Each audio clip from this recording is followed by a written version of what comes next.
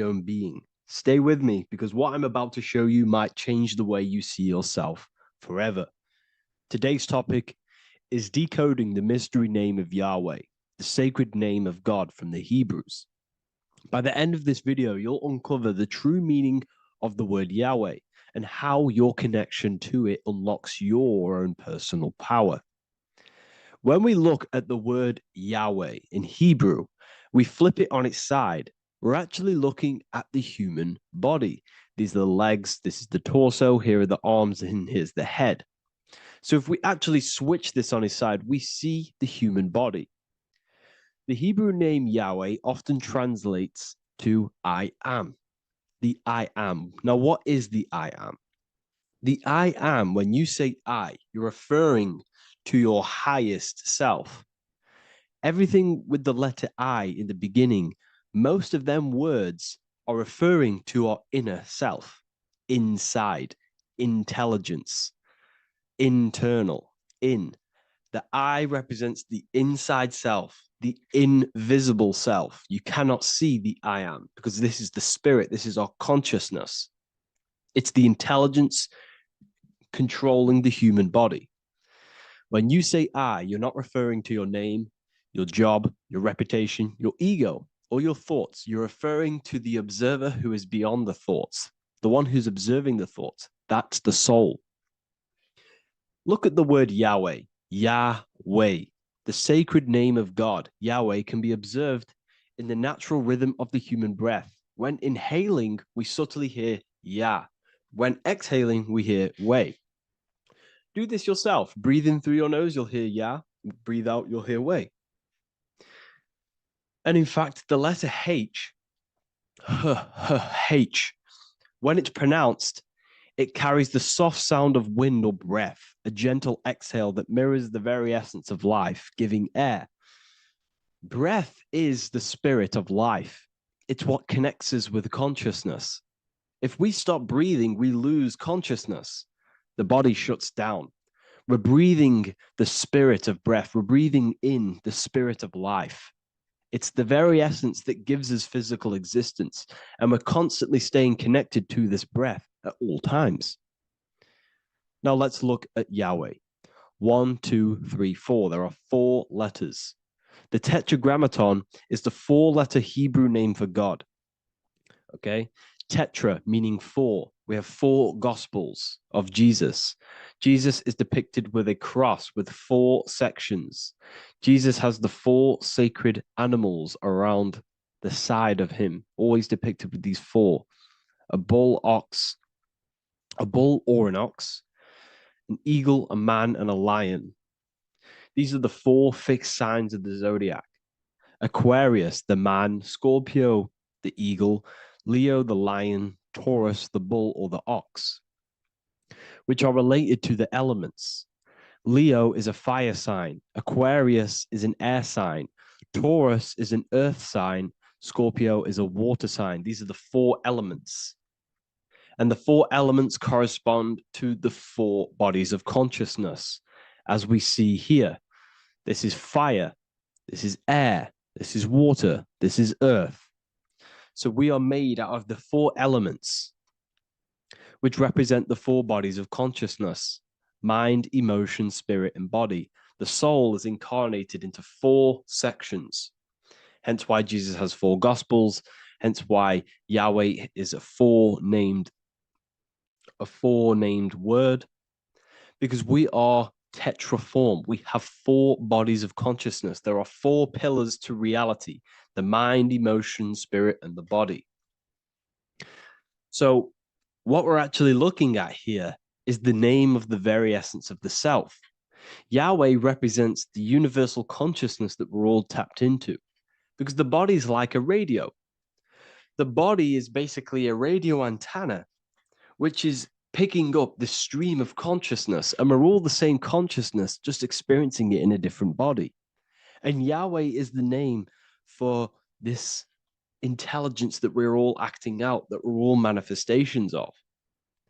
So now let's look at the word Yahweh, where we read it this way in Hebrew, which is 10, 5, 6, 5. 10565 in the Hebrew letters and the numerical values. And the DNA is made up of 4 bases. These 4 things which create the DNA. This basis is the genetic code for all living things. Each DNA strand is held together by sulfur bridges that appear in a repeating pattern of 10, 5, 6, 5. This pattern matches the numerical value of the Hebrew letters of Yahweh, Yod, He, Va, He, which are 10, 5, 6, 5. This means the structure of DNA, the code of life, follows the same number sequence as the sacred name of God, Yahweh. This is a factual observation. So we're looking at 10, 5, 6, 5. So let's look over this one more time. Yahweh represents the breath, Yahweh, inhale, exhale. It translates to I am. It's written in our DNA. The word Yahweh on its side looks like the human body. Now, this is where things get a little bit deeper. 10, 5, 6, 5 adds up to 26. The number God, well, the word God adds up to 26. Allah adds up to 26. There are 206 bones in the human body, 26. 26 adds up to 8. 8 is the number of infinity. We are all the infinite consciousness. Consciousness will never die. It's immortal. It's infinite. We are all infinite. We are not these skeletal structures. We are Yahweh, the universal consciousness. The creator of all things is our essence. We're all God with individual identities, but the highest versions of ourselves is God. The ego is our own personal experience of God. Does this make sense? So in conclusion, Yahweh is not the name of a separate God from us, but rather the reflection of the divine consciousness manifesting through the human form. The human body is like a receiver acting as an antenna that tunes into the infinite intelligence and life force we call consciousness or God. This means that rather than being external, the divine presence is within us, expressed through our very existence. It's very interesting when we look into this, and what religion has done has flipped all of this knowledge. All of this sacred knowledge has been externalized. They've externalized God so that we worship God and we view God as something separate from the human experience.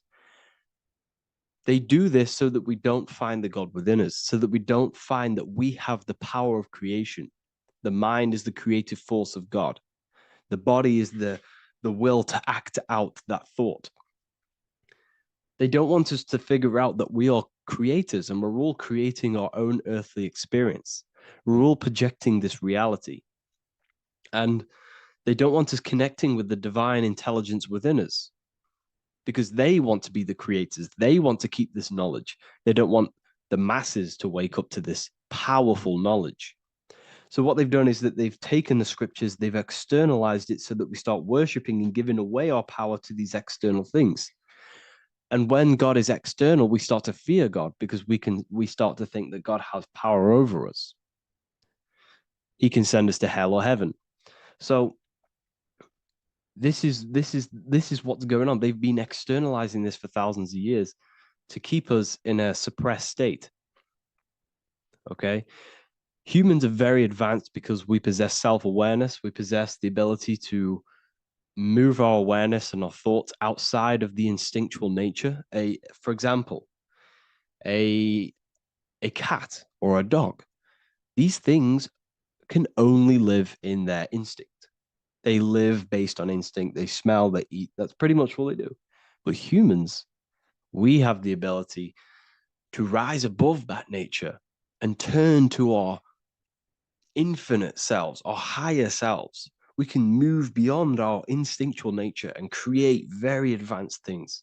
That's why humans are made in the image of Yahweh. We are literally God in human form. So this is what we all need to realize. And I hope this video has helped. Please leave a like, a comment on inside of the description. I'll have some links to my books and my university. The people who have read them have just absolutely changed their lives. You could probably see that in the comment sections if someone leaves a review of the book. We also have Trustpilot. But yeah, I thank you all, and I'll see you in the next one. What is the difference between higher consciousness and lower consciousness? In this video, I'm going to be breaking this down in great detail so you can understand what higher consciousness actually is, because this word is thrown around a lot in the spiritual community. So I'd love to break this down and make this clear to you. My name is Harry B. Joseph, also known as Revival of Wisdom. I am the author of the Book of Wisdom, Volume 1 and 2. I've been studying the occult for the past 4 to 5 years and have personally been using the occult esoteric knowledge on myself and implementing it in my life. When I say the word occult simply means hidden. It comes from the Latin word oculus, which means eye. It simply means hidden from the visible eye, what you cannot see. So we're studying things of the human psyche, the things that we cannot see, such as thought, emotion, desire, the astral forces, imagination. We're studying the things that cannot be visibly seen, but they affect what can be seen in the material world. The most important thing that helped me understand life is that life is a mental game. It's a mental universe. Every object you see was first thought in the mind before it came a physical reality, which means mind and matter are not separate. They are one. Matter is the crystallization and the expression of mind. Therefore, higher consciousness corresponds to the mind of the individual. First, let's start off with lower consciousness. The external world is the effect. The cause is the mind. The internal world expresses the external world. Reality is created from the inside out. Lower consciousness simply means they're not aware of their internal world. They have no connection with their internal world. They act unconsciously. They are unconscious to their thoughts, what's going on inside their mind. They are unconscious of their hidden desires that drive their physical actions. They are unconscious. This is what in the occult they say spiritually dead, symbolized as a grave or a casket. Someone who is not aware of their internal world and they exist within the darkness. They think, feel, and act unconsciously. They have no awareness of their internal self. They think imagination is just a fantasy, which I don't blame them, because imagination in the modern world is painted to be some fantasy thing. Oh, you're just imagining things. But in the occult, this is a very powerful faculty of the mind. The imagination is the dimension that sits just above the physical plane, that pretty much all thoughts manifest there before it materializes in the material reality. Low consciousness simply means they are in reactive consciousness. The individual reacts to the effects that they have created through the cause of their mind, thoughts, emotions, and actions. If something bad happens in their external reality, their mind starts to think about reacting, complaining,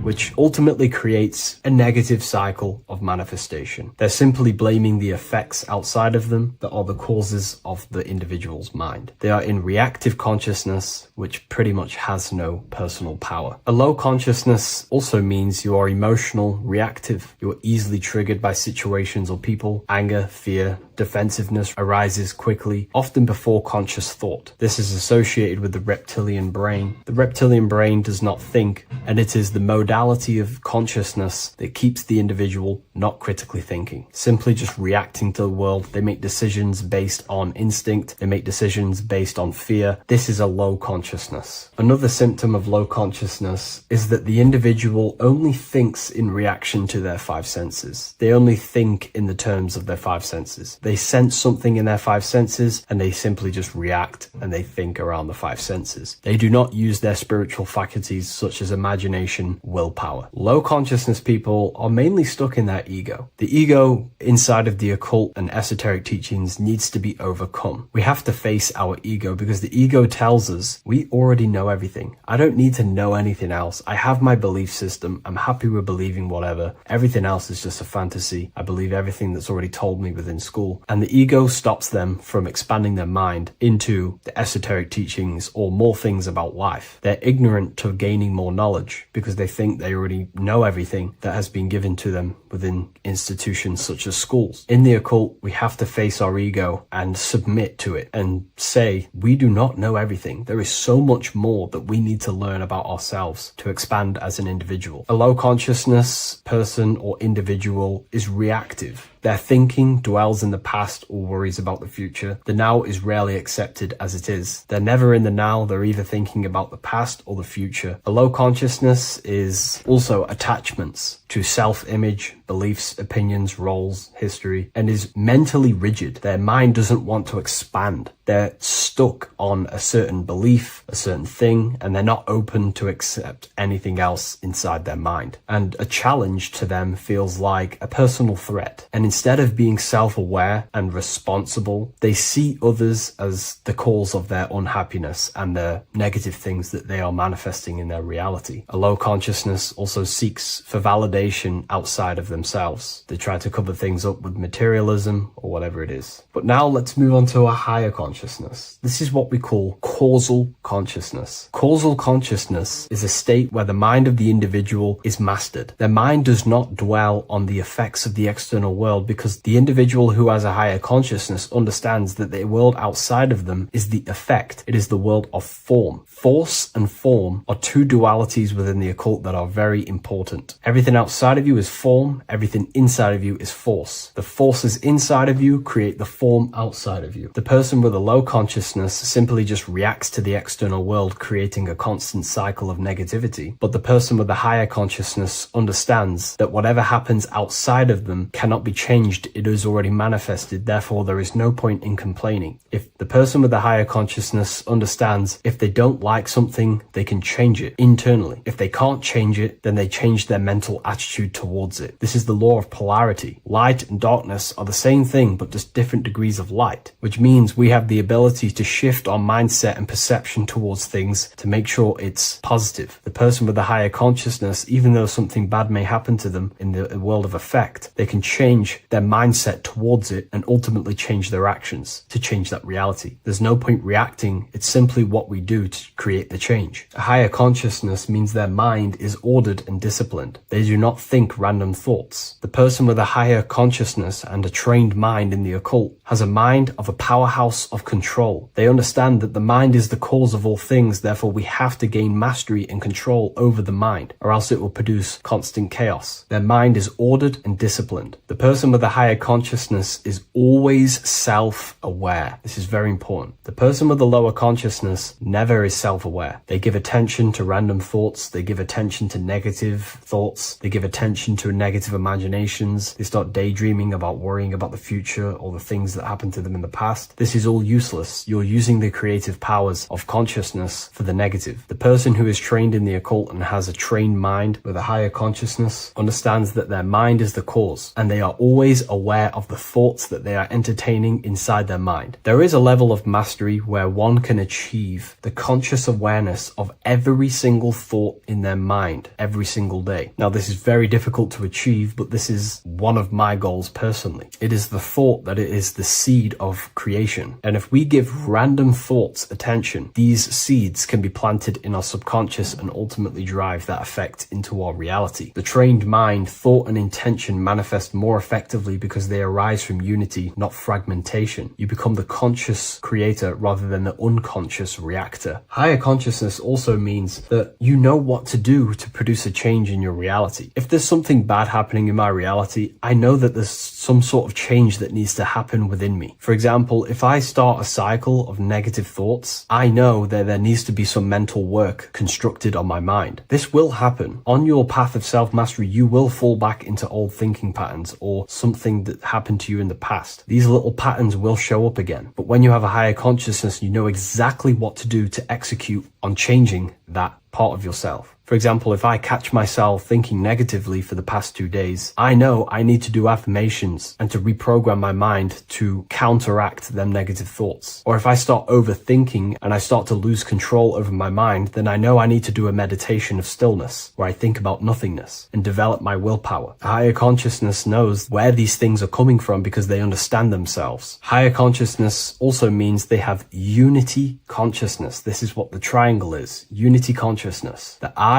within the triangle. The I in the triangle is the number 1. The triangle is the number 3. These are the 3 expressions of consciousness: thinking, feeling, and acting. and they are one force. If they have a goal in mind that they want to create, a desire in their heart to manifest, they unify all three forces of consciousness towards that goal. They think, feel, and act. A person with low consciousness is divided within their own consciousness. They think about creating a business, they feel like they're hungry, and they act scrolling on TikTok. This is what you call divided consciousness, and this is what creates chaos in reality. Their three forces and three expressions of consciousness are not working together. When we align thinking, feeling, and acting all towards one thing, you can quickly start to generate realities and create worlds. So a person with a higher consciousness will be working, they may get the thought of playing video games, but then they remind themselves of think, feeling, and acting and get back focused on whatever they're trying to create. A person with a higher consciousness will pause before reacting. There is a stillness between stimulus and action where awareness chooses rather than reflex responds. A person with a higher consciousness has no fear inside their consciousness, inside their mind, because they understand that fear is the mind killer. It kills the creative powers and forces of the mind. Fear is an illusion, and again, going back to the law of polarity, the person with a higher consciousness understands the laws, that if there is fear, then there is ultimately an opposite of that, which they can transmute their mind from fear into the opposite, which would be strength. They start to fear something, they instantly shift their consciousness into the polar opposite of that, instead of dwelling on fear, which destroys the creative power of the mind. A person with higher consciousness understands they will never die, because they have truly access to mystical experiences, which proves to them that they will not die. The person with the higher consciousness does not identify with the ego, the name, the job, the reputation, because they understand these are constructs of the mind. When you turn off the mind, you are left with the observer. You are no longer the mind, you are the observer of the mind. The person with the higher consciousness seeks to be the observer of their life, looking over their thoughts, emotions, and never dwelling in them too much, because when you get caught up in your emotions, you will be moved by the wind of the emotions. They are the observer of them, and they are connected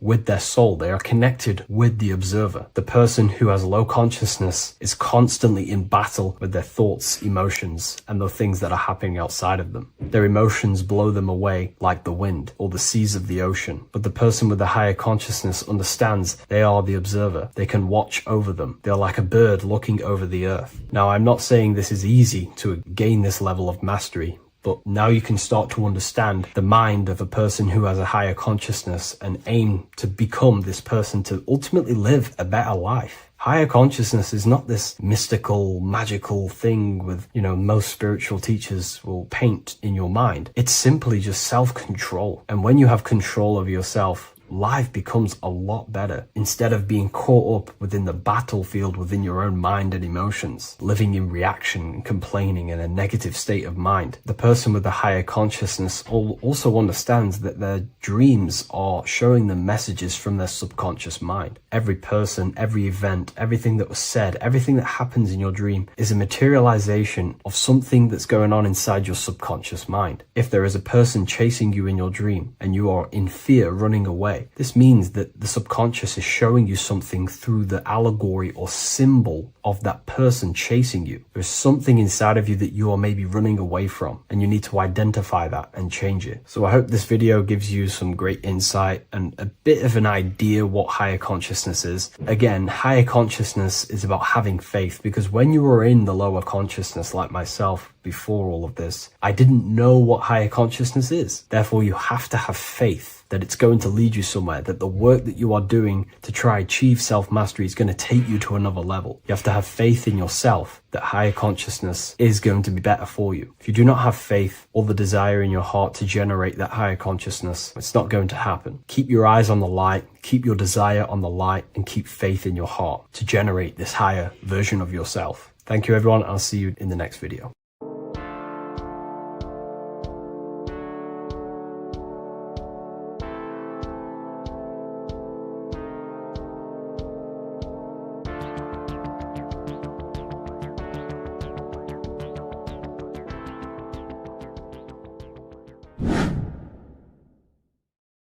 People, how are you all doing? It's Revival of Wisdom, and today we're going to be talking about your birth certificates and how we are slaves to a system and how they have trapped us into this system.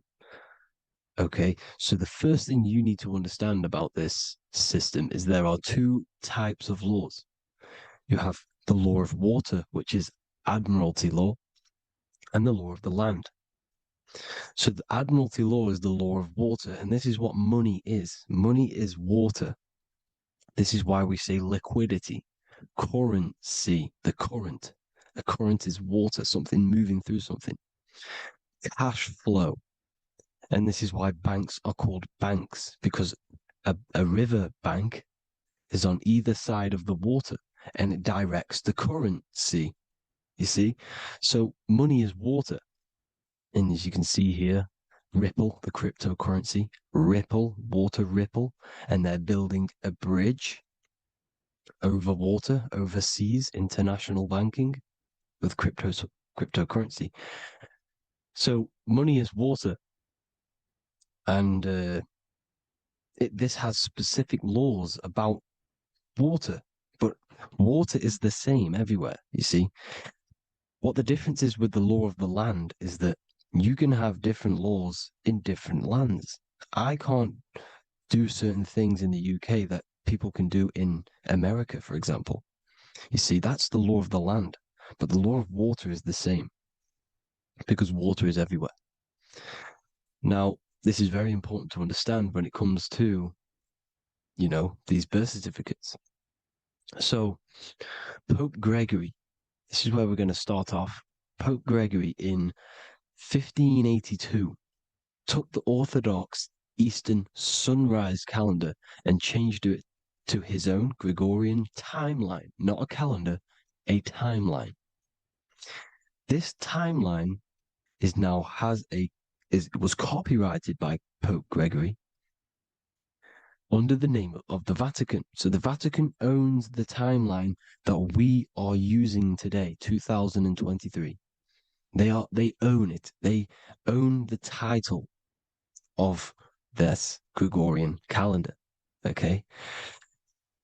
Therefore, anyone who is born under this copyrighted timeline, not calendar, they are subjected to Rome because Rome owns the timeline. They have a patent, a copyright for that timeline. What is on our birth certificates? That timeline. We are born underneath, we are subjected to the Vatican. This is why all birth certificates go to the Vatican. They own every single birth certificate. Okay? So when we use this timeline, we are subjecting ourselves to this timeline. Okay? Which the Vatican has a claim over. This calendar or timeline is set to sunset, not the sunrise, which is associated with death, darkness, and the moon, lunatics. You see, so this is a sunset calendar timeline. Okay, this is now, they've changed a couple things, right?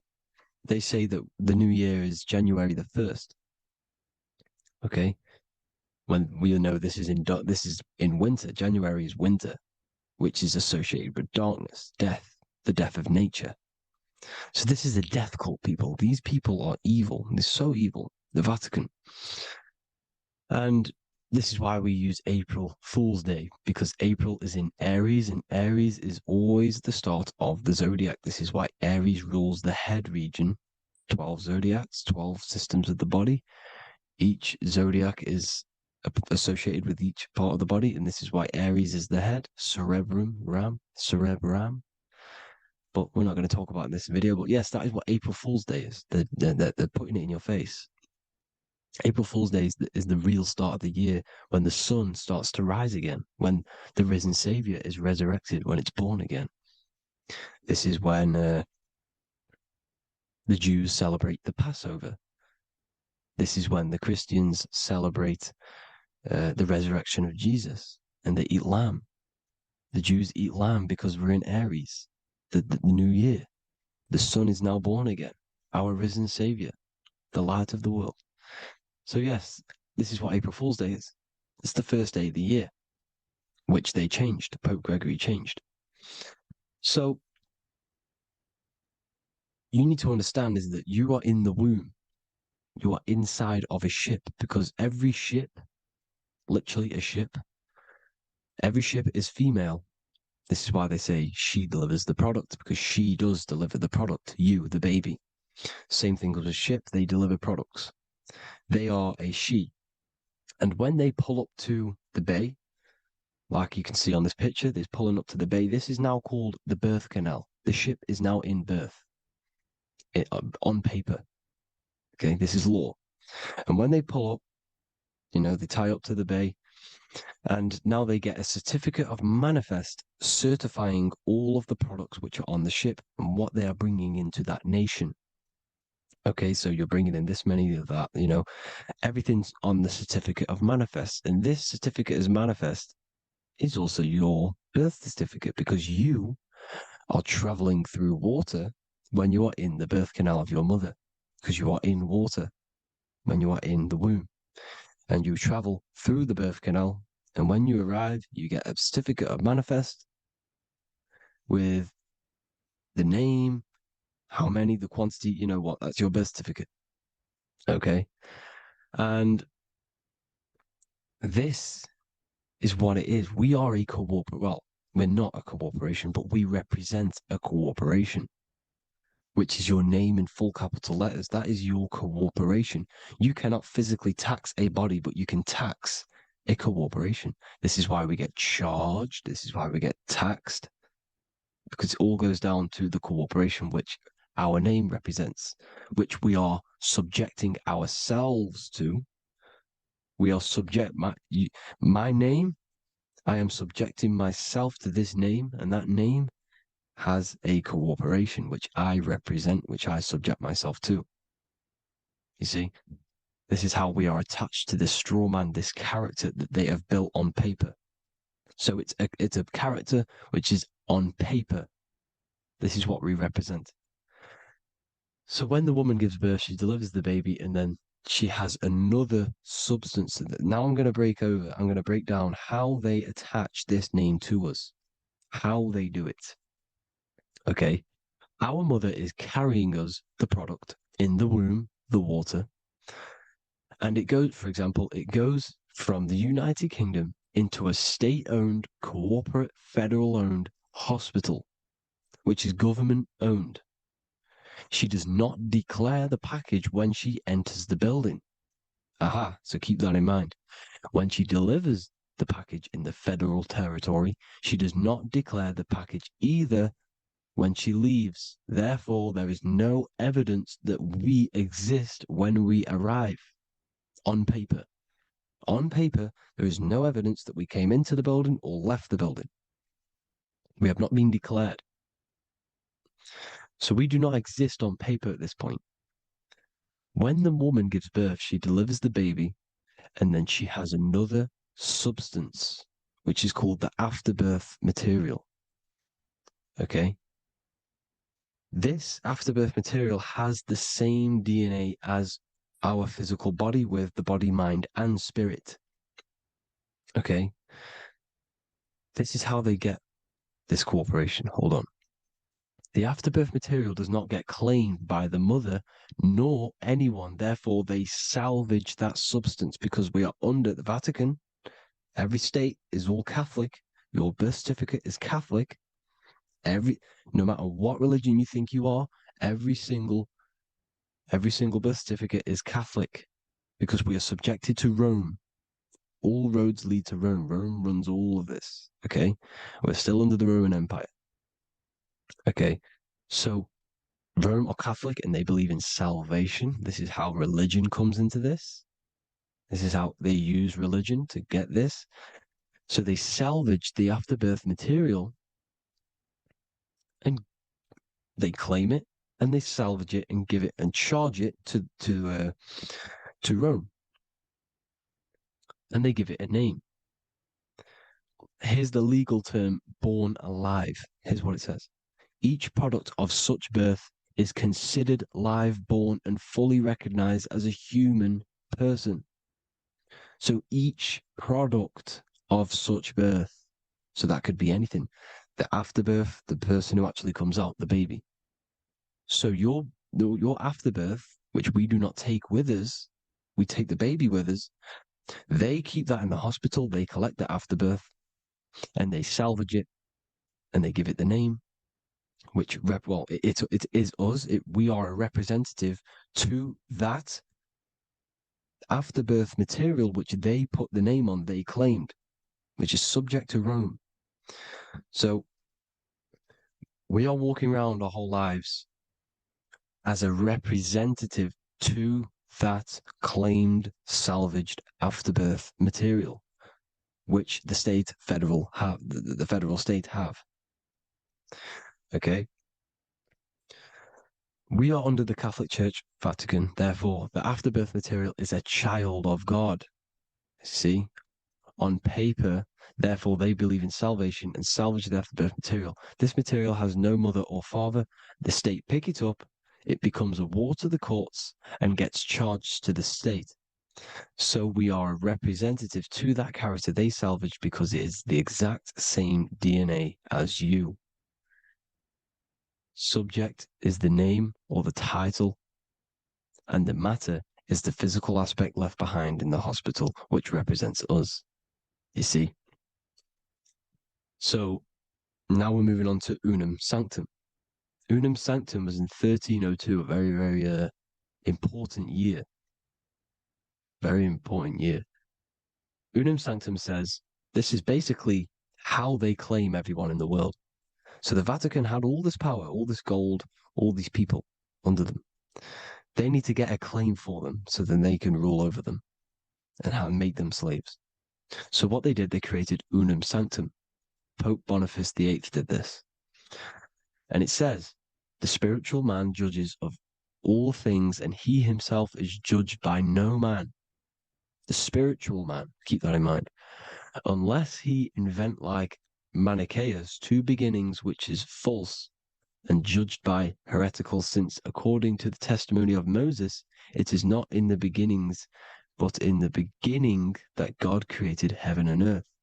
Furthermore, we declare, we proclaim, we define that it is absolutely necessary for salvation that every human creature to be subjected to the Roman pontiff.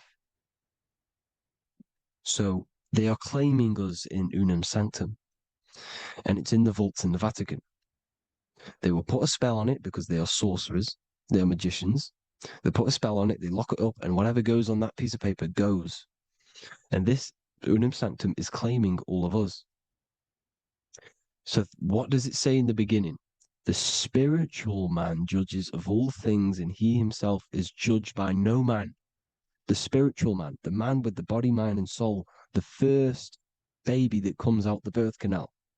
That's you, your body, you, body, mind, and soul. You have the Christ, which is I am, which is grace. Grace means here now, in the present. You have the Christ, which means I am. Therefore, you have a soul. If you can say I am, you have the Christ. You have a soul. But a creature can be anything with no soul. You see? So no man can judge the man with the soul. However, as it says in the second part, we proclaim, we define that it's absolutely necessary for salvation that every human creature to be subject to the Roman pontiff. So they are subjecting the afterbirth, not the man with the body, mind, and soul, but the afterbirth to the Roman pontiff, to the Roman Catholic Church. We are the ones who are claiming to be the afterbirth material, which is our birth certificate, which is our representative. We represent that because it is our DNA. This is how we are stuck. We are stuck because we represent this DNA, which is on paper, recorded. You see? So we, being untaught, uneducated in these subjects, we are subjecting ourselves to this system, to this slavery, because we just want to live. We just want to live happily, just peaceful. Think about it. Where's all this coming from? Where's all this war, all this killing, deaths coming from? We just want to live. It's coming from the Catholic Church, these evil death cult, which has subjected us which has used us as slaves, and we are still slaves, and it's just going to get worse and worse and worse. So this is how we have subjected ourselves to be the slaves to this system. It's a lot to take in, and there's a lot more deeper stuff which goes into this. I'm just going over the surface. I'm going quite deep, but there is little details that I still need to learn myself. But this is the general how that we've been stuck to this slave system. So we are batteries, okay? This is why we get charged. When you go in a court, you get charged, okay? Because you're a biological battery. This is why cities look like motherboards, because we are feeding energy to this matrix. Okay, when we look outside of ourselves, when we give power to so-called Jesus Christ, worshipping idols outside of ourselves, where attention goes, energy flows. We are feeding the matrix with energy. By looking within, placing your attention within yourself, you are taking back your power. Because the I am is Christ. The you, the soul, is Christ. It's God. The awareness is God. Okay? However, we are subjecting ourselves to this system. We're subjecting ourselves to this system and the feeding of our energy. So what we need to look for the future is that, think about it, with the end goal is to change our DNA, is to literally make us robots, transhumanism, slaves. This is why we have smart cars, smartphones, smart watches, smart meters, smart cities. And all of this is going to be connected by the smart grid, which is 5G. This is why 5G is rolling out. 5G is going to connect all of these technologies to one. It's like a big net system. And you know why they're doing this? It's because all of this is going to be connected through AI, through this 5G, and that 5G is going to be controlled by the elites. So you say anything wrong, you do something wrong, you say the wrong thing online, they'll turn off your car, they'll turn off your phone, they'll turn off your smartwatch, they'll turn off your TV, because it's all going to be connected and controlled by the smart grid. And this is what the Great Reset is, people. But they're going to trap us inside of these 15-minute smart cities so we can't leave the area, because they're going to use climate change as a tool to enslave us to not travel because of so-called climate change and the fumes that we are putting into the air, which is all BS. They're doing this to push these new cities, to push all of it. But listen, they're trying to get inside of your body. The only way they can do that is to get you addicted and using this technology. First, they got on the body with the smartphone. Well, first of all, we use the technology. We get used to it with it in our hand. The next step for them was to get on the body, which is the Apple Watch, as you see down here. They have now successfully got onto the body. The next thing is to get inside of the body. This is the brain chip. You see how they've slowly lured their way in, slowly got you addicted to this technology, got you dependent on this technology. And what they're going to do is that they're going to mold society to be dependent on the brain chip. So in order, for example, if you want to go and pay for food, you're going to have to get a chip to pay for the food, because it's all going to be digital money. And that digital money will be connected to the chip, and you'll need the chip to pay for things. You see? So this is how they're slowly transhumanizing us. These phones, these apps, these things which are all which are all using was created by Freemasons. Mason means traveler, because they travel the depths of the mind. They understand human consciousness. They understand the brain. They understand the mind. By the deepest root cause, they understand it. This is what Masonry is. It's the occult. So these technologies is designed by these people. This is why they're so addictive, because they understand how it works. They understand how to get people addicted because they understand human consciousness, the brain, the body, and the mind. So this is the advantage Freemasons have over us. And these secret societies, which have gone through the orders of Freemasonry and progressed onto these secret societies, which are the evil side, because I'm not saying Freemasonry is evil, okay? But the societies which they go beyond Freemasonry, because you can go beyond the 33rd degree into these secret societies, and they use this knowledge for the bad, to enslave people. And this is what's going to happen. Transhumanism. So I hope you all learned some insight for today. Please do a bit more research on, the birth certificate and stuff like that, the straw man. And have an amazing day, people. Please like, comment, and subscribe. Peace.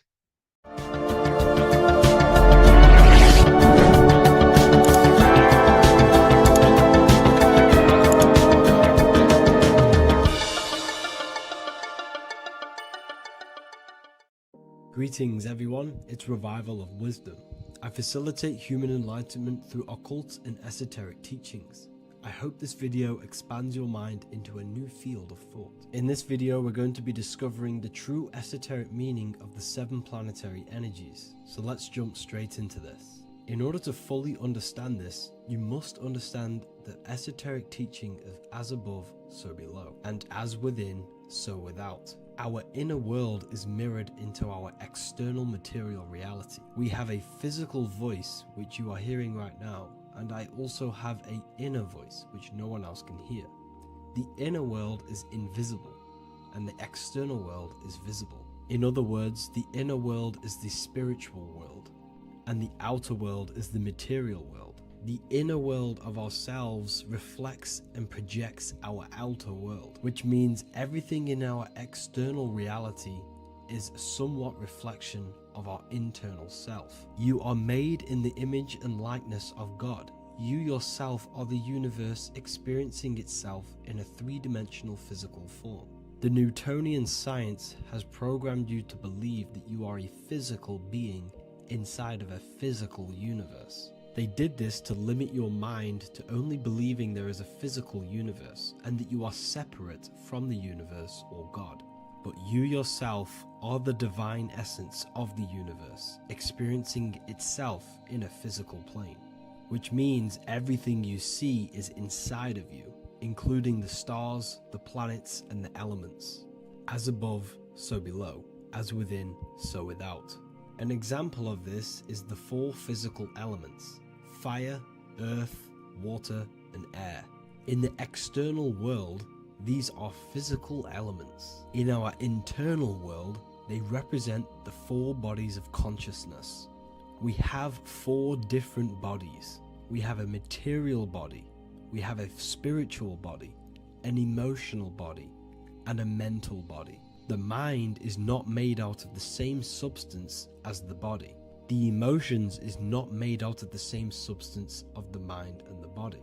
These bodies exist in 4 different dimensions, 4 layers of consciousness. With that being said, the 4 physical elements are inside of us. The earth is our material physical body. Fire represents our spiritual astral light body. Water represents our transformative and emotional body. Air represents the mental body, the communicative and thinking body. This is the teaching as above, so below. If that resonates with you and you can comprehend it, please leave a like and a subscribe to this channel to see more content. And feel free to leave a comment on any video suggestions. Okay, so now we've gone over the 4 physical elements and how they correspond with your inner world of consciousness. This is going to make it easier for you to understand what the planets actually are. The planets are a bit more in-depth and more detailed aspects of our consciousness. The 4 physical elements are generic, but the 7 planets go deeper. They are deeper aspects of ourselves. On a macrocosmic scale, the 7 planets rule the material realm.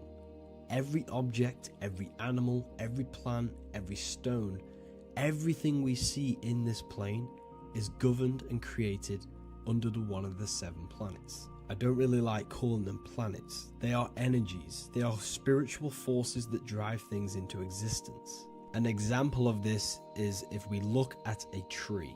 The roots of the tree are governed by Saturn. The stem of the tree is governed by the sun. The leaves of the tree are governed by the moon. Any offspring or fruit of the tree is governed by Jupiter. Any defense mechanisms of the tree is governed by Mars. The communication and networking of the tree is governed by Mercury. The smell and the look of the tree is governed by Venus. Everything we see in this material plane is governed by one of these specific energies. Everything material has a spiritual force that brings it into physical existence. This is the reason why we have 7 days of creation in the Bible. The 7 days of the week, all governed by the planetary energies. Monday is Moon Day for the moon. Mars governs Tuesday. Mercury is Wednesday. Jupiter is Thursday. Venus is Friday. Saturn is Saturn Day. And Sunday is for the sun.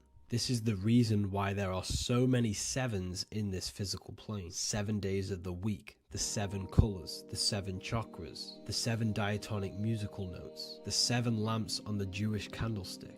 The G inside of the Masonic square and compass, G is the 7th letter. Now let's go a little bit deeper into every planetary energy. Saturn in the external material plane governs the foundational and enduring aspects of existence, such as roots of plants, the bones of our body, and even the insects that dwell beneath the ground. Saturn represents the dull, hard, and unyielding forces of life, symbolizing structure, limitation, and conditioning. Under Saturn's influence, things become rigid, bound by restrictions and boundaries. This is the reason why Saturn is known as Father Time, because Saturn rules anything that is a restriction and a limitation, which is time. The whole of this material plane is governed by time. You will be born and you will die. This explains why there is so much Saturn symbology in this material plane. Saturn is one of the most important planetary energies. You are a spiritual being in a physical body. Your light, your consciousness is bound to the physical body until you learn how to escape the physical body. The body is a limitation for our infinite minds and spiritual bodies. Our infinite mind is stuck in this material body, governed by Saturn's limitation of time, matter, and space. Now let's dive into what Saturn means to our consciousness within our internal world. We've gone over what Saturn means in the external world. What does it mean to our consciousness? Internally, Saturn embodies the conditioning within our consciousness. When the Saturnian aspect of our consciousness dominates, we become overly rigid, fixated, and restricted in our thinking and actions. For example, Saturn's influence is strongly felt in today's world, where many people's minds are confined to societal norms and conditioned responses. Saturn is the aspect of our consciousness, our minds, such as limiting belief systems and limiting thoughts and emotions. This is the negative thought that you can't get rid of, that's holding you back. This is a Saturn aspect of our consciousness. However, this is not a negative thing. The Saturnian aspect of our consciousness is a great teacher, guiding us through difficult life lessons that ultimately lead us to growth and expansion. Saturn's energy allows us to experience and overcome fears and limitations so our minds can expand into new fields of thought, into new life. Although Saturn's energy is harsh and often challenging, it helps us develop resilience, discipline, and wisdom. However, in the modern day, this Saturnian energy has overpowered the minds of the masses, fostering excessive rigidity and limitation. This is why we see so much Saturn symbolism. It's literally everywhere because our minds are being dominated by the Saturnian limiting aspect of our consciousness. Now, let's move on to the moon. The moon, or lunar energy, in the external material macrocosm plane governs the elements of water, influencing the natural cycles such as the ocean tides, which rise and fall in harmony with the moon's phases. Beyond water, the moon also guides instinctual behaviors such as animal migrations. Birds, insects, and other creatures rely on the moon's subtle energies to navigate their journeys. For example, dung beetles use polarization patterns in the moonlight to orient themselves and travel safely home. The moon creates the months. M-O-N is moon. There are 28-day cycles, and this 28-day cycle of the moon is reflected in the woman's body, known as the menstrual cycle. The moon is a feminine energy, governing the feminine elements such as water and the feminine cycles of the body. The moon is the womb. This is why eggs have the same color as the moon, because eggs are ruled by the moon's energy. Now that's the external world. The internal world, the moon symbolizes the emotion aspect of our consciousness. It represents the subconscious mind, the seat of intuition and psychic abilities. Just like in the external world, things are born out of the moon, such as eggs and the womb. The subconscious mind acts as a womb for our conscious mind. Our deep subconscious emotions and programs are born into light into the conscious mind and controls the conscious mind. The moon represents our hidden psyche, our shadow self. Now let's go on to the sun. The sun represents the life force. In the material external world, the sun is ruling over pretty much all life. The sun gives life to all things. Without the sun, animals could not exist, the human body could not work, and plants would not grow. The sun is the life force. It's the soul of the world. Now, in our internal world of consciousness, the sun represents our passion, our drive, our conscious mind. The aspect of our internal world that wants to drive things and give life to physical manifestation. Now we go on to Mars energy. Mars is well known for being the god of war. Mars energy manifests into the material plane through anything that seeks to protect or defend itself. For example, the holly tree. The holly tree leaves are very sharp and they defend itself. Anything that is protective in the material world has Mars energy and is governed by this specific aspect of consciousness. For example, any predators or animals such as hedgehogs with spines on their backs for protection. Mars represents all things that is driven by conflict, aggression, and defense. Now, internally, inside of our inner world, Mars symbolizes the aspect of our consciousness that is focused on self-preservation and protection. Mars governs our ego, the instinctual urges of anger or maintaining reputation. Mars is not evil. It's necessary. Sometimes it's necessary for us to protect ourselves. Mars is the aspect of our consciousness that is anger, rage, the desire to fight or conquer. When this energy is activated within our consciousness, we become defensive, assertive, and even combative, ready to dominate others and destroy obstacles in our way. Now let's move on to Venus energy. Venus in the external material world manifests its energy through the aesthetics of creation. This planet governs the beauty and harmony found in nature, including the nurturing environment of a mother's womb where life begins. Venus embodies the essential love, not only in romantic relationships, but also in the bonds between family members and all living beings. Venus represents relationships. We have relationships between plants, animals. They all depend on each other to give life. Plants provide food and medicine, while living creatures contribute to their own growth and pollination. Internally, Venus represents the aspect of our consciousness that yearns for relationships and connections with others. This is an aspect of our consciousness that encourages to care for our physical appearance and embracing beauty. Aesthetics play a role in our interactions and self-expression. This is why there is a beauty brand called Venus. Now let's move to Jupiter energy. Jupiter in the material plane manifests its energy as forces of fortune, abundance, and wealth. This energy manifests itself as plants, as fruits that we can consume and eat in abundance. Anything that is nourishing and cultivated by the earth for humanity and animals. Jupiter embodies the giving energy that provides for and sustains life, fostering growth and ensuring that resources are available to all. Its influence is seen in the natural cycles of abundance, where fruits must grow and ripen before they are enjoyed, symbolizing the importance of effort and patience.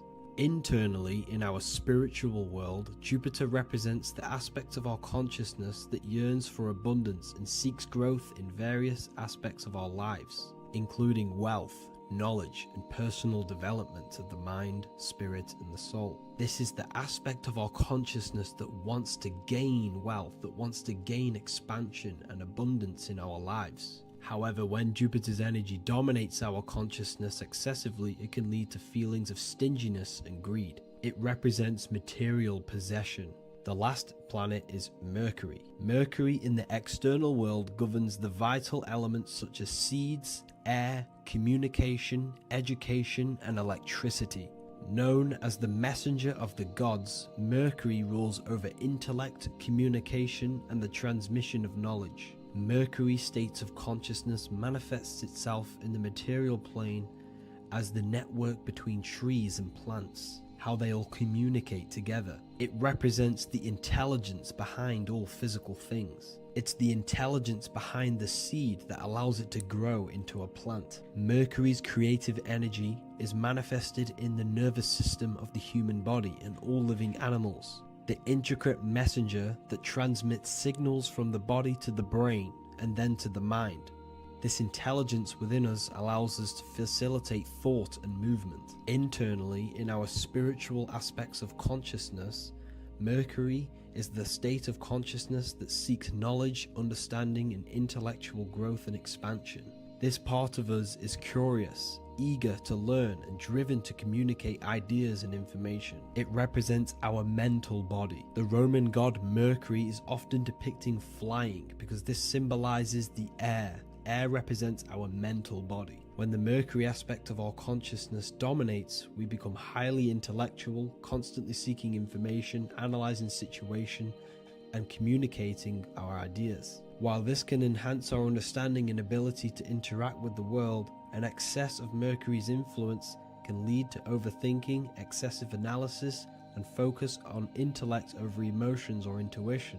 Okay, so they are the 7 planetary energies in the external world and your internal world of consciousness. These energies are manifested in the Roman mythology as human beings. They are depicted as human beings, but this is nothing but symbolism. These gods never existed physically. They represent aspects of our consciousness and spiritual forces that govern the material plane. Every material object, every intelligence, every piece of life in this universe is governed and brought into existence by one of these spiritual forces. Now, I hope this video has expanded your mind into a new realm of thought. Make sure to leave a like, a comment, and subscribe to the channel for more occult and esoteric information. You can read more about this topic and many more occult and esoteric teachings inside of my books, the Book of Wisdom Volume 1 and the Book of Wisdom Volume 2. I honestly advise that not everyone reads these books. These are books which will completely transform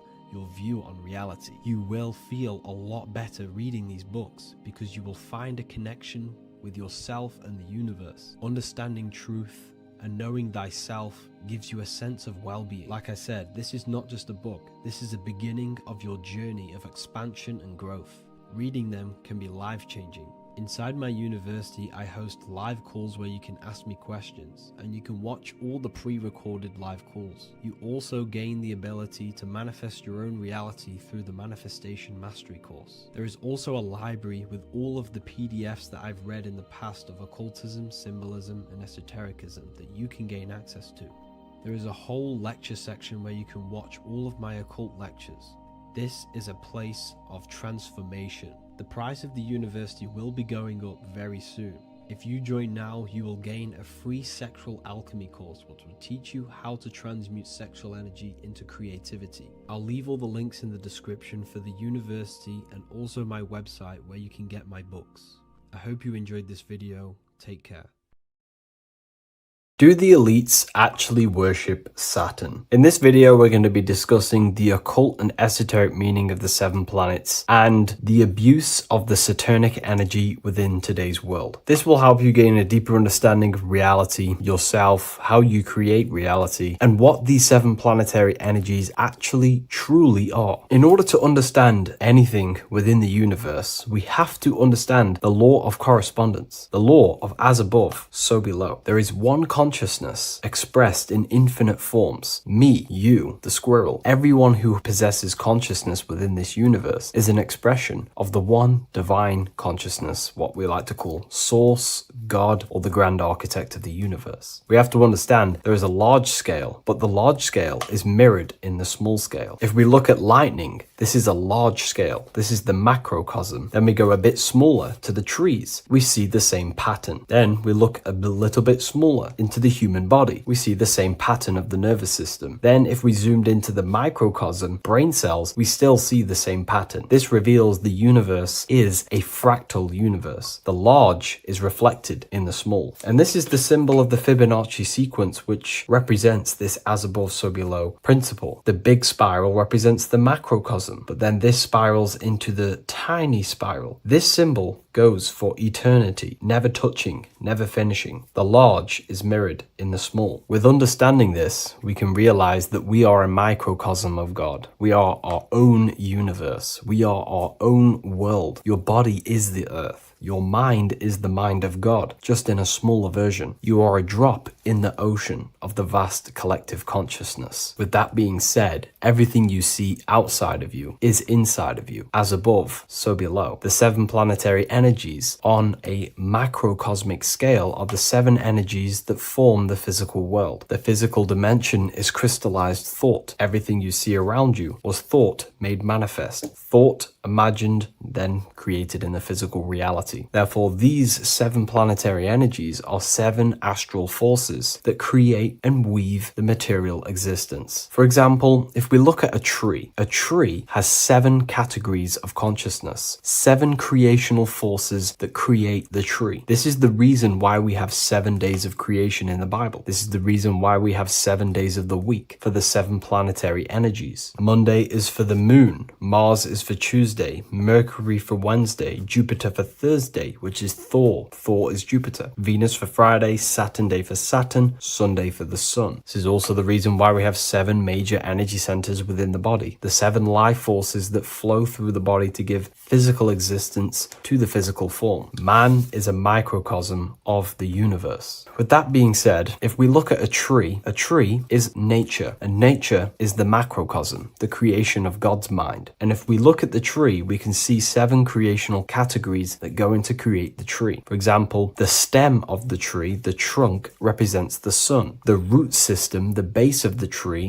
where the tree grows out of, is Saturn. If we look at the fruit of the tree, that represents Jupiter. The smell, the look, the colors of the tree, that's Venus. How the tree communicates with other trees through the root system is Mercury, the intellect, the intelligence, the communication. The leaves of the tree is the moon. The defense mechanism of the tree, how it defends itself from infections and other territories, is Mars. So we can see all physical matter, all physical creation demands these 7 categories of consciousness, these 7 planetary forces. But again, that is the macrocosmic scale. The macrocosm is reflected in the microcosm, which means you have access to these forces, these 7 planetary energies, and you use them to create anything in reality. You've been using them maybe unconsciously your whole life. For example, this book that I've created, the Book of Wisdom Volume 2, you can find it in the bio if you're interested in reading it. It has the 7 planetary forces that go into this tree, into this book. I used the sun, which is my passion and my drive to take actions. I used Mercury, which is my intellect, my thinking, my communication. I used Venus, the layout, the look, of the book. I use Mars, my defense of my work, my trademark, my copyright. I use Saturn. Saturn is my time, my discipline, my attention. I use Jupiter, which is the why, the reason why I created it. I used the moon, which is my care. My care is the generative force. Whatever you create in your reality is because you care. You care about keeping a house above your head. Therefore, you go to work and earn money. Care is the driving force to create anything in reality. What you see right now watching this video is because you care about watching this video. If you lose care about watching the video, you will turn it off and continue to do something else. All creation demands these 7 forces, hence why we have here a midsection. Sometimes we see the symbol of the earth, which is a circle and a cross in the middle, because these 7 forces create earth. But again, this video is specifically aimed to Saturn. We're going to be discussing Saturn's Saturnic energy because there is a lot of misunderstanding in today's world, and I'm going to give my perspective and my research on the energy of Saturn and how we use it and how it's being abused in today's world. Saturn externally, because remember, we have an external world, an internal world, a macro and a micro. Saturn externally in the material plane governs the foundational and enduring aspects of existence, such as the roots of plants, the bones of our body, even the insects that dwell beneath the ground. It represents the dull, hard, unyielding forces of life, symbolizing structure, limitation, and conditioning. Under Saturn's influence, things become rigid, bound by the god of time, bound by restriction and boundaries. In Roman mythology, Saturn is revered as the god of time, ruling over the cycles, beginnings, and endings. This connection with this emphasizes Saturn's role in marking the passages of life, aging,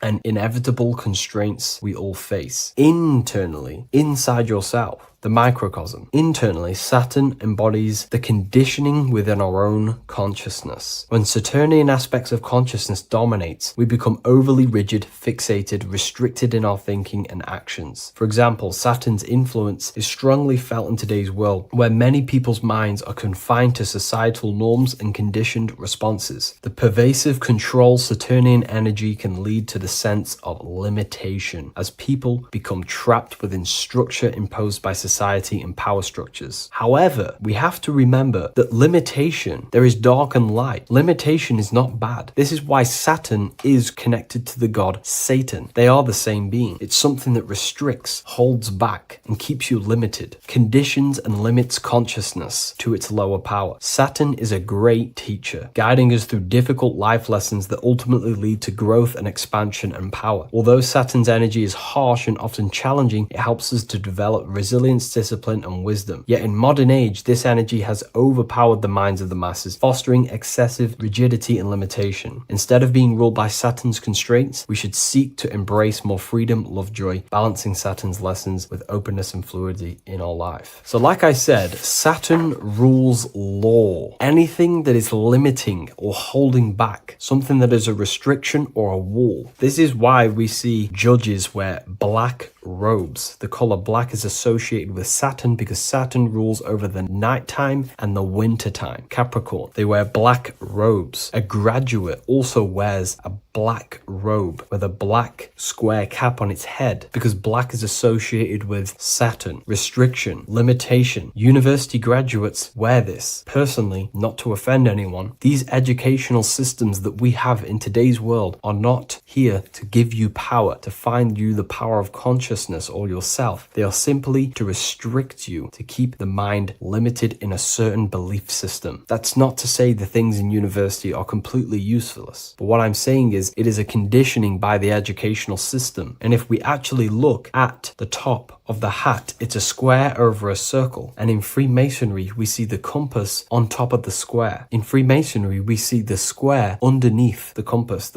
on top of the square. The square creates squares and the compass creates circles. So this is symbolizing the square, which is matter, the circle, which is spirit, matter over spirit when it needs to be spirit over matter. This is a symbol of conditioning, limiting the mind into being locked in the 5 senses and base consciousness. Saturn's energy is keeping keep people restricted. This is why there is so much Saturn symbolism in today's world, because Saturn is anything to do with limitation, restriction, and time. All of the systems in place are to limit our minds, to keep us on base consciousness, only thinking in a limited box, only thinking and aware of the five senses. In base consciousness, in animal nature, one only thinks according to their senses. When they have a sense, their mind thinks. This is an affect state of consciousness. They're living in the affect. We need to understand that in base consciousness, we have no true power to create. We're simply living in cycles of affect. Now, what do I mean? The physical world is the effect. It's already manifested and cannot be changed. Our consciousness needs to rise to become a cause instead of playing around and being lost in the effect, to become a co-creator. And this is what the system does not want you to do. It does not want you to become a conscious creator. So they keep you in base consciousness, not giving you the awareness that you are literally a god creating a world right now. You are a world and you are shaping the world. Our consciousness needs to be mastered, controlled, and then we can become a conscious creator instead of running around in the world of illusion and effect. As above, so below. What happens in the mind happens in reality. We do not want to be matter over spirit, which means the external world over the internal world. We need the internal world to rule over the external. Saturn symbolism can be symbolized as a black cube. The cube symbolizes this physical world because everything has 6 sides. We can move forward, backward, left, right, up, and down. We are in this cube. This is why we say think outside the box. Thinking outside the box means to become a cause and not an effect. The mind needs to be a cause, an instruction center, and not just thoughts that are reinforcing the effect and lost in the effects of the material world. Instead of reacting, we need to become a commander. This is a symbol of conditioning and the physical plane. Black is dull, lifeless. The physical world is lifeless. It has no power to create. It has no power to do anything. It is simply a projection and an effect. You, the mind, consciousness, are the cause. You can create the effect. In today's system, Saturn's energy is heavily relied on, which is just simply man-made laws, restrictions, time wasting, and keeping people in base consciousness, only aware of the physical 5 senses. Let's get something straight about the elites. They do not worship Saturn. There is nothing to worship. They simply use the energy of Saturn to keep people limited. They're not using the planet Saturn, but they're limiting people in their belief systems and physically where they can go, restricting boundaries, countries, restricting people's minds through mass media, which is all symbolism of limitation and restriction of Saturn. They're not worshipping it, they're using it and abusing it. Saturn could be anything in your mind that keeps you limited. If you have a limited thought that does not allow you to take action on something, that is a Saturnic energy within your own mind. Anything that is indoctrination, anything that is boundaries on you, that is a Saturnic energy. Some people say that the Saturn and the moon are working together to trap our soul. This is highly symbolic. Saturn and the moon are not forming a matrix to trap your soul and keep you reincarnated. Again, this is symbolic, and in the esoteric version, an understanding of this, we can see that they do have a relationship. The moon is our subconscious mind, and Saturn is restriction. If we have restrictions and belief systems in our subconscious mind that keep the soul locked and trapped only in these 5 bases, these 5 senses, then we will think and condition ourselves that we are only the physical body and never actually free ourselves from the material world and ascend. Saturn and the moon are not working together, but these are highly linked. By limiting the subconscious, we keep people stuck in base awareness, keeping them locked in the world of effect, never becoming a conscious creator. We have 2 spiritual currencies, time and attention. These are the 2 currencies that we spend. We spend time or pay attention. These are the 2 spiritual currencies that pretty much create our reality. And the system aims to hijack these 2 currencies from you to limit you, to dominate you, so you do not become a conscious creator. So again, no one worships Saturn. It's simply just a symbol of limitation and restriction. Limitation has good and bad. Limitation can make us learn, overcome, become strong, disciplined, but when it's abused, it can keep people locked in base consciousness and stuck in their lower nature, never figuring out how powerful they are. You hold the power to shape a world. That's how powerful you are, to turn thoughts into physical existence. I'll see you in the next video. Please leave a like, comment, and a subscribe.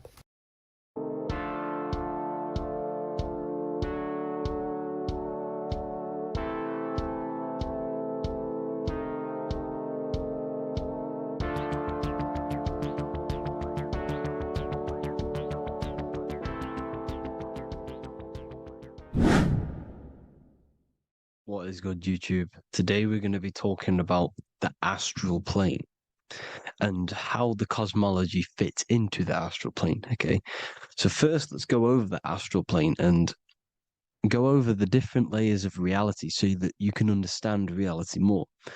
You are a multi-dimensional being. You are not in these, you are in all of these realities at the same time. They all interweave into one big reality. But there are different planes. They are different vibrational dimensions. There are different dimensions of reality. The mind is the root cause of reality. We're living in the mind of God. Everything is being thought into existence from the root cause, from the universal mind. This is why the ancient Egyptians said, all is mind. We're living in the mind of God. And we are a microcosm of this mind. This is why we all have the same mind. This mind is the world of thoughts. Now, this world of thoughts is just the thought alone. For example, it is the thought of a chair. But then when you start to imagine this chair and you start to mentally see the chair, you're now manifesting the thought, the singular thought, into some sort of form. So now you're imagining the chair. You're imagining the form of this chair, which is then manifesting into the astral plane. The astral plane is the world of thought forms manifesting. So when you are imagining something, you are seeing into the astral plane. Okay? Your third eye, it is an eye because it sees the astral plane. It is seeing the other side through imagination, through dreaming. Well, we'll go over dreaming later. So the thought of a chair is a singular thought. The imagination of the chair is the manifestation of the chair. And in the astral plane, it's basically the world of all the chairs that could ever exist. So you're thinking of the chair as a singular thought, which is the mental plane. The astral plane is the imagination of that chair, is the thought, the manifestation of it. Depending on the vibrational state of the thought will depend what level of the astral plane it will go to. For example, if you're thinking about a chair to torture someone on it, it's going to go on the lower astral plane. Or if you're thinking and imagining happy things, it's going to go to the higher astral plane. So wherever your mindset is, that we call it a mindset because your mind is setting frequencies to certain things. Thoughts are frequencies. And a mindset is setting your frequency, setting your mind to a certain frequency. So when you set your mind to a certain frequency and you imagine something in that frequency, you're going to match everything in the astral plane that are on that similar frequency, just like you would in the physical world. Because we're all in these worlds right now as we speak, but we can't see them with the two physical eyes. We can feel it though. When you're around someone and you've just met a new person, for example, you can feel their vibration. And if you're not on a similar vibrational match, you will not get along with that person, or you just won't not get along, but you won't connect with that person because you're on two opposing frequencies, not matching. And this is something that you can't see, you can only feel because it's the astral plane. It exists within the astral plane. Everything in the astral plane is made out of vibrations.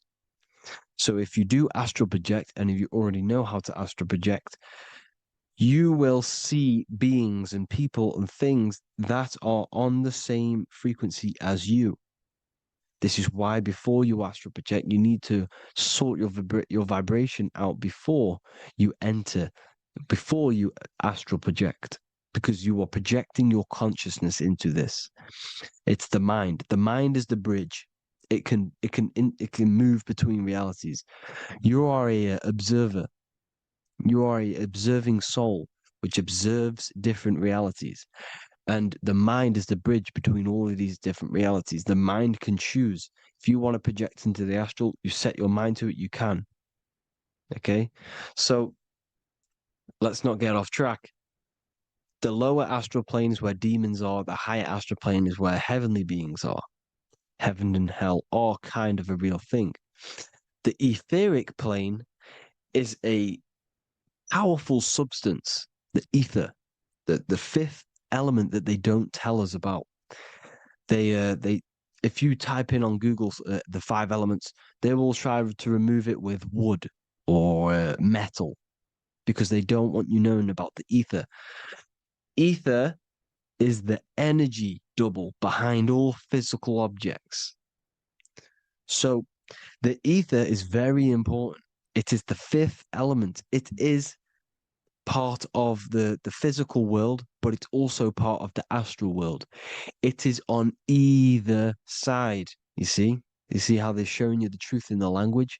Ether and either are the same word. The ether has 1 foot in the astral and 1 foot in the physical world. It's a substance that connects the physical to the astral world. It is the either. It's on either side of reality. It's on the other side. Other, either, same word. Ether is connecting the physical to the astral plane. It's the world of frequency. Frequencies, EMFs, torus fields are in the etheric plane. It is the energy plane. It's where energy moves through the ether. Okay. So then you have the physical world, the world of effect. Everything you see in the physical world is the effect of the higher planes. Each plane is a product of the plane above. So, and it melts into each plane. The physical plane is the lowest plane, it's the most densest, and the highest is the most fluid. This is the most fluid, this is the most dense. This is where we get the saying, as above, so below from. As above, so below comes from the different planes of reality. And magicians understand this. This is why magicians always say as above, so below. Because they understand if you manipulate the higher planes of reality, you manipulate the lower planes. Because the astral plane is a direct copy of the physical world, but in the astral plane. It is mirrored. The physical world is mirrored in the astral plane. They are both the same world, but just different vibrational states of the world. Kind of. It's hard to put this in words, people. So just try and understand. The astral plane is the double. It is whatever happens in the astral plane happens in the physical plane. This is why magic works. This is why demons work. This is why spirit communication works. Because if you manipulate the higher planes, you manipulate the lower planes. As above in the astral, so below. Leonardo da Vinci showing you to look up, pointing up. You got to look up. He's telling you to change the mind, you change the physical world. You change your emotions, you're on the astral plane, you change the physical world. You change your reality by changing the higher planes. This is the Masonic 11, the 2 pillars. This is the 11, also symbolizing the 2 hemispheres of the brain here. But the 11 symbolizes the two mirrors. 11. 11. 9, 11. 9, 11 adds to 11. 9 plus 1 plus 1 equals 11. The Twin Towers were an 11. Flight 11 was hijacked because it's a mass ritual within the astral plane. Now, we're going to go deep into that later, and I'll show you these rituals they do in order to manipulate the astral plane. So, this is what the 11 is. It's the mirroring of reality. If you contact spirits and conjure spirits, you can either summon or attract demons and spirits. Summoning is creating a spirit. You create demons. Okay? Like I said here, the mind is the root cause of reality. If you think of if you think of a traumatic event that happened in your life over and over and over and over again for years and years and years, where attention goes, energy flows. The mind is the director of energy. If you are directing energy into the specific emotion, the specific thing that is torturing you in your mind, that will manifest as some sort of being in the astral plane, which is called an elemental. And this elemental being that you have created through your thought forms and emotions will latch onto you and feed off this energy. So it's important that you get your mind right, okay?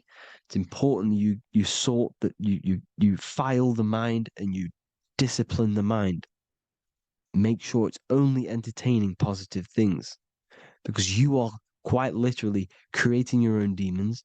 The word demon has the word mon in it. And if you've watched my videos to know, mon means moon. The moon is your mind, the sun is your soul, the earth is your physical body. Demon is mon means mind, moon is mind. You create demons with your mind, summoning. Now, this is where the rituals come in. 9/11 was a ritual because everyone was thinking about this big fearing, the death of 9/11. Everyone was thinking about it. And all of their minds thinking about this horrific thing will manifest and summon a negative energy spirit elemental within the astral plane. That's how all of this works. This is why it was a mass ritual.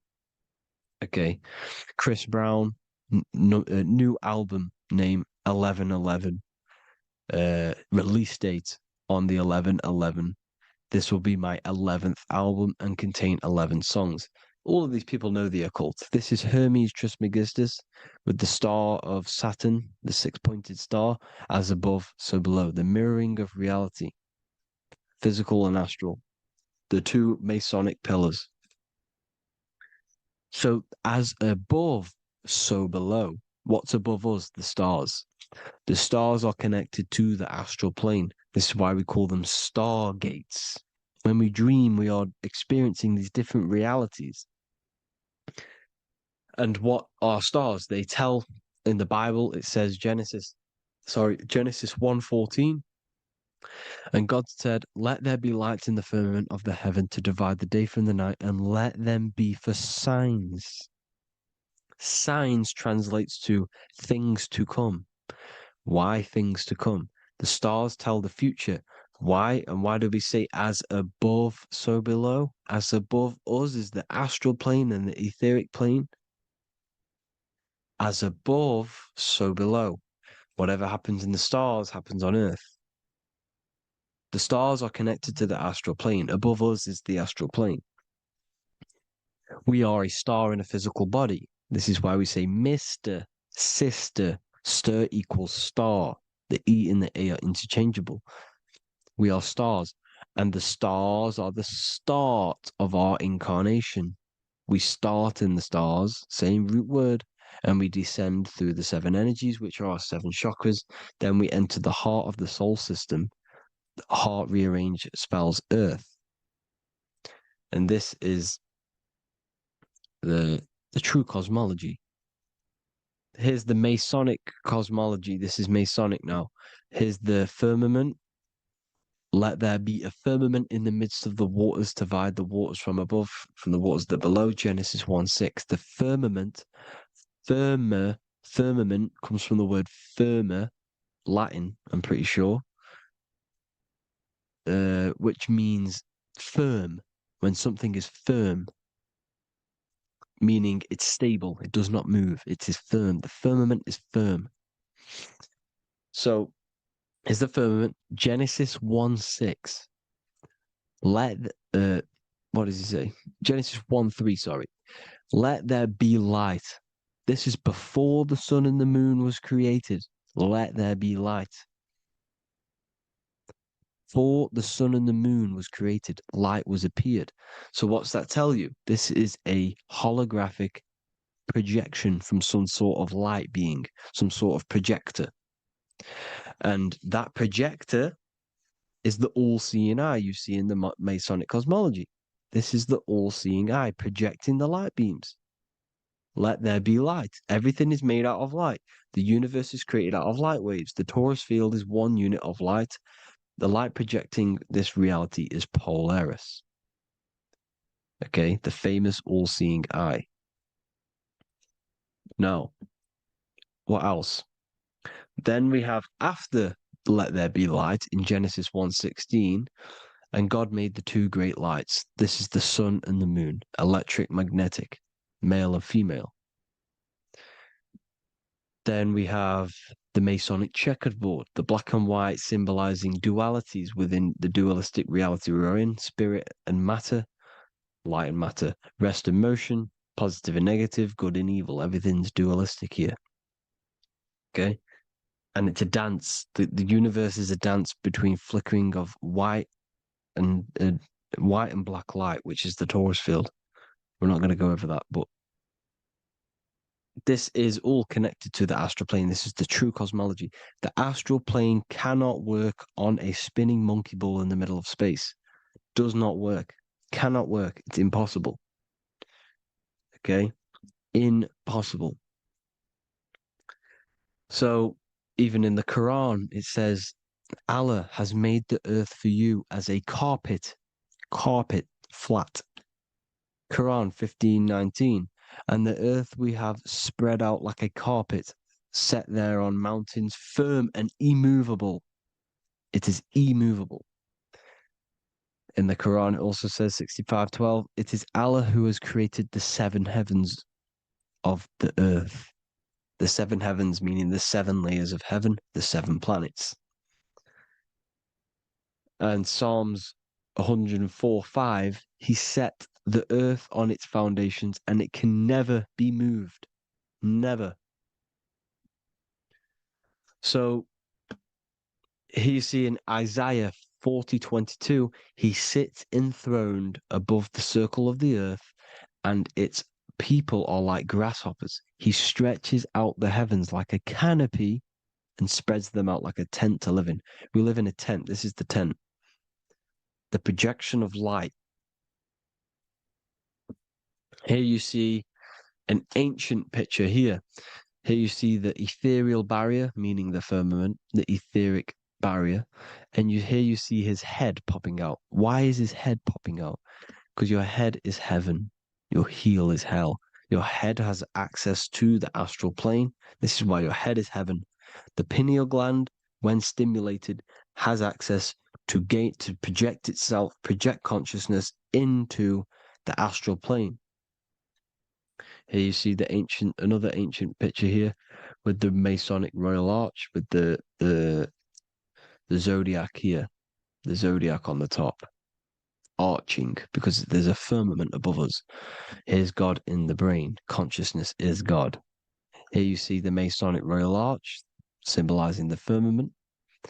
George Washington above the Masonic Royal Arch. These are the stars. This is Polaris projecting reality. Here's ancient churches with the dome. Polaris projecting reality with Jesus. Disney World is under the dome. The seven layers of heaven, ancient paintings, all depict if you go and look at the ancient paintings, they'll all depict the firmament, the arch above us. This is where we get interesting. The Masonic Royal Arch has the 6-9, which is Cancer. The constellation Cancer, which is 6-9 is associated with portals because CERN is the 6-9. Okay, CERN is opening portals. They're trying to create a portal to the other side. Cancer has the word CERN within it, so there is a link between Cancer and the opening, the firmament opening above us to ascension. Here you see the Masonic art with the Royal Arch and the light and the opening. Here you see the light and the opening. This is the opening of the firmament. Here's the Hebrew cosmology with Sheol, the underworld, and the opening. So Cancer is definitely some sort of portal in and out of this reality. I'm just connecting dots here. Now, we're going to go change a bit now. These celebrities that you are seeing they have not sold their soul to Satan, okay? They have not sold their soul to Satan. Satan is a demonic, low vibrational energy that has been summoned over the thousands and thousands and thousands of years of evil occult arts. So since Babylon was summoning this demonic energy, and this demonic energy in the astral plane will grow and grow and grow. It has no form. It has no physical form. Okay, but you can see it in the rappers. If your third eye is open, you can see clearly that these people are demonic. You can sense the energy that they're manifesting. Selling your soul is not what you've been told.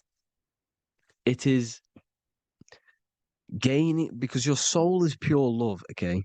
Your soul does not want to do anything bad. So when you sell your soul, you're gaining physical gain. You're gaining physical wealth, for example, like for these rappers. They will be given millions of pounds because the people in control of the music industry, which is the dark occultists trying to brainwash the masses, the people in charge, they're dark occultists. They understand Satan and the energy. They are satanic energy, which has been summoned in the astral plane. They see that they have influence over the masses, so they will go to them and say, "I will give you this amount of money forever if you manifest this satanic, demonic energy through the music and through social media to blind the masses, to brainwash the masses into this demonic energy." Because when you listen to music, music is frequency. Whatever you listen to, you become that frequency. So if you're listening to these people, they're throwing energy, this demonic, satanic energy that they sold out to. Sold, soul, same word. When you sold something, you've got your soul involved. They have exchanged money, physical gain, so that they manifest this satanic energy within the astral plane and through the music, through the videos, through social media, to keep us in this vibrational frequency, in this low state of consciousness. This is what it actually is. It's not, you're not selling your soul to some sort of devil. This satanic energy has no physical form it is formless in the astral plane. It's a summoned energy. Now, the root chakra is red. This is why the devil is red, because it symbolizes the animal nature of man. When you are operating off your root chakra, you will kill, you will fight, you will do anything to survive, because it's all about survival mode in the root chakra. They want you keeping in that fighting mode, that surviving mode, so that you are manifesting this low vibrational frequency, this satanic energy, this demonic red energy. This is why the devil is red. And the devil has a tail with the red arrow pointing down, because it symbolizes your light body. This is your Merkaba. Your Merkaba is your light body. Mer equals light, ka equals spirit, ba equals body. Merkaba, this is the devil's tail pointing down, the descension, your heel, up to your heel, hell. Ascension to heaven, head. You see, this is the all-seeing eye with the illumination coming off it, your head, when you're illuminated. The Merkaba is your celestial sphere to portray different planes of reality. It is the vehicle of ascension. It's your light body. It's in the word Kabbalah, Kabbalah, Ka, spirit, Ba, body, La, light. Same thing, Kabbalah, Merkaba. Same thing. It's all about the light body. This light body sees different realities.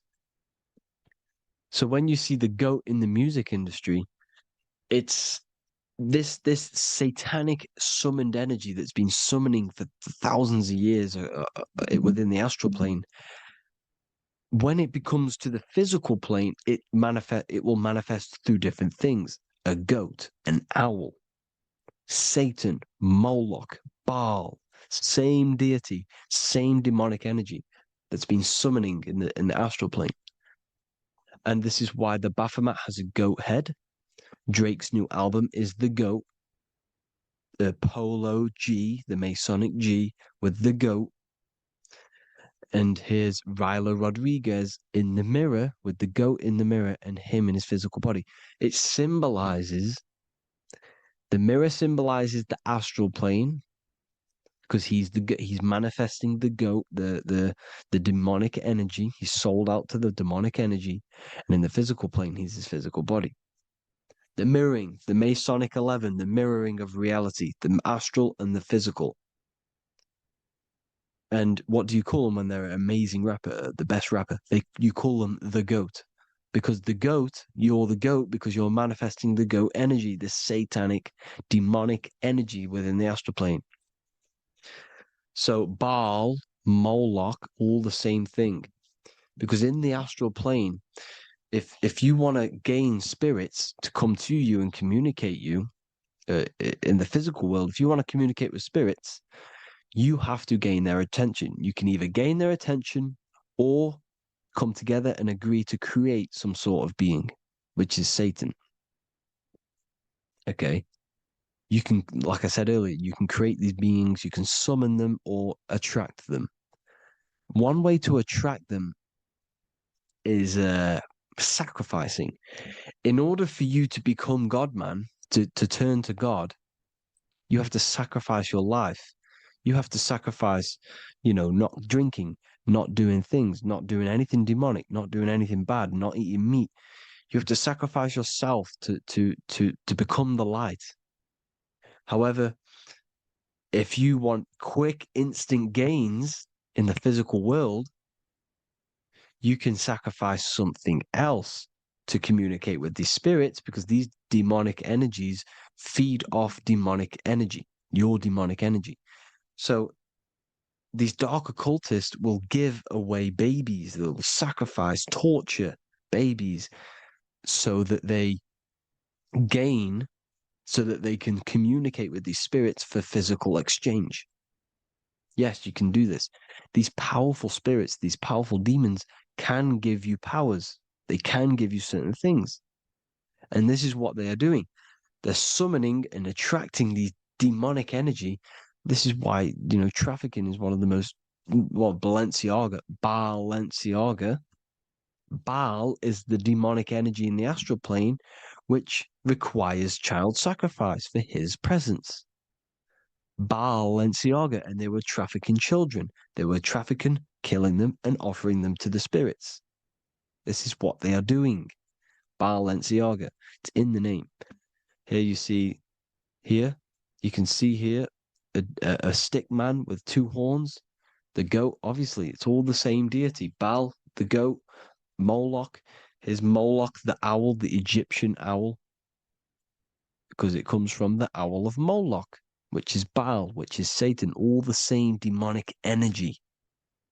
And it's on the dollar bill, a tiny dollar bill, tiny on the $1 bill. All the same thing. Bohemian Grove, they worship the big owl, Moloch. It's all the same thing. It's all one big demonic energy which has been summoning in the astral plane. And it's trying to take over Earth, the physical plane. That's what it's doing. So I hope you all gained a deeper understanding of the astral plane and what's actually going on in the world. Please leave a comment if you can to help the algorithm. Drop a like if you like this content. And hope you all learned something today. And God bless you all. Thank you all.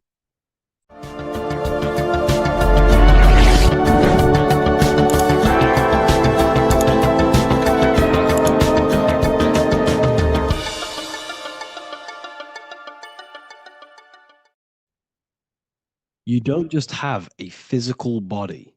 You have a physical, mental, spiritual, and emotional body. Each one of these aspects are a body of its own. Body does not just refer to a physical substance.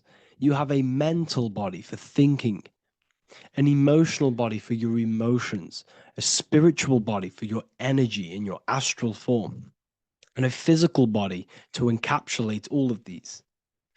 Each four of these aspects are essential for the human experience and essential to balance. Now, today we're going to be syncing the four aspects of your consciousness with the four seasons and the four elements and how this ties into the Bible. So we have four physical elements. We have 5 elements in total, spirit being the most important, but spirit is pure invisible. We have 4 physical elements. We have air, fire, earth, water. Air and earth, earth and water are feminine. Air and fire are masculine. Air and fire are active. Water and earth are passive. The air corresponds with the mental body of consciousness. This is where your intellect, this is where your communication, this is where your thoughts, intuition all comes from. This is the mental body of consciousness that allows you to think, allows you to process, figure things out, and have intellect and gain knowledge. This is your intellectual aspect of your consciousness, located in the head region. We have a fire nature, a spiritual nature. This is our astral body. Our astral body is all to do with the subconscious realms, the higher realms of consciousness. This is the body that allows us to be free from the physical body. Our spirit is more of our energy. Water is our emotional body. This is what allows us to feel things, that allows us to gain intuitive feelings of conscience.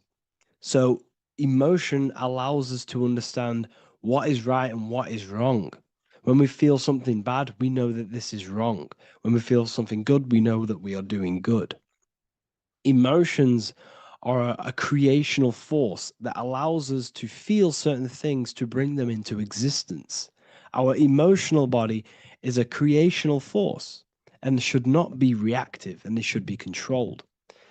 Most actions are stemmed from emotions. Actions bring thought into physical existence. Emotions are the driving power. They are what drives your actions. The thought, then the emotion, then the action. Earth is your physical body. This is your physical state that allows you to take mind and emotion into action, into fruition, into physical matter. This is what your physical body allows your consciousness, your soul, to interact with the physical world and bring things into physical existence. The physical body, the physical world, is an outcome and an effect of the thinking mind.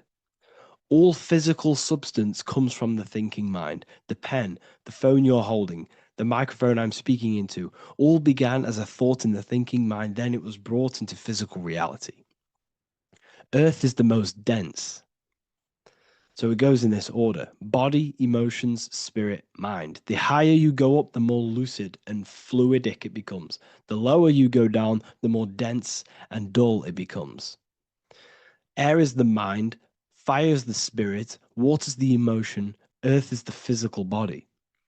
So this is why you are a microcosm. You have these four things within you. You contain of these four elements, which correspond to the four bodies of your consciousness, the four bodies of the soul. You are the soul. You are the spirit. So this is why in Theologians 4:17 it says, "Caught up together with them in the clouds to meet the Lord in the air." You don't meet God or the Lord in the physical air in the clouds. This is clearly a parable. A human being cannot go up to the clouds and meet a mystical man in the clouds. This is obviously a parable, a metaphor. The air is your mind. You must raise your consciousness beyond the body, beyond the emotions, beyond the spirit, and enter in the mind during meditation, turning the mind inward to connect with the Lord. The Lord is the highest aspect of your consciousness, the one that exists beyond the physical body, beyond your emotions, beyond the thought. So you meet the Lord in the air, in the mind. The mind represents the air. This is why in America there's a saying called an airhead. You're an airhead. This means that you are stupid, or you don't think, or you have nothing in your mind. You have nothing in your head. When someone's very stupid, you call them an airhead, because air represents the mind.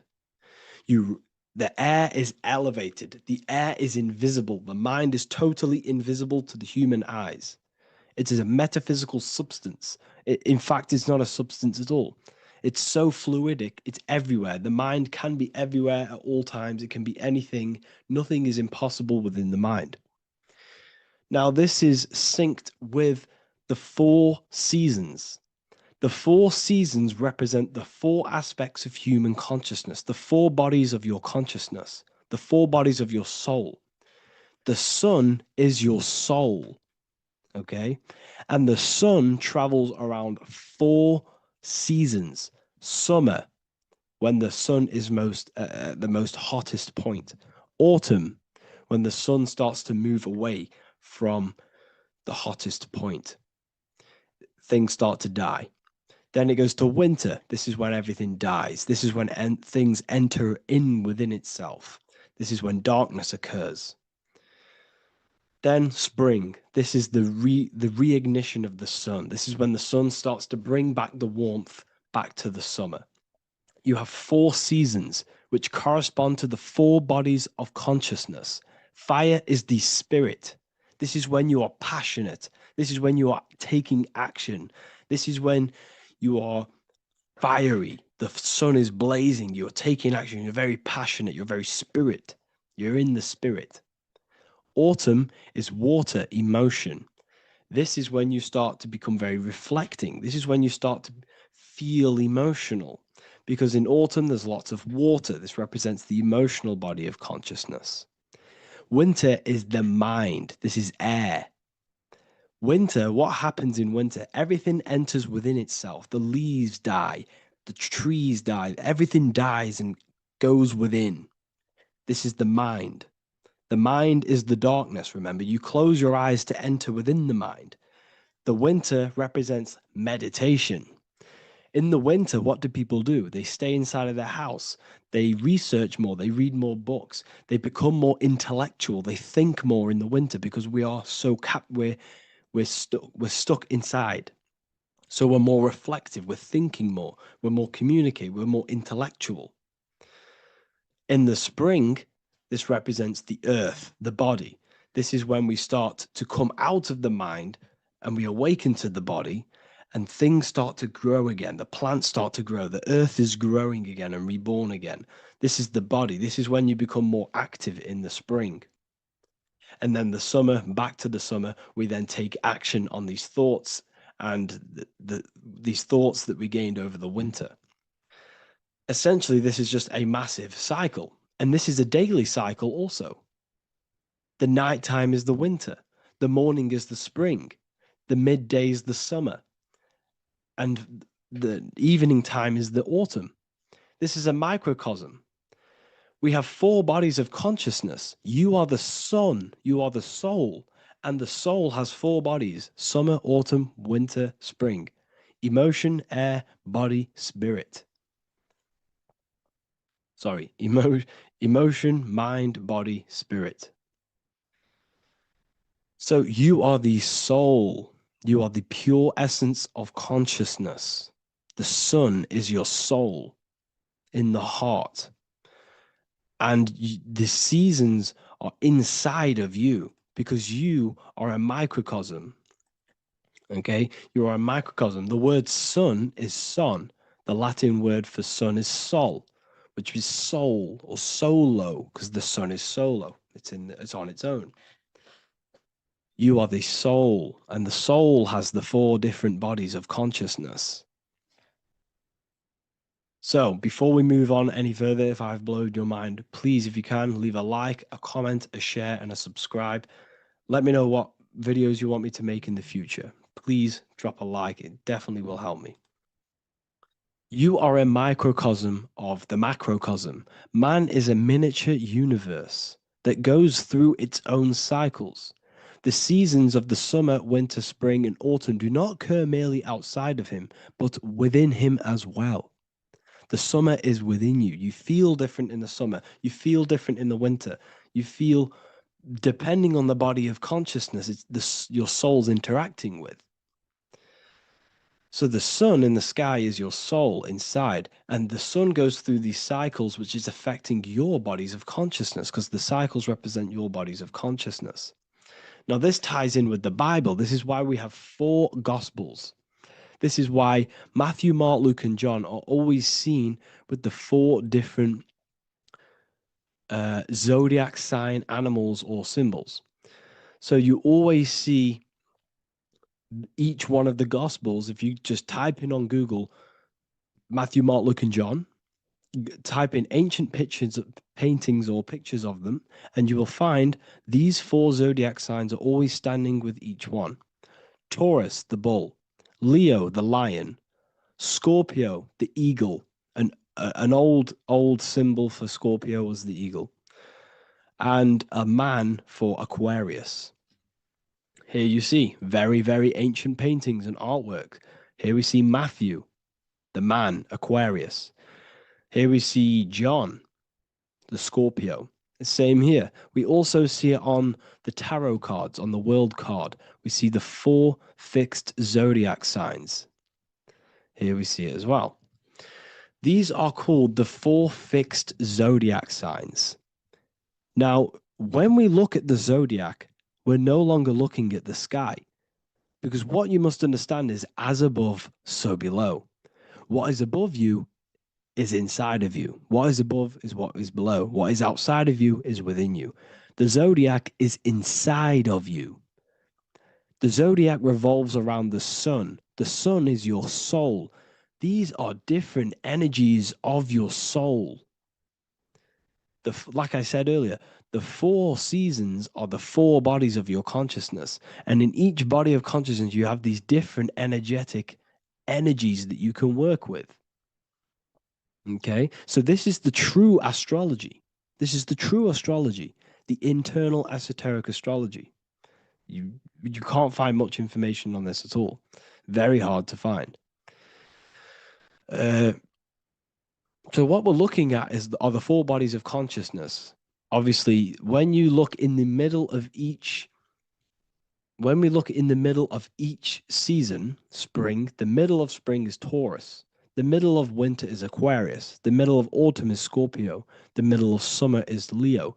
These four signs are known as the four fixed signs.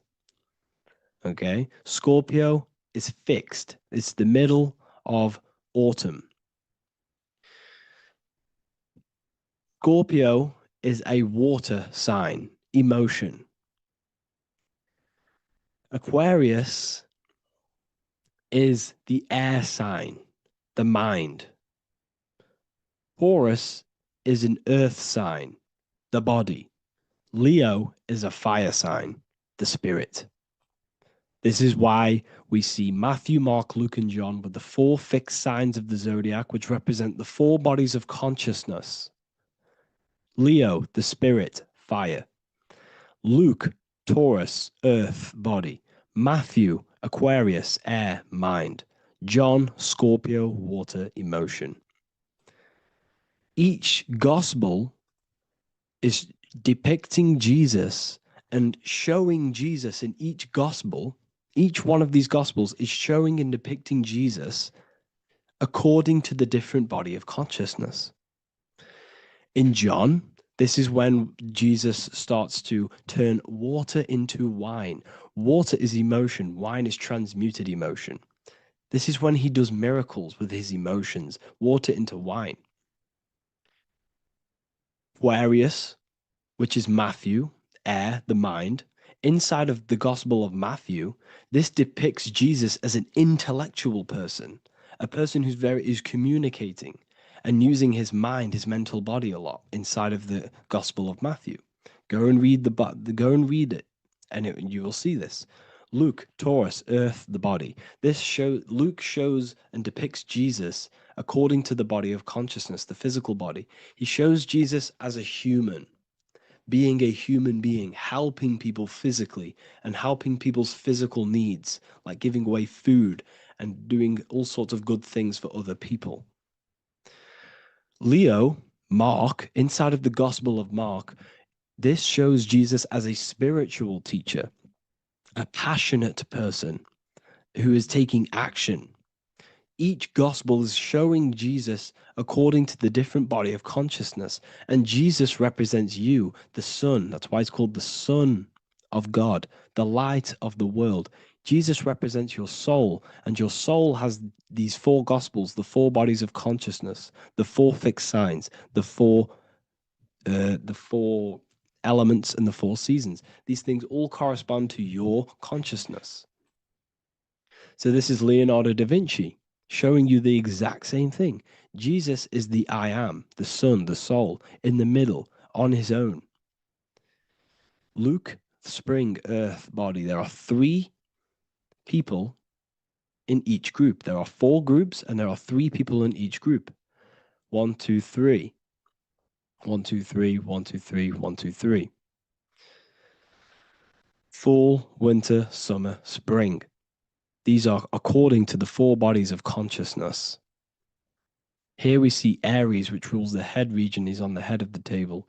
Gemini, he's holding up the 2 hands because Gemini rules the 2 hands, the 2 arms. Gemini is the 2 twins, which is the 2 arms and 2 hands, and the 2 lungs. Here we see the beginning of summer, which is Cancer. You see the big knife here. Cancer, him here, this gray-haired guy, holding a knife for the crab. Cancer, they pinch. You have a knife, symbolizing the crab. Leo, the middle of summer, showing dominance. The sun is very dominant. He's got his elbow on the table, showing dominance. Virgo has no Adam's apple. Cancer here is pointing at this woman's neck, saying there's no Adam's apple. This is Virgo, the virgin, the only woman. Jesus, the sun.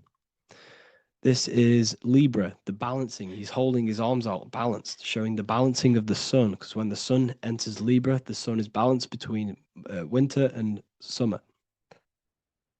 So it's balanced. This is all astrology, but this is internal. Okay. This is Ezekiel's vision.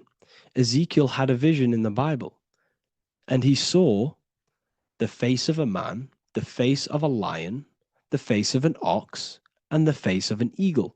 The eagle, Scorpio, the ox is Taurus, the lion is Leo, and the man is Aquarius. He saw the throne of God, and he saw the different bodies of consciousness. This is all symbolic for the different bodies of your soul.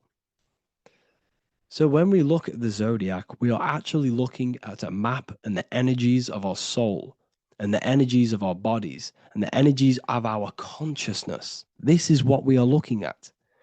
Each zodiac is an aspect of our consciousness and an energy that we can work with and that we must purify. Balance and purification is essential. Imagine playing a brand new video game. Let's say a brand new video game came out, and you had to play it. What happens when you play that game? You don't know the controls. You cause chaos in that game. You can't really run properly. You can't do anything properly. You're getting destroyed by other people who are playing that game. It's the same with your physical body. When you are born, you must learn how to play the game. You must learn how to balance the mind, learn how to balance the spirit, the emotions, and the physical body. We must balance and purify each body of our consciousness, which we must look after our physical body with our physical health by eating physical, electrical food like fruits and veg. We must look after our minds by being conscious of what enters our eyes, enters our ears, enters everything. Whatever enters our five senses is affecting our mind, our mental health, our environment, mental. We need to look after our thoughts, control our thoughts by purifying our thoughts, only positive thoughts. Then we must purify our emotions, feeling only gratitude and love and not feeling these negative, dull emotions. Then we must look after our spiritual body through meditation and looking after our spirit. But remember, when we look after our mind, it all begins in the mind. Each body of consciousness is interlocked with the other. If you have a negative, if you have an unhealthy body, you have an unhealthy mind, spirit, and emotions. If you have an unhealthy mind, you have an unhealthy body, spirit, and emotions. If you have an unhealthy emotions, you have an unhealthy spirit, mind, and physical body. They're all interlocked. You must balance each one of them. Look after your physical body, look after your thoughts, look after your emotions, look after your spirit. But remember, the mind is the most powerful one. It's mind over matter. Once we look after the mind, because once we start to control our minds and control every thought we think, this will then turn into discipline in our physical body. Because once we learn how to discipline the mind, we learn how to discipline what we eat, we learn how to discipline what we feel, we learn how to discipline our spirit. This is all interlocked, but work on the mind first. Work on the mind first. All of this knowledge is inside of the brand new Book of Wisdom, Volume 2. This is a revolution of human consciousness. If you've read it, please leave a review down below. If you've read Volume 1, leave a review down below. This is the next revolution. I don't see this information anywhere. This is the next revolution of human consciousness. And of course, if you are serious about this and you truly want to gain enlightenment and join an amazing community where you can connect with me on live calls, lectures, the Manifestation Mastery course, you can gain access to my library of over 45 PDFs plus my books.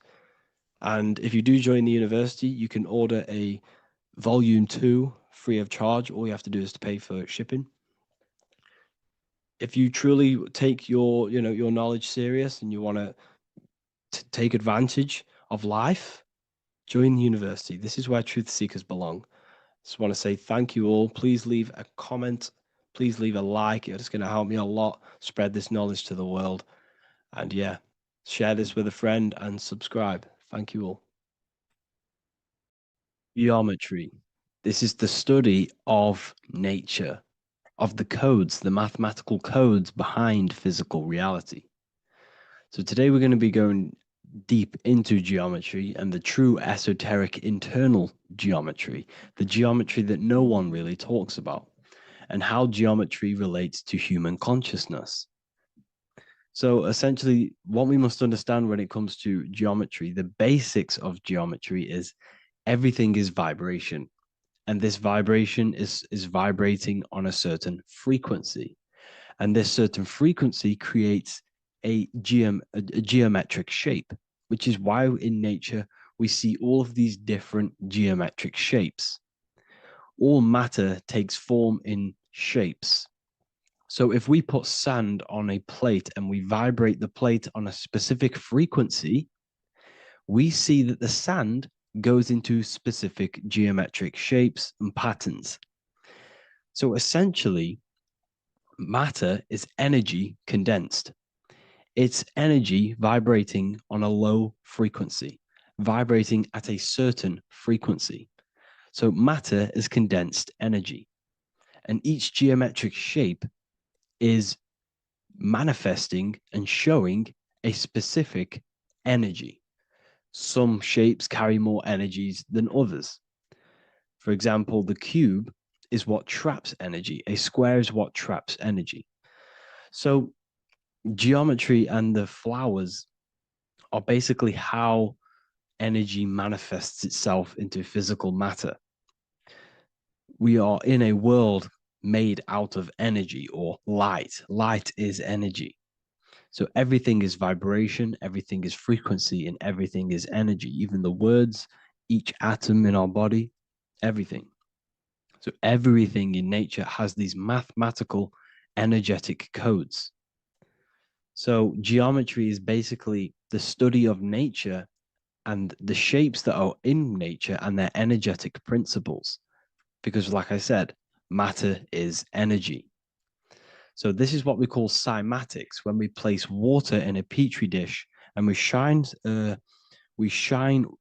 light on top and we vibrate the water, and we can capture, this creates certain patterns. Each frequency, like you see here, has its own pattern.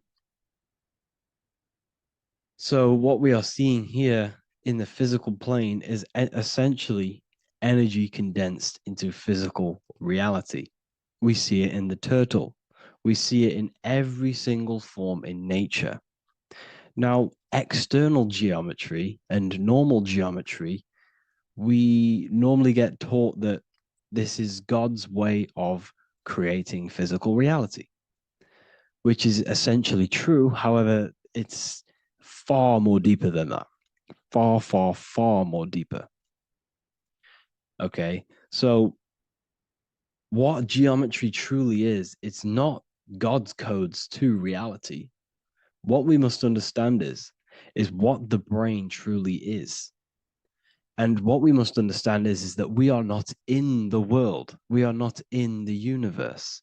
The universe is us ourselves, and the world is produced by our brain itself. Okay? So the way you must understand how the brain works, so what you visually see, so geometry is to do with what we visually see. And what we visually see is heavily connected with our eyes, which are an extension of the brain. The eyes are the brain. And essentially how we see is energy enters the eyes, and each eye goes to the optic nerve. And this energy is transferred into electricity, which travels to the back of the brain, to the visual cortex of our brain. And this is where the image is produced, what we see. Therefore, the world outside of us is truly inside of us. It's a projection from within the brain. The brain is an energy condenser, a decelerator, an energy decelerator. Everything outside of us is basically formless energy. It is formless energy vibrating at a certain frequency. So what the brain is, it's sucking in this energy, this light, and turning that frequency, that code, that light code, into a physical reality. It's condensing the energy and turning it into a visual image inside of the brain. Therefore, everything outside of you is not what it looks like. Everything outside of you is basically energy, infinite energy. And our brain is condensing this into a physical reality and projecting it outwardly, which you experience your visual field. Okay? And the ancients knew this. So this is basically called the sigil of Lucifer. Lucifer is known as the light bringer. Lucifer in Latin means to bring the light. This is the sigil of Lucifer, which shows the visual field and the brain. We also see this in the Google Play symbol. It's a powerful symbol showing you the visual field, which is basically a symbol that tells you that reality is inside of the brain. The brain is what produces reality, but consciousness is not produced in the brain. The brain is essentially a consciousness downloader. It's a computer, and it's a reality simulator. The body is a simulation of physical reality. You are inside of the body experiencing the body simulation. The body produces this reality. It's a piece of technology. So Lucifer is to bring the light. Lucifer is the light being produced in our brains. Okay. So this is why they say Lucifer can tempt you. Lucifer can be the devil because it represents physicality. It represents the false light.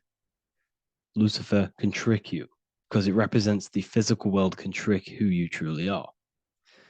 So now that you understand how the brain is basically an energy decelerator and it creates and simulates a reality to your consciousness, you are no longer a person in a universe. You are the universe itself experiencing itself.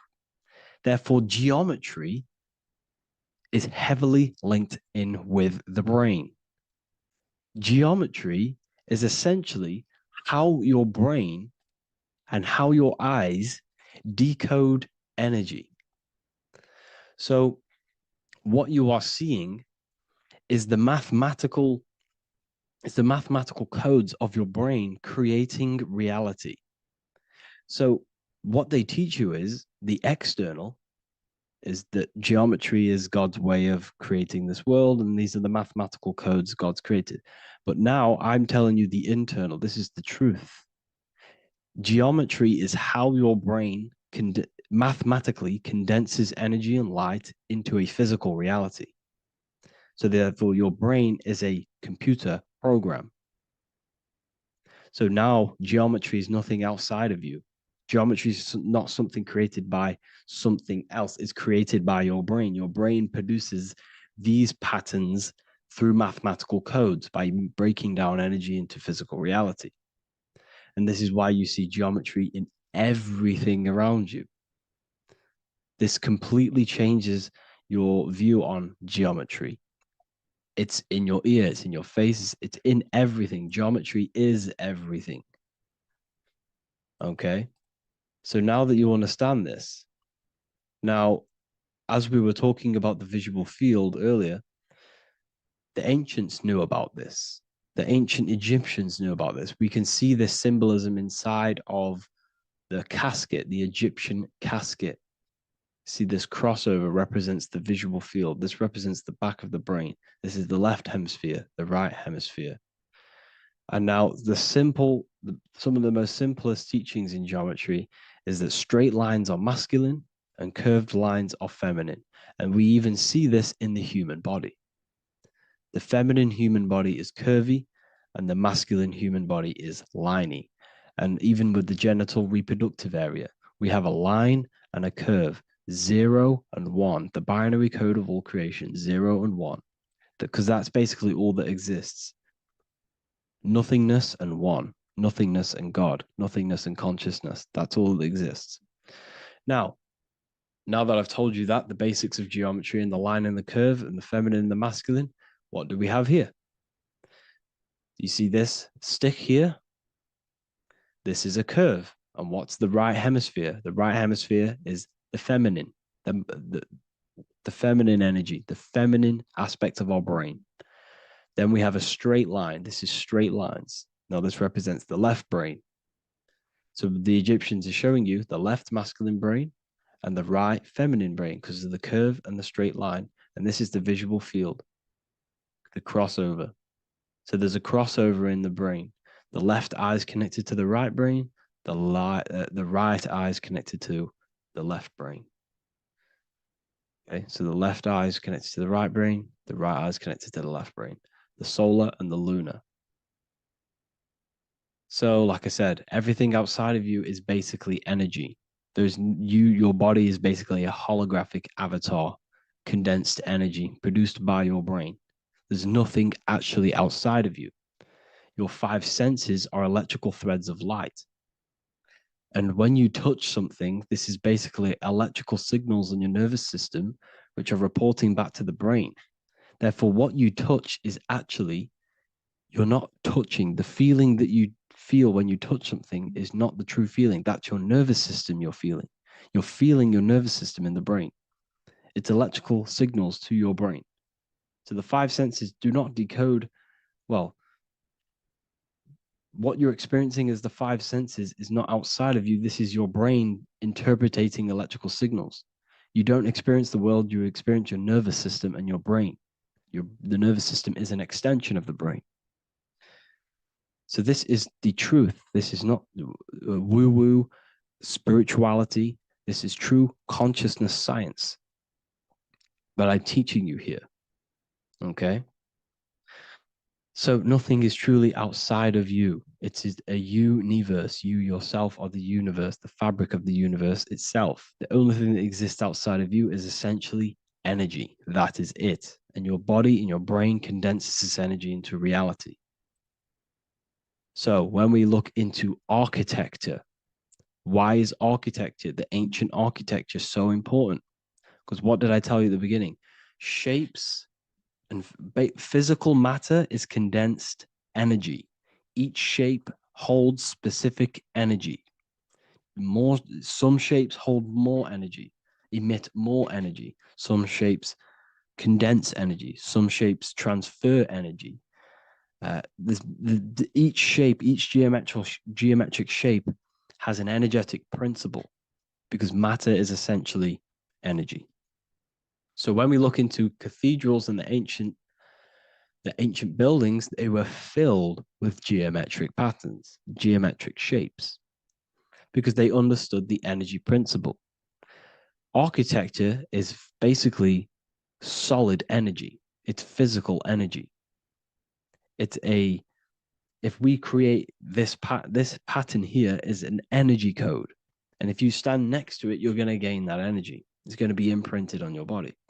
So essentially, they filled their buildings with high energy geometric shapes. Points, triangles, pyramids are very, very energetic. This is why you have crystal pyramids made, organite pyramids. They're always in pyramid shapes. That's why the Egyptians built in pyramids, because pyramids hold high energy. They emit high energy. So this is why you see all these different geometric patterns. Okay. So in the real reality, in the energetic plane, this building would basically look like this: lines and grids of energy.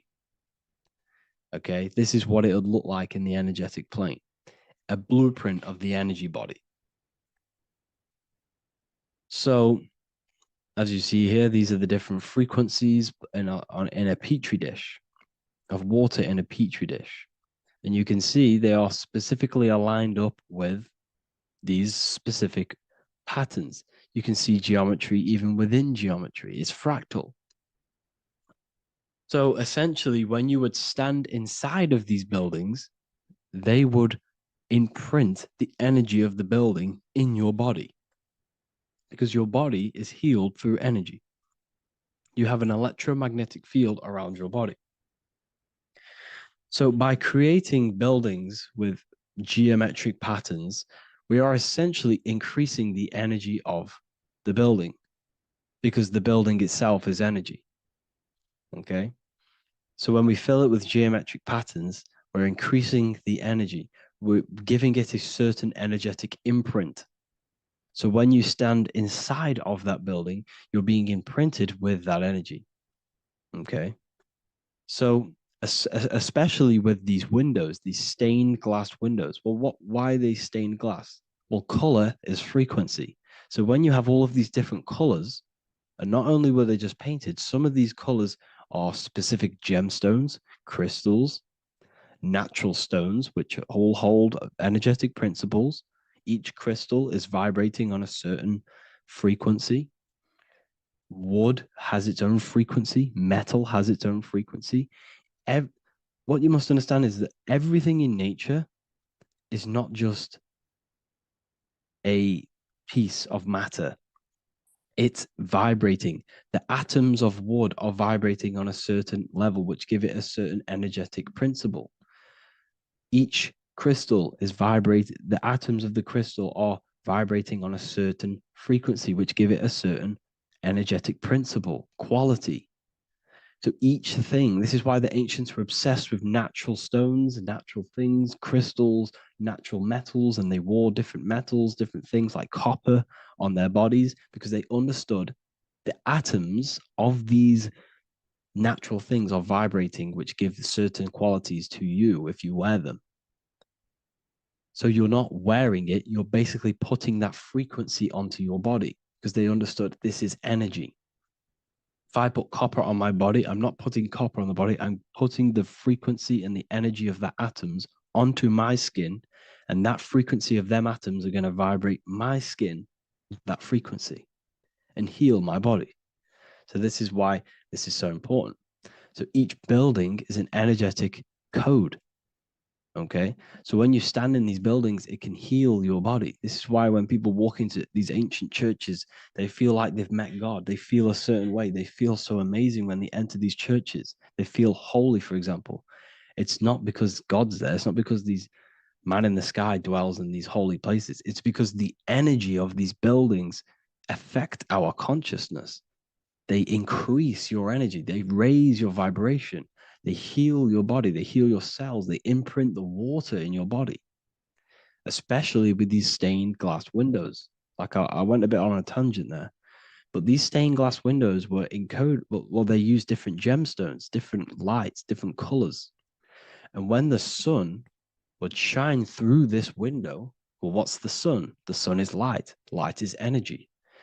The sun's light would go through this filter of the window of the crystals and the different gemstones and the different colors, and the sun's light would be encoded, imprinted with these crystals, with these colors and these natural glasses, which have healing energetic principles.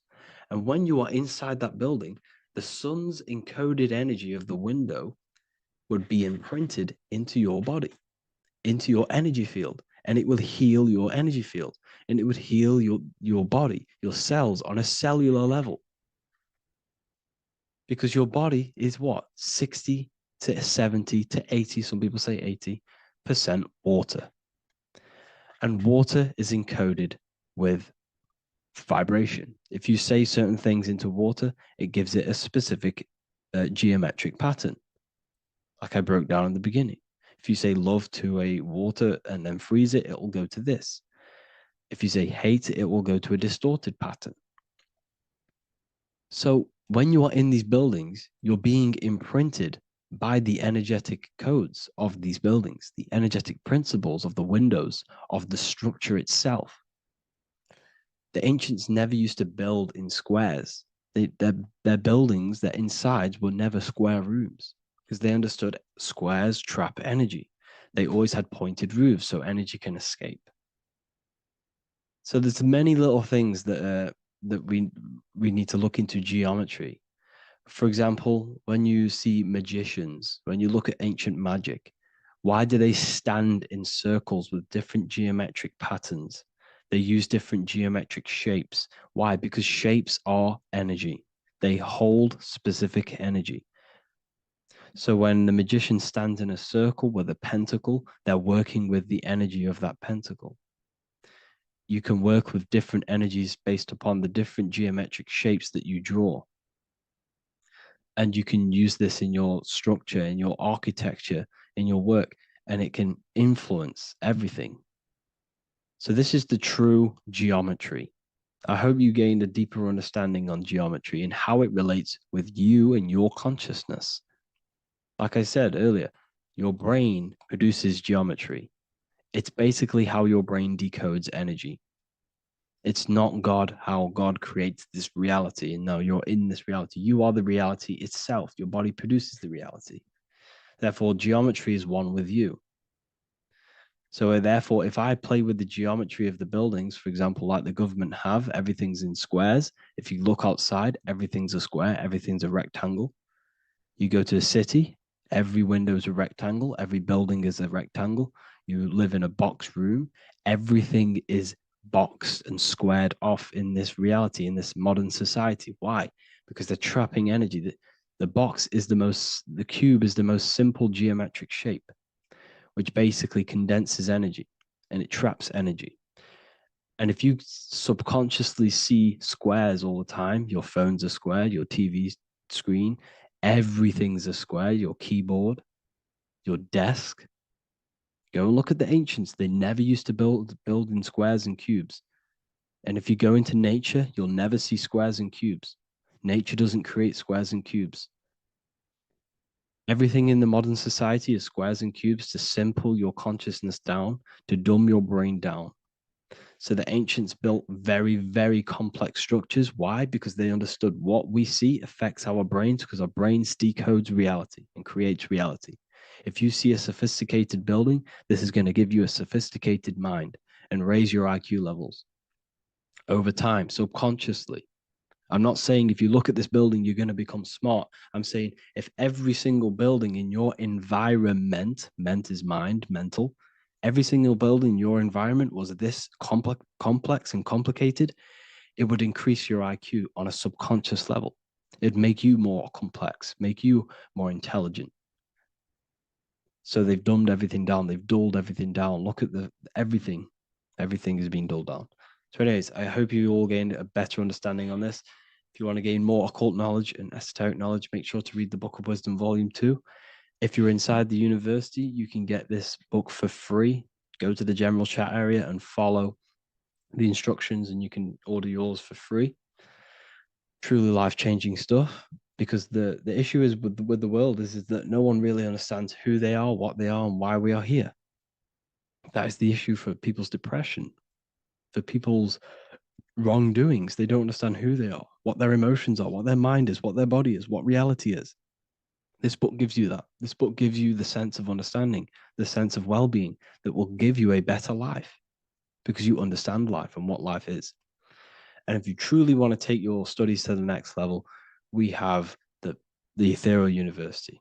This is the place for truth seekers where you can connect with like-minded people so you don't have to feel insane, because not many people think this way. I've been there when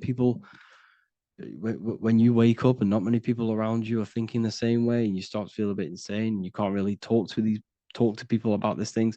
That's why I created this, so you can connect with people and learn at the same time and become the best version of yourself by understanding truth and knowledge.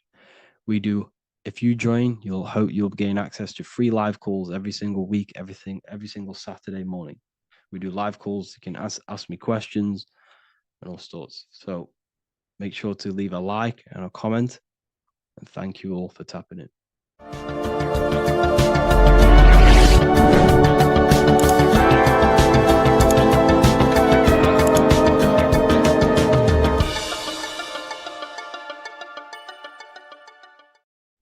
Today's topic is the binary code behind the universe. You will learn the fundamentals of the binary code, deeper understanding of reality, which will give you more of a connection to the universe, evidence supporting the existence of this code, and how to use the binary code to shape your reality. Now, this is an important one. We have 0 and 1. This is the binary code of the universe. It underlies everything. It is the source of all creation.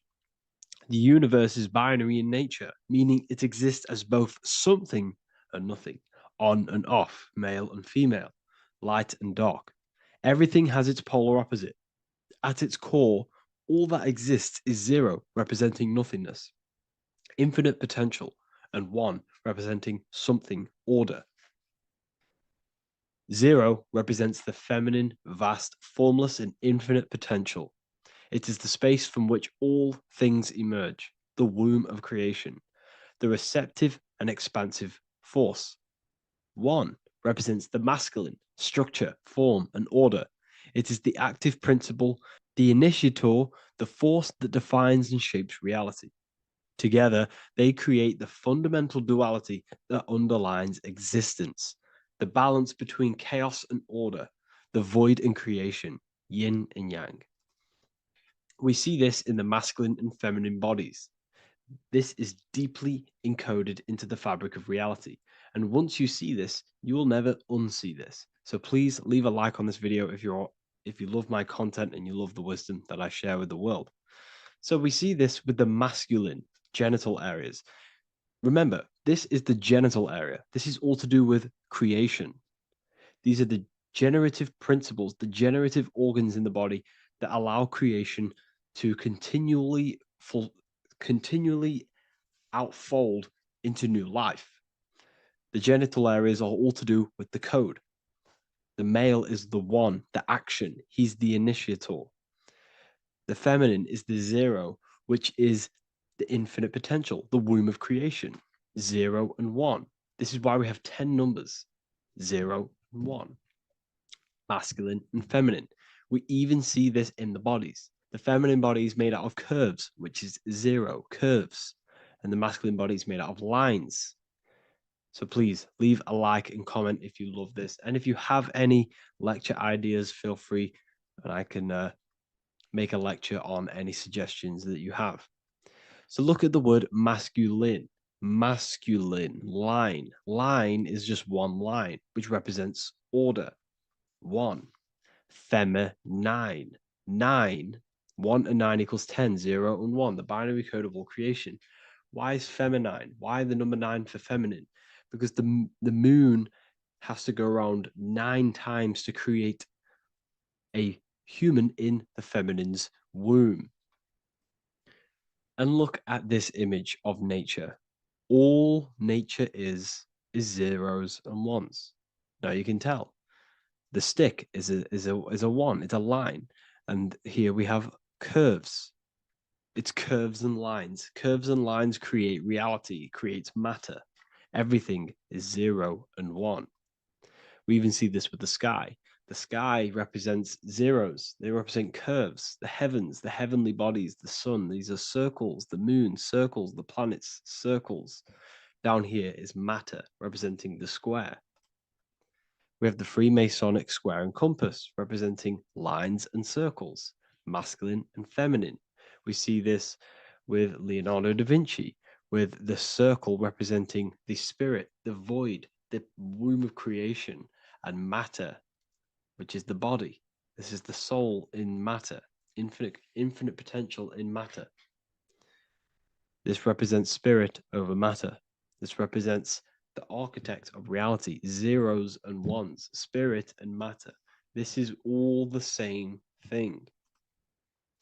Understanding this binary nature of the universe, where 0 feminine represents the infinite potential and 1 masculine symbolizes order and structure, can benefit you in several ways. Manifestation and creation is the first way it can benefit you. Now that you understand this, you understand that everything comes out of infinite potential. 0, infinite potential. 1, action equals manifestation equals creation. So you must pull things out of infinite potential. If you have ideas but don't take action, too much 0, nothing materializes. You'll never materialize if you sit there imagining all day, visualizing all day. You have to take action. They both come hand in hand. If you only take action without tapping into intuition and creativity, too much 1, your actions may feel hollow and misdirected. Using both effectively leads to greater success in life, work, and relationships. This is the 33rd degree motto, or this is on the 33rd degree of Freemasonry Scottish Rite logo, and it's called Order ab Chaos, order out of chaos. Chaos is the 0, infinite potential. Chaos is the dimension of the imagination. This is where this all ties in now.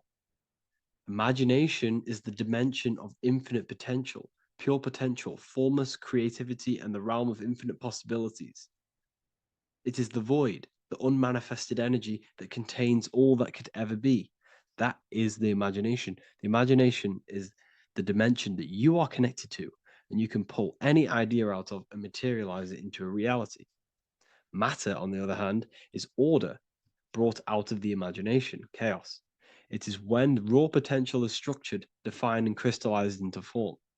This is the fundamental principle of order out of chaos, the process of turning the unseen into the seen, the abstract into the concrete, the dream into reality. That's why we say dreams into reality. Dreams are in the imagination, infinite potential. And the human mind is connected to higher dimensions of consciousness, which we can pull ideas, things out of and materialize it into our lives. Whether that's good or bad, that's completely up to you. But we have access to higher dimensions beyond the physical plane. And this is the secret that the human mind is connected to, and that you are not just a physical body. Okay? The universe itself was born from chaos. Before form, there was only energy and potential. Our minds function the same way. The mind is a microcosm of the universe. Our thoughts exist in an infinite field of possibility, but they only become real when we take action and give them form. If your inner world is filled with chaotic thoughts and impulsive emotions and negativity, then creating order within is essential for balance, clarity, and growth. What do I mean? Order out of chaos, 0 and 1. All creation comes out of infinite potential. The mind, the imagination, is the infinite potential. The material world is the order. It's the effect. Therefore, if your material world has chaos, if your room is messy, if your body is out of shape, if you do not look after yourself, everything in the physical world is just a reflection of what's going on inside of you, what's going on inside of you. So if you have a messy room in a messy house, this reflects as a messy mind, a chaotic mind, and we must create order in our mind. So this applies to all realms of your life. This applies with your mind, it applies with your emotions, it applies with your manifestation, it applies with the physical world, with the masculine, feminine. 0 and 1 is heaven and earth. It's everything. It's duality. It's on and off. It's everything. So it applies to all realms of your life. Okay. So in order for this to benefit our lives, we must, one, have awareness and observe the chaos. Step back and observe your thoughts and emotions without reacting to them. Recognize that you are not your thoughts. You are the observer of them. You are the soul. You are in between them. You are the midpoint between the left and the right, the 0 and the 1. You are the soul. Journaling or meditation can help you identify patterns and negativity and impulsivity. So it's important that we recognize these patterns, we recognize the chaos within us, and we transmute it. 2, implement structure, mental discipline, mindful practices, meditation, breath work, and slowing down your reactions. Cognitive reframing, replace destructive thoughts with constructive ones. This is so important. For every negative thought that you place attention to, place your attention onto 5 more positive. Never think about something that you don't want to manifest, because whatever you're placing attention on inside that mental field of consciousness, you're giving attention to it, which then can manifest into your action, and that will materialize into your world. Routine and ritual. Create daily habits that anchor you. Morning routines, exercise, or creative outlets bring stability. We must master the inner world of thought and emotion. We must bring chaos into order. In order to create anything in your life, you're turning chaos into order.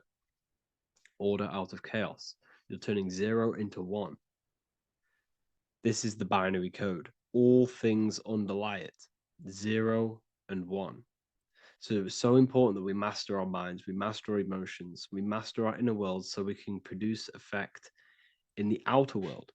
We cannot create consciously and effectively if we have chaotic thoughts and impulsive emotions. So I hope this has made more clarity to you so you can implement this into your life. I know I haven't given you much strategic things to implement into your life, but now that you have a better understanding of how this world is pulled out of infinite potential, you can use that. Everything in your life is pulled out of your imagination. Every text you send, everything you think of, oh, I'm going to do this later, that is your imagination thinking about the future. So you just have to do this on a mass scale to create something big in your reality. So I hope this gives you a better understanding of how the universe works and has benefited your life. If you have any comments or any suggestions or how this video made you feel, let me know in the comment section. I'd really appreciate it. And I'll see you all inside of the Symbolism Masterclass on March the 8th. What if I told you that the pentagram can unlock the secrets of creation and make you manifest any reality you want? Hence why the pentagram is used heavily in magic and witchcraft. We have to understand that the pentagram has been heavily demonized. Religions, churches claim that this symbol is associated with Satanism and witchcraft. I personally believe this was intentionally done so that people do not gain their personal power over reality and their life. The pentagram reveals so much about you, and it is one of the most important symbols to understand inside the occult studies. It is one of the most common symbols that you will see across all occult esoteric orders and different occult traditions, such as Freemasonry, Kabbalah, Rosicrucianism, alchemy. You will see this symbol everywhere. And in fact, you even see this symbol, the pentagram, on old church buildings, statues of Jesus next to church buildings. You will see this symbol used by Christianity itself, which is very contradicting about the church. But I'm not here to tell you to think anything. You can simply take this information with a pinch of salt and see if it benefits you. The pentagram used by the early Christians was said to symbolize the 5 wounds of Jesus on the cross. But this goes much deeper in an esoteric explanation. The pentagram ultimately represents the 5 elements of creation. All creation falls within these 5 elements.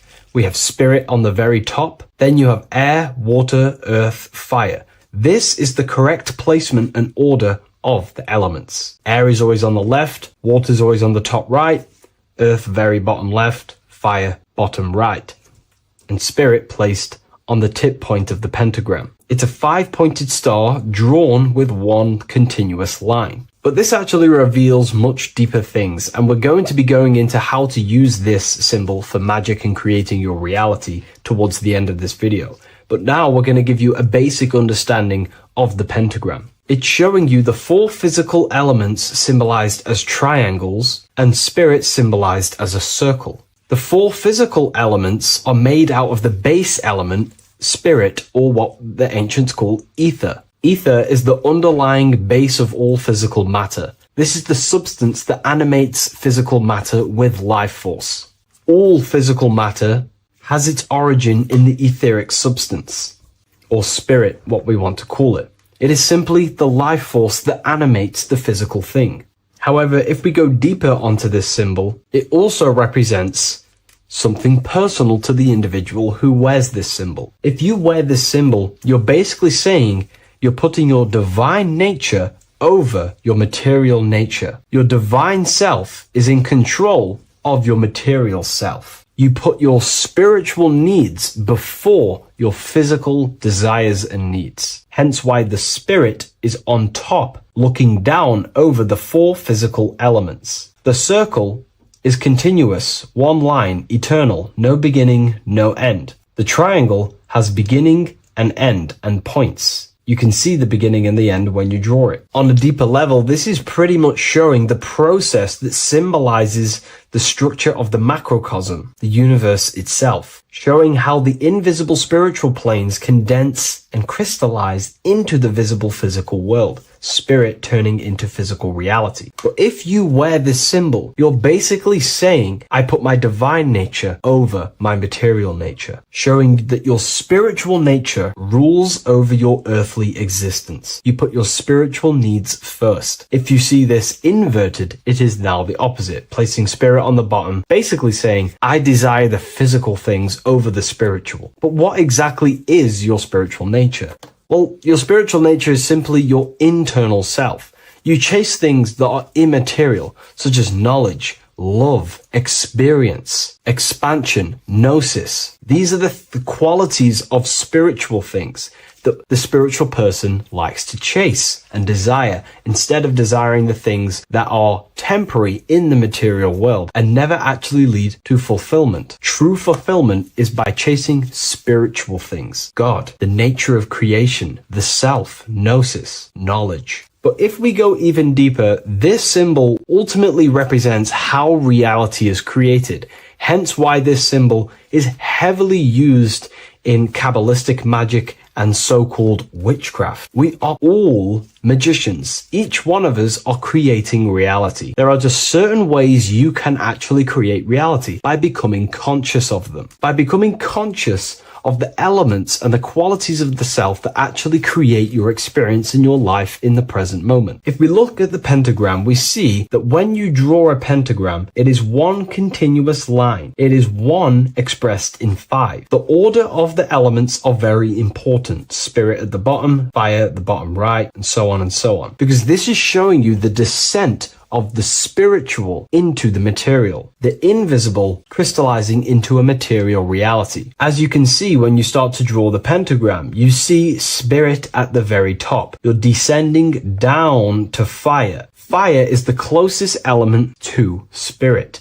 Hence why in magic and witchcraft, people like to use candles. So you're descending first into fire, then into air, then into water, then into earth, then back into spirit. Because of course, the cycle of creation unfolds itself. When you die, you return back to spirit, and then you reincarnate yourself back into physical reality if you wish and desire to. Everything is under this process of matter spiritual. In the daytime you wake up, you're in your material body. When you go to sleep, you enter your astral spiritual body. Everything's in this continual process, renewing itself in spiritual, then material. But the reason why this is associated with magic so heavily is because each one of these elements corresponds to a different body of consciousness, a different vehicle of consciousness. Consciousness has many different vehicles it uses to create the tangible self, the physical reality. For example, consciousness has a spiritual nature. The spirit element in this case symbolizes the emanation, the descent of the one power, the one force that we are all using. Each one of us is using this one power, the power of the source consciousness,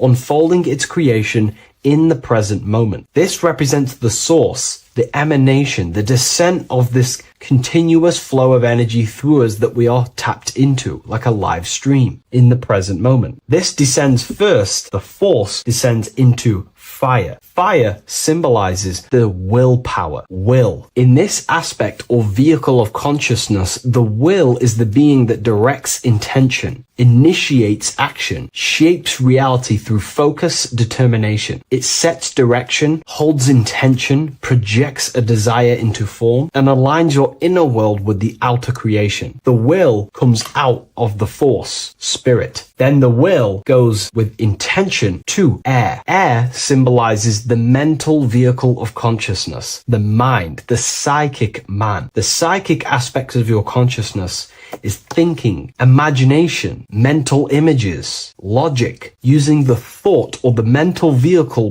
body of consciousness. Then that thought has an emotion, which is then water. So it goes from the force to the will to the intellect to the water, the emotional body of consciousness. The emotional vehicle of consciousness amplifies the thought into an emotional desire that you want to take action on. No one takes random actions, and if we do, we say we're very bored and we don't care. The water is the energy, the emotion you have to fulfill something. And that emotion then descends into earth, which is the physical body to take the physical action in the present moment, to fulfill that desire, to fulfill that will, that thought, that desire. And that is how reality is created all the time. Now, there is much more that you can go into with the pentagram, because true magic is about changing consciousness at will, not casting random spells. It's the ability to change the direction of consciousness using the power of the will to direct these forces to create change in the internal world so it can project outwardly in the external world. Because consciousness creates the external reality. What happens within us, we see change outside of us. So true magic is about manipulating the forces and the vehicles of consciousness that exist within our own mind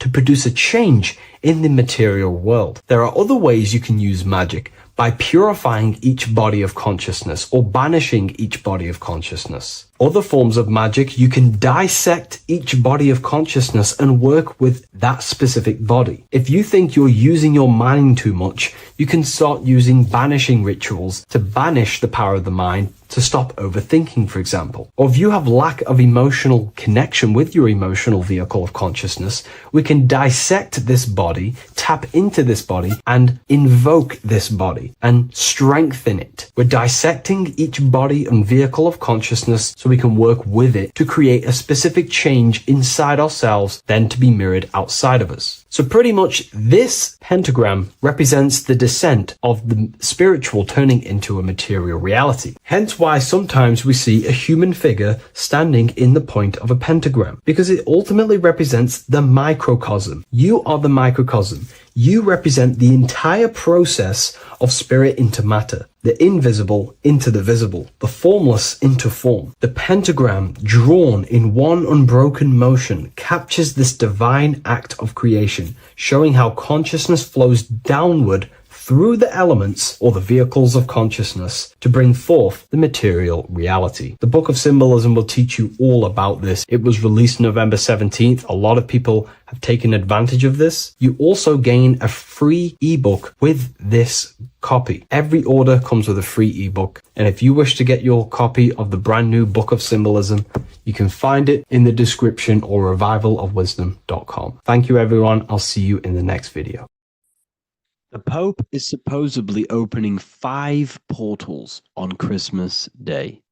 Now, I know this video is a bit late, but I'm going to be commenting on what I think this symbolism and this ritual truly means and what they are trying to do to society with this symbolic ritual. So the first thing we must understand is that everything these people do on a mass scale, all of these major events that they take place on, are all symbolic. They're all ritual. They all have purpose. Okay? So when we look at the locations of these 5 doors that are in Rome, we actually see the sigil of Lucifer when we connect the dots of all of the 5 door locations. This is the sigil of Lucifer. Lucifer is not what you think. Lucifer, sigil of Lucifer, represents the outline of the human brain and our visual perception field. Now, the human perception field is how our brain interacts with the external reality. Our external reality is not physical. The only thing that exists outside of you is pure energy, formless, vibrational energy and light. Your brain is an energy decelerator. Your brain decelerates this light, this energy, into a material reality or perception that you can interact with. You don't look into the external world. The energy, the light, enters the eye retinas, goes through the optic nerve, and travels to the back of the brain called the visual cortex. And the visual cortex is what shapes your visual screen. Now, if you are seeing the screen, this means that you are not the body, you are not the brain. You are the perception observing the screen that you are seeing. You are the eye behind that. You are the person behind that. So what this is actually symbolizing is perception. This is a symbol of perception, of perceiving the material plane, of how spirit interacts with matter. Now, what's Lucifer? Now, the word Lucifer means the light bearer. He's known as the light bearer. The word Lucifer originates in Latin. Luci means light, and fer means to bring. It's the light bringer, the eyes, the visual perception of the light bringer to your reality. You see, everything outside of you is light. You are made of light. The word human means light. Hue means color, which is a form of light. And man means manifest. We're light manifested into material form. Every single one of us is Lucifer. When we fall for the material world, the external world, is an illusion. It is the false world. It can elude you. It can make you fall in love with the material things, material pleasures, lust, money, fame. These things make you fall. This is the fall of Lucifer. This is the mythological story. This is the symbolism behind Lucifer. It's you. Are you falling for material pleasure because you are a divine spiritual being from the higher planes, not from this plane? Now, if you let your divine being fall for this material plane and fall for the evil that can take place in this plane, then you are Lucifer. It represents the false light, the false reality. This symbol, the sigil of Lucifer, it symbolizes the interplay between light, consciousness, and the perceptual experience of the physical reality. The external world is truly internal. What we visually perceive is essentially light waves carrying information, which then gets processed by our brain, the central computer of our nervous system. Okay? So, how many doors are open? 5 doors. So 5 is the number of perception as well. 5 fingers on each hand, 5 points on the human body, 5 toes on each foot. We have 5 senses. 1, 2, 3, and 4, they're spiritual numbers. 6, 7, 8, and 9, they're material numbers. 5's the gateway. 5 is the middle bridge of how our spiritual self interacts with the physical self, how spirit interacts with matter. So this ritual is symbolic of perception. This is maybe bringing in a new perception. A new event will happen after this, a new perception of the world. Or personally, I think this ritual was to obviously shape the collective consciousness, because your reality is an externalization of your inner consciousness. It's simply just a mirror. Your material life, your material world outside of you is simply a mirror reflecting with mathematical and geometric precision of your internal consciousness. Your consciousness is creating and causing the effect called reality, physical reality. Your life is a result of every thought you thought in the past. Therefore, with that being said, everyone who perceives this ritual of, the Pope's opening 5 spiritual portals, who's letting in demonic energy into the world, they're going to let demonic energies and demonic spirits all in the world. Well, what if I told you the only portal they're opening is a portal in your own mind for negativity? By you believing in negative forces coming into the world and going to possess everyone, that's opening up your own mind. The collective spiritual community has been brainwashed in thinking there's going to be demonic energy. Therefore, what will happen? There will be demonic energy. Not because the Pope opened up a portal to the demonic energy, it's because everyone opened up their own minds to the demonic energy. Therefore, we as a collective consciousness shape the external world on a macrocosm scale. For example, the microcosm is your personal life. Your personal life. You have created it through consciousness. Your belief system is just externalized in your world. But on a collective scale, we all believe in money, for example. And because we all believe in money and we believe that this piece of paper holds value in our minds, okay, in the mental plane, this has an effect on the physical plane by shaping the physical plane by being ruled by this belief on a macrocosm scale. Yes, I know that money doesn't exist. It's just a belief in my mind. But that doesn't have an effect because the collective consciousness believes that money has effect, has power. When it doesn't, it's just a piece of paper with a belief behind it.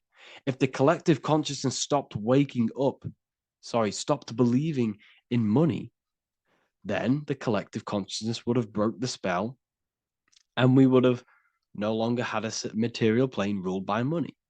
You see, our beliefs is ruling and shaping our physical plane. This physical world outside of you is truly just an effect of the mind, an effect of our consciousness, our inner world. So I believe this ritual was done to change our perception, to make us think the Pope is bringing this spiritual energy and negative forces into the world. And it's just simply us creating the negativity in the world by believing in this, by thinking this.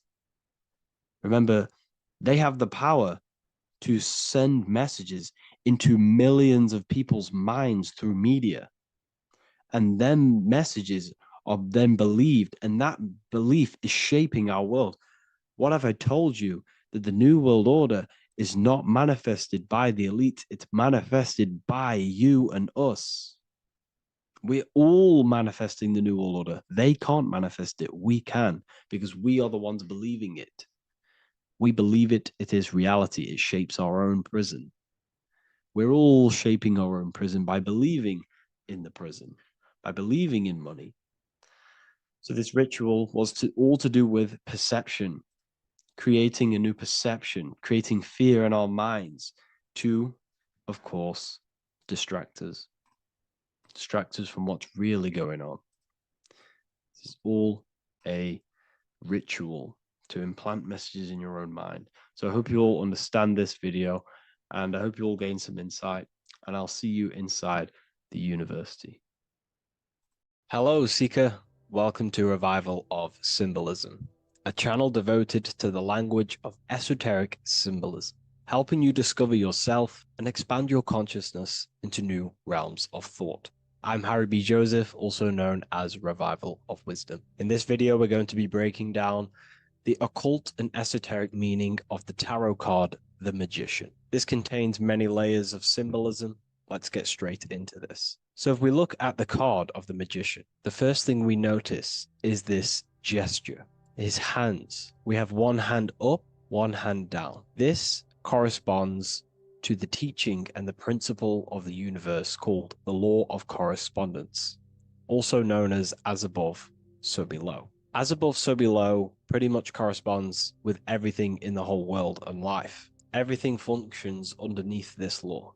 It teaches that everything below in the material plane does not exist on its own. Physical life does not create itself.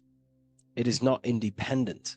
It cannot sustain itself. Everything below in the material plane has its spiritual counterpart within the heavenly realms of higher consciousness dimensions. Everything above manifests that which is below. It's simply representing how reality is dual and you are dual. You have a self outside the mind, which is the physical body, and a self inside the mind, the spiritual self. While most people are fixated on the external self, the physical body, they never give attention to their internal self, the self inside the mind. The self inside the mind is limitless, has infinite potential, and is not bound to any true form or identity. The internal self is the immortal self, the higher self. It is the self that can turn anything, any thought, into a form within the realm of imagination. This is what we call the astral plane. The astral plane being a plane or a dimension that sits just above the physical plane, and it's the realm of imagination, emotion, and desire. Because in order for us to imagine something, we have some sort of emotion or desire to create it. Therefore, it is the astral energy, the desire and the imagination of something above in the higher realms and dimensions of consciousness that make it possible and physically created within the material realm. It is the astral forces of desire manifesting the actions of the physical body, because the physical body only moves to what we care about or we have a passion or desire. These forces, what we call passion and desire, are not just chemical reactions in your body. They are astral forces directly coming from your astral body. We think with thought. This is the beginning of all creation. We think, we imagine, we desire, then we act. It is the higher realms first, then the external realm, the material. Higher dimensions over the lower dimensions. This fits in perfect with the magician, because a magician is not someone, like Harry Potter shows you with wands casting spells.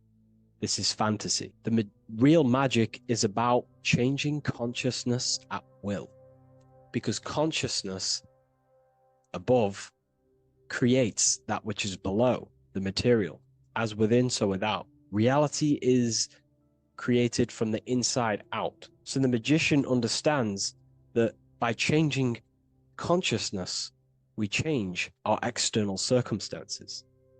You see this reflected in your life, and I've seen this reflected in my life. When you change your consciousness, for example, you start to spiritually awaken. You start to think differently, see the world differently.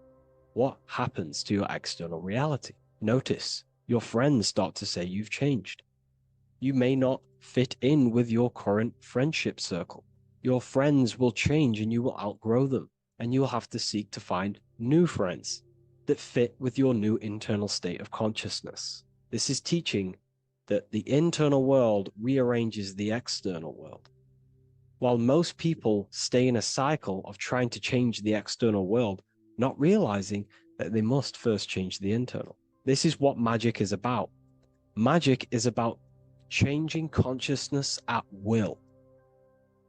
Because when a magician holds the ability to direct all forces of their consciousness to a specific reality within them, to create that form and reality within the internal self, they can actually start to produce change in the external reality. We have masculine forces of consciousness, feminine forces of consciousness. The feminine forces of consciousness are imagination, intuition, emotion. The active masculine forces of consciousness are willpower, actions, and intellect, thinking.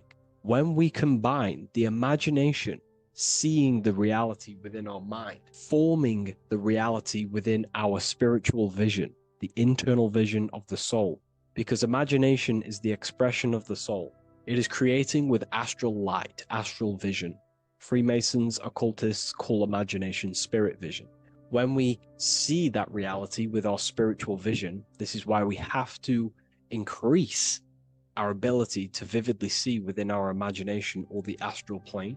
If we do not develop these faculties of consciousness, we will struggle. This is what the esoteric is about. We have to increase and develop every part of our consciousness to develop spiritually, to try and reconnect with the internal world, while our whole past life we've been focusing on the external. When we combine the soul's vision of imagination with a feeling and a desire of creating that reality, that's then the internal world pretty much sorted. Then we have to combine that with willpower and actions. The masculine and feminine come together to give birth to a child. The masculine and feminine come together in your consciousness to give birth to a reality. It's about changing what's inside the self to produce change below. This is what true magic is. Look at the word magic, magi, and the word imagination, imagination. Imagination is about working with the forces of the soul and the forces of consciousness, producing change in consciousness at will to produce change in the external. This is what this represents. Changing above so we can change below. No point trying to change the external world, because the external world is already formed. It is a form, it is an effect. So to produce true change in the external world that lasts long term, we must first gain control over ourselves and produce change internally. This is why the magician is called to gain mastery in every element of their being. They have to gain control over every aspect of consciousness and develop every faculty of the soul. This includes developing strong imagination, developing a very strong willpower. We can do this through exercises such as imagination exercises, holding one specific vision for a long period of time, meditation, thinking on one specific thing for a very long period of time. This will increase the willpower. It's also about gaining control over the subconscious impulses, the subconscious thinking patterns that seek to control us. It's about gaining control over every aspect of our consciousness. This is what a true magician is. And this is what the true spiritual path is. Developing every faculty of consciousness. It's a never-ending journey of self-mastery. If we look at the magician, we see this infinity symbol rising just above his head, symbolizing the mind being filled with higher knowledge. The mind aware of higher dimensions. You see, the mind is the cause, physical reality is the effect. We need to raise our consciousness from effect consciousness to causal consciousness to truly become a magician and a master of our reality. What do I mean by effect consciousness? Most people live in the realm of effect and reaction. Their consciousness, their mind, emotions, and imaginations are constantly thinking, feeling, and imagining the things that have happened to them. Instead of doing this, we need to change this state. Instead of reacting, we need to become the cause. Instead of thinking and imagining and feeling the realities that's already gone past and things that have happened to us, we need to change this so we use the powers of the soul, the powers of consciousness as imagination, emotion, the intellect, as causes and not reactions. This is how we truly become a magician and apply this principle of as above, so below. We need to think, feel, act, imagine, and use all the faculties of consciousness and the creative powers of the soul to cause things, to create a better future, to imagine a better outcome, instead of dwelling in reactivity, because reactivity will create a constant cycle of negative manifestations. If we sit around and moan, complain, think, imagine, feel the things that have happened to us in the past, the mind is the cause. And if the mind is in that state of reactivity, it's just going to constantly create more negativity in your external reality. This is what it's all about, as above, so below. You can see the sword here. The sword cuts through the air. The air is one of the 4 physical elements. Fire represents the spiritual body of consciousness. Water represents the emotional body of consciousness. Earth represents the physical body of consciousness. Air corresponds to the mental body of consciousness. So this sword is a symbol of a sharp mind. The mind needs to become very sharp and very disciplined and very controlled, both consciously and subconsciously. What does this mean? We have to gain control over the mind. We have to become more conscious of the thoughts that are happening inside our mental field, because the mental field of consciousness is pretty much the birth of all creation. We think, imagine, feel, then act. So we must gain a sharp intellect, a sharp mind, a sharp, powerful mind. The sword is also a symbol of power. So this is a symbol of a powerful mind, a mastered mind. This is your sword. This is your tool to create, because you are a co-creator. As above, so below literally tells you that you are God itself. The same powers God used to think everything into existence, such as nature, the stars, the human body, the macrocosm, the world. God thought the world into existence. We live in a mental universe. All creation is first thought, then manifested physically. The same powers of thought God used to create the world is the same power that you use to create your world. You are cut of the same fabric of God. You are a microcosm, as above, so below. God is the macro, you are the micro. What is the wand? The wand is not real. This is not a real wand you cast spells with, but a symbol. The symbol of the wand represents direction of consciousness, willpower, and attention. We have 2 spiritual currencies which pretty much create our experience and reality: time and attention. That's why we say we spend time and I pay attention. These are your currencies.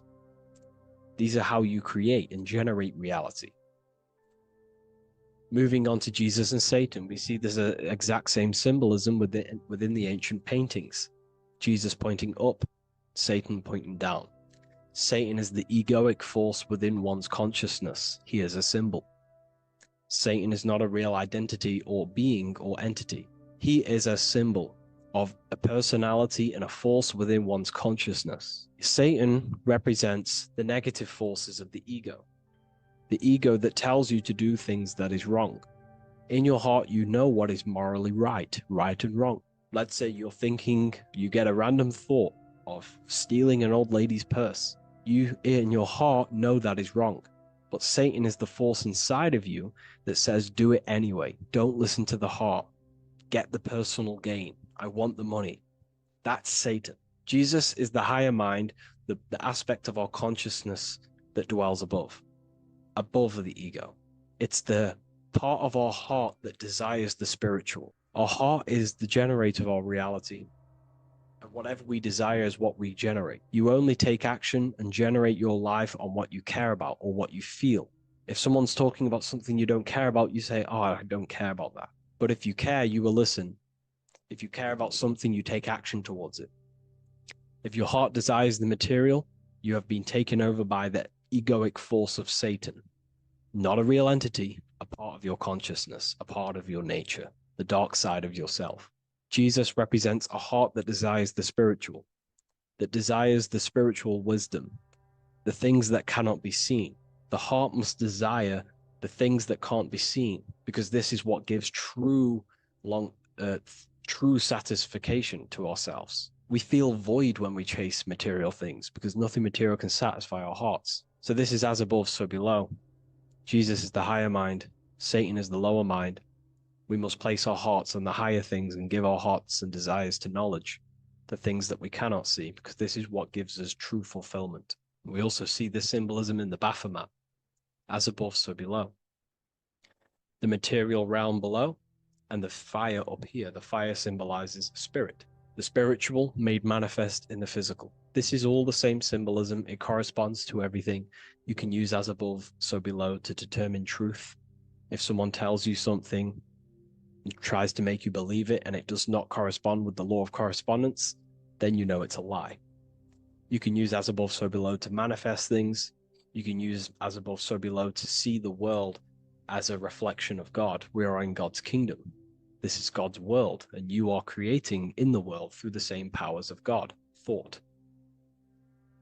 You are a small version of God, co-creating a world and reality in earth. You yourself are an earth. Your body's the earth. Your consciousness is God and heaven. So I hope this video helps. The occult goes deeper than you could possibly imagine. If you wish to go even deeper, join our community, Ethereal University. Please leave a like, share, comment on this video for more.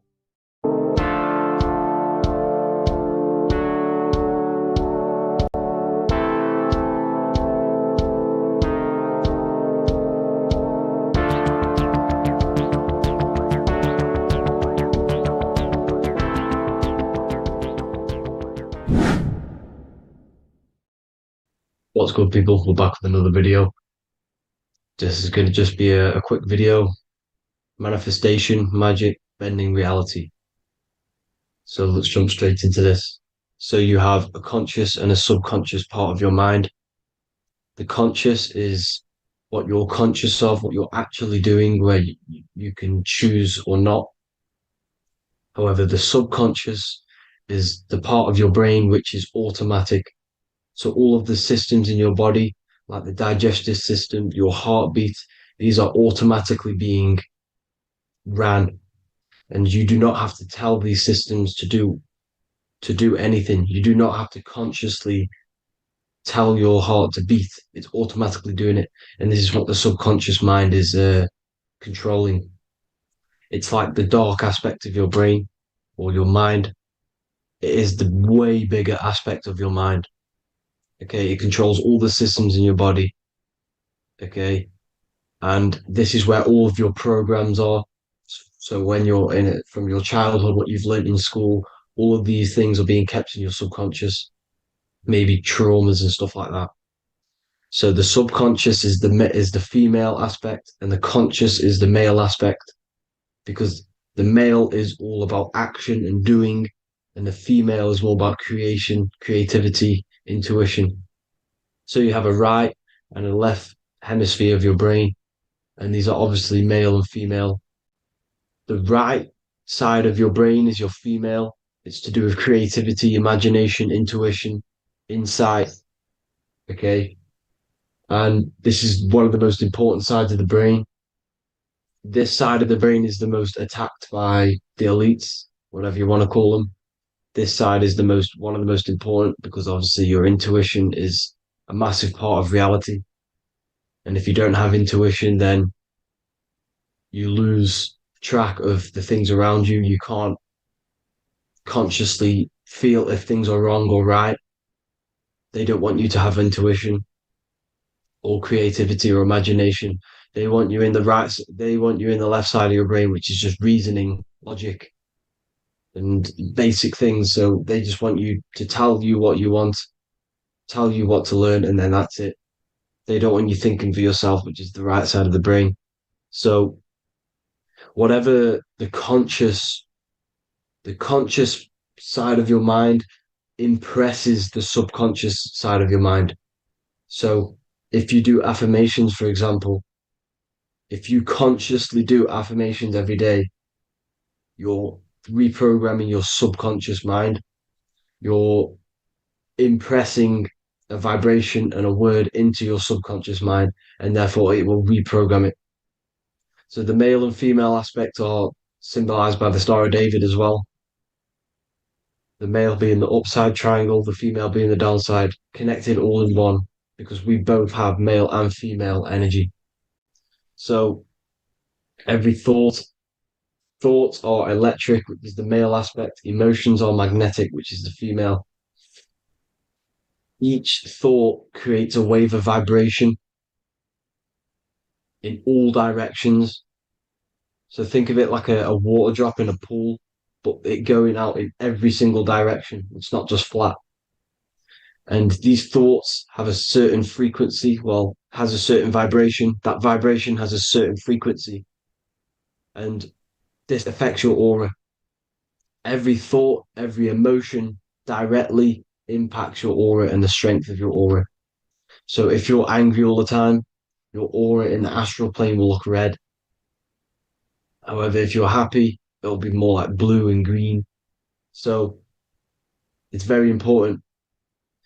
Your electromagnetic field is created out of your emotions and thoughts, and that affects reality because you're 60% water, and frequency and vibration create certain patterns and has a certain effect on water. We'll get into that after this slide.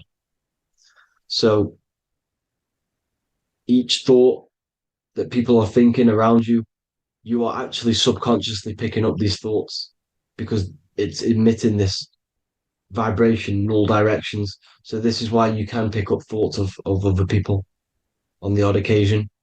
However, when you're more in tune with your intuition, your right side of your brain, you can start to pick up on vibrations, thoughts, and other people's auras. You can pick up on the energy once your third eye is open, and you know whether you should be in that environment or not. This is what we call an atmosphere when we go into a room and you can feel the tension if someone's been arguing, for example. This is the atmosphere, this is the vibrations, these are people's auras emitting these certain frequencies and vibrations. Okay. So our aura is contained of multiple layers. Obviously, we have the physical body. This is the electromagnetic layer. However, you have the different planes of existence, the spirit, mental, astral, etheric, and then physical. The physical is the lowest plane of existence. And the physical plane is a product of all of the planes above. So the mental impresses on the astral impresses into the etheric, and then the etheric creates the physical object. So the mind is the root cause of reality. The mind is the cause of everything. Your consciousness is pure cause. There's no effect. Everything you see in this reality is the effect. Everything that you experience is the effect because the root cause was the mind. The decisions you made you experience that certain experience. And that decision was created on the mental plane. And this is just pure thoughts. And thoughts are things. If it exists in your mind, it is a thing. It's a certain frequency. So if you have a certain level of thoughts, if you're thinking positive, for example, you're going to have a strong aura, you're going to have a higher vibration, and that attracts like. Like attracts like when it comes to thoughts and vibrations and electromagnetism. So if you're thinking positive all the time, speaking positive, doing positive, you're then creating a higher vibration, and that's going to attract people on that similar frequency to you. Everything is electromagnetism, frequency, and vibration. Everything.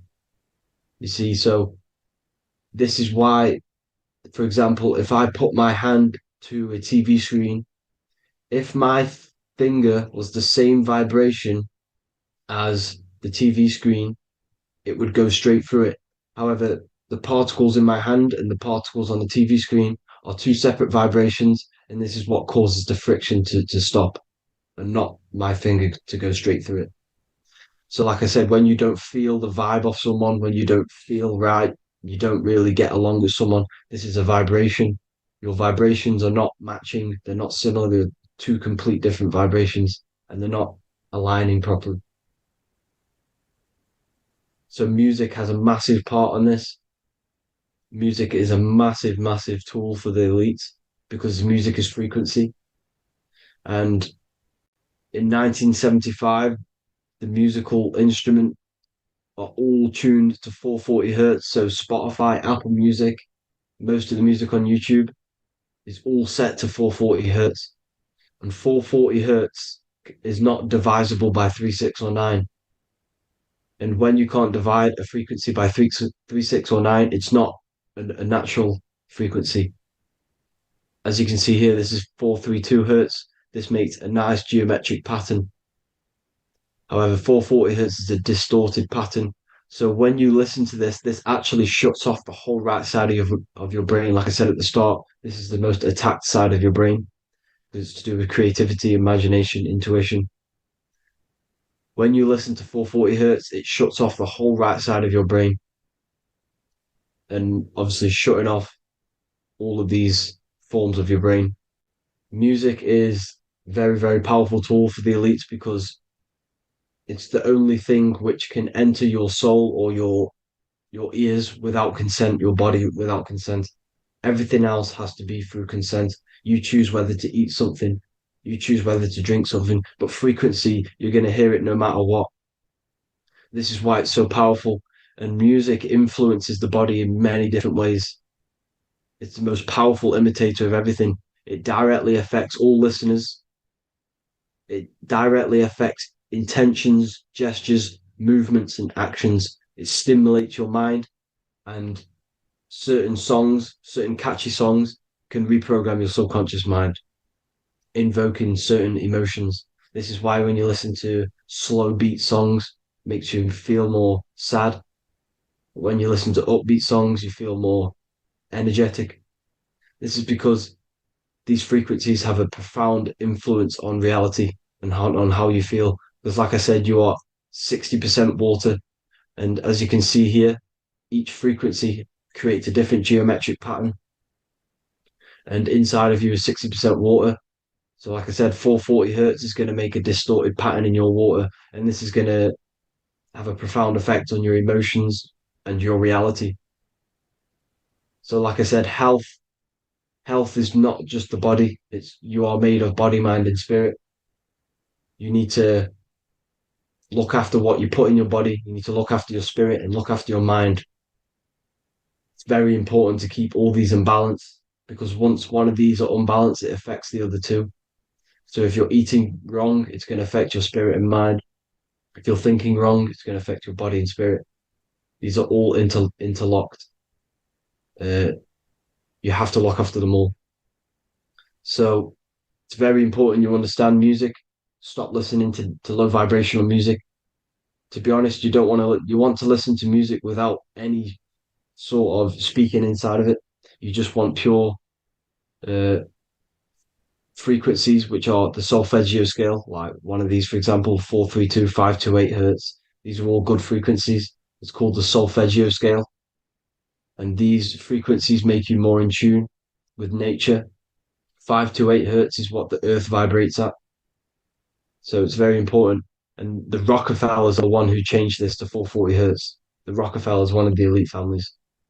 So if you want to manipulate reality, it's very important to have your chakras aligned and having a high vibration, because the higher your vibration, the more powerful your words and your intentions are on reality.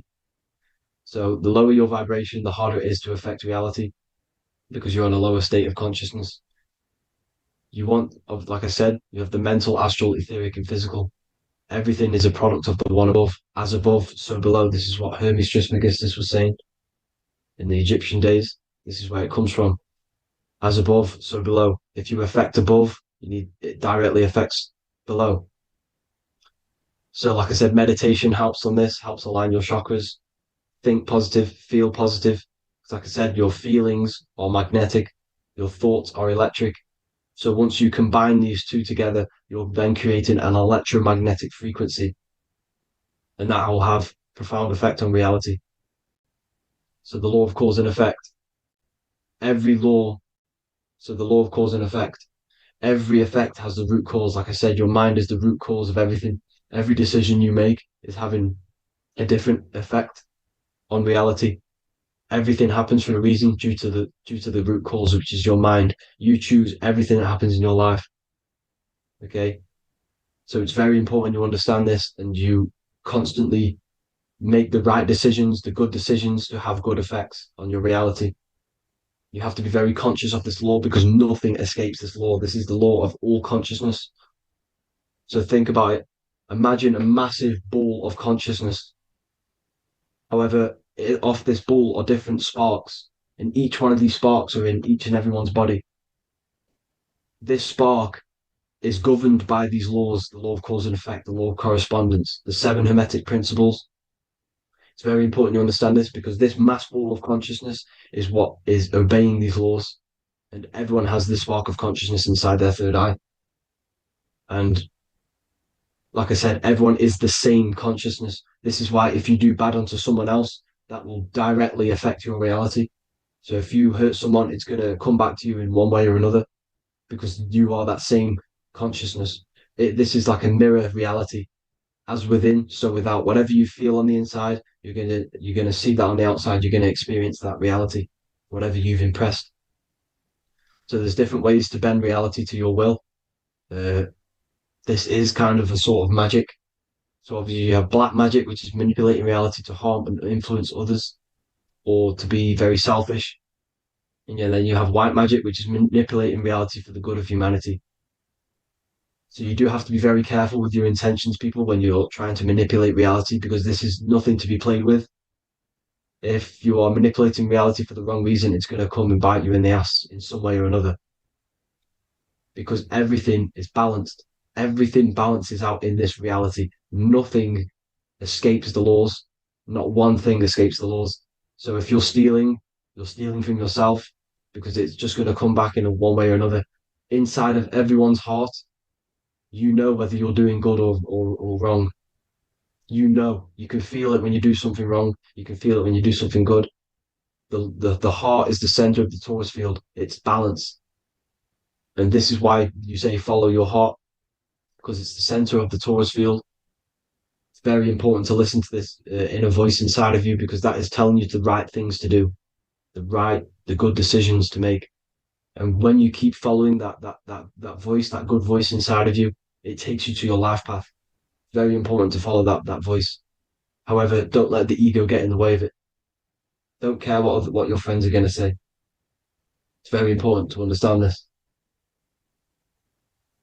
So you have different ways of manipulating reality. You have sigil magic. This is where you create your own sigil or symbol. You create your own sigil and symbol, and then you charge it. You behind that symbol, you have an intention. So, for example, if you want to manifest wealth, you create a sigil which represents what you want. You create that sigil, you draw it out, you charge it, because wherever your attention goes, energy flows. So whatever your attention is, you're sending energy that way. So what you do with your eyes and your hands, you place attention on the sigil. Imagine that it's glowing. Imagine that you're sending energy to the sigil, and then you burn the piece of paper once you've done this. And then after this, you meditate on that symbol. You constantly think about that symbol because that symbol is the frequency, is the thing that you want to manifest. So that's one way. Or you can just meditate on your reality. So imagine yourself having already what you have. This is what they call a mindset. You must set your mind to the frequency what you want to manifest. Okay. So if you want to manifest wealth, for example, imagine yourself being wealthy. What would it feel like? What would you be doing? Imagine a scene in your mind. Constantly do this, and you're putting out that frequency. Like I said, you must think because the thoughts are electric, and then you must feel, which is magnetic. Together, this creates an electromagnetic frequency, and this is how you attract things to you. You will attract the certain people to come in your life to bend reality to your will. Okay. Or you've got mirror magic.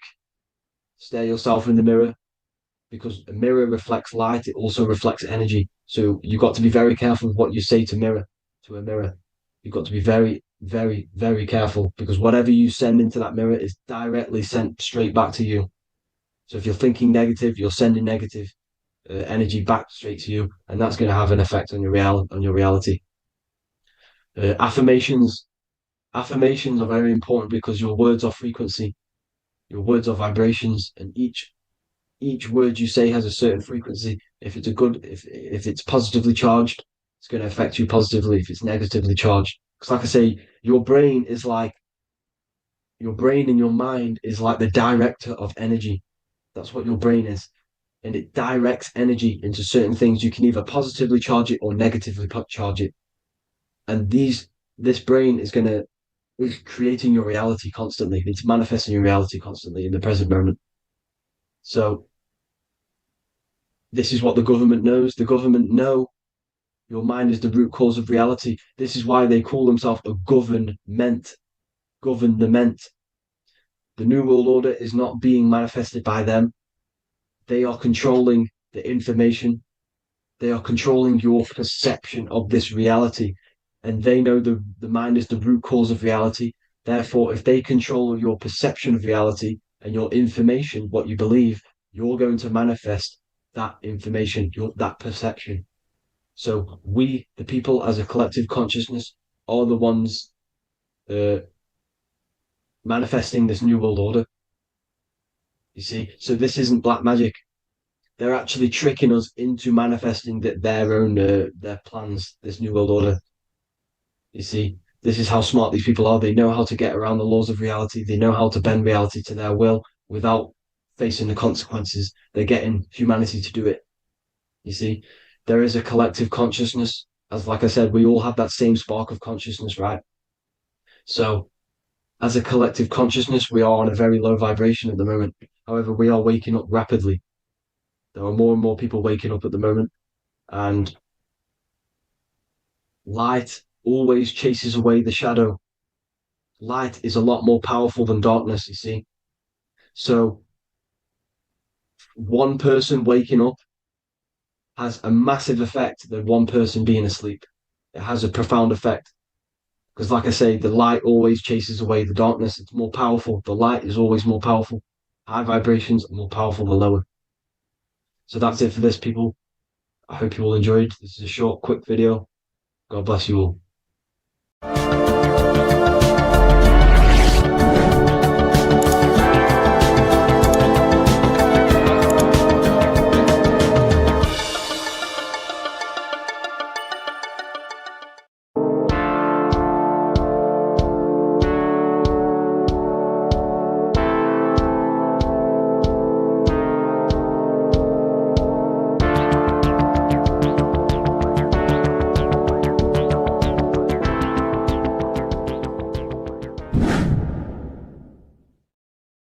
Welcome back, people. We're back with another video.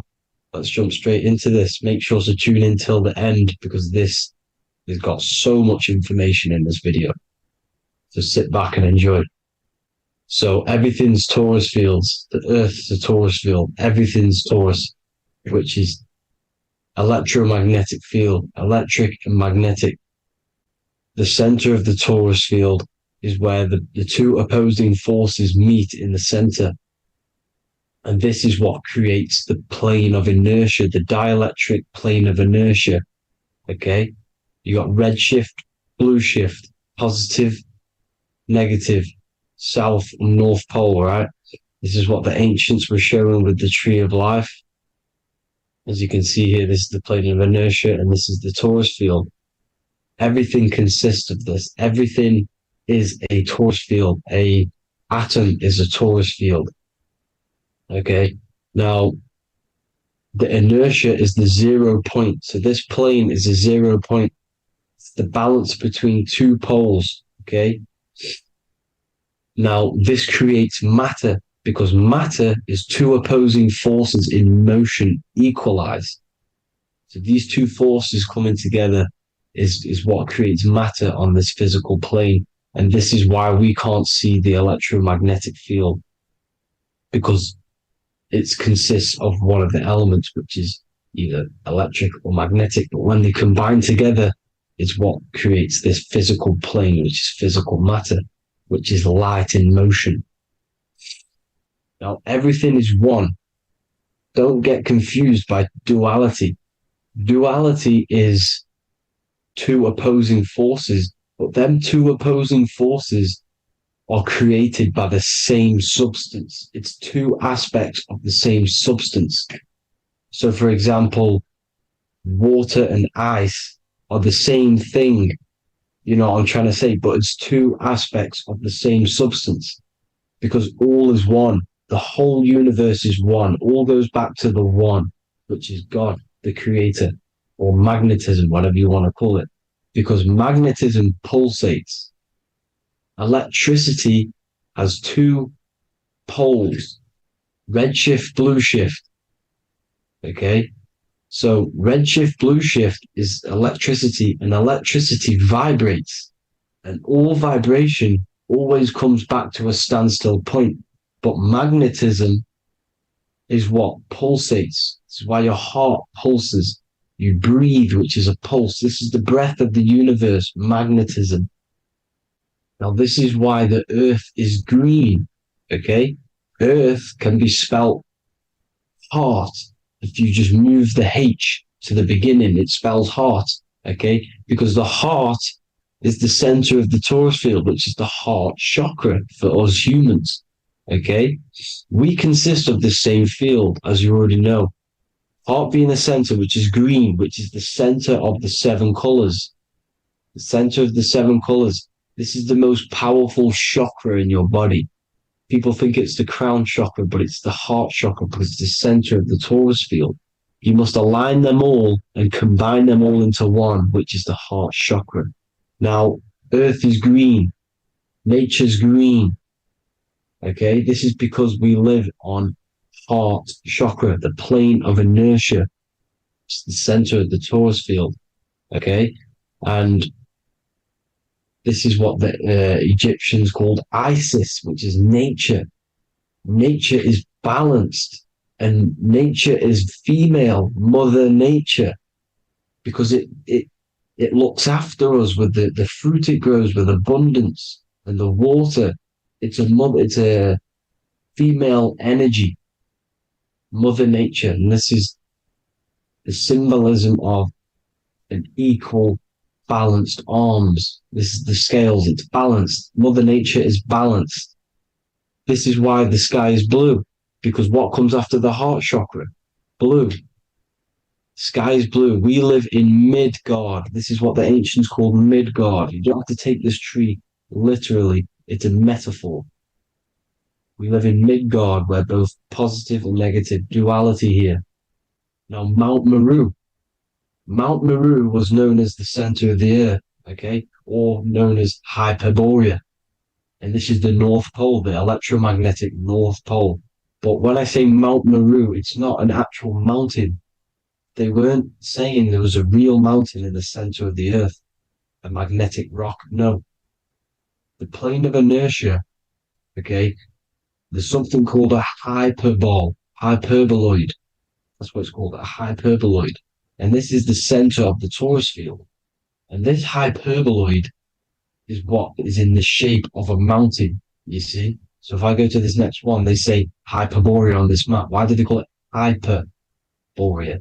Because this is the hyperboloid in the center of the torus field. And this is the electromagnetic mountain, a metaphor. Mountain, what they're metaphorically saying, this is the electromagnetic mountain at the center, the double vortex, the center of the torus field, which is the North Pole. Pole of electromagnetic energy. So this is why they call it Hyperborea. It comes from the word hyperboloid. And the center of the earth is so sacred. And they symbolize this with, obviously, the North Star, which is Polaris. And this is where the swastika comes from, because it's the 4 seasons moving around the North Star. This is the Big Dipper constellation moving around the North Star, which is Polaris. There's that pole again. Pole. Magnetic pole of the torus field. And this is where the green, emerald green, aurora borealis comes from. It comes from this center hyperboloid at the center of the earth, where the most electromagnetic energy is stored. The center of the plane of inertia, the center of the plane of inertia. This is the all-seeing eye as well. As you can see, they got the sun, the moon, this is the Masonic cosmos, the sun, the moon, and the all-seeing eye, because the eye is Polaris, the eye of the stars. It's all a big eye. Now, the eye means a lot more as well. It's not just that. There's different ways you can interpret symbols. Now, this is the emerald tablets. Deep in Earth's heart lies the flower, the source of the spirit that binds all in its form. Okay? The flower of life is thine own place of thine spirit, and stream through the earth as thine flows through thy form, giving off life to the earth and its children, renewing the spirit from form unto form. This is the North Pole. This is what he's talking about. He's talking about the aurora borealis. Aurora borealis. It's the Earth's aura. Emerald green. Heart chakra. Plane of inertia. Green. Earth. Heart. You see? All related. Now, there's many symbolism of this. So much symbolism of the ancients. The 7 layers of heaven. 7 layers of heaven, which are the 7 planets. Okay? These planets are the solar system. It's the solar system because we are the soul. We are the sun, the soul. And we're inside of a solar system, which is the 7 planets. That's why there's 7 layers of heaven. Okay? The rings of Saturn, the rings of the planets are moving around us. Okay? So this is what the ancients were depicting in their cosmology. Now this is the Hebrew cosmology of the earth. This is the Mayan cosmology of the earth.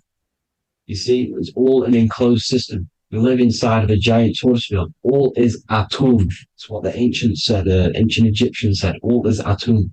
Atoms are torus fields. Don't be tricked by the modern science today with the current model of an atom. It's completely wrong. They're hiding the torus field. They're hiding the electromagnetic field, which is in everything. Absolutely everything is in motion, and motion comes from this field. And you see, this is upside down, but this is the I think it's pretty sure it's candles, but the 7 candles, the 7 planets, the 7 Elohim. You see, it all goes back to the stars and the heavens. Now, this is how the earth really works, with the stars on the outside of the cosmic egg, and then the torus field spinning around the sun and the moon, the positive and the negative charge.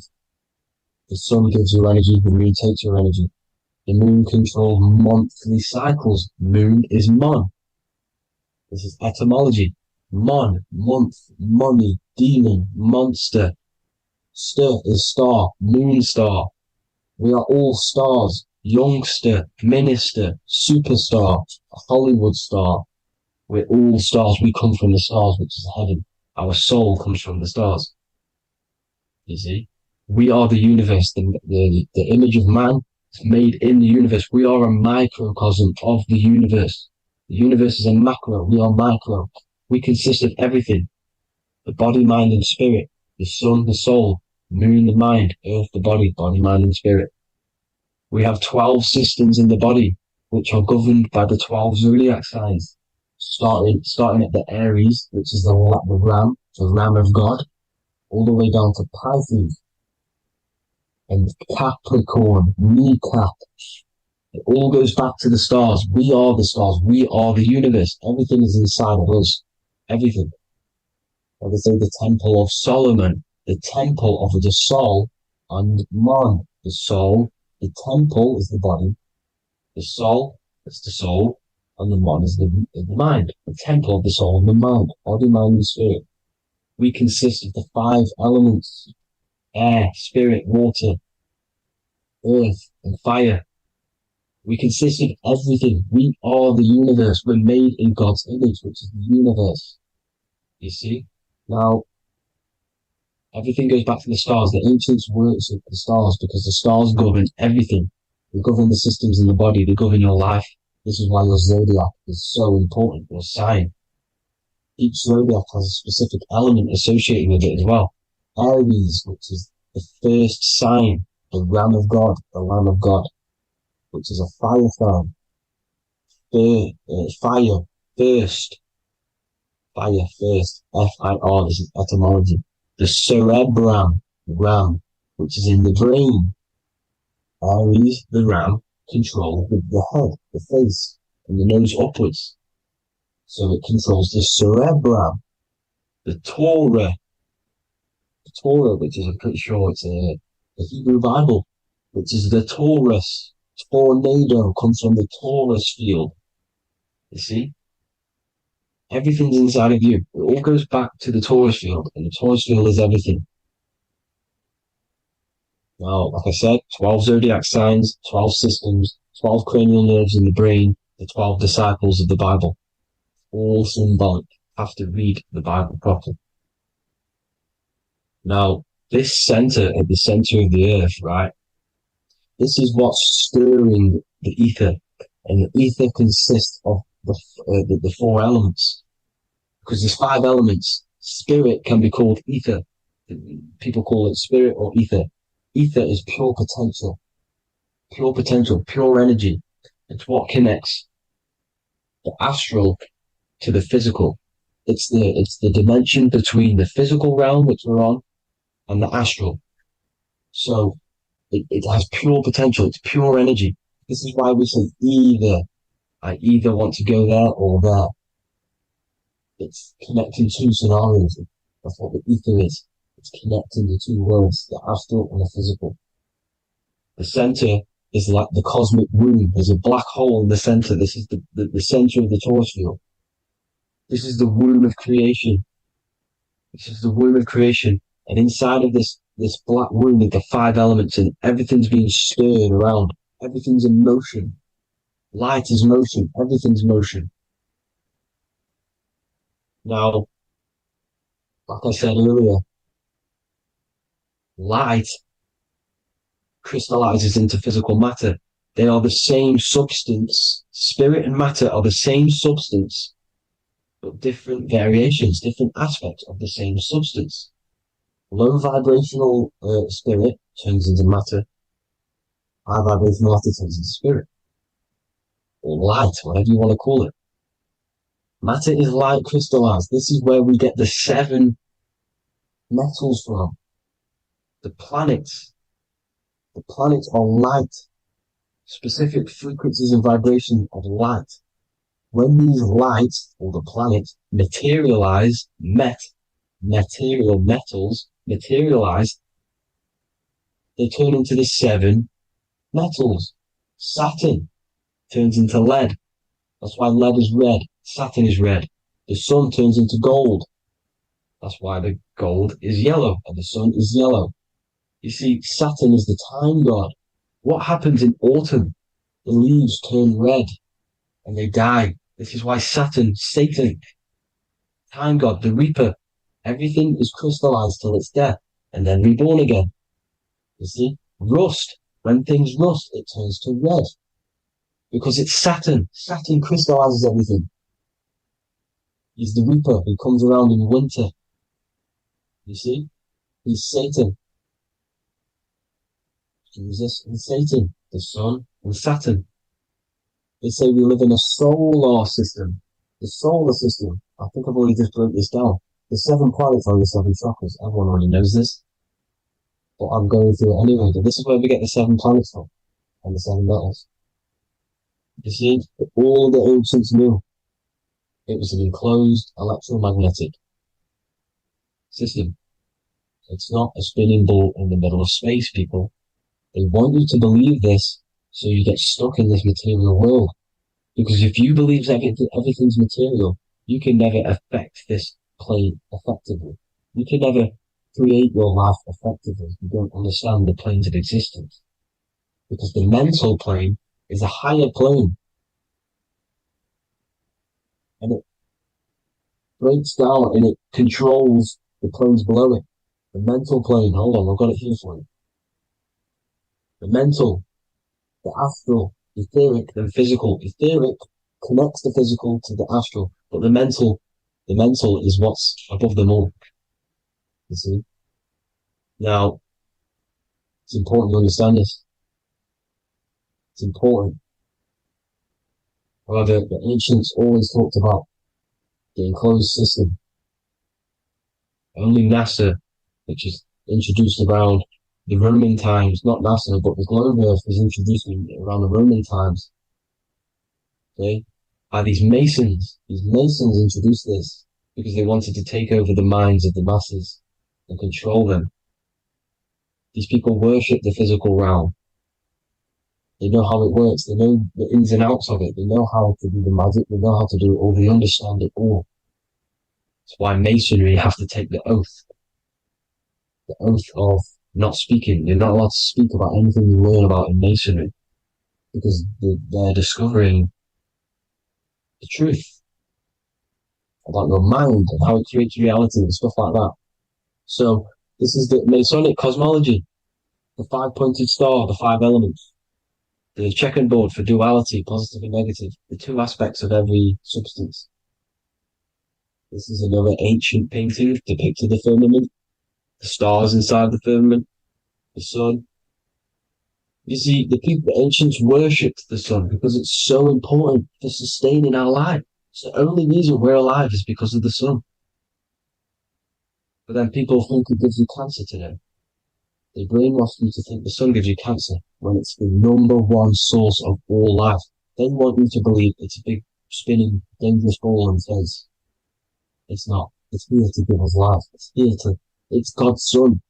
That's why Jesus is known as God's son. It is the Son of God. God created that to sustain us. You see? So it's important you understand the true cosmology of where you are. Because if you don't know where you are depleted of all of your morals. You're depleted. You're demoralized. You're lost. You don't know where you are. You don't know where you exist. Okay? Once you accept the globe model, the heliocentric model, you will subconsciously think that you come from nothing. This is why they implemented the evolution theory just after the globe model was introduced by Charles Darwin. Charles Darwin came in after the globe model. He's a Mason. He was another Freemason. And implemented evolution where we came from monkeys because they want you thinking less of yourself so they can manipulate your mind. You see? They want to manipulate your mind and they have done since you got here. Since you came through that portal, you were manipulated from that day to believe this, believe that. The true cosmology, the truth will set you free. You will understand things better. You will feel better in yourself when you know the sun is here for you. You'll feel better in yourself that you know that you didn't come from a monkey. You were created as a human, a manifester, a creator. You're so intelligent. Your mind is amazing. You can manipulate matter, mind over matter. See? Thank you all people for tuning in. Tap in with yourself. Love yourself. Find the truth. Spread the truth. Nothing dies. Nothing in this creation dies. Everything's energy. Everything's light. Light can never die. You're a light being. That's why it says Q. Q man. Q is light in Hebrew or Latin. Either one of the two. You are light. You're a light being. You never die. Ever, ever, ever die. Ever. Stop thinking you're going to die. This body will die because it contains electricity. And electricity always goes back to a standstill point because of vibration. Electricity vibrates. You are pure light.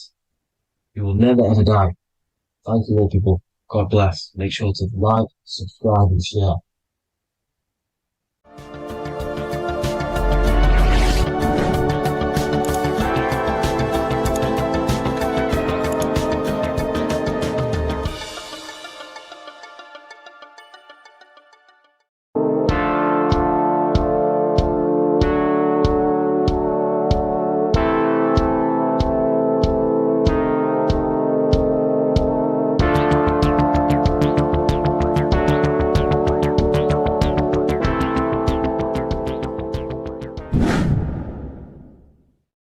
What is good, people? It's Revival of Wisdom. I hope you're all doing well. And this video is how to raise your holy oil or your kundalini. Let's get straight into this. So this is a monthly cycle. Every month, when the moon is in your zodiac sign, this oil is released. Now, the moon is in control of monthly cycles. For women, it's the menstrual cycle, and as well, this holy oil cycle. The moon changes sign every 2.5 days and passes through the zodiac signs in 27 days. So the moon tells the day, the sun tells the time, the stars tell the month.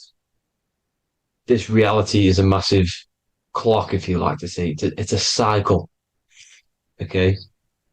The moon controls the night, emotions, water, fluids, and the mind. Okay. So this oil is produced in the claustrum. It's produced in the claustrum, which is here, right? This is where you get Santa Claus from. Now, the claustrum is at the center of the brain, and it is next to the pineal gland and the pituitary gland. Once it starts in the claustrum, this is the holy present. This is the present that Santa gives to us, Santa Claus. And it goes to the pituitary gland and the pineal gland. And what's connected to the pituitary gland and the pineal gland is the Ida and the Pingala. The Pingala is the pineal gland's nerve, which is the honey, which is the positive charge, electric. And the pituitary is the Ida nerve, which is the magnetic charge. This is the milk, the land flowing with milk and honey. This is the brain, the heaven, okay? And it travels down the spine using these two nerves, these electromagnetic charge. And this is what the ancients symbolized with the two serpents wrapped around the spinal cord, the Ida and the Pingala. And this travels down to the sacrum or the solar plexus. Okay. So once it's here, okay, the spine is an elongation of the brain. So the spine is pretty much the brain. It's an extension of it. And it's kind of a microcosm of how we descended from heaven to physical reality, to physical matter, which is our consciousness has done. Our consciousness has descended from heaven into physical matter. And this is a microcosm of it. Okay. So once we're in the sacrum bone, this holy oil, like I've just explained, this holy oil starts in the Santa claustrum, goes down the chimney to the sacrum. This is the sacrum, the solar plexus. and drops the present off at the sacrum. Now, once we're at the sacrum, we need to raise our vibration to take this oil back up the spine. Okay. And the River Jordan symbolizes this in the Bible. King Herod wants to kill Jesus in Nazareth, which is here, this is the River Jordan, is Nazareth. He goes to be born in Bethlehem and then goes back up to Nazareth to Joseph and Mary. Joseph and Mary, the pineal gland and the pituitary gland. The Bible is huge symbolism. It's all metaphors for this sacred process which goes on inside of your body. You are the Temple of Solomon. You are the Holy Land. The Holy Land is your brain. Once this oil is at the sacrum, you need to raise your vibration in order to take it back up.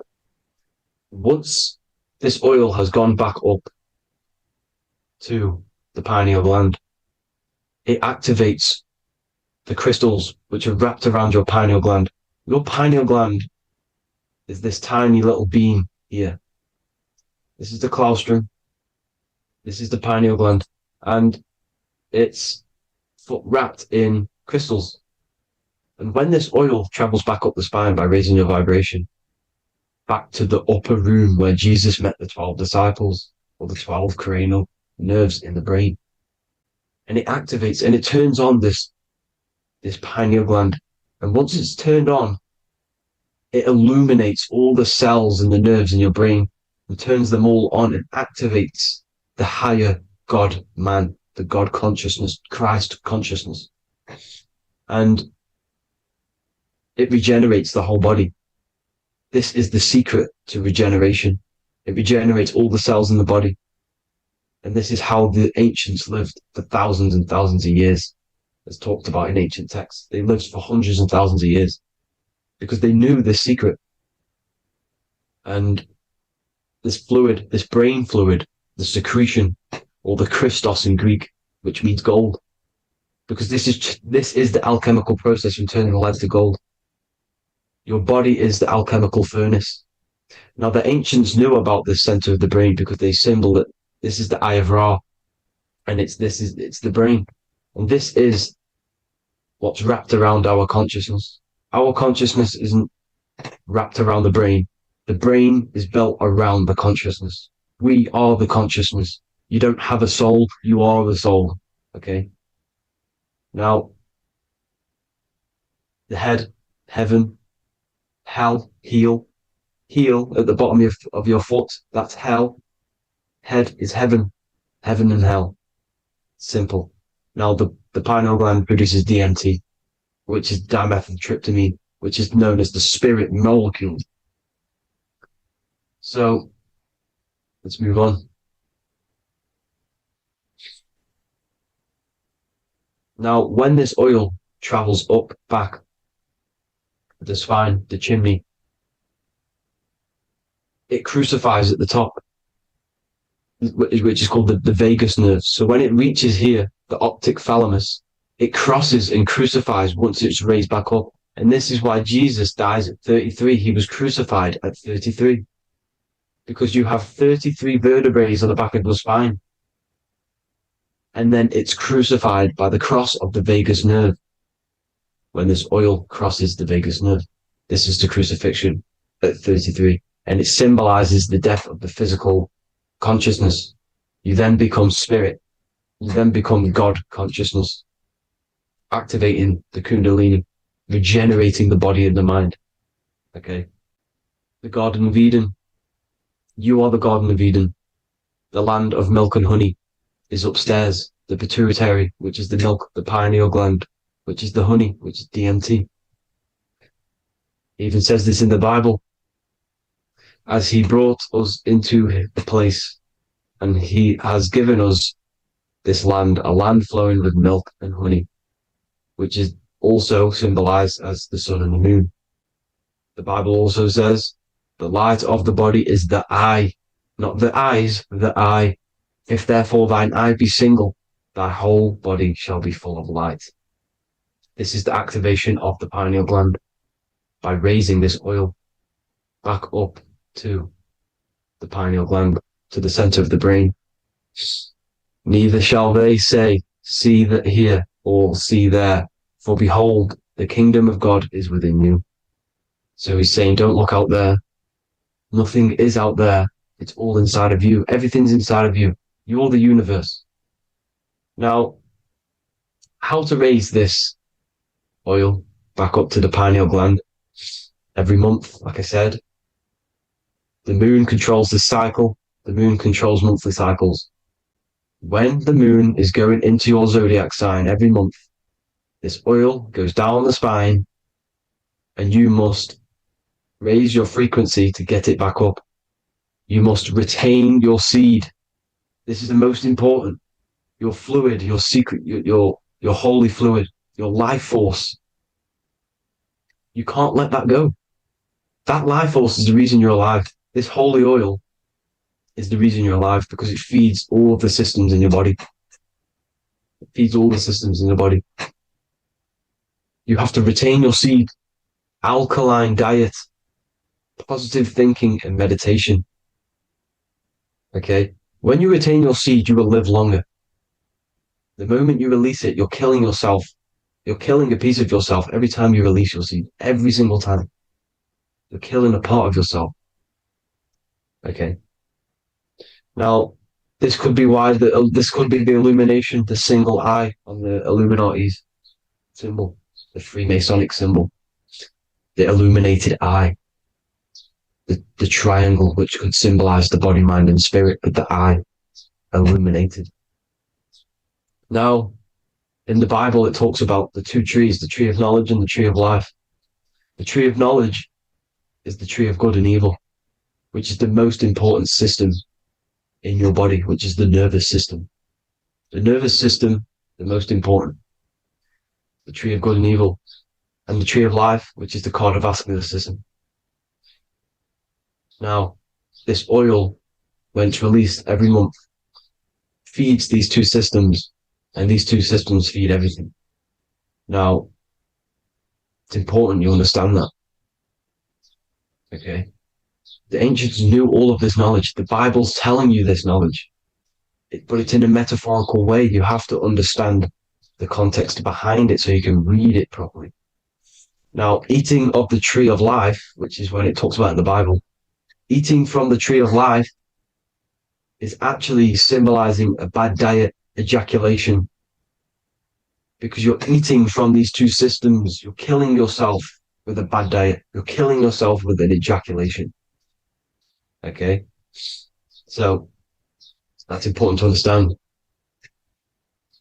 Now, this is Jacob's ladder in the Freemasons. Jacob's ladder, which is the spinal cord, it's the stairway to heaven. And this is Jack and the Beanstalk when he goes up the beanstalk and finds the golden egg in the grey clouds. The grey clouds symbolize the grey matter in your brain. Now, the Garden of Eden talks about the 4 different rivers in Garden of Eden. As we see here, the North Pole map, the ancient North Pole map, because the center of the earth is the center of the torus field. Everything's the torus field. Atoms are torus fields. Everything's torus fields. You are the universe. Everything is within you. The North Pole is your spinal cord. This is why they say Santa Claustrum comes from the North Pole. This is the North Pole. And the Santa Claustrum is the center of your brain. Now, there's 4 rivers which come from the Garden of Eden. There's the blood, the Christ oil, which is the oil we're talking about, urine and saliva. These are the 4 sacred oil, 4 sacred fluids in your body. And these are constantly abused in today's society. Also, these secret societies are targeting these fluids. Okay? This is why porn is free. They sexualize society through Disney. Go and look at some of the Disney movies. There's so many subliminal messages which sexualize these children because they want you sexualized. So you release your seed, which is one of the holy fluids in your body, especially your semen, your sexual energy. So important you retain this. So important because it's your life force. It keeps you alive. Okay. Now, let's recap on this. If you want to raise your oil every month, it's not, you can't just retain your seed for the month. You have to retain your seed forever. Don't just do it for a couple of days. Have to do it. It's a lifestyle. You want to become God consciousness, you got to do what it takes. It's hard in this society because this society is made around, it's designed to kill you pretty much. It's designed to keep you in these lower states of consciousness with all the bad food, the chemicals in the food, the chemicals in the water, the sexualized TV programs, sexualized adverts, sexualized TikTok and apps, videos, subliminally stimulating you because that is your weakness, sex. It's your weakness. Now, you have to retain your seed, meditation, and an alkaline diet. Why alkaline? Because acidic is low vibrational. This is the color spectrum. And what's the highest vibrational color? Violet. It's the lowest, red. You have to have an alkaline body in order to raise this oil. When you drink, when you have a bad diet, when you drink alcohol, when you smoke, this destroys the oil.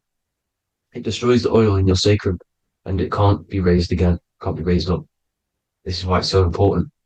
Without that oil, you don't live. That oil makes you live. It feeds everything in your body. It's crazy how we're not taught this. It's insane. But that is how you raise the oil, people. I hope you all gain some knowledge out of this video. And I hope this assists you on your journey, your spiritual journey. And please like and share this video. We need this knowledge out to the public to wake up humanity. Thank you all, people. God bless.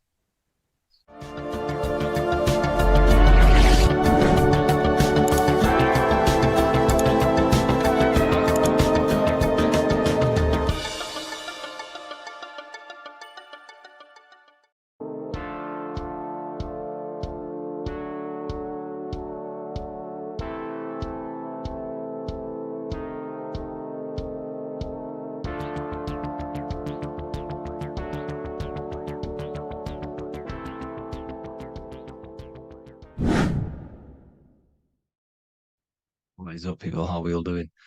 Today, we're talking about the flat earth cosmology. So let's jump straight into this. Please drop a follow and leave a like to help the algorithm.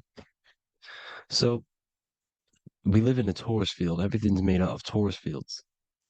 And every torus field has motion. It's what it is. It's the motion of energy. And every torus field has a center, which is the black hole. It's a womb of creation. It's counter space.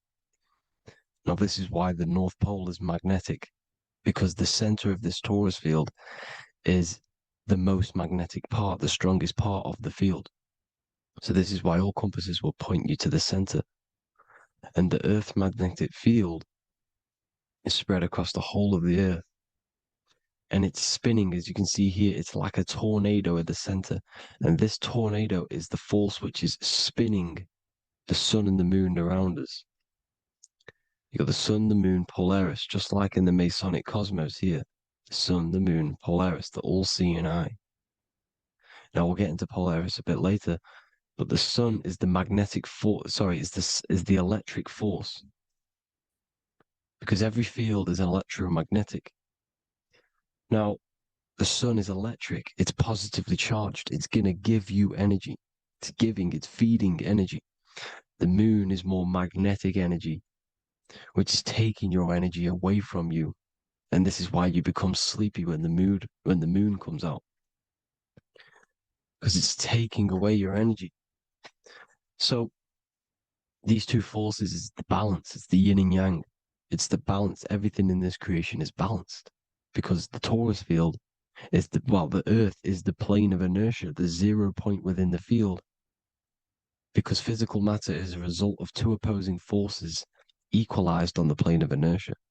And that is where matter crystallizes into physical results. And this physical plane is the plane inertia plane of inertia, planet Earth. And at the center of this plane is the black hole, the womb of creation. And outside of this black hole gives birth to light. So the torus field is constantly rotating, going into counter space, the black hole, and then out of counter space gives birth to the white hole, white light. You see? So it's going around, black hole, birth again, black hole, birth again. And it just keeps going around. It's an infinite cycle of energy. And this is where the infinity sign comes from. This is the motion, this is the force which is creating everything to spin inside of this circle. Okay? And it's making the stars spin. It's making the sun and moon spin around us, around this center point. Now here you see Horus and Set putting their feet inside of this dome. This is the royal arch, the arch of the dome above us, which is like you see in the Masonic cosmos, the royal arch of Freemasonry. This is the dome above us, the firmament that the Bible talks about. You see, they're putting their feet in because Set symbolizes the moon and Horus is the sun. Horizon, Horus. Horus is rising, the sun. So they're both putting their feet around this center magnetic pole, which is the pole, North Pole. And above the North Pole, you have Polaris, the pole of electromagnetic energy. You see? And this is how we get the sun and the seasons. Because the sun, for us, when it becomes summer, it's on the Tropic of Cancer. Then it spirals outwards, going out and out and out, then goes to the Tropic of Capricorn. That's winter for us. Then it comes back in and creates summer again. So it's constantly spiraling around this center magnetic North Pole. You see? So this roof above our heads is the firmament, and this is what they've taken off of us. They haven't physically taken it, but mentally they have taken this away from you. It's a female energy, and this is what the Egyptians called Nut, the sky god Nut. And this is the womb. We are inside God's creation, God's womb. And the woman's womb, when she has a baby, is a microcosm of this, because everything inside of this creation is macro. It's a reflection of the bigger things, as above, so below. So the dome above our heads is the dome we are in when we are a baby. And you can see the sacred geometry of it is the exact same. It's the dome. And when we are inside of the womb, the woman, the sacred maker, which is the M, the Masonic M, this is the Gmail symbol. The Masonic M is maker, mason, matter, male. She delivers the male, you see. She delivers the male because it's the maker, the female, the magnetic. The woman is magnetic in nature, the male is electric in nature. So when we are in this womb, the female, we are being fed by the center umbilical cord, by the center of the mother's stomach. We're connected to the center of the woman's stomach, just like we are when we are in the earth. The center is where the aurora borealis is being emitted from, the electromagnetic aurora borealis, the northern lights. This is our spiritual umbilical cord, connecting us to counter space, connecting us to the realms beyond this world. Because at the center of every torus field is counter space. And at the center of the earth is our spiritual umbilical cord. And this is the earth's belly button, as you see.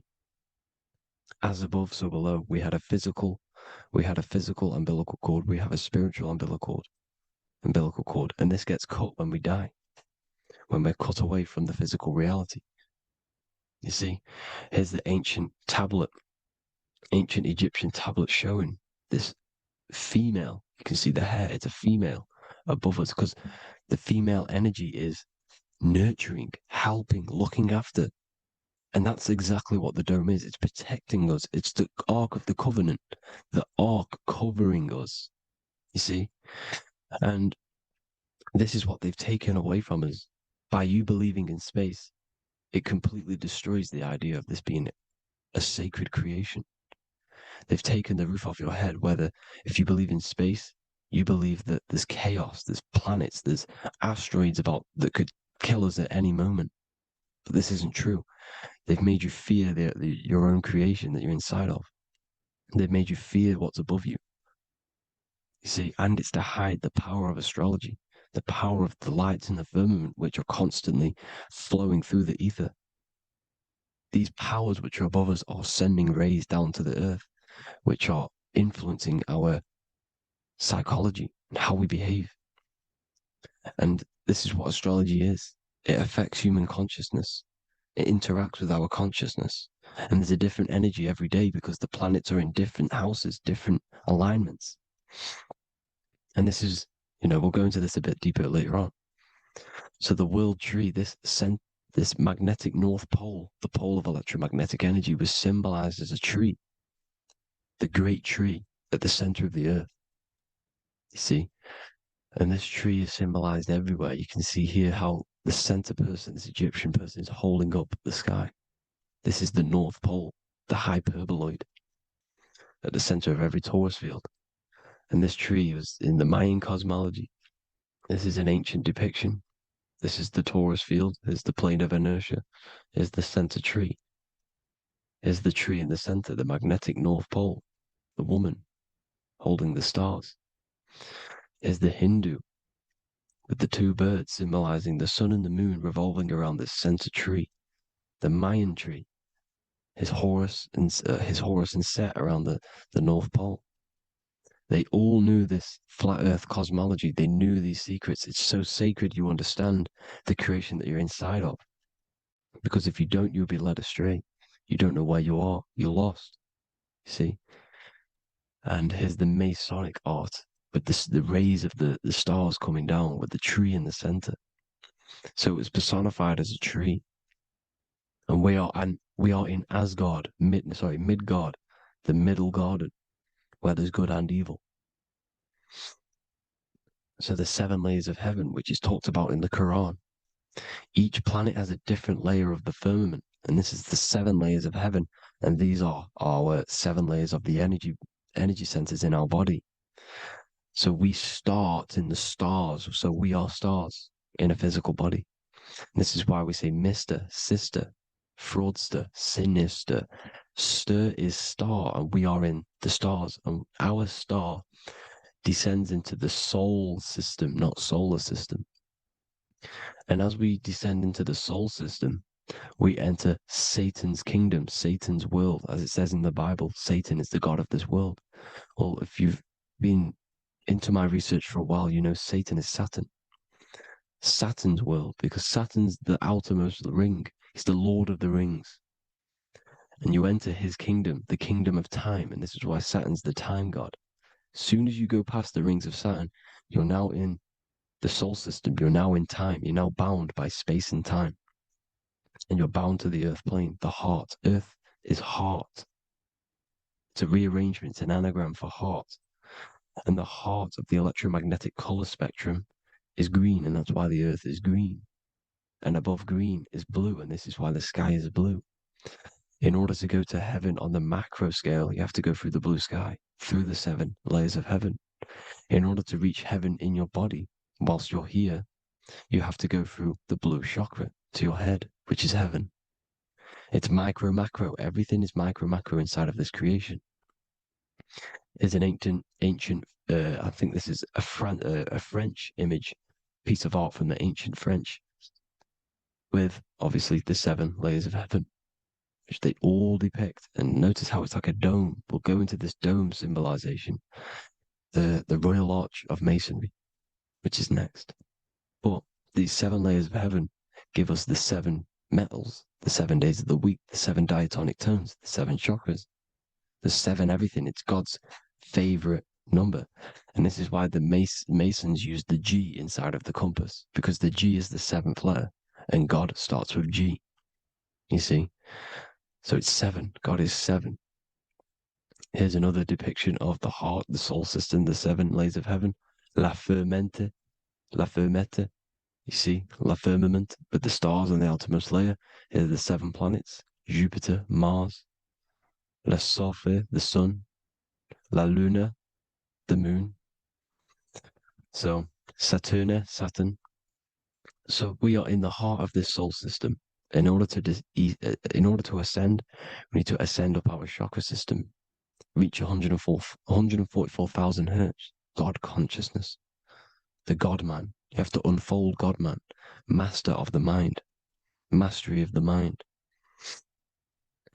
So, what are the stars? The stars make everything unique. The stars are constantly rotating around the center, magnetic North Pole, the tornado at the center, which is stirring everything. It's stirring the ether. The center is the ether, and the four elements are born out of this ether. There's five elements: ether, spirit, water, air, and earth. The ether gives birth to the four other physical elements, which the whole of creation are made out of. About them four elements. Four is the number of stability. You know, a chair, a table has four legs. It stables things. It's a foundation, and these four elements are the foundation of this creation. You see, and this magnetic North Pole is stirring this, and the four vibrational states of the ether are the four elements. Now let me get back to the stars. I just wanted to give you that. The stars are being stirred around this center point. Center.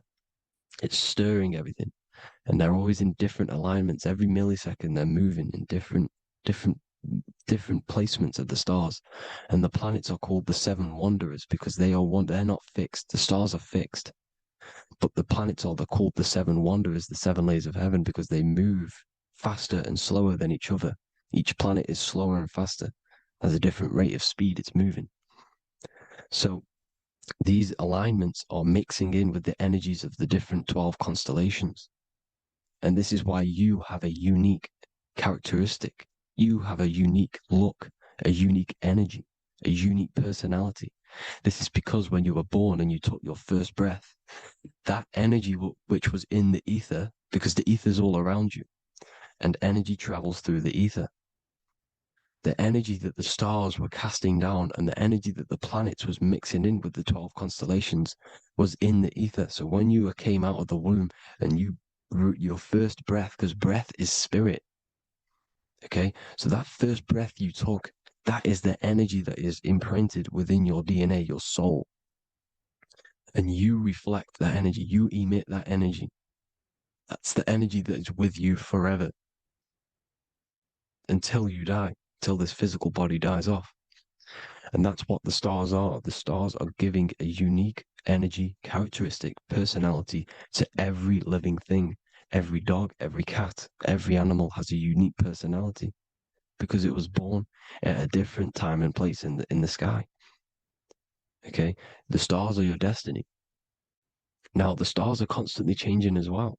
If you look at stars through a telescope, they're constantly changing and forming different forms. You can see here, it looks like water. It looks like light through water because it's the ether above us, a sea of ether.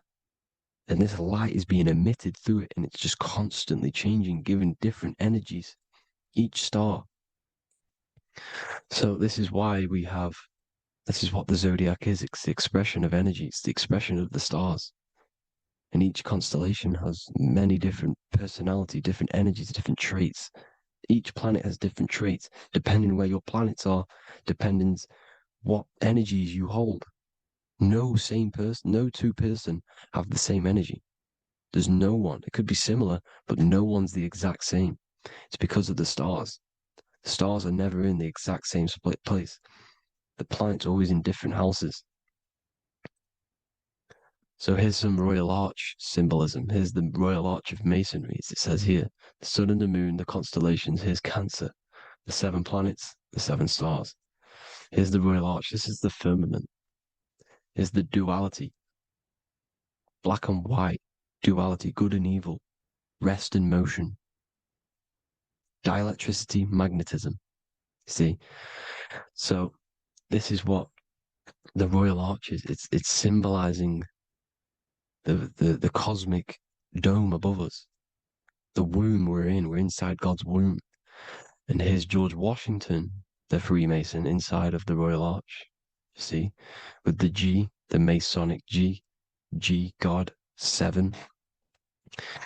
Here you see another depiction of George Washington with the stars in the dome above his head, his Polaris, the sky vault, Polaris. We'll get into that later. Go inside of all of your ancient churches, you will see the dome. Go to the Vatican, you'll see the dome.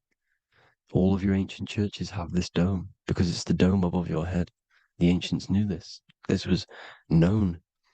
We did not live in space. It was known back then. They all knew. This is Crown Court, which is one of the most important courts in the UK. You can see it's clearly so much Masonic symbolism. You've got the 4 pillars of Masonry. The Royal Arch is like an arrow pointing upwards to Polaris. His Disney World is under a dome. In his Polaris, the sky vault. You see? And also 666 in the symbol. Here's more 7 layers of heaven. Here's an ancient depiction. The firmament. Here's the astral plane outside of the firmament. The Royal Arch. You see? It's everywhere. Here's Polaris, the 8-pointed star. Polaris is in between the sun and the moon. It's at the center of the Taurus field. And Polaris corresponds with the pineal gland as well because it's the all-seeing eye. See? So is Polaris, the 8-pointed star, which is at the very top. It's the very center. It's on top of the North Pole. And it's an 8-pointed star that's always symbolized as an 8-pointed star. Here you see the Vatican. The Vatican is a giant key with an 8-pointed star. See, it's a key. Here's the dome. Here's the Space Delta, the USA Space Delta logos. Here you see the Egyptian god looking from the center of the North Pole, looking upward to an 8-pointed star, Polaris. An arrow pointing up to Polaris. Here's another, the bear holding a key with an arrow up to Polaris. 7 holds the key to Polaris. Here's an eagle holding a key above the North Pole to Polaris. Polaris, and here's another one. There's another bird, like a dragon, holding a key to Polaris. Because Polaris is definitely something to do with leaving this creation. Okay, maybe, I can't say for sure, but maybe it's to do with ascension, and this is why the Vatican hold the key to the 8-pointed star. And this is why the space, well, we all know space is a lie, but they're showing Polaris and its sacred symbology. Maybe it's to do with something leaving this creation, going to another. Here's some North Pole symbolism. As above, so below. You see the four seasons of the Big Dipper constellation going around Polaris. This is Polaris, this is the Big Dipper constellation, and this is the swastika. This image gives us the swastika, because all the symbols we use are created in nature. They're created somehow in nature. This is how we get them. As above, so below. This is the map of the North Pole with the 4 rivers, looking like the Big Dipper constellation. It's the Masonic, here's the ancient cosmology with the 4, you see the 4 islands, Mayan cosmology, 4 islands. This is the alchemical symbol for Earth, 4 sections.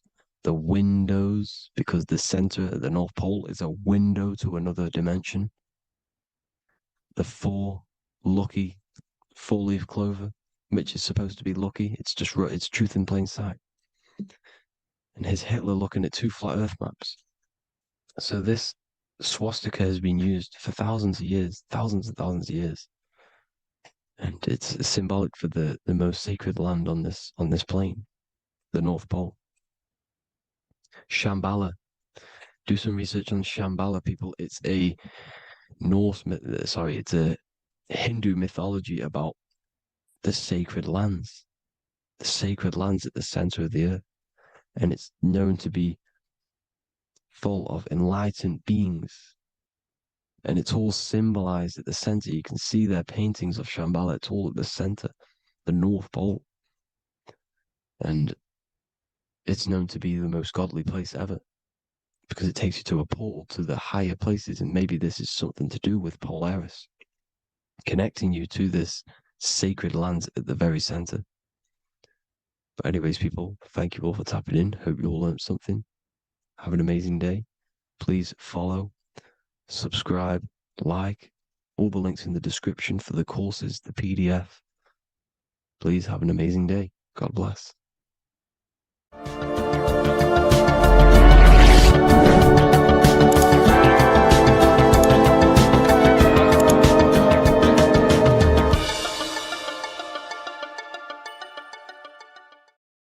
Hello, everyone, and welcome to another lecture inside Ethereal University. In this lecture, you will learn about the death process and how to prepare for it, and why that preparation is so important. So let's get straight into this. You must understand, as a spiritual creature that you are, you have a visible nature and an invisible nature. You never truly die. You are an eternal soul experiencing a temporary physical world. The inner world of thought and emotion is eternal, while the outer world of matter is mortal. Everything that is seen is mortal. Everything that is unseen by the eyes is immortal. When you die, your external physical world will be stripped away, leaving only your pure consciousness in its raw form, drifting within the astral plane. So here you see your physical external body and your internal world. And your internal world is your state of consciousness. It's your state of consciousness. Your thought and emotion is one overall state. Okay? So you must understand these planes. You have the physical body, the etheric double, an astral body, a mental body, and the Buddhic body. When you die, you leave the physical plane. Then you will more than likely leave the etheric plane, because the ether acts as like a portal. Everything comes out of the ether and returns back to the ether. I can break that down in another video in electromagnetism. But electromagnetism is ether, energy coming in and out of the ether. You will, every single day you die, every single day. There's a cycle of life and death occurring all the time. Every single day, you go to sleep, you go back, your consciousness slips back through the ether. And then when you wake up, your consciousness comes back through the ether into the physical plane. Death is just a bigger macrocosm of the microcosm cycle of life and death. So you will return back to the astral, which is the realm of imagination, infinite possibilities. And this is where thought forms start to manifest. Okay. So depending on how advanced you actually are mentally and emotionally, will depend how long you stay in the astral. Now, what we must understand is that there is many different components to the astral. We have the higher astral, the middle astral, and the lower astral. These are all vibrational states. So if your mind and soul is operating in lust, lust, desire, hate, food, physical addiction, smoking addictions, then these are quite heavy. These are quite heavy attachments to your consciousness, and they're quite low level desire, which means they have a low vibration. You will manifest in the lower astral when you're stripped from your physical body. The lower astral is not inherently evil. However, there's just low vibrating things going on there. Low vibration does not mean evil. Okay. So just like bad doesn't mean evil. Okay. In the lower astral, you are going to see lower astral beings. You're going to see spirits, souls with low level desire. Okay. People who are attached to the physical plane, people that lust, people that do these things. Technically, this is hell, but you can escape it by escaping yourself. Now we're going to break all this down. I'll break all this down properly once you understand the full context. So depending on your level of desire, you will manifest in a corresponding layer of the astral plane. If your mind is still attached to the low physical desires, you will find yourself in the lower astral realms. But if you have few desires and have detached from the worldly attachments while you are encased in a body, then you will rise into a higher or middle astral plane, mainly the middle. Okay. The higher astral plane is very formless.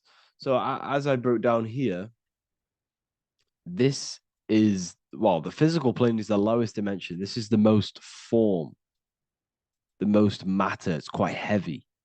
The higher you go, the lighter it becomes, the more fluid, the more formless it becomes. So you see here it says denser down and lucidic up. So this is more lucidic in these higher realms. This is more dense in the lower realms. So this is why the ancient Egyptians were always talking about, I'll show you this. This is showing you death. So first of all, we have Anubis, which represents death. Here you have the heart, which represents the soul. And here you have a feather. And this is a scale. You see how this is a balanced scale? So what this is symbolizing, this represents death. This represents your heart, and this is a feather. So when you die, your heart must be as light as a feather, which means your emotions, your soul, should have no attachments to the world. It should be light. It should be detached. This is why the word light and light are the same. Light is in heavy and light is in very bright. Because when you're less attached to the things, your soul shines. You're authentic. You're light. You're very bright soul.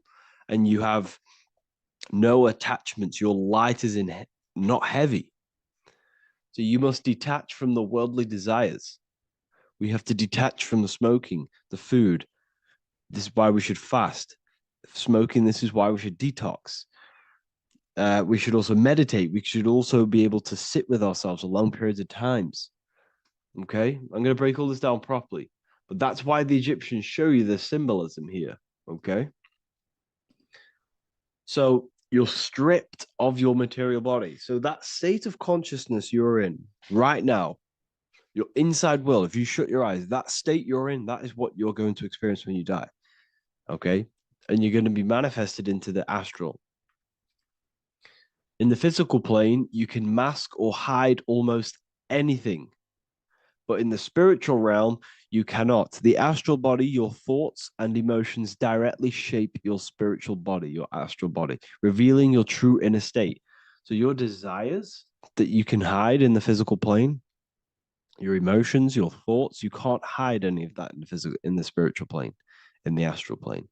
That will directly shape who you are, your color of your astral body, and your astral body as a whole.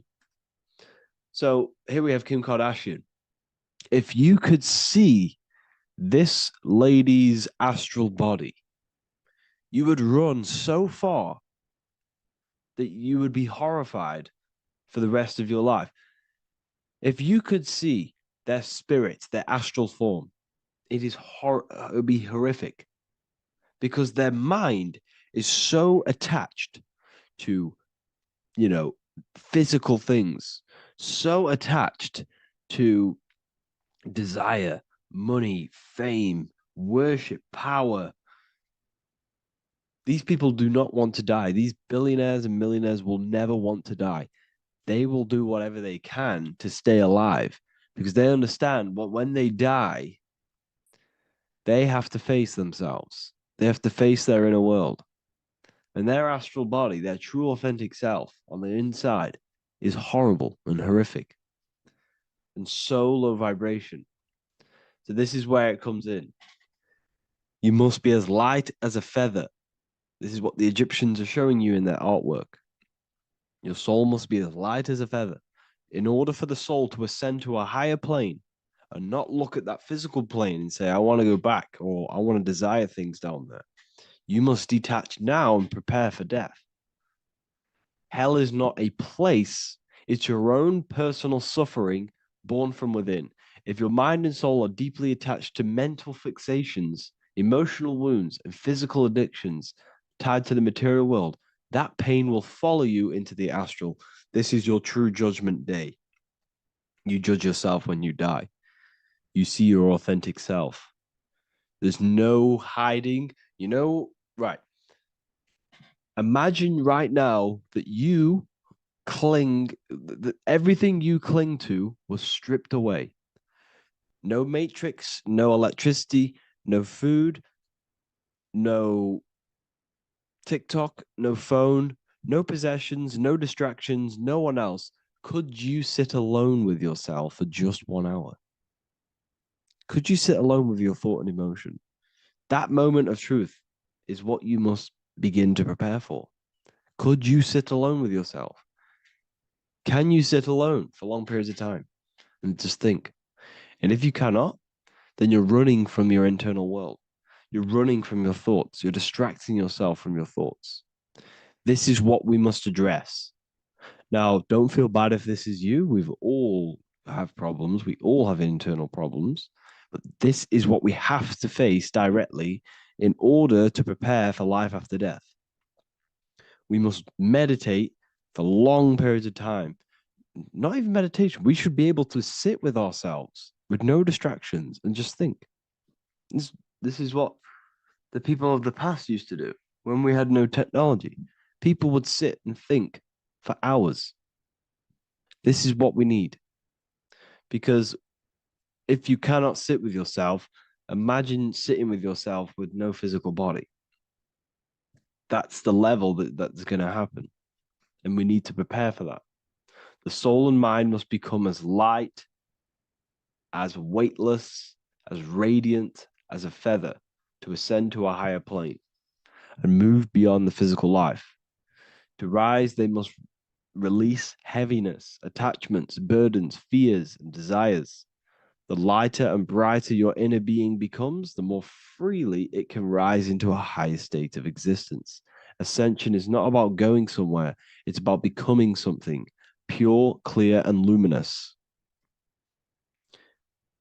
Okay, this is very important. Very, very important. We must detach from the worldly things. So, enough of that. How do we do it? How do we attach? How do we prepare? Number one, you must detach from the material things.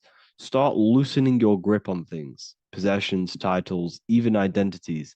They are temporary. Appreciate them, but don't let them define you. Let nothing outside of you define you. Nothing. Your name is not you. Your job is not you. Your reputation is not you. Your bad past is not you. Your good past is not you. Your business is not you. Everything outside of you is not you. Now, what I'm saying is, I'm not saying go full right hand path and never care about anything physical, never care about your family, don't love your family. I'm not saying that. What I am saying, love these things, love these outside things, but do not become attached and do not let them define you. You must be okay with losing anything that is outside of you. You must be okay with that because you must understand the physical plane it's promised that everything is temporary. Everything is temporary in this plane. So don't ever think it's going to be there forever because it's not. And you must remind yourself, not remind yourself, but I think about this sometimes when I start becoming a bit attached to work and stressed. I just remind myself that I'm going to, this is temporary. I'm going to leave this world one day and I'm not going to care. So you must have the balance. Okay. The balance is key. You can go down that right hand path and just fully cut off from the world like a monk and shave off your hair, and disconnect from the physical world. You can do that. That's not wrong. There's different paths in life. You have the left hand path, purely physical. You have the middle path, which is balance between the physical and spiritual. Then you have the right hand path, which is monk mode, where you fully disconnect from the world. They shave their hair off to disconnect from the physicality. They meditate for long periods of time. This is what they're doing. They're preparing for death. Monks prepare for death. They understand this. They understand that you don't die. Your inner world is the true world. The inner world is the only world that exists. Everything outside of you is an extension of you. Number two, cleanse the mind. Watch your thoughts. Are they rooted in fear, anger, regret, or craving? Meditation, mindfulness, and inner reflection help purify the mind. The cleaner your thoughts, the lighter your spirit. So your astral body is formed by your thoughts, it's formed by your emotions. If you sit around thinking about eating all day, you're going to have a very heavy astral body. It's going to manifest in the lower planes. But if your mind is thinking about good things with good intentions, love, knowledge, expansion, you're going to manifest even the middle or the higher. And there are ways to even ascend out of your astral body. Yes, you can ascend out of your astral body and out of the mental body, but that's all very advanced, and I'm not going to teach that yet. I'll make another video on that, but you can ascend from them bodies. The astral plane is not the end. You can keep ascending as a soul until you're left with just the pure essence of the soul. But we're going to, anyways, cleanse the mind, reprogram the limiting belief systems, let go of mental attachments. And the way you do this is by getting a piece of paper and writing down every single attachment that you have. And you're going to realize, dude, there's more than you think. Okay. We have to detach from these. We have to. 4, practice presence. Can you sit in silence with yourself? The more at ease you are with your own inner being, the less you'll feel death. The afterlife is just an extension of your inner world. It's so important. This is so, so important. Can you sit with yourself? If you cannot sit with yourself, you have some inner work to do. You have some thoughts to address, some beliefs to address, and some feelings to address. Okay, so practice sitting in the present, meditation, or just literally sit there and try and be okay with yourself. And if you can't be okay with yourself, then there's something you need to address, whether it's a belief system, whether it's an emotional trauma, or something. This is what we must reshape, refine, and let go of. Live truthfully, speak and act from your soul, not from fear or ego. The more authentic you are, the more aligned you become with your true self, which carries beyond this life. The ego is your mind's perception of itself while being incarnated in this world. It's been shaped by your experiences, your thoughts, your beliefs, and your emotions. So your ego is basically this false thought form that you've created. It's a false layer of yourself that sits on top of your true authentic self. It's basically your physical character. When you were young, you had no ego. You were pure. You had a pure consciousness. But then as you grew older, your ego started to grow, and it still is growing because it was shaped by experiences, things you've gone through, things you said, things you believe, things you think. It's created by you, by your mind. And the ego is close to the word echo. The ego is the echo. It's an echo. It's a layer. It's a false identity. It's a false layer that sits on top of your soul. And if you don't get rid of that ego, if you don't know how, well, not get rid of it, but balance it. If you don't know how to rise above that ego and you die, it's that ego that's going to be pulling down when you die. It's that ego that's going to be your suffering. Okay. 7, connect with the divine, whether through prayer, meditation, tune into something greater than yourself. The connection is the soul's compass beyond this world. If you can meditate and rise above them clouds of thought, that's the soul, that's the observer. We must connect with that.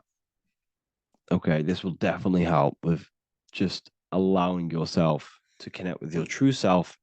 Meditation's great because you can just fully detach from the world. And the more you meditate, the more you can prepare for death. A powerful way to cultivate detachment is through daily detachment meditation, done either at night or in the morning or the first breath upon waking. Or do this as many times as possible per day. Start by physically grounding yourself in the present moment. Say out loud, I am here right now, nothing else matters. Let that phrase draw your awareness into the now. Just keep saying it until you're present. Then begin to slowly list everything you identify yourself with, one by one. I am not your body. I am not my body. I am not my name. I am not my possessions. I am not my house. I'm not my children. I'm not my everything. I am not my thoughts. Release each layer gently. Imagine, if you want to, if you have a good imagination, imagine placing these things into a big box. Placing your body, placing your name, placing your possessions, placing your house, your car, your thoughts, your beliefs into a box, and then shut that box. If you have a good imagination, do that. That can help. And you'll be left with yourself. And you're not even that. It goes even deeper. Eventually, you'll reach the mind itself. Detach from the language that the mind is even using. Now, that's very difficult. And not many people have ever thought about that, and they've ever even been there. Detach from the language that the mind is using. Think about that for a second. Your mind is not what you actually think. It goes very deeper. Your mind is not that little voice. It's that voice that the language is using. So even the language is a spell on your mind. Okay, it's an attachment. Eventually, you'll reach the mind itself, detached from the language it uses, the voice in your head, the need to define. What remains is something beyond thought and beyond words. I can't even describe what's left, because words, once the language is gone, it's purely metaphysical. All I can say it is pure awareness, and it's symbolized. This is why symbols are so amazing, because they can symbolize things that are beyond words. A flame. It's just a flame. And you won't be able to understand that until you've been there. It's just a flame. It's pure cause. Words can't describe it. You'd have to experience it. Connect with this essence daily. This is truly who you are. So this is a great way to detach. We can do these detachments every single day during meditation. This will definitely help over long periods of time. Of course, you're not going to be ready tomorrow for death, but just try and prepare for these things. This is the whole reason people used to meditate. It's the whole reason why people do these spiritual practices, because they understood that this plane is temporary and your soul moves on from this plane. And you'll never truly believe in the soul until you experience it. So I can show you these things, but you must go out and experience it. The soul is real, but you won't understand unless you cast off everything else. Okay. So I hope this video helps. It's a very deep video. I'm going to be making more of these stuff, of more self-mastery. And of course, we've made the self-mastery section now. So I'm going to start filling up this place with lectures. And I think it's a great time to start this, because a lot of people have been asking on how to master yourself, prepare to death. So hope this video helps. See you in the next one. Welcome to Revival of Wisdom. What is good, people? Is Revival of Wisdom. We're back with another video. Today we're going to be talking about the importance of Saturn and the occult. Let's jump straight into this. So Saturn is the god of the earth, right? It's the time of God, change, destruction, physical matter. He creates and destroys, because the energy of Saturn is the key to crystallization.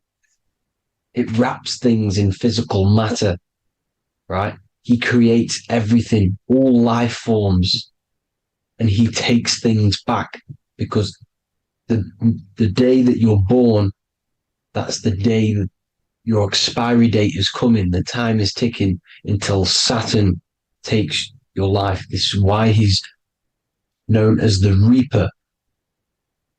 Okay? As he's personified as eating his child here in this ancient Roman painting. As you can see, he's eating the child. We are all children of Saturn, right?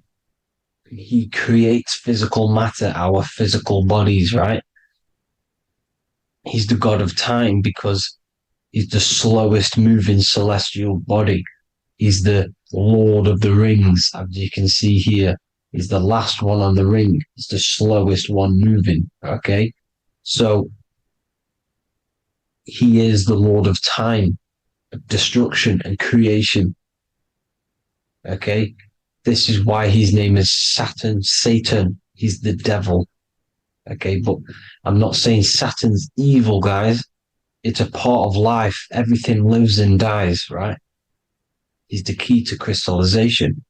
Now, as we have the clock here, our god Saturn, or Chronos in Greek, just means time. He's also the god of time, as I've already said. 60 seconds in a minute, 60 minutes in an hour, 24 hours in a day. Add 2 plus 4 equals 6. 60 seconds, 60 minutes, 2 plus 4 equals 6. That's 666. Okay. And as you see on the clock, 6 take away 12 equals 6. 7 take away 1 equals 6. 9 take away 3 equals 6. 6 is the number of Saturn. It's associated with Saturn, right? He's the god of time, of justice. Everything goes back to the Reaper in the end. Everything lives and dies. Now, the artwork of him, he's always got the Reaper staff. You see, it's personifying death. Now, when you see this, the Romans were not saying Saturn was a real person, a real god in human form. No, this is personification. This is what the ancients always did. They personified, just like the Bible. It's all personification. So the personifying Saturn eating its children because it eats, it's the Reaper. No one can escape the Reaper. No one can escape death. Now, Saturn is 666, which is in the Bible, the number of the beast, right? The number of the beast, Satan, 666, right? So on the North Pole of Saturn, you have a hexagon which makes a cube, right? Now this hexagon, when you join up all the corners, creates the 6-pointed star known as the Star of David, right? In the Jewish religion. Now, as you can see, the 6-pointed star has 6 points, 6 mini triangles, and a 6-sided hexagon. That makes 666. And also, you have Saturday is named after Saturn, the 6th planet, the 6th day of the week, and has a 6-sided polygon on its north pole. That's also 666. Now, this Star of David, this symbol goes back thousands of years, and it originates from Saturn. It's not the Star of David, right? It originates from Saturn. It symbolizes the physical and spiritual aspect combined into one, which makes us humans, right? Also symbolizes the male and female combined into one. These two sacred energies create the human. We consist of both male and female energy, also known as the Seal of Solomon. And we all know if Solomon was a real person, he talks about communicating with 72 demons. He could apparently in the text, he could communicate with 72 demons, and this is sorcery. This is black magic. Now, this symbol is associated with hexing people. When you place a hex on someone, that is a form of witchcraft, which a hex is just a curse. When you're cursing someone, this is black magic. Now, the black magician would stand in the middle of the symbol and cast his spells onto other people. Now, this symbol is obviously on the $1 bill, twice on the $1 bill. And it's very, very ancient symbol. And it originates from Saturn. And let's keep going. So the cube. So I've just said how you see the cube on the North Pole of Saturn, right? The cube is limited. It's a 3D shape. It symbolizes limitations. to the physical 3D dimension, the third dimension, the physical realm which we are in. Now, as you can see, the color associated with Saturn is black, right? Black is infinite potential. Black is the creation of all things before there was light. Light is born out of blackness, darkness, okay? Now, black is physical matter. And as you can see, the black cube, black symbolizing physical matter, the cube being limited, as the physical realm that we are in is limited. It's not like the fourth dimension where everything can exist in a thought. The third dimension is limited, right? And this is what Saturn is. It limits you to the 3D 666.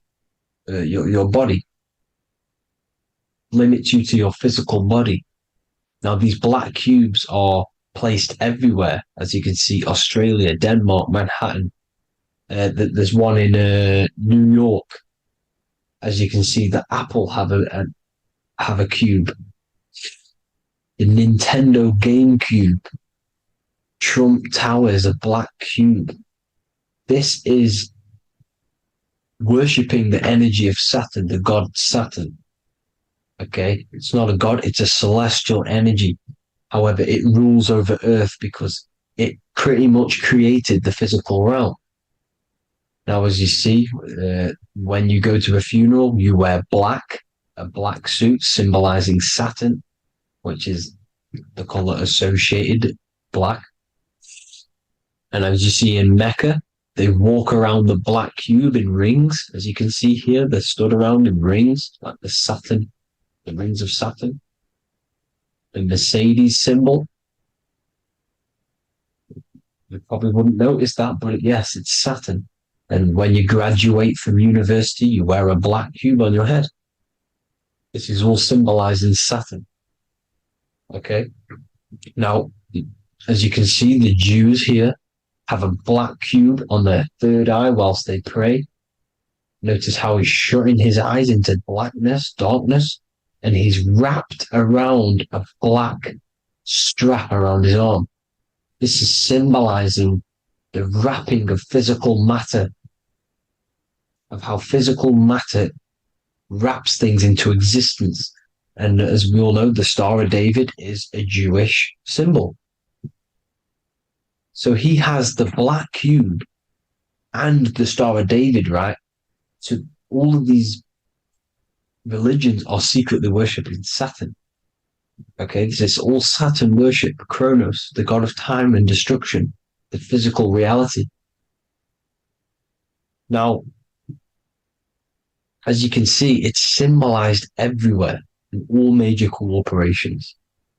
Pepsi, internet, that's obvious. NASA, of course, NASA. NASA means to deceive in Hebrew. Universal, Walkers, that one's so obvious. Nike, Toyota. So many different ways they symbolize it. You either see the rings of Saturn or the black cube, as I just showed you here, the Nintendo and the Mercedes, right? It's absolutely everywhere. Now, they also use 666 to symbolize it, as I've just broken it down to you. 666, the World Economic Forum. We all know how they're trying to enslave us into this new world agenda. Google Chrome, CERN, Disney, Coca-Cola, Cadbury's, all of these have 666. Now, every UPS barcode has 666. And even www. Is Hebrew for 666, as you can see here. Monster. It's the same Hebrew letter that means 666. Drake, 6 God. That's his God, Saturn. Why? Because they love physical realm. They love the physical dimension, the third dimension. Because they can rule here through riches. They can build an empire here. It's not like the fourth dimension. They don't want to ascend. They want to stay down here in the physical realm. Okay? Now, this is why they're cloning. They can move their consciousness into other clones to live forever. This technology exists. This is why they love the third dimension. As you can see, all of these sellouts here, Drake, Leonardo DiCaprio, all of these people doing 666 because this is their God. This is their God. They love the physical realm. They sold their souls for wealth and fame in this physical realm. So why would they leave? You see? Now, this isn't all just evil, okay? So you have 7 chakras, right? You have 7 days of the week, 7 solfeggio scale notes. These are frequencies, the solfeggio scale. Now, it's called the Saturn moon matrix because the moon symbolizes your mind because you're created out of the Holy Trinity, which is body, mind, and spirit, right?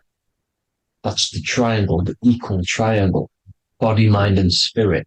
Now, the 3 main celestial bodies are Earth, Moon, and Sun. The Earth being your physical body, the Moon being your mind, and the Sun is your soul, hence why it's called solar. It's a solar soul. Now, these symbols are alchemical symbols. So when you're doing alchemy, you use these symbols to obviously symbolize what we're talking about.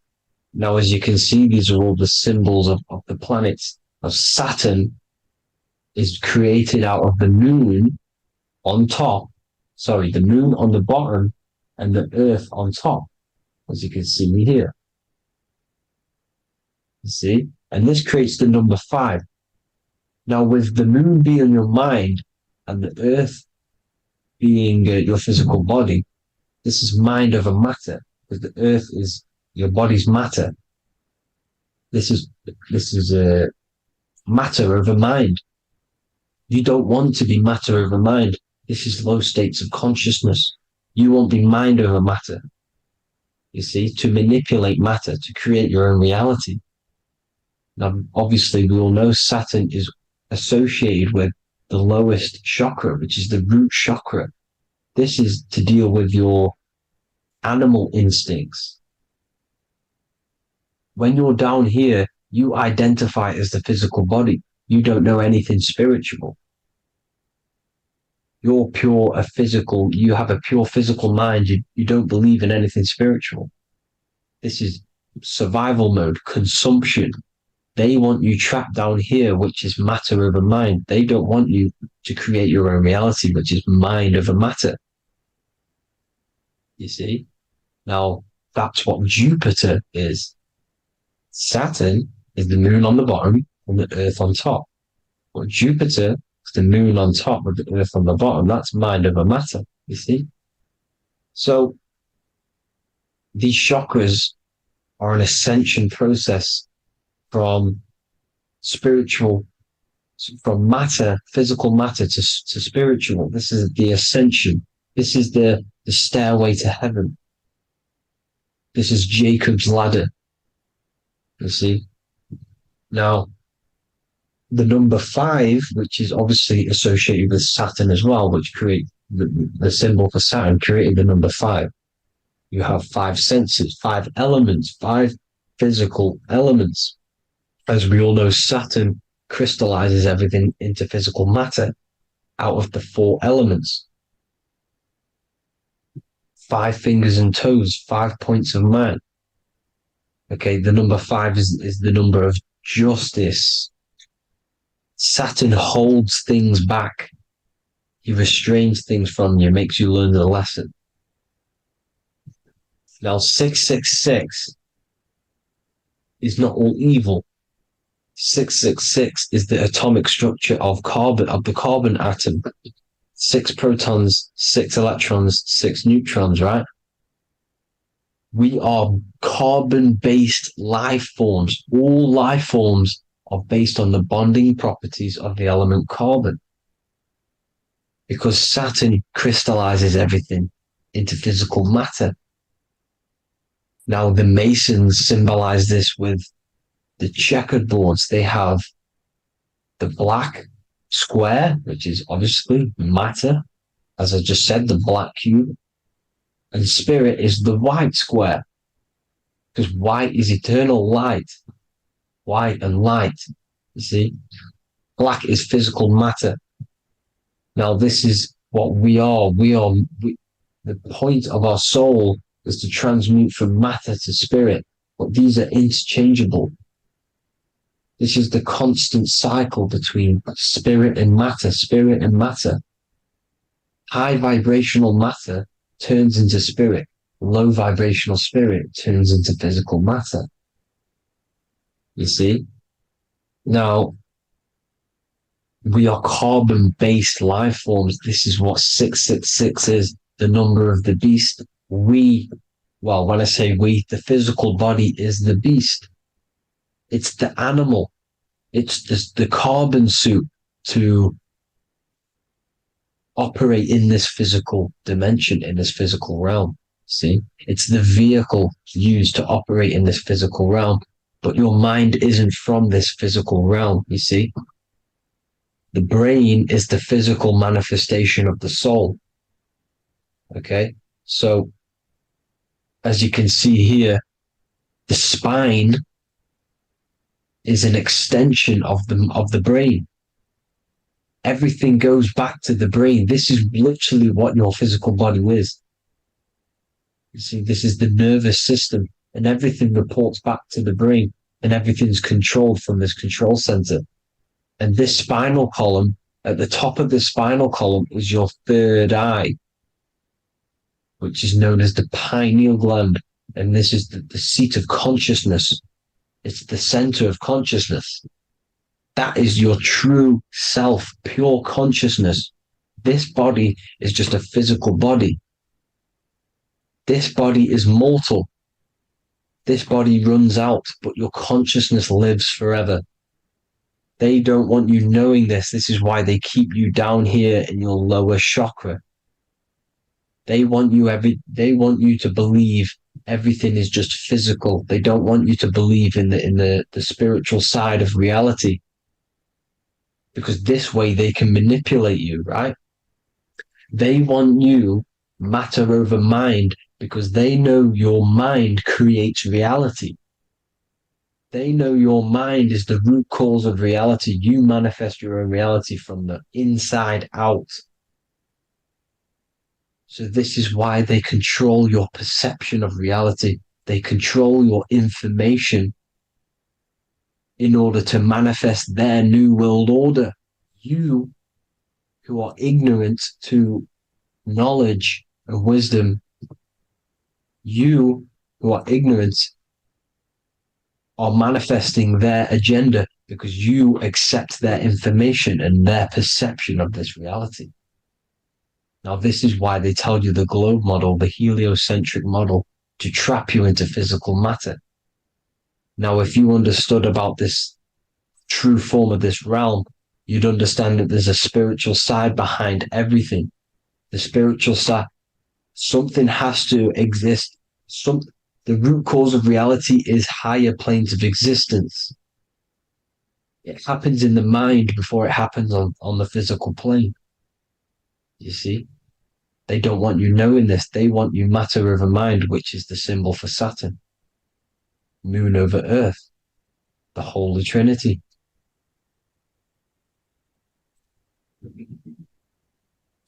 Now, as you can see, the cube also makes IXXI. This is Roman numerals. This is Roman numerals, and when it's translated from 9/11. Yes, 9/11. This is the secret code of the One World Order. The two twin towers, when the two become one. Okay, when the two become one, this is how you reach the higher states of consciousness, the physical and spiritual. Now, as you can see, the 9/11 memorial are two black cubes. It's 2 black cubes. This is all Saturn worship. Now, I'm not saying that Saturn is an evil celestial body, right? No, everything has a good side and a bad side, right? It's duality. The spirits of Saturn on the dark side are the most evil demonic spirits. Now, these are the spirits that these are invoking through these rituals, right? Yes, 9/11 was a massive ritual. It's a satanic ritual, okay? Now, we all know Elon Musk. Elon Musk is coming with the mark of the beast. And English gematria, this equals 666, right? 666, as I said, is the number of the beast. You are the beast, your physical body. You see how the Bible twisted things up to make things more confusing, right? But it's there. You just have to have the knowledge to be able to read the Bible properly. As we all know, we had this virus. I'm not going to say the name because I'll get flagged. This virus adds up to 666 because this is all part of the New World Order. It's all part of keeping you in this physical dimension. Okay? Now, as you can see here, Novus Ordo Seclorum on the back of his shirt, on Elon Musk's shirt. This is also on the $1 bill, Novus Ordo Seclorum. This means New World Order. Yes, New World Order. This is on the back of Elon Musk's shirt. And as you can see here, he owns Neuralink, which is the brain chip, which they're going to be putting into implanting this onto your brain. This is the New World Order to connect you and merge your consciousness with AI.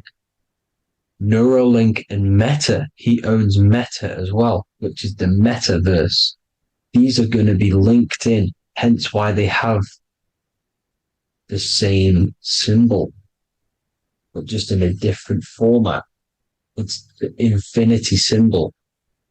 And the infinity symbol comes from the torus field, as you can see here, your electromagnetic field from around your body.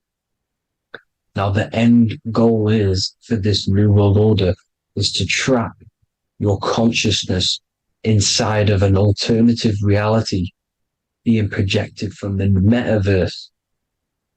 Because the metaverse will be the reality. Neuralink will be the brain chip inside of your brain, projecting your consciousness into an alternative reality while they harness your energy of your physical 666 body.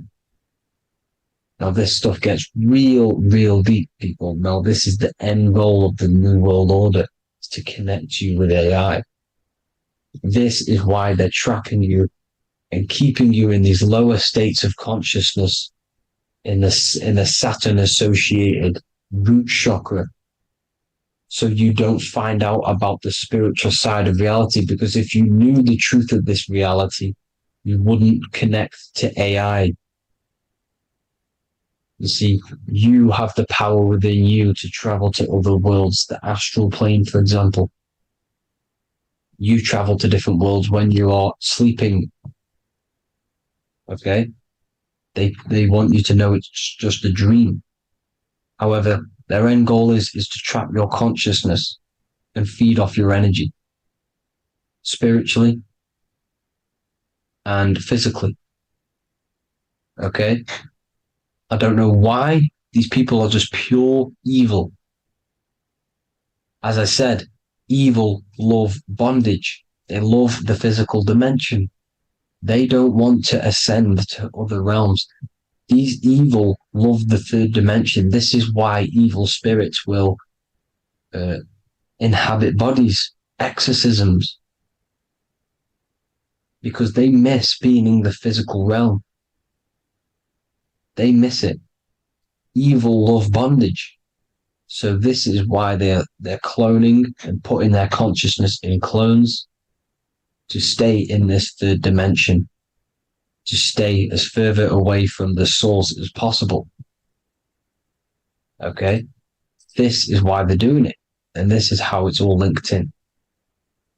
So I hope you all enjoyed this video. Hope you gained some wisdom. Please feel free to join the Telegram. And please leave a like and a subscribe. Thank you all, people. God bless.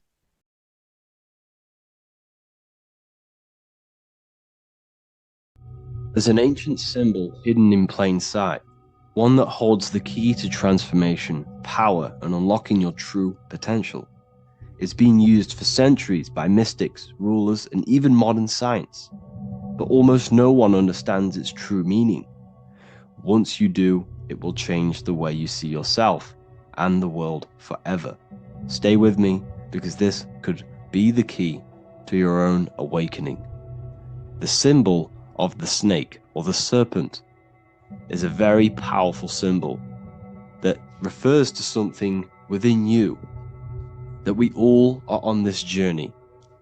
So first of all, we see this symbol in ancient Egypt on the top of the pharaoh's head. We also see this with Buddha, with the snake on top of the Buddha's head and below. We also see this in Rome, with the Roman god Mercury holding the staff with the snake. We see this in Adam and Eve's story with the snake tempting Eve. We even see this today on the medical facility. But what does this mean? Why is this symbol being used for thousands and thousands and thousands of years? It has a very deep esoteric meaning. We see this in the Caduceus staff, and we even see the snake representing the Kundalini. What does the snake actually mean? A lot of people think it represents the Kundalini, which it does. However, there's a deeper interpretation of this symbol, and it goes very far beneath the surface of what the snake actually represents. Okay? So first of all, when looking at symbols, we need to observe what the snake does in nature. The serpent sheds its skin. The serpent shedding its skin is a sacred symbol of an inner transformation. It transforms from its old self to a new self. It sheds layers of itself. As the snake discards its old exterior, it mirrors our own journey of realizing outdated beliefs and patterns, paving the way for a renewed, authentic self on the esoteric path of awakening. Essentially, it represents transformation, but not transformation of our physical bodies, transformation of our inner world. Now, this is where things get a little bit tricky and you may become a little bit confused, but I'm going to make this very clear for you. The snake symbol, or any symbol, can be used for different contexts. For example, the Kundalini. We see the snake representing the Kundalini. We all know that energy can't be destroyed, only transferred. Like I said, this is a transferring of energy. It's a changing, a transforming, shedding its skin. It represents transformation. Sexual energy is energy, and we can transform the sexual energy into a Kundalini awakening to activate dormant brain cells in our brain and to activate the human light body, which is the spirit. We can cultivate, save, and retain our sexual energy, transmute it up the spine to activate the brain. This is a symbol of transformation, of energy in this context. However, when we go to the emergency services, this does not mean the same thing as the Kundalini. The snake in this context represents transformation of health. When we are picked up by the emergency services, we are looking for a transformation. We are unwell, and now we need to transform to well-being. This is why they use this symbol. It represents transformation, especially with the pole and the snake climbing. It's climbing, it's transforming from the bottom to the top, shedding its skin, shedding old layers, transformation. We see this in the Bible with the snake tempting Eve to eat the apple of the tree of knowledge of good and evil. Well, what does this mean? Where's the transformation in this? Well, this is a very hidden one.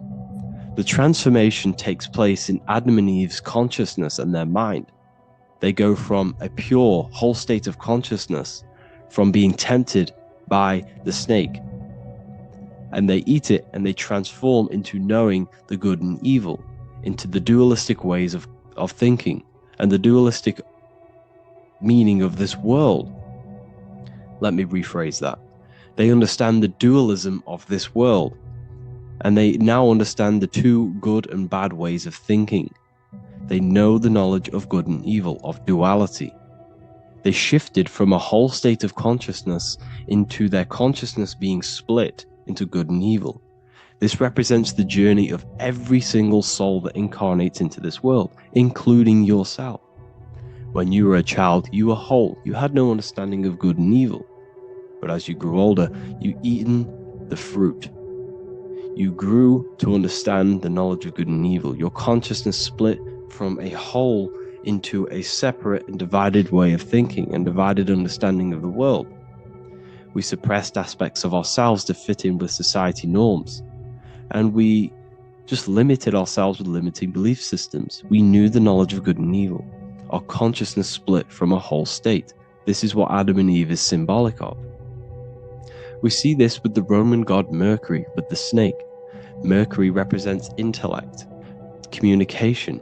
He's always flying in the air, which represents the air, the mind, the intellect.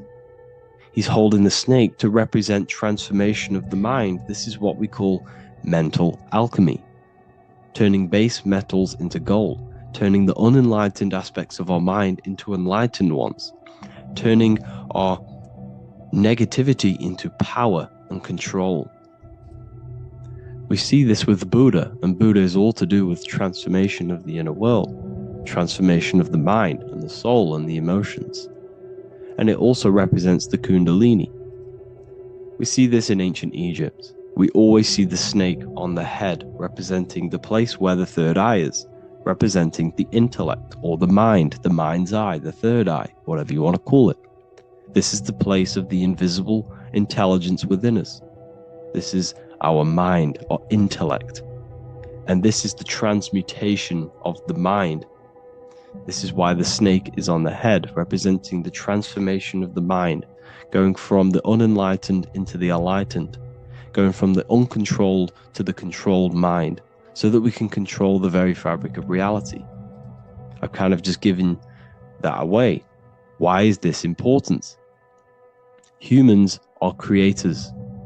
We're the architects of creation, endowed with the divine power to channel the fourth dimension, which is the imagination, into reality. Each thought and intention is a seed.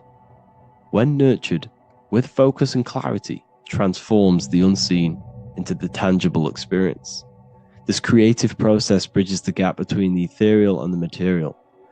Humans are creators. It's impossible for you not to create.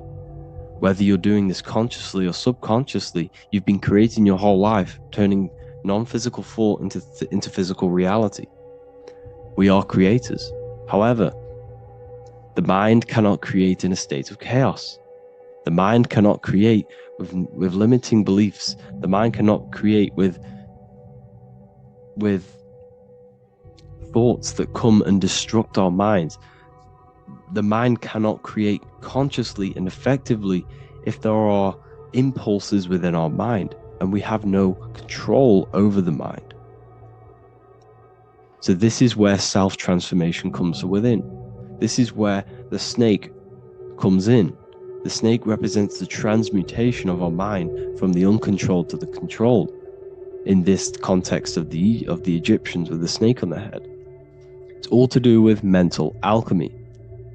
In the occult tradition, the mind is seen as a delicate instrument that demands constant vigilance. Left unchecked, it reverts to archaic and destructive thinking patterns. Like a finely honed blade, it must be continually sharpened through discipline and self-refinement. In this unending process of unveiling and mastery, we learn to shape reality, harnessing the power of our thoughts to manifest the highest potential. It's all to do with mental alchemy, and this is how the snake is connected to you. And what the snake represents to you, it represents the transmutation, the changing of ourselves, of our consciousness, so we can gain control in this 3D world. If we lack control, then we'll constantly be manifesting chaos. Now, there are 3 ways that we can transform our world, and we can slowly transform our mind. Now, this is not an overnight process. It takes periods of time of purification. And number 1 is affirmation. Let's say we have this dirty cup of water, and we have a tap of water. And in this tap, it's pouring in more water, clear water. Over time, if I keep pouring clear water into this cup, it's going to slowly purify this cup. And then in the end, it will look like the cup on the right. It's the same with your mind. The cup represents the limiting beliefs, the negative thoughts, the negative mind, the uncontrolled mind. But if we keep repeating affirmations over and over and over again, such as I am disciplined, I am powerful, I am limitless, over time this can purify our subconscious, and we can gain control over the mind, and we will become conscious of the thoughts that we are giving attention to. The second way is meditation. Meditation allows one to develop an off switch for the mind, providing a sense of control over it. Over time, we gain the ability to filter our thoughts and become more conscious of the ones we choose to engage with. Meditation, over a period of time, will give you this button that allows you to filter out negative thoughts. If you have a negative thought in your mind, you'll be able to become conscious of this and redirect your mind's attention. This is all about self-control, because remember, we become what we think about. The snake represents the transmutation of the self. And another way is visualization. Visualization allows your subconscious mind to experience the reality you desire, accepting it as truth. As the subconscious becomes more immersed in this imagined reality, it works to manifest it into your conscious experience. Your visual eye, visual eye. You're using the mind's eye to see and mold your future. That's what imagination is for, to create in your future. You can become your future now in your imagination. And this can slowly purify your consciousness, slowly purify your mind, which will then, if you do all 3 of these over periods of time, you will see great transformation from the inside out. And your outer world will start to mirror your inner transformation, because it's as within, so without. You change your inner world of consciousness, of thought and emotion, you'll change your external reality and your circumstances. So I hope this lesson has gave you a great understanding of what the snake actually represents. And now that you see it, you will see this everywhere. Every time you see a snake, you know it represents the transformation. So please, if you can, leave a like, comment, and subscribe, and turn on the alerts to make sure you never miss a video. And if you have any video suggestions, feel free to make a comment and I can make a lecture on it. I appreciate you all watching this video today, and I'll see you all inside my university if you're inside, and I'll see you all in my Telegram if you join, and I'll see you in the next video, of course. Thank you and take care.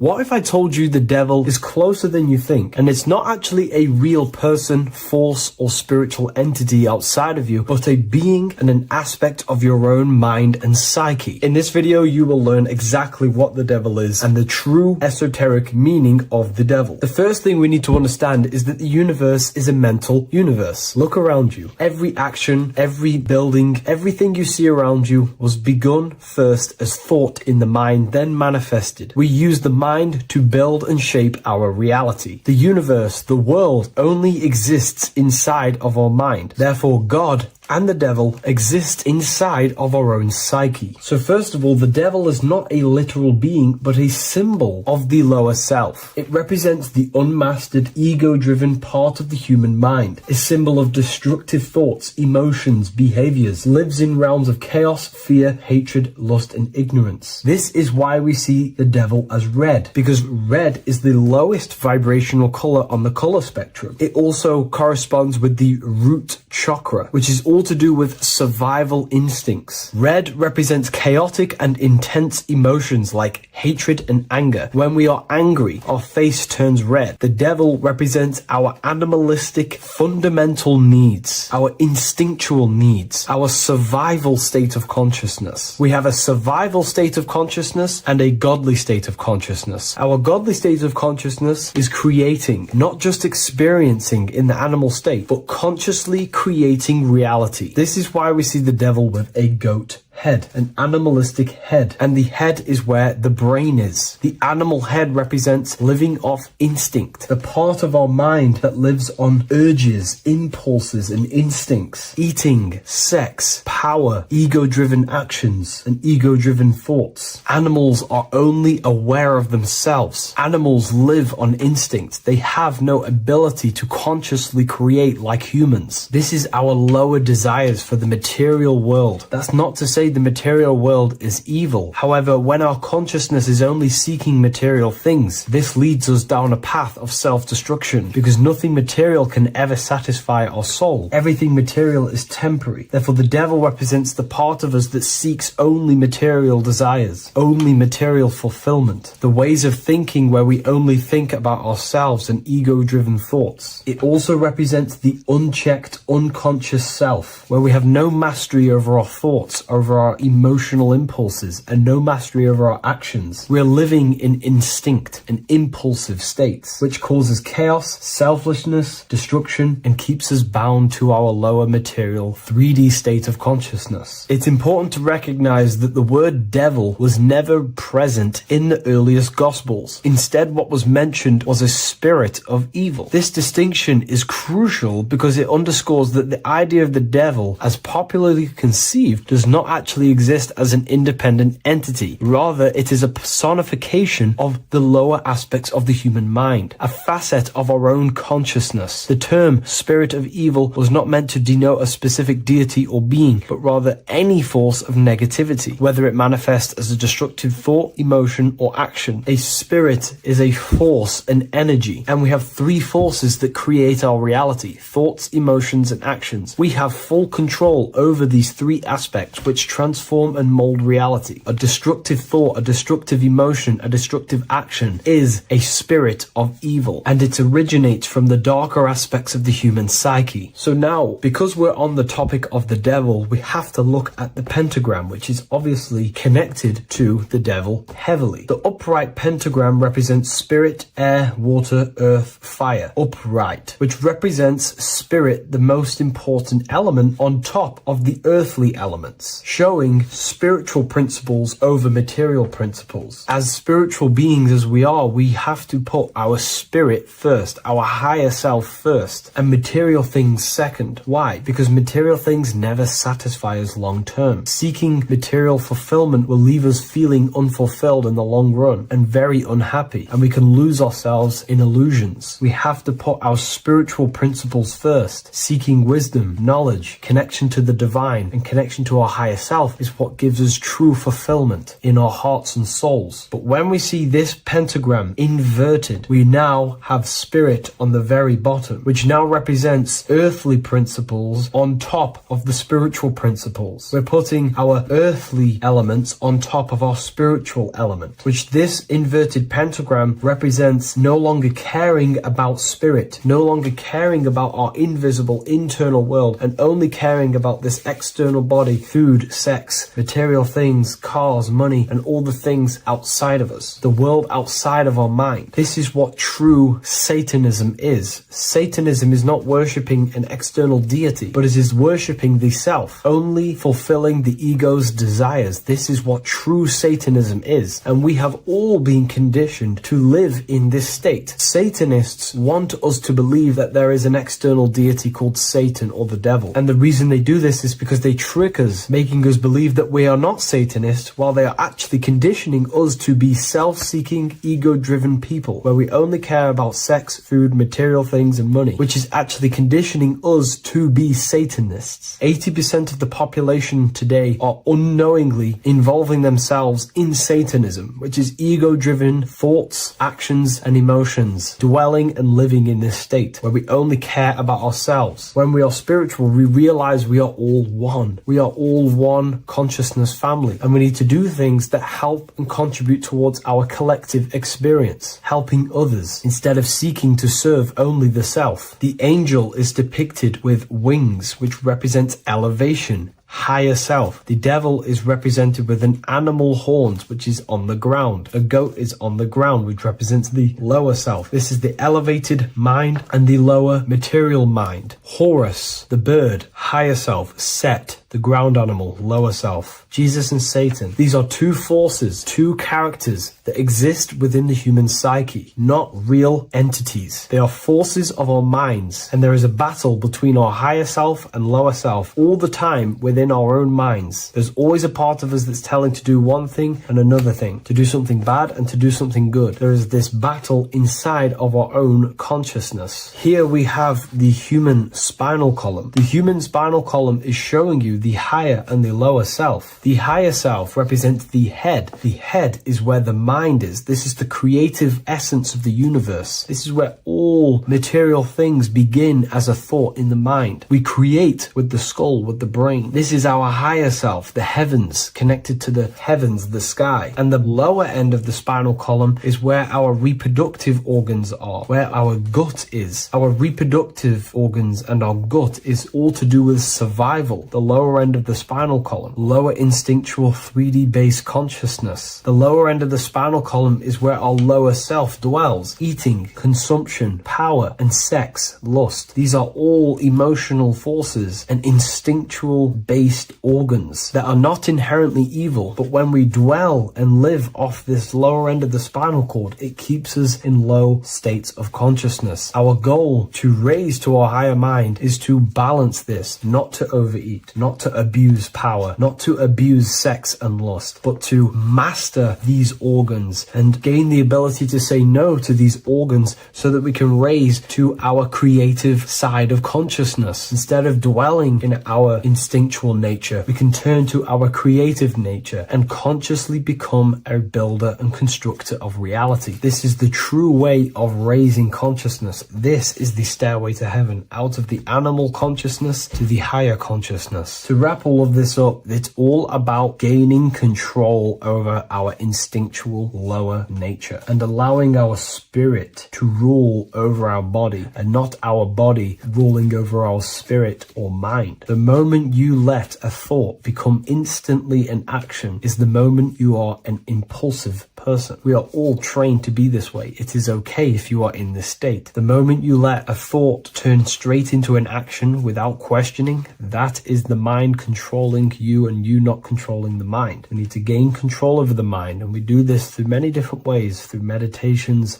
affirmations, and discipline. We slowly gain control over our minds, and once we gain control over our minds, we gain control over our thoughts, and we gain control over the attention that we give certain thoughts. We can then start to uplift our mind, our thoughts, out of our instinctual state to the higher mind. If you wish to learn more about consciousness, I'll leave a link in the description for the Book of Wisdom Volume 2. There is a secret meaning behind the number 666. 666 is 3 sixes. The number 3 in occult and esoteric numerology represents the 3 aspects of human consciousness. We see this symbolism in the all-seeing eye with the light and the triangle. The triangle is the number 3. The eye represents consciousness, observation, and the light represents the light of consciousness. because consciousness is pure light. The three aspects of our consciousness is thoughts, emotions, and actions. Every thought creates a feeling, and the feeling creates the action. All physical manifestation is driven from these three aspects of our consciousness. All physical manifestation comes from thought. Every object you see around you, this screen, the phone you're on, the laptop you're using, or the iPad, was a thought in the invisible realms of consciousness. Then it was brought into physicality through feeling and action. This is because man is made in the image and likeness of God. We are all mini creators. We are all extensions of God's creative consciousness. Therefore, the number 666 represents 3 sixes. 3 is thoughts, emotions, actions. The number 6 represents the cube, because cubes have 6 sides. This material world that we experience, everything has 6 sides. Everything's created by cubes. We can move forward, we can move backwards, we can move left, right, up and down. This is the cube that we are stuck in. Therefore, 666 represents our 3 aspects of our consciousness, thoughts, emotions, actions, all contributing towards our physical self, material world, material pleasures, completely cutting ourselves off from our spiritual, true, divine self, which means 666 is representing a state of consciousness. A state of consciousness where we only operate from a place of material needs and survival things. As humans, we possess a physical material body in the physical material external world, but we also possess an invisible inner world, which is what we call spirit. When we disconnect ourselves from our inner world, we become lost in this materialistic way of thinking and acting, which can lead to no life purpose, a feeling of emptiness and voidness in our hearts. Humans possess the ability to transcend our animal instinctual natures and turn to the divine mind, to the spiritual inner world. It is our inner world that is projecting our outer world. The outer world is just an effect of our inner state of consciousness. It's important as we go through this human life to not lose ourselves and look for our validations outside of ourselves. The external world is simply just a mirror, mirroring with mathematical precision what happens inside our consciousness. When we change our inner world, we produce effect in the outer world. To get back on track about this number, this represents when we are lost in our material self and we are completely cut off from our true divine self. The devil is always having goat horns, which represents a ground animal. This is the lower animal self of man. He's always red. The frequency of red is the lowest vibrational color, and it also represents the root chakra. This is all to do with survival mode and our physical needs and physical self. Red represents chaotic and intense emotions like hatred and anger. This is why the devil is always red, because it represents anger and an uncontrolled state of emotion and consciousness. You see, we've been taught in the church and all through religion indoctrinations that the devil is an external deity which influences humans. And in fact, this is nothing but a metaphorical story. The devil is a character which represents an aspect of the human mind, the lower aspect of the human mind, a facet of our own consciousness and psyche. The voice that we have in our head that tells us to do these negative things is not an external deity pushing us to do something bad. This is an aspect of our own mind. Jesus and Satan are just two characters which represent the two voices that we have in our own consciousness. In fact, the word devil was never present in the early Gospels. Instead, what was mentioned was a spirit of evil. A term spirit of evil was not meant to denote a specific deity or being, but rather any force of negativity, whether it manifests as a destructive thought, emotion, or action. The spirit of evil represents the darker sides of our mind, the part that leads us astray and brings forth negativity in our lives. The reason why they want you to believe in a devil is because they don't want you taking responsibility for your creations. They don't want you to realize that the external world is truly a mirror of your inner state of consciousness. Instead, when something bad happens in your life, you blame it on some external devil or Satan who tempted you. Everything is your creation in your life. When you realize this, you take full control and you begin to reshape your external world by changing your inner state of consciousness. Welcome to Revival of Wisdom. Welcome people, we're back with another video, and this video is about Freemasonry and their connection to the Illuminati. Please, as always, to make sure to hit that like and the subscribe button and turn on the notifications to never miss a video. On May the 1st, 1776, the founder of the Illuminati, Adam Weishaupt, founded this secret organization, and this date can be found in Roman numerals underneath the all-seeing eye pyramid on the $1 bill. This $1 bill also says Anu Coptus Novus Ordo Secularum. This is Latin for announcing the birth of the New World Order. This New World Order will be headed by Lucifer, the all-seeing eye, and followed by the 13 layers of bricks for the 13 elite bloodlines. So your Orsini's, Rockefellers, Rothschilds, Soroses, and the other 9 elite families. So when Adam Weishaupt created the Illuminati, he made it consisting of high-level degree Masons, French and Latin philosophers, and many more powerful people to all become one society. So this is why you see Masons using the same symbol of the all-seeing eye inside the pyramid. But not all Freemasons are part of this Illuminati secret society. As the 33rd degree Freemason Manly P. Hall said in his book The Secret Teachings of All Ages, Freemasonry is a fraternity within a fraternity, an outer organization concealing an inner brotherhood of the elect. So what he's saying here is that Freemasons have to go up the degrees of Freemasonry, and once they hit the top, they either get elected or not into these secret societies like the Illuminati, Skull and Bones, and Knights Templar. So when you see celebrities doing this one-eye symbolism, either covering one eye, doing the triangle, or doing 666 over one eye, this is showing and reflecting the symbolism of Freemasonry. They have taken the oath to never speak on anything they learn about Freemasonry. Duncan's Ritual of Freemasonry book states the oath they have to take.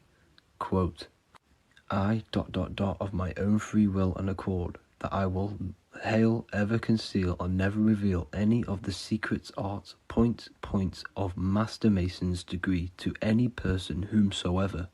All this most solemnly, sincerely promise and swear. Now, this is what happens when they break the oath, stated in this book, quote, myself severed in two, my bowels taken from thence, and burnt to ashes. So this states that Freemasonry comes first, before any law of the land. It has the right to kill you if you break your oath. This is the hand gesture they have to do every time they enter the ritual room inside the Masonic lodge. This is the cutthroat symbol, showing you and reminding you of the oath and what will happen if you break it. Now in this book, Richardson's Monitor of Freemasonry, it states, if you break your oath, binding myself under no less penalty than to have my throat cut across, my tongue torn out by the roots, and my body buried in the rough sands of the sea. If they do not decide to kill you, this book states this by pointing him out to the world as an unworthy vagabond, by opposing his interest, by dearranging his business. In other words, they have the power to frame you and destroy your reputation to the world and destroy your business if you break this oath. So yes, they do kill to keep this truth hidden, because this truth of this reality is what keeps them in power. They have the ability to manipulate people because people do not know what manipulates them. This is why they call themselves the government. They govern the ment, which is the mentality, because the mind is the root cause of reality. They control what you perceive to control what you manifest. By knowing the truth, you are set free, and you no longer need no controller above you.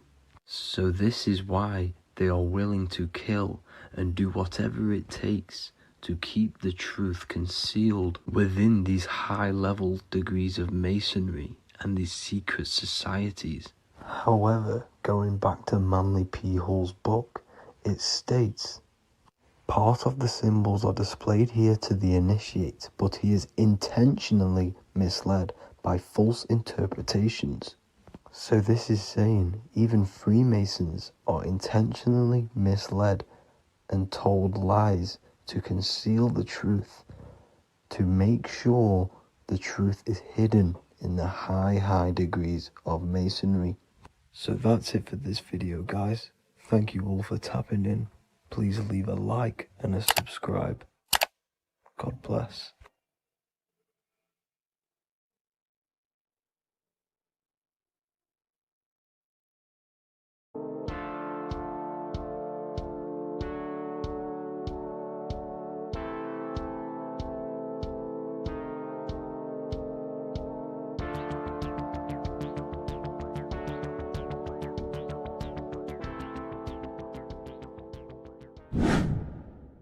Hello and welcome to another video, people. Before we start, please like, comment, and subscribe if you wish to see more content. Today we're going to be talking about the mental universe and how everything is mental. This is the #1 law on the Kabbalion. If you've never read that book, it's called The Kabbalion. A very good book. It's the first law because this is the most important thing you need to understand.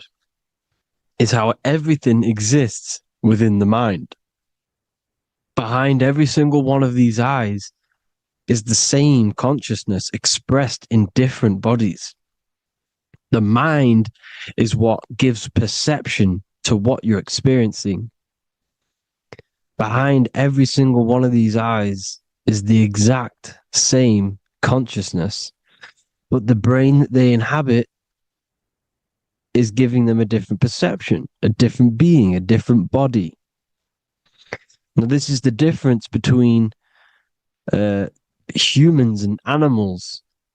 Humans possess a advanced consciousness, an advanced mind that gives us the ability to be aware of ourselves mentally, physically, and spiritually. We can reflect on ourselves. When a dog looks in the mirror or an animal looks in the mirror, it doesn't know what it's looking at. It doesn't realize it has a consciousness. It can't reflect on itself. It can't say, I want to improve in this area. It doesn't have that consciousness. We have a divine consciousness. Take away the N for divine, and you get with a D, put it with a D, you get divide, because we have a divided two-way consciousness. An animal only has one. However, it's still the same mind. We're all mind. We're all mental. We all exist within the mental plane. Look at this person walking. The body, the brain is sending electrical signals through the 12 cranial nerves, which the 12 disciples that spread the gospel of Jesus, right? You have 12 cranial nerves in your brain. There are 12 disciples which spread the gospel of Jesus. Jesus represents the mind, the intelligence, the invisible intelligence that we all are, the same intelligence, the same exact consciousness, which then sends a command into the brain. Then the brain sends these 12 electrical signals through the 12 cranial nerves to control the rest of the body through the nervous system. This person walking is not, the body is not walking. The invisible, the mind is telling it to walk. And the brain is it's a supercomputer which is decoding these demands given to it by the mind. Because the pineal gland will have something to do with the ether, because the ether is physical and non-physical. The mind is sending the commands through the ether to the pineal gland, which is then getting broken down into electrical codes within the brain and sent throughout the nervous system to control the body. And this is why in the Sims simulation, because the body's the simulation, it's a false reality, it's the fake reality, it's not the real you. You are formless. There is no form, but the third dimension is a dimension within your mind. Matter, mind, light is all a product of your mind. It's all in the mind. Now, this is why The Sims has this green little diamond on top of the head. Because this is you. This is your invisible intelligence controlling the character. Okay? It's controlling the character. And this character is in the world. Your consciousness isn't in the world. The world exists within you, but the body is a vehicle for that realm that you land in. When you have a dream, your mind transcends this body into another body, duplicates your body into another universe, unite. Unite is one. We're all one. It's all one universe, expressed in many different ways, infinitely. And the vehicle that you land in is the body to operate in that realm. This is the all-seeing eye, as you see here. The I, this is all the intelligence. This is the ball of consciousness, God, expressed in different bodies. We're all this same one in different bodies, as you can see here. And this intelligence is expressing infinitely throughout the universe, an infinite universe. There's no beginning, no end. There was no beginning of the universe. There is no end. It's infinite, always has and always will. But the mind is what gives you the ability to explore the universe, to make perception of it. We are God in disguise. We are God in disguise. We are God in flesh. But the body can become attached to the mind, can become attached to the body if the mind is not aware of itself. When the mind is that blinded by matter,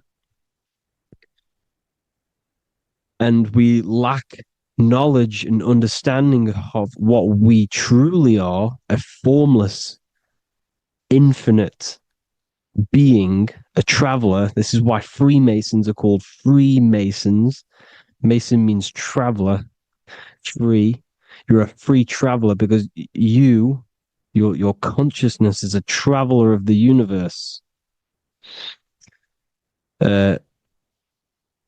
When we lack understanding, our mind bounds to the body because we don't separate the body with our different layers of consciousness. When we separate them and identify that we are mind, body, emotion, you then can apply this knowledge to when you want to astral travel and explore the different realms of your mind, because the mind is the universe. People, this is what we need to understand. The mind is the universe. I am you and you are me. This is the Egyptians showing you this. The Ankh is the symbol of life. This is the one ball of consciousness, mind, giving it the Ankh life to all the different life forms. The cows, the the birds, the snakes, and the big onk given to the humans, because the humans are the most intelligent.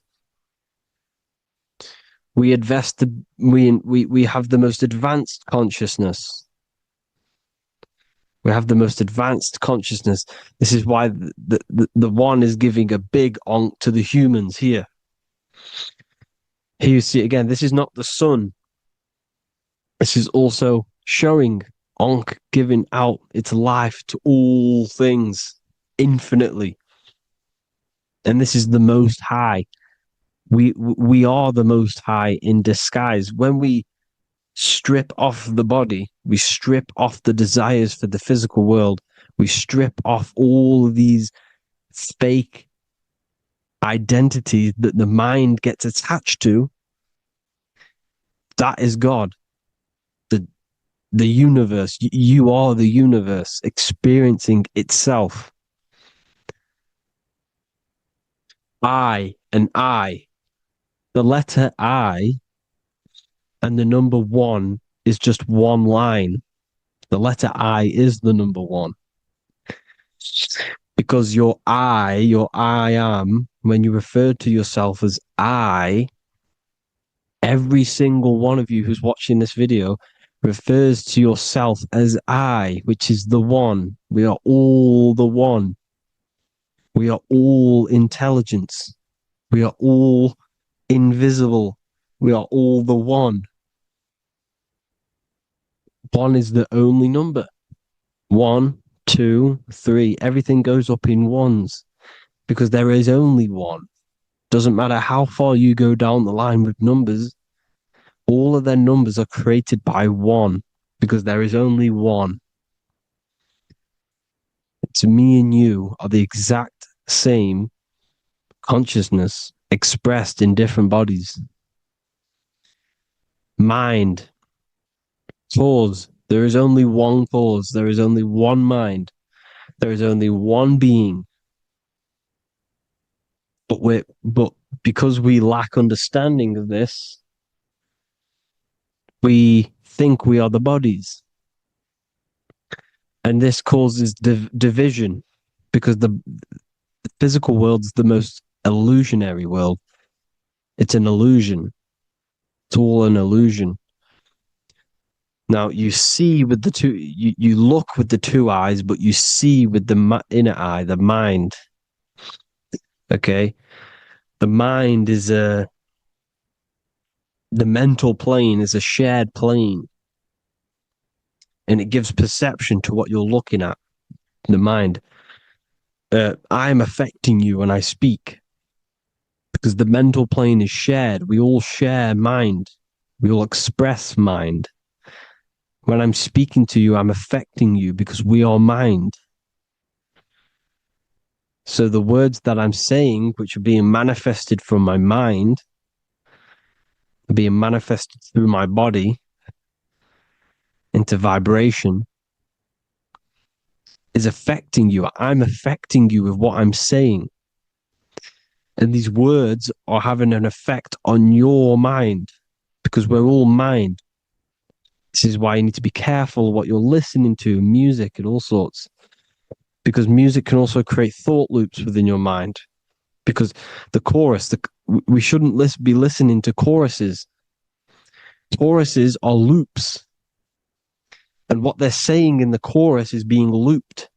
And this can create thought loops within your mind. Go and listen to an old song that you used to listen to about 5 years ago, 10 years ago, 20 years ago. Go and listen to an old song and you guess what? You will get nostalgia. Why will you get nostalgia? Because that song will trigger the thoughts that you were thinking in that time of listening to that song. So songs with choruses create thought loops and they reprogram your subconscious mind.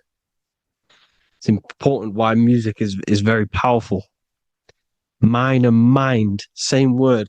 See, language is the truth, people. This is why I use language in all of my presentations, especially the English language. It's riddled with occult truth. I I is my me, I, you, and me, or I, one. We are not the name, we are I. Every single one of you is I, because we are all the one, all mind. Now, the only thing that is truly mine is my mind. When you say something is mine, it's an illusion. It's not yours. The only thing that is mine is mind, my mind. Okay? It's my mind. It's the only thing. It's the same word, mind and mind. Like I said before, everything's one. Hot and cold is different degrees of the same thing, of the one substance, of degrees. The 7 colors are different frequencies of the one white light. Everything is one. There is only one. We are all one. Everything is one. Hot, cold, day, night. It's the same degree of one, which is mind. The mind's perception is what's giving it, labeling it hot or cold. The mind's perception of colors is what is giving it red or purple, hot or cold. There is only mind. The mind gives things perception. There is only one, that is mind. The conscious and the subconscious mind. The male and the female, these are married. The subconscious mind is your hidden part of the mind. Okay, it's hidden. You can't really, you can access it through different meditations and Reiki teachings, and dreams or manifestations of your subconscious.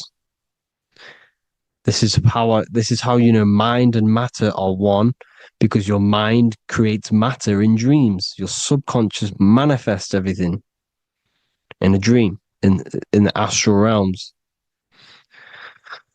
The conscious is what you're conscious of, what you're consciously thinking of.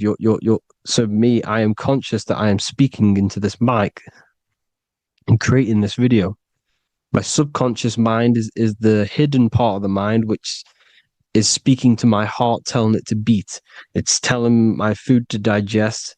It's regulating all my blood. It's doing everything in my body without me being conscious of it. Without me being conscious. The subconscious is the feminine. The conscious is the male. The Bible, of course. Proverbs 12:4. Helpful, not helpful, an excellent wife is the crown of her husband, but she who brings shame is like rottenness in his bones. In the same way, husbands should love their wives as their own bodies. He who loves his wife loves himself. You can take that physically, you can take that literally, or you can take it metaphysically. See, the Bible's written in such a way where you can take it as your level of realization. He who loves his wife loves himself. If you love your subconscious, if you love yourself, you speak good about yourself, because your subconscious takes everything literally. If you say, I hate you to someone, your subconscious does not know the difference between me and someone else. It only thinks me, me, me. Why? Because mind is the only thing that exists. You are mind, I am mind. If I say, I hate you, you're saying that to yourself. Your subconscious picks that up and says, I hate myself. And that's telling your subconscious that's what you want. Because your subconscious manifests 90% of your behavior. The programs within your subconscious. Tying your shoelace is a program. You don't need to be conscious of it. You can just do it because it's a program. It's deeply interwoven in the subconscious. Driving your car, texting on your phone. You don't have to think about what letter. You just do it because you know where the letters are. It's a program. Therefore, if you look after your subconscious, They are a married couple. It's your wife. Your subconscious is your wife. And it manifests 90% of your daily basis thought patterns, actions, behaviors, emotions, all the things that you all the trauma that you've experienced is stored within your subconscious, which is affecting you. So let's say you were in a car crash 10 years ago and you had a really traumatic event, you really hurt yourself, and you had a very, very, very strong emotion that you felt of pain. That will still affect you today. And why? Because it will manifest into your behavior. How? Well, you'll be cautious of what cars to go in and who. You'll be cautious because of that event that stored within your subconscious, because of that feeling you felt was so painful and so strong. It's still manifesting into your behavior today. For example, you won't go in certain cars, you won't go with certain drivers. The subconscious stores everything, all your memories, the programs, and everything. So if you trick your subconscious, that's how you manifest your life. If you trick the subconscious, you already have something. And therefore it will manifest into your life, into your behavior, thoughts, and actions. This is why the golden rule is to treat others like you want to be treated. Because I am you and you are me. We are all subconscious. We all have subconscious. Whatever I do to you, I do to me. Because my subconscious picks that up and thinks I'm speaking to me. Mind is very powerful. Whatever I do to you, I do to me. Treat others like you want to be treated. The golden rule. That is the only rule we need in this realm, in the universe. If everyone understood this rule and how the subconscious works and how karma works, we'd live in heaven on earth, the Garden of Eden, the golden age. As a man thinketh in his heart, so is he. Proverbs 23:7. Where your heart is, there will be your treasure. Your heart's the emotions. The storehouse of emotions is where you feel emotions. You have to let your emotions move through you, not become you. You can't let your emotions become you. Or except be like the sky and let them pass through you. Be like the clouds and the stars passing over. Let them pass through you. Do not let them become you. And this is how emotions can take over your mind. We are driven by, when a man is driven by emotions, he has no self to control. You must control the mind, because the mind can be corrupted. Because your thoughts are electrical in the brain. Your thoughts come from the mental plane. So how the mind works is that you place your attentions on something in the mind, and infinite information just flows in. Think about it. When you think of a certain topic, as soon as you think of that topic, information comes flying into your mind. Different ideas, ping, ping, ping. It's all connected. It's why we call it a mindset, because your mind sets itself to frequencies. And when we think of something, we tap into that frequency, and just the universe, the mind, the mental plane just flows in information based on that frequency and that thought. The universe is just information. All of the information out there, nothing is new. It's all there. You just have to tap into it. You can tap into these different thoughts, and it's all there. Everything already exists within the mental plane. You don't think anything. You receive thoughts. We all share the mental plane. We affect each other. I'm affecting you. Listening to me is affecting your mental plane, your mind. The physical plane is the lowest plane. It's the world of effect. Everything you see in the physical plane is the effect of mind. Like I said, the person walking is the effect of their mind telling the body to walk. The physical plane is the lowest dimension of your mind. Mother Earth, we are in a mother. We're in the womb still. The Earth is feminine. It looks after you. It provides you with food for free. It grows on trees with water. It's Mother Earth. It's the womb. The dome above your head is your mother's belly. Okay, is your mother's belly. You're in the womb still. You're forever in the womb because your mind's constantly expanding.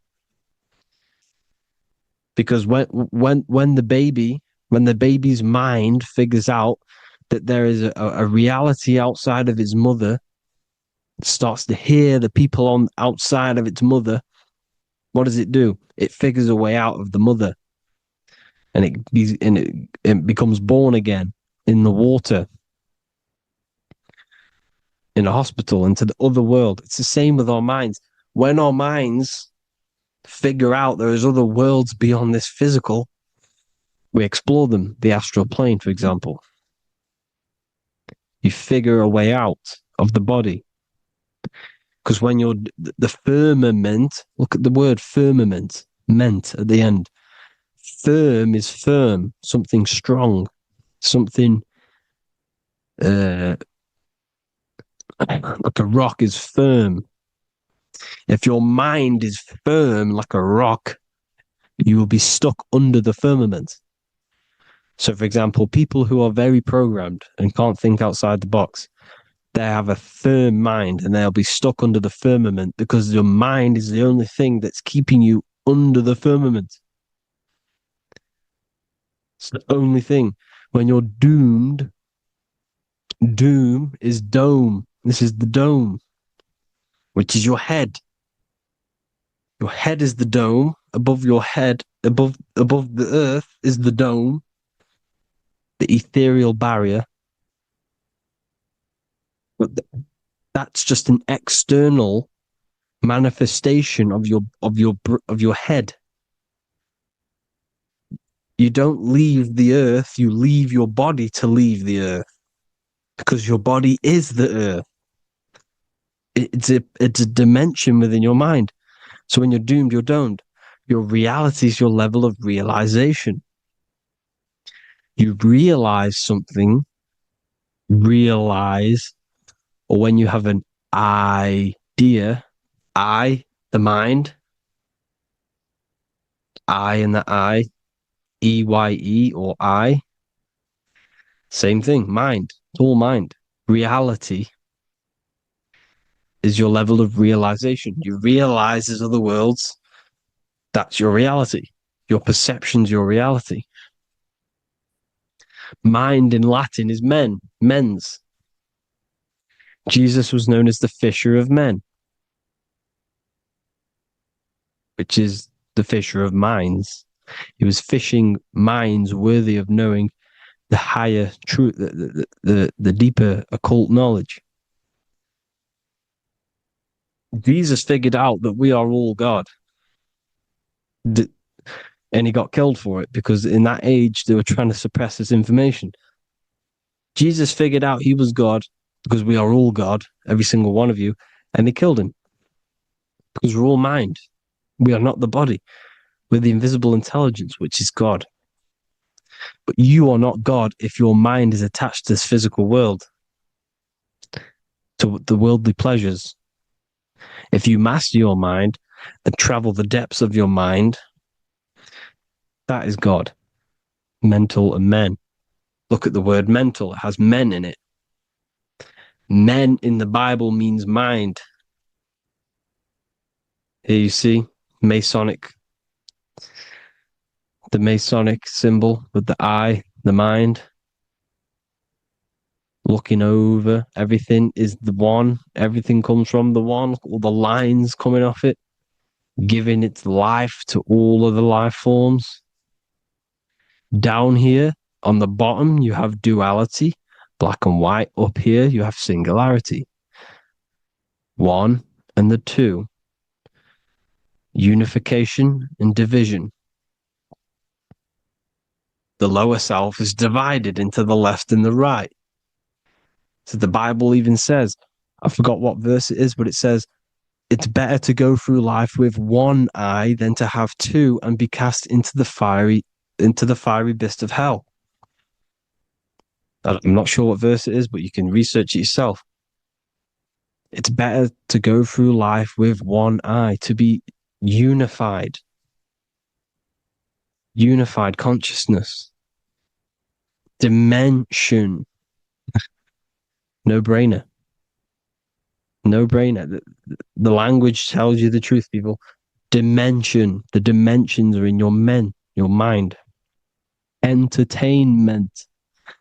Entertain the mind. Disappointment. It's all in the mind. Environment.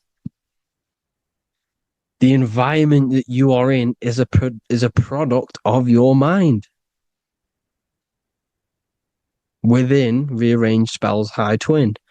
Within is your mind, and your external world is mirrored from the decisions you make in your mind.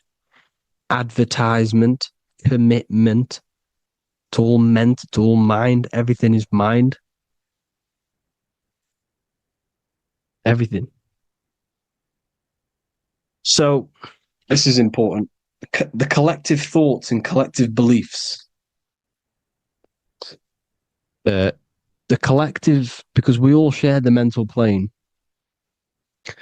And because of this is why we are in a weakened state of consciousness at the moment. Because the collective thoughts and the collective minds overall are asleep. And they don't believe in anything. You see, everything is true within the mind. You think of something, it is there instantly. You think of a chair, it's there in your mind. You think of anything, it's there instantly. So everything's true within the mind. Anything can happen in the mind. Anything can happen on the physical plane if the collective consciousness, the collective minds, believe it to be true. This is why back in the days, in the ancient days, you look at all the old world stuff, you see all this crazy technology, and it's because as a collective, as humanity back then, they believed that they had much more open minds. Therefore, the things manifested in the physical world were a lot more out of the box, so to say, compared to today. For example, magic is not as powerful today because the masses don't believe in it. It's still powerful, don't get me wrong, but if the masses believed, or if everyone knew magic could be real, because it is, anything's real in the mind, it would be a lot more powerful. You see? So and what they're trying to do is create a hive mind worldwide. They're trying to make one religion, an external God. What happens when you worship something external? You give energy to it, because where attention goes, energy flows. Where your mind gives attention to, energy goes there. And when we all believe in external gods and give our worship and our power to these external things, we all give energy to it, which will manifest as a demon in the astral planes. It's a hive mind. They're trying to make a hive mind to summon our energy. Trying to summon our energy. And it through mind, through collective thoughts. The hive mind. They want one religion, one government, one currency, one belief system. And that will create a hive mind, which will limit our consciousness, which will limit what we can do in the physical world. Because if everyone doesn't believe in certain things, it cannot happen, because it's all in mind. Mind is so powerful. I am you and you are me. I hope you all enjoyed this video, people. If you haven't already, join the Wisdom Academy. the Wisdom Academy. We have many occult lectures just like this one. Also, we have just launched Mindwave Hub. If you want genuine frequencies, genuine binaural beats, because the ones on YouTube, the ones on Spotify, Apple Music, they're all tuned to A440 hertz, which shuts down the right hemisphere of the brain. If you want to gain access to your true consciousness, your mind, you need to balance the two hemispheres and balance the chakras. You can do that externally by listening to binaural beats. If you want true frequencies, true binaural beats to hemisync the chakras, hemisync the brain, to gain access to the different dimensions of your mind, well, you can gain access anyway, but it's going to help you if you're trying to learn this. Join Mindwave Hub. The link will be in the description. Listen to the binaural beats, meditate to them, listen to when you go to sleep. They'll massively benefit you. Thank you all, people. Hope you had an amazing, lesson. Hope you learned a lot. And please subscribe. God bless you all.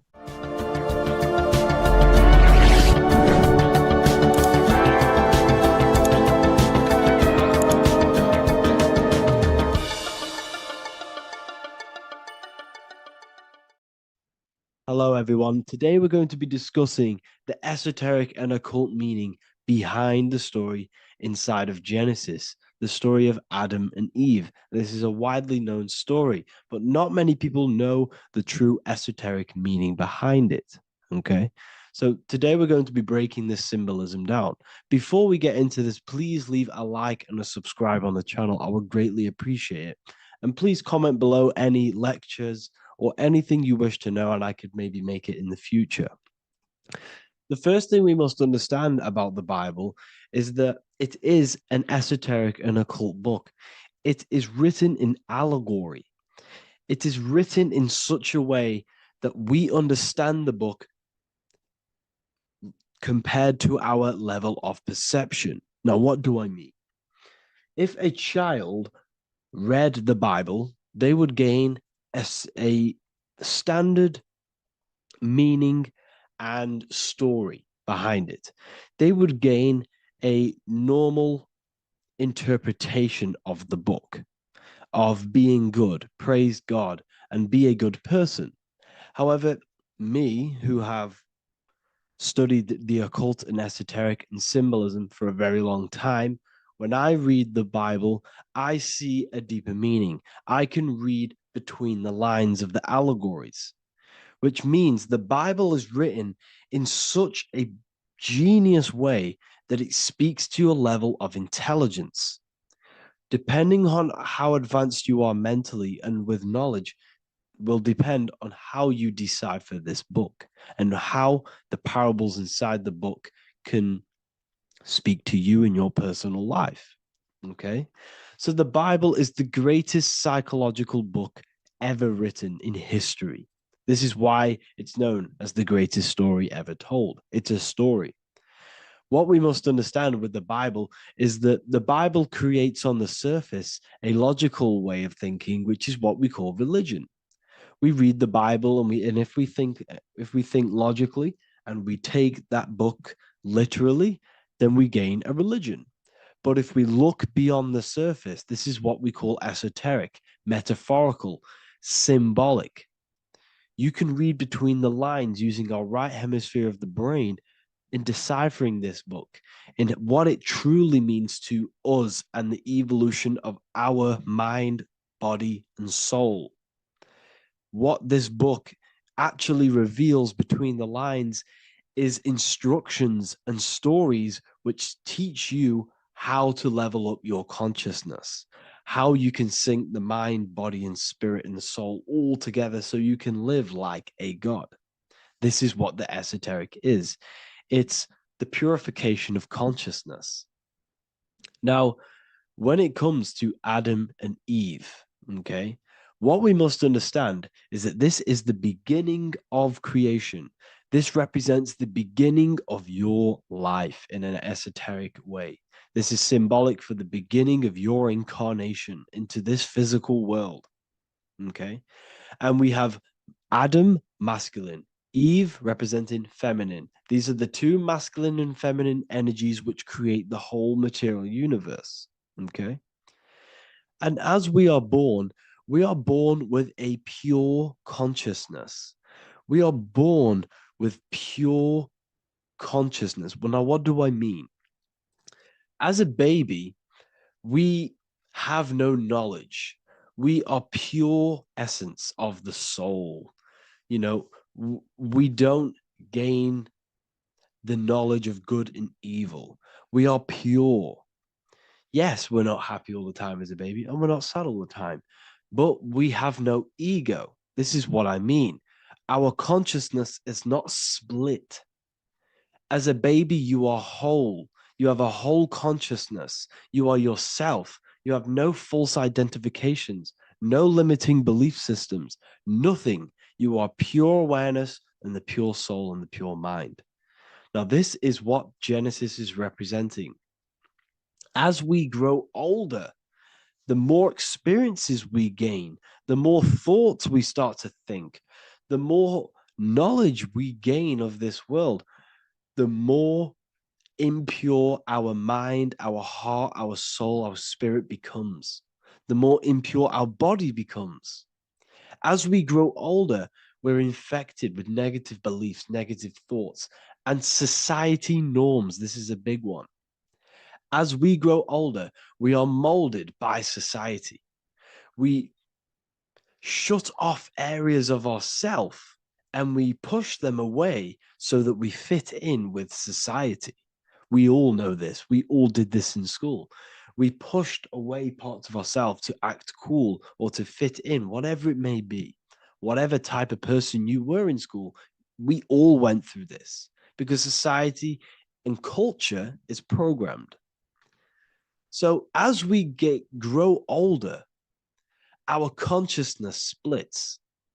We gain a persona, an ego, and we gain a shadow self, the subconscious, and we gain an ego. Now, the ego is what you show to people.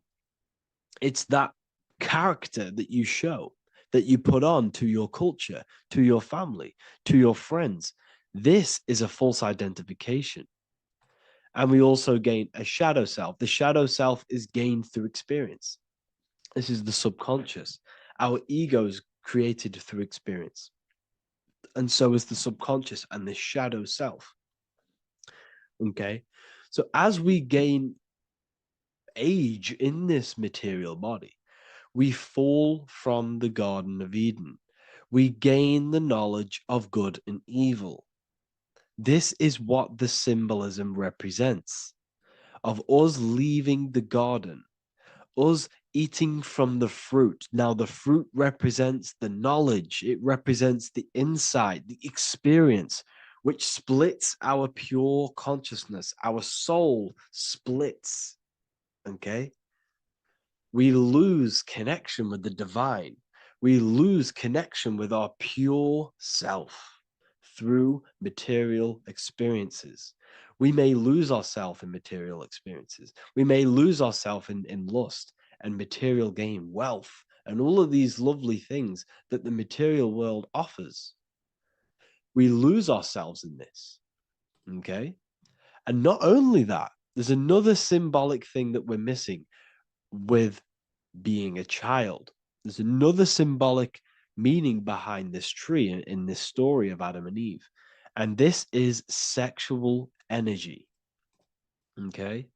As we are a baby, we have no ability to create another human life. We have no sexual urges. We have no desire for the material things as a baby. Nothing. As we grow older, our sexual energy cultivates around the age of, it's like 10, maybe earlier for some people or later for some people. This is what we call puberty, when our sexual energy activates. This is when the masculine and feminine energies are present within the body. And we are now given the ability to create human life. We're now given the ability to bring in a soul into the material world. Now, this is what we believe and know in the esoteric world. That is what sex is. You're bringing a soul from the astral into the physical. Okay. So as you grow older, you gain this ability to use the power of creation. You gain this force within you that allows you to open a portal in the astral and bring in a soul to the material. Now, this power can be misused. This power is very powerful and it should not be misused. In occult and esoteric teachings, we teach and learn sexual transmutation, how we transmute sexual energy into different areas of our life so we can grow and create. Because sexual energy is creative energy. It creates a whole new human being. So if we retain it, we can transmute it into creativity. So this energy is kind of corrupting us as well. And now I'm not saying growing up is evil, all this thing is evil. This is a natural cycle that we must go through. The soul of us must go through this cycle so that we learn, so that we overcome it, so that we gain mastery of ourselves, so that we expand ourselves. I recommend you watch the Evolution of Consciousness lecture that I did on my YouTube. An amazing lecture. Talks about the evolution of consciousness and how we're on a never-ending cycle of life and death and expansion. So leaving the Garden of Eden is symbolic. You see, Eve represents emotion. She's feminine. Adam represents action. That's why he bit the apple. You see, Eve takes the apple and tempts Adam because she's the emotion. She's the sexual desire. And Adam eats it. He releases. He misuses the power of his creation. He misuses his consciousness because of material illusions and material desires. This is natural, okay? As we grow older in this life, our soul has to experience sin. We have to experience negativity. We have to experience evil, okay?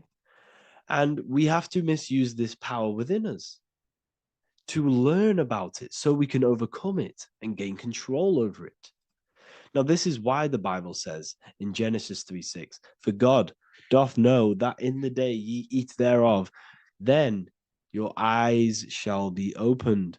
Ye shall be as gods, knowing good and evil. This is very, very, very symbolic.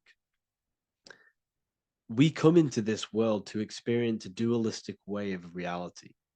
We come into this world to challenge ourselves so the soul can grow, because the soul comes from pure love from God. But we come into this world so the soul may know what it's like to be evil. You see, we are like a seed. Our soul's like a seed. And when that seed grows, okay, and it's planted, them roots must grow to hell in order for the top of the tree and the roots to grow to heaven. In order for the soul to reach the highest states, it must descend down into the lowest states. Good and evil. This is the story of good and evil, okay? And this is the story, a psychological story of how the human mind has functioned in this life. This is what this story is representing of how our soul and mind is functioning, how our consciousness is splitting and growing up and evoluting. Okay. Like I said, snakes represent sexual energy. They represent, snake, when you've been snaked. This is why we say you've been snaked, because it represents a temptation of sexual energy. This is why the Kundalini is symbolized as a snake. This is the serpent within us that we can rise to activate dormant brain cells in our brain. Now that's called the Kundalini awakening. I'm not going to get into that into this video, but this is what it symbolizes, the tree and the knowledge of good and evil, because our body is the tree. Our central nervous system is the tree. The snake is our sexual urges and this false temptation that tempts us to interact with sin, the material world, okay, and go against our higher divine self. This is what it represents. Now, It's very, very symbolic. Not everyone is going to agree with this, but this is my interpretation of Genesis based on my research of occultism, symbolism, metaphors, and me studying the Bible. This is my interpretation, and I hope it resonates with you. It might not resonate with you, but this is what makes sense to me, and this is what has made sense to many other occult researchers who are in this space as well. Okay. So please leave a like, leave a comment, leave a subscribe. I'd greatly appreciate if you could, just give me some support on this channel. We're nearly at 100,000 subscribers, which is insane.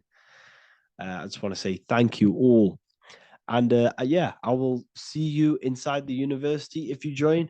I'll look forward to mentoring you, connecting with you on the live calls. There's a new symbolism course which is going to be available very, very soon.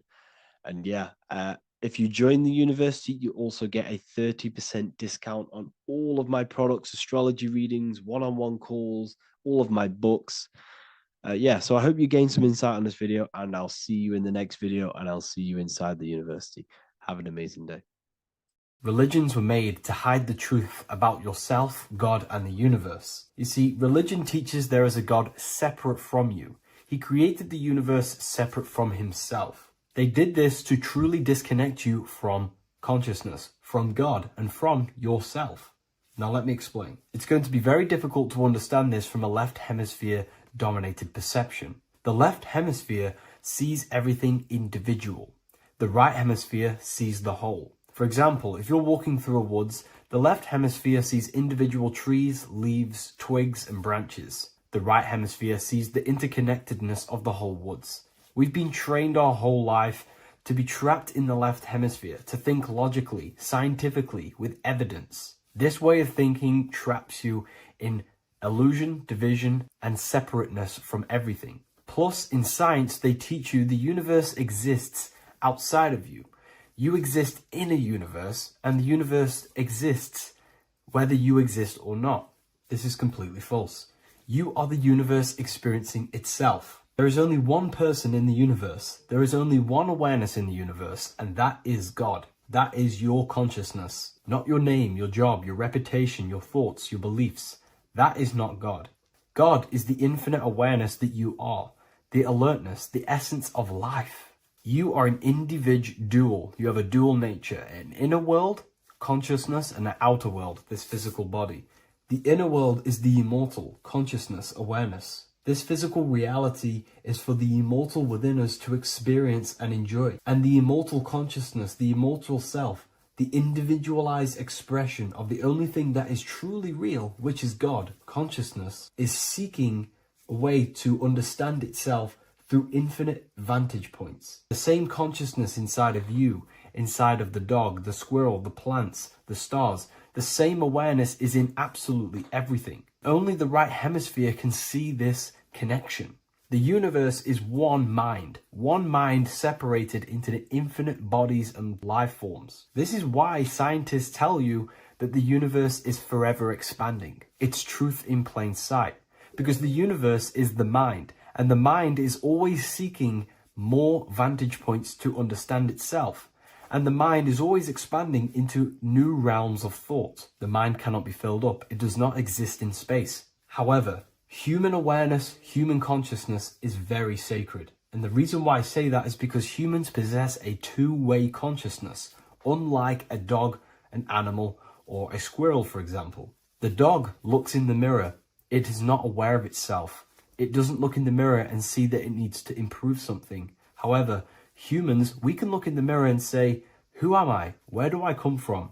And I need to change this aspect of me. I'm lacking in this area. Dogs do not have this awareness. They function only on their immediate surroundings, on survival and instinct. Human awareness is special because we have the ability to reflect on the self. We can question our consciousness. We can question, who am I? Where do I come from? And where am I going after this? The human mind has no limitation. We can surpass our animal nature and rise to a godly nature. This is the whole purpose of reaching Christ consciousness, which is just an ideal consciousness where we have control over self and we know who we truly are. Humans have been given the tools to awaken. Our five senses are locked only to perceive the physical world, but the mind holds the gateway to understand the unseen aspects of reality. The mind holds the secrets to the universe and consciousness. We just have to study ourselves to understand God. We are all individualized aspects of consciousness. There is only one pure consciousness in the universe, but we're fractaled into infinite life forms, experiencing this consciousness in a different form, molding this consciousness into individual egos and individualized consciousness. Me and you are made of the same fabric. However, I have thought different things, believed different things, experienced different things, which has conditioned my consciousness to be my own individualized aspect of God. And that's what makes me, me, and you, you. God is the creative power within us to turn thoughts into physical reality, to create things. We are a creator. Each one of us is a miniature earth, creating and building in this physical 3D reality. Our consciousness holds power over the 3D reality. We can mold it and create anything we wish. However, we have been conditioned to live like an animal, living in our animal nature, eating, surviving, lusting, and these low-level desires keep us trapped from figuring out our creative power. This is why the ancients always depicted God inside of the brain. Even in ancient Christian artwork, William Blake, Anton Raphael, all depict God inside of the brain. Why is this? Because God is our creative power. The spinal column acts as a type of ladder of consciousness. If you just think about sex and act on sex, eating, consuming, and living in a survival animalistic state, then your consciousness is functioning on the lower end of the spinal column, where your reproductive organs are and your gut organs are to consume food. In order to activate the God within us and to us to truly know God, we have to be aligned with the God consciousness. We have to unlock the God within us so we can truly actually experience God and understand it. However, God exists beyond our personal consciousness, beyond our human identity. In secret societies, satanic rituals and satanic societies, they are seeking a way to escape the human identity through ritual work, meditation, and trance-like states. A trance-like state is like the state that you enter just before you fall asleep, where there is no thought present in your mind, because you are not the mind, you are the observer, you experience the thoughts. And when we escape the human identity through rituals, meditation, or trance-like states, we can actually experience beyond the veil of this material world. However, satanic rituals do this in a negative way. Satanic rituals include ways to make the human mind tap out by pushing the human minds to the limit through pain, suffering, and even torture, to allow the mind to pass out so you can temporarily pass on the veil of the physical world and escape the limitations of the human identity and the human thinking mind. Now, you do not have to do it this way.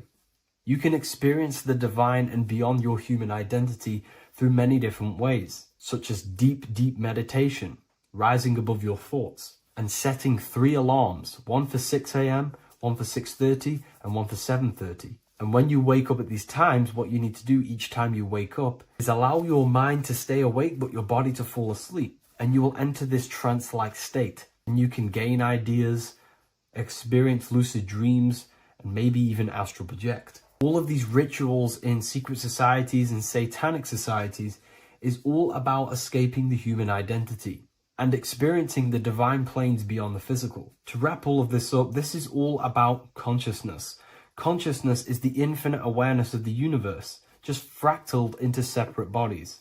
And this consciousness is seeking a way to understand itself in infinite angles and vantage points. And religion was made to cut off your connection to the divine planes beyond this world and beyond your self-identity. Therefore, if you want to know God, you have to study the attributes and qualities of God, such as geometry, numbers, consciousness, the mind, the subconscious, human anatomy. All of these things are aspects of God. We have to study ourselves and study nature so we can see God. God is the infinite awareness of the universe. If you love this video, please leave a like and share it with a friend. I'll leave a link in the description for the Book of Wisdom, Volume 2. By the end of this video, you will understand the 3 expressions of consciousness, how to use them to create the life you truly want. You'll discover the hidden meaning of the word God, the secret power of the number 3, and how consciousness itself is the key to your reality. We have 3 main expressions of consciousness. We think, we feel, and we act. God is 3-fold. It stands for generator, operator, destroyer. The generator is the mind. This is what thinks, generates ideas. This is the beginning of all creation. This is the first expression of consciousness. It is the first form of consciousness, not a physical form, but a spiritual form. Then we have the operator, which is emotion. When we think something, if we have care or any emotion towards it, then we take physical action. The body, the destroyer. We think, we care, we act. Thoughts and emotions are the 2 spiritual forces which merge together and give birth to actions. Think about it. Why are you watching this video? Because you had a care to watch the video. Therefore, the reality in front of you is because you had a thought, you had a care, you took action to express that reality. Everything goes through this 3-fold process. This is why we say, follow your heart, because the body does follow the heart. We think something in the mind, we feel something in the heart, and the body takes action towards it. Everything operates on the care energy of the heart. The body follows the heart. If you do not care about something, then you do not act towards it. It is the care energy that guides our actions in this world. Going back to the generator, the mind is a part of the mental plane, the infinite dimension of infinite information. There is no limitations in the mind. Everything already exists as a piece of information or a thought. This is the beginning of all creation, the spark of creation itself, thought, the mental plane. And our mind exists like a radio, our conscious mind. This is why we call it a mindset. What we set our mind onto through attention, mental attention, whatever we set it on, we receive thoughts that are very similar to what we set it on. The mind is like a radio, and whatever we tune that radio to, we receive that frequency and play that song. So if we purify our minds through ritual work, meditation, and affirmations, the mind can become a temple to receive higher thoughts, higher ideas, and better genius ideas. Going back to operator, this is the Holy Spirit. This is what we care about, our emotion. This is the feminine side of consciousness. Thoughts is masculine, the Father. Emotion is the Holy Spirit, which is feminine. And these 2 create a child, which is Jesus, the Son, which is actions. When thoughts and emotions merge together, you have a physical action, which is a masculine force, which is why it's a son. The Holy Spirit represents a purified heart, love consciousness, holding love in the heart. And when we purify our minds, we have an effect and purify our hearts. And the reason why I say that is because whatever we think in the mind directly corresponds to what we feel in the heart. As above, so below. Thoughts create emotions. If we think something and our heart tells us that is bad, we have a feeling that that is wrong, then we should not take physical action towards it. And if we do take physical action against the feeling of knowing it's bad, then you are going against the spirit. That's what the word Satan means, or Satan. The Hebrew word for Satan is Satan. It means adversary or opposer. You're opposing the Holy Spirit. You're opposing what you know is good. You're taking a sin against the Spirit, against the guidance from your soul, the knowingness of good. So when we do purify our mind, we purify our hearts. And when we cultivate love for the self and one another's in our hearts, we gain the Holy Spirit, which is love consciousness. And when we think in our mind with the love of the heart and we merge our thoughts with love, it gives birth to perfect actions. This is what the true Christ consciousness is. We think with the love of the heart and it gives birth to perfect actions. And if everyone did this in the world, we would live heaven on earth. Everyone would be balanced within themselves and the world as a whole would be balanced. So we need to gain full mastery over these 3 aspects of our consciousness, over what we give mental attention to, gaining love for ourselves and the collective in our hearts, and gaining a strong, disciplined willpower for our physical actions. And if you can gain full control over these three-step process, you can gain full control over your reality. The number 3 represents this 3 aspects of creation or transformation. This is a transformative process from going invisible to the visible. This is also why Jesus dies in a cave for 3 days. It's all about transforming the self. Transformation is the number 3. Me personally, I think the Holy Spirit has been replaced for the sacred feminine aspect of consciousness. They do not want us connecting to our feminine side of consciousness, because then we will cultivate love in our hearts for the self and one another. And love is the most potent force there is in the whole universe. It is what unifies everything. It nurtures everything. It allows things to grow. Think about it. When you hold love or care for someone, you grow relationships. The sun is the perfect symbol and representation of love energy. The sun gives abundantly, expecting nothing back, and allows everything on the earth to grow. It's a caring, nurturing, feminine force that allows things to grow and unify and come together. In today's world, we mainly have thinking and acting without emotion, without care, without the judge of our hearts. It's all about gaining unity consciousness.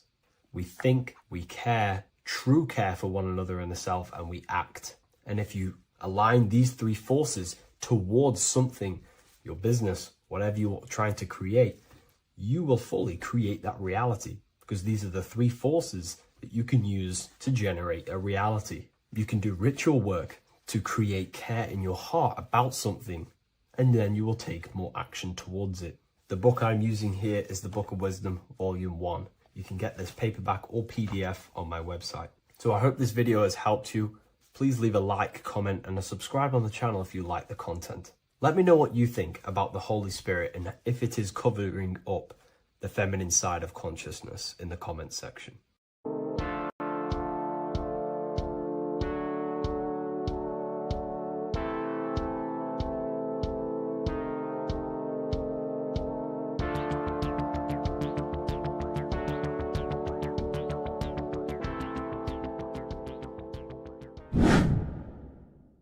The earth has become a realm in order to trap souls within, so that they can harness our electricity, our energy. Even the Bible is talking about how this realm is controlled by the wicked one in John 5:19. We know that we are the children of God and that the whole world is under the control of the evil one. Ephesians 6:12.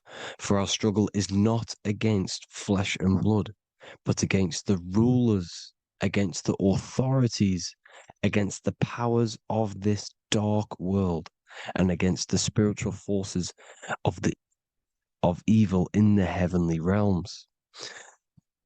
So the Bible is telling us that this is not the only world. There are other worlds, there are other realms that we can go to, considered as heaven. Heaven being a higher realm where there is no evil, no darkness. This is a midpoint realm where there is good and evil. Now, we're going to explain how the soul trap is how it's working, and how your soul is being harnessed for its energy, and how you are tricked to come back to this realm after death.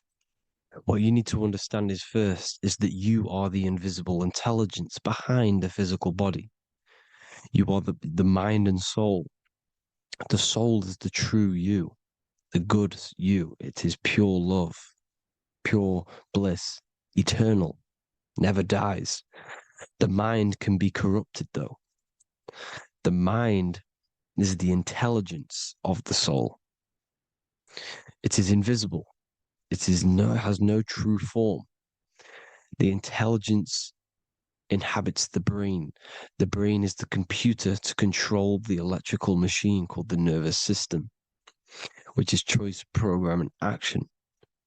You are the invisible intelligence behind the body, and this will prove it even more. You do not even see into the external world. You are seeing an image produced by the brain, because the light is being sucked through the retinas of the eyes, the image is produced in the visual cortex at the back of the brain.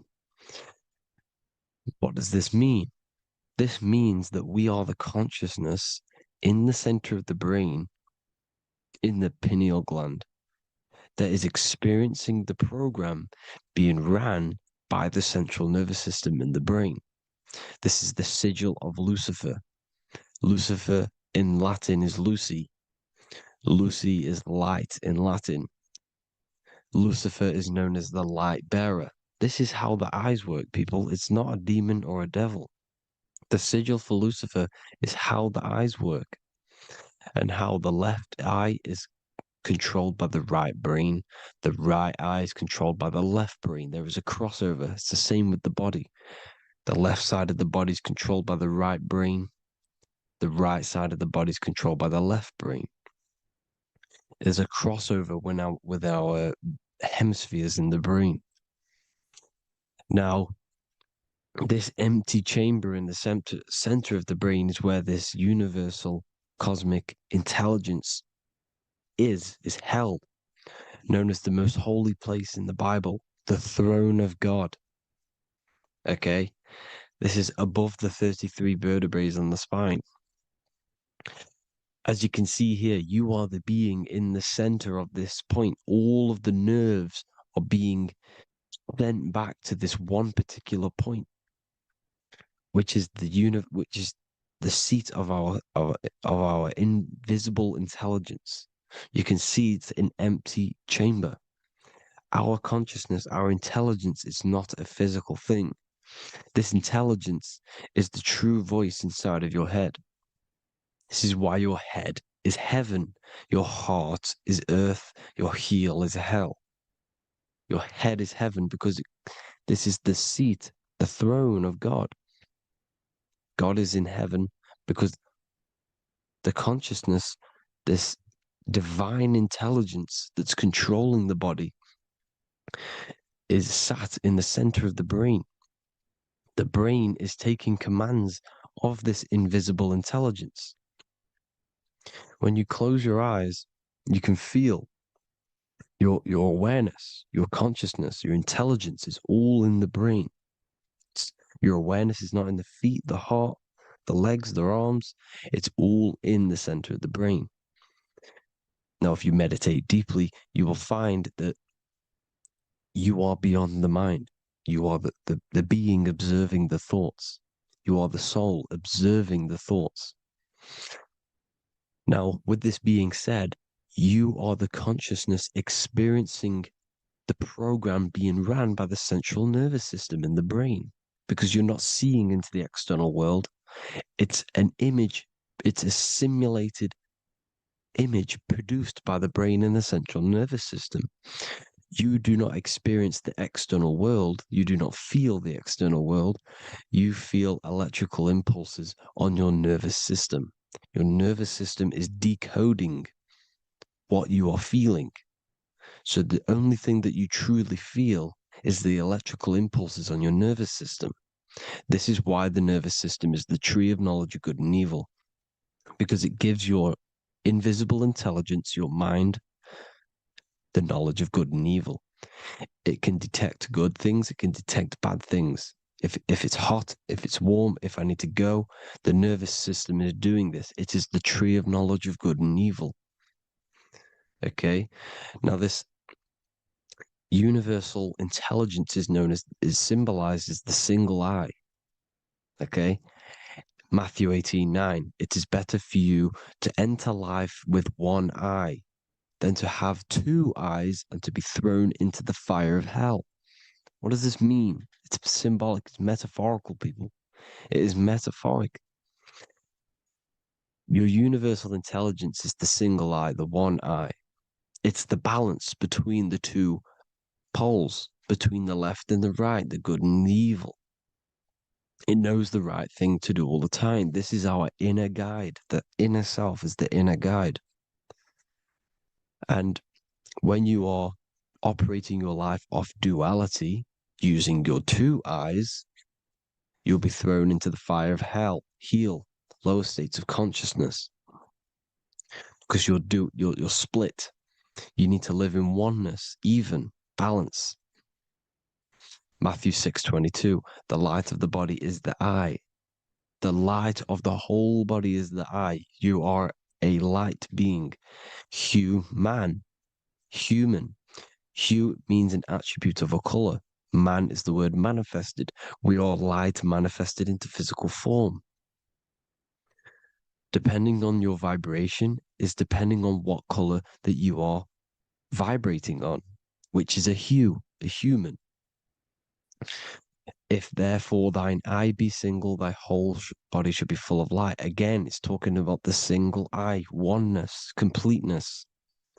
When you balance the hemispheres of the brain, we'll go over that later. But anyways, the body is the earth. This is what we need to understand, people. The body is running the simulation, the program that our consciousness is experiencing. So when we leave the body during death and astral projection, we leave the earth. This is how it works. The body is the vehicle for the earth, for this realm. Everything exists within our mind. You have the soul, mind, and body. The soul is the observer, the watcher, the true being. This is why she has many different heads, because the soul inhabits different bodies. This is the serpent, which means knowledge, which is the mind, wisdom. And this is the body, soul, mind, and body, Brahma, Vishnu, Shiva. The mind is the bridge between the soul and the body. So what do I mean? When you astral project, you are using your mind to project your awareness, your observing consciousness outside of the physical body. The mind is the projector, projecting consciousness. By using your mind, you can project your consciousness outside of the body, which is known as the astral realms, which is known as walking on water. Jesus was never walking on physical water, people. It's metaphorical. Believing the physical body. The water is the ether, which is the veil between the physical and the astral realm. It's a fluid substance. It's on either side. It's physical and astral.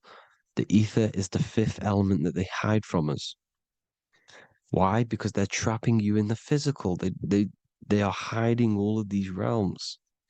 Etheric, astral, and mental. People think their mind is their brain. It's two separate dimensions. These are completely different dimensions. The mind is way more intelligent. The mind is formless. There is no form to the mind. You can think anything you want. You can manifest anything you want within your mind. It is not a physical object. The physical realm is being controlled by the mind. Everything's being controlled by the mind. Everything exists within the mind. This is why the Egyptian says the universe is mental. So when we project our consciousness outside of the physical, we go to the astral. The ether is the water that Jesus is walking on. This is the veil between the physical and the astral world. The word together has ether within it because it joins the two worlds together, together, the astral and the physical. The word either is ether because the ether is on either side, physical and astral, physical and spiritual, physical and non-physical. In the astral realm, the mind can manifest anything we want. We incarnate to restrict our minds. This is why Saturn, if you go and watch my video on Saturn, how Saturn is this simulation, okay, our minds can manifest anything we want in the astral plane in the click of a finger. However, when we incarnate in matter, we now have to labor for our manifestations. This is why Saturn's known as the great teacher in astrology, because he teaches you a lesson. When your mind incarnates into matter, it's teaching your mind a lesson, the knowledge of good and evil. This is why the Bible says, you shall be gods and know the knowledge of good and evil. when you incarnate here. You have to know the knowledge. You need to know the knowledge of good and evil to become a god. Okay? Now, the square is the physical plane. The triangle's the ethereal plane. The circle's the eternal plane. The circle has no beginning, no end. It's eternal. The physical plane is the square. It's limited. The square is limited. The cube is the geometric shape which gives rise to matter. Now, the term think outside the box has truth in plain sight. You have to think outside the box to project your consciousness, use your mind to project your consciousness outside of the box, the physical plane, into the astrals. The astral realm is the realm of the stars. Above us is the stars. Through the stars is the astral plane. This is why astral has the word star within it. The devil is the de-veil. When you sell your soul to the devil, quote unquote, it's metaphorical. The devil exists in the physical plane. It's the lowest state of consciousness. The de-veil, you de-veil yourself into the physical when you are the devil. The de-veil. The ethereal plane. Now, we all know what the famous symbol of the all-seeing eye, right? The all-seeing eye with the eye in the triangle. Look at the Masonic artwork showing you the triangle above in the sky. This is symbolizing the ethereal planes. The eye in the triangle symbolizes your invisible intelligence, your mind, which has the ability to see on either side. Because the triangle's the ethereal plane. The eye is your consciousness, your intelligence. And this intelligence has the ability to see in the physical plane and to see in the ethereal planes, in the astral planes. This is why it's above the earth. It's above the ground. Because it can see here, it can see in the heavenly realms. Now, the stars are, well, this is known as heaven, the realms of the astral planes. This is some quotes from the Emerald Tablets of Thoth. Out of the darkness ye must rise upwards, one with the light and one with the stars. Man is in process of changing to forms that are not of this world. Grows he in time to the formless, a plane on the cycle above. So there's other worlds. The Bible's telling you there's other worlds, there's other realms. Know ye must become formless before ye are one with the light, the astral light above, which shining through the stars. Not of the earth are ye, earthy, but a child of the infinite cosmic light. You are the invisible intelligence controlling the physical body. The body's not you. It's the vehicle that your soul lands in when your mind projects your consciousness into that realm. Free from the body, I flashed through the night. Unlocked at last for me was the star space. Wow, that's powerful. The star space, the astral planes. This is what he's talking about. We are all a star. We descended from the astrals, which is the star. We are all a star. Look at the ancient paintings of Jesus' birth. It's the star beaming his consciousness down into the physical plane. Here's another one. Here's some Freemasonic artwork showing you, again, the ether, that invisible intelligence, the eye, manifesting itself inside of here, in the physical realm, where the people are. You see? It's the same here. This is Jesus. Here's the bird symbolizes the Holy Spirit, your invisible intelligence, descending into the waters, the ether, the ethereal, everything. The ether's the base of all physical matter. Here's Truth in Plain Sight. Mr. Bean, the famous TV program in England, in the UK. He begins the program like we all begin the program from falling from the stars. He falls down with a beam of light. And this is Truth in Plain Sight. This is false. The aliens don't exist. They're a lie, alien.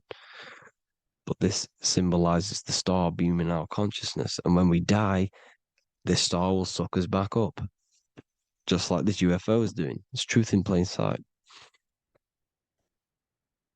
So this is some more Freemasonic artwork, going from duality to singularity. Sun, moon, masculine, feminine. Right hemisphere, feminine, left hemisphere, masculine. The consciousness in the center, the balance point. Here's another more Freemasonic artwork. The two pillars, left and right hemispheres, and the invisible intelligence between the left and right hemispheres, the light of the body. This is why light's coming off it. Because it's light, it's pure light. The blazing star. The stairs go from the checkered board, the duality, up to oneness, in between the sun and the moon, the masculine and the feminine. This is symbolizing going into oneness. What did the Emerald Tablet say? You've got to become one with the stars, one with the one with the self. Balancing the two hemispheres so that you can gain, because when the two hemispheres are balanced, you can gain a more deeper connection with your invisible intelligence. Same with the chakras. When the chakras, the seven seals in the Bible, these are seven seals because when you conquer the seven chakras, when you balance the seven chakras, you then gain a more deeper connection with your internal self, because your mind is not filled, it's not being ran, it's not being dominated by these seven deadly sins, the seven seals, the seven chakras. These are seven energy centers which are concealing our true form. Balance makes us have a stronger connection with our true cosmic intelligence. Heaven is even. This is why Jesus is pointing at the heart. The even point is the heart. You got to balance the chakras and live from the heart, because the heart is the earth. You're in good and evil. The body manifests the lower and the higher self. The higher self is in the higher parts of the body. Wisdom, intuition, expression. The lower self is in the lower parts of the body. Sex, food, and power. This is how they are trapping your soul, people. Like I said, the mind is the bridge between the soul and the body. So by tricking the mind, not giving it the right knowledge, and keeping the mind stuck in the lower three centers, thinking about power, food, and sex, this is low vibrating energy. It's going to keep your mind addicted to the physical realms. Okay, this is why you need to go even, balance, heaven. Okay, I will explain the soul trap in a second, how it fully works. But I'm telling you all the science behind it so you can understand. When you are doomed, you are domed. This is the dome, the firmament, the firmament, the mind. Ment is mind, firm is firm. A firmament is doomed under the firmament. You must have a loose mind, an open mind to expand your consciousness beyond the stars, beyond the ethereal barrier. You have to vibrate higher than this world.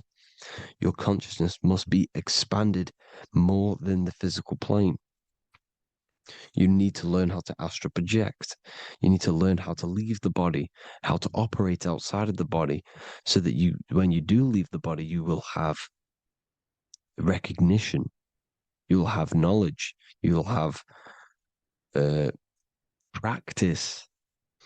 But this is as above, so below. The woman's belly is the earth. It's as above, so below. It's a microcosm of the macrocosm. We are the children in the womb. We are the people in the earth being ready to be born into the heavenly realms. As above, so below. It's a microcosm, macrocosm. Everything is in everything on a bigger and a smaller and a larger scale. Now, when the baby figures out that there is a world beyond its mother, what happens? the baby starts to move around and tries to get out of the mother. Because once it starts to hear the external world, starts to hear people, it's going to wonder, what's outside of why am I in here? What's outside? So the baby will force its way out of the mother. It's the same with our minds, as above, so below.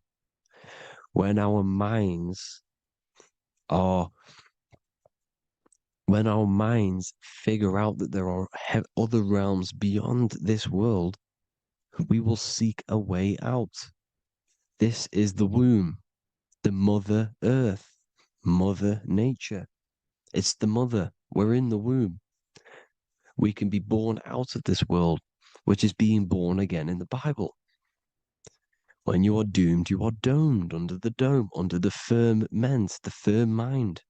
The firm mind will keep you under the firmament. Due to the law of polarity, there has to be other realms. There has to be. Because the law of polarity works in this world, and it will work on every scale possible. It's universal laws. These are universal laws. The law of polarity means that there are other realms polarizing this realm. There is a hell, there is a heaven. There is a midpoint, which is Midgard, which is the one we are in now. Earth, heart. Earth is the heart. Heart is the center, good and bad. The balance between good and bad. Your reality is your level of realization. Your mind realizes other worlds, you will seek a way to them worlds. It's that simple. The soul trap is to keep you stuck in this physical body, which is the earth. This body is the earth. It's running the program, like I said at the beginning. It's running the simulation that your consciousness is experiencing. You are an electromagnetic being, and you're hidden in a cage, your rib cage, and you're stuck in cells, a prison cells. Look, you're in cells. We produce electromagnetic energy. Your soul produces this energy. And by trapping your consciousness inside of this physical realm, they harness this energy within the astral realms. They're using you to manifest demons, because your mind creates demons through emotions and mental thought energy, which is a whole nother video. I can make a video on that. You're manifesting everything for them because they're trying to create a hive mind. This is why they want everyone to believe in one belief system, one government, one belief system, one religion, because they're creating a hive mind. This hive mind will manifest and be summoned within the astral planes, because the mind manifests the astral plane. The astral plane is the realm of imagination. The mental plane is the realm of just thought alone. The etheric plane is the energy. The physical plane is the matter. So all of our minds together are manifesting these demons within these subconscious realms, the astral. Now, how are they keeping you stuck to this realm? Well, when you die and you're stuck in your lower three chakras, okay, when your mind and soul detaches from the body, which is the earth, when you leave the earth, you're still going to have these mental addictions to the food, the sex, the materialism, the phone, the cigarettes, everything. This is why they get you addicted to everything possible. The TikTok, the YouTube, they get you addicted to as many things possible. Because when your mind is addicted to these things, and when this mind leaves the physical body, you're still going to have these addictions. Okay? You're still going to have these thoughts. And you will be manifested into the lower astral realms because you're thinking materialistic, you're thinking negative, because your level of realization was your reality. You were manifesting hell on the earth. When you leave the body, you're going to manifest hell in the astral planes, which means you'll be vibrating on the very low, which will put you in the lower astral realms. So guess what? You're going to come back. You're going to come back into materialism. You're going to reincarnate. Because you haven't prepared for life after death. You must detach from the external world. Okay? Moon is mind. The sun is the soul. The earth is the body. The moon is the mind. This is why we say lunatic. In your mind, you have a specific mood. Moon. Money, M-O-N, is the moon. Money exists in the mind. They get you addicted to the money. The Bible's telling you this. Do not conform to the pattern of this world, but be transformed by the renewing of your mind. It's telling you.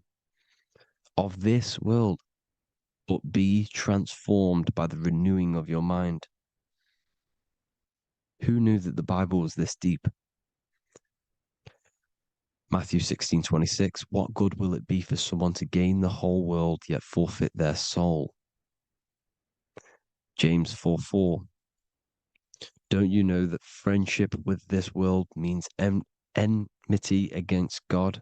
Therefore, anyone who chooses to be a friend of this world, of the world, becomes an enemy of God.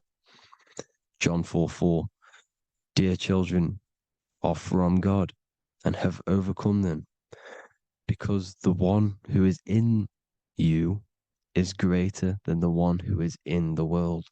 It's talking about the invisible intelligence. It's greater than the physical world. John 2:15, do not love this world, nor the things it offers you. Because this world will create you to, if your mind has attachments to what this world offers, sex, money, and power, pretty much, you will reincarnate here. You will come back here. Because when you leave the body, your mind will still have these addictions. Do not love the world, nor the things it has to offer you. All of this is in my newly published book. The paperback versions are now available. Finally, for all the people who have been waiting, the Book of Wisdom. All of this knowledge is inside of the Book of Wisdom. The paperbacks are available. There's worldwide shipping. You can get it anywhere, pretty much, any country. My new website, it's amazing. There's going to be some amazing products coming on the new website. But I thank you all for the support. Before I leave, I need to explain what is going on with the soul trap. Like I said at the beginning, the mind's the bridge between the soul and the body. The body's the realm. By tricking your mind with false knowledge, they are keeping your soul stuck to this realm. They get you addicted to all the physical things, and that is it. As soon as you're addicted and you die, you're going to come back.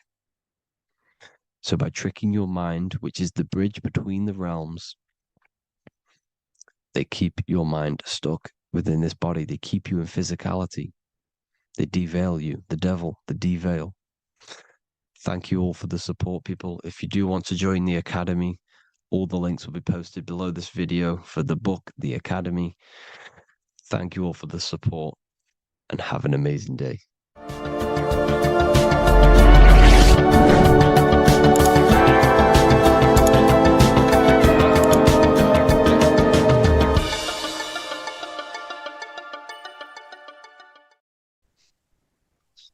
Matthew 21:1, Jesus went into the temple of God. Corinthians 3:16, do you not know that you are the temple of God? Now what is this telling you? That God is within you. Hence why in Luke 21:12 it tells you the kingdom of God is within you. And the side of your head region is called a temple for a reason. Because the brain encapsulates the mind. The brain is a physical manifestation of the mind. The heart is a physical manifestation of emotion. So we have these different layers of our consciousness. We have an intellectual, communicative aspect of our consciousness, which we would call the mind. We have an emotional aspect of our consciousness, which is the heart. And to communicate with the divine, it's all to do with the mind. Hence why the ancients always symbolize the mind being God. This is why Michelangelo always placed God inside of the brain on top of Sistine Chapel in the middle of the Vatican. He understood that God is in the brain. God is within you, not outside of you. The church tells you that God is in the sky because they are creating a externalization of the truth to create a business and a distraction so that you don't find the divinity within you, so that you don't find your power. Now you have Adam, the physical man, the physical body, the ego, the lower self. And he is resting. He's not trying to reach to God, but God is reaching because the higher consciousness within you is always trying to communicate with you. It's always trying to wake you up to your divinity. But the lower mind, the lower self, Adam, the physical self, is always in ignorance of truth, always in ignorance, and stays in a materialistic way of thinking, which is the lower animal self. And this is what we call a sleep or an NPC. This is the lower mind of man.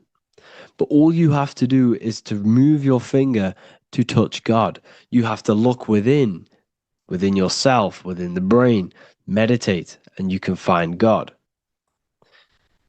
This is why in the Bible we see many references to the human body and anatomy to truly connect with God.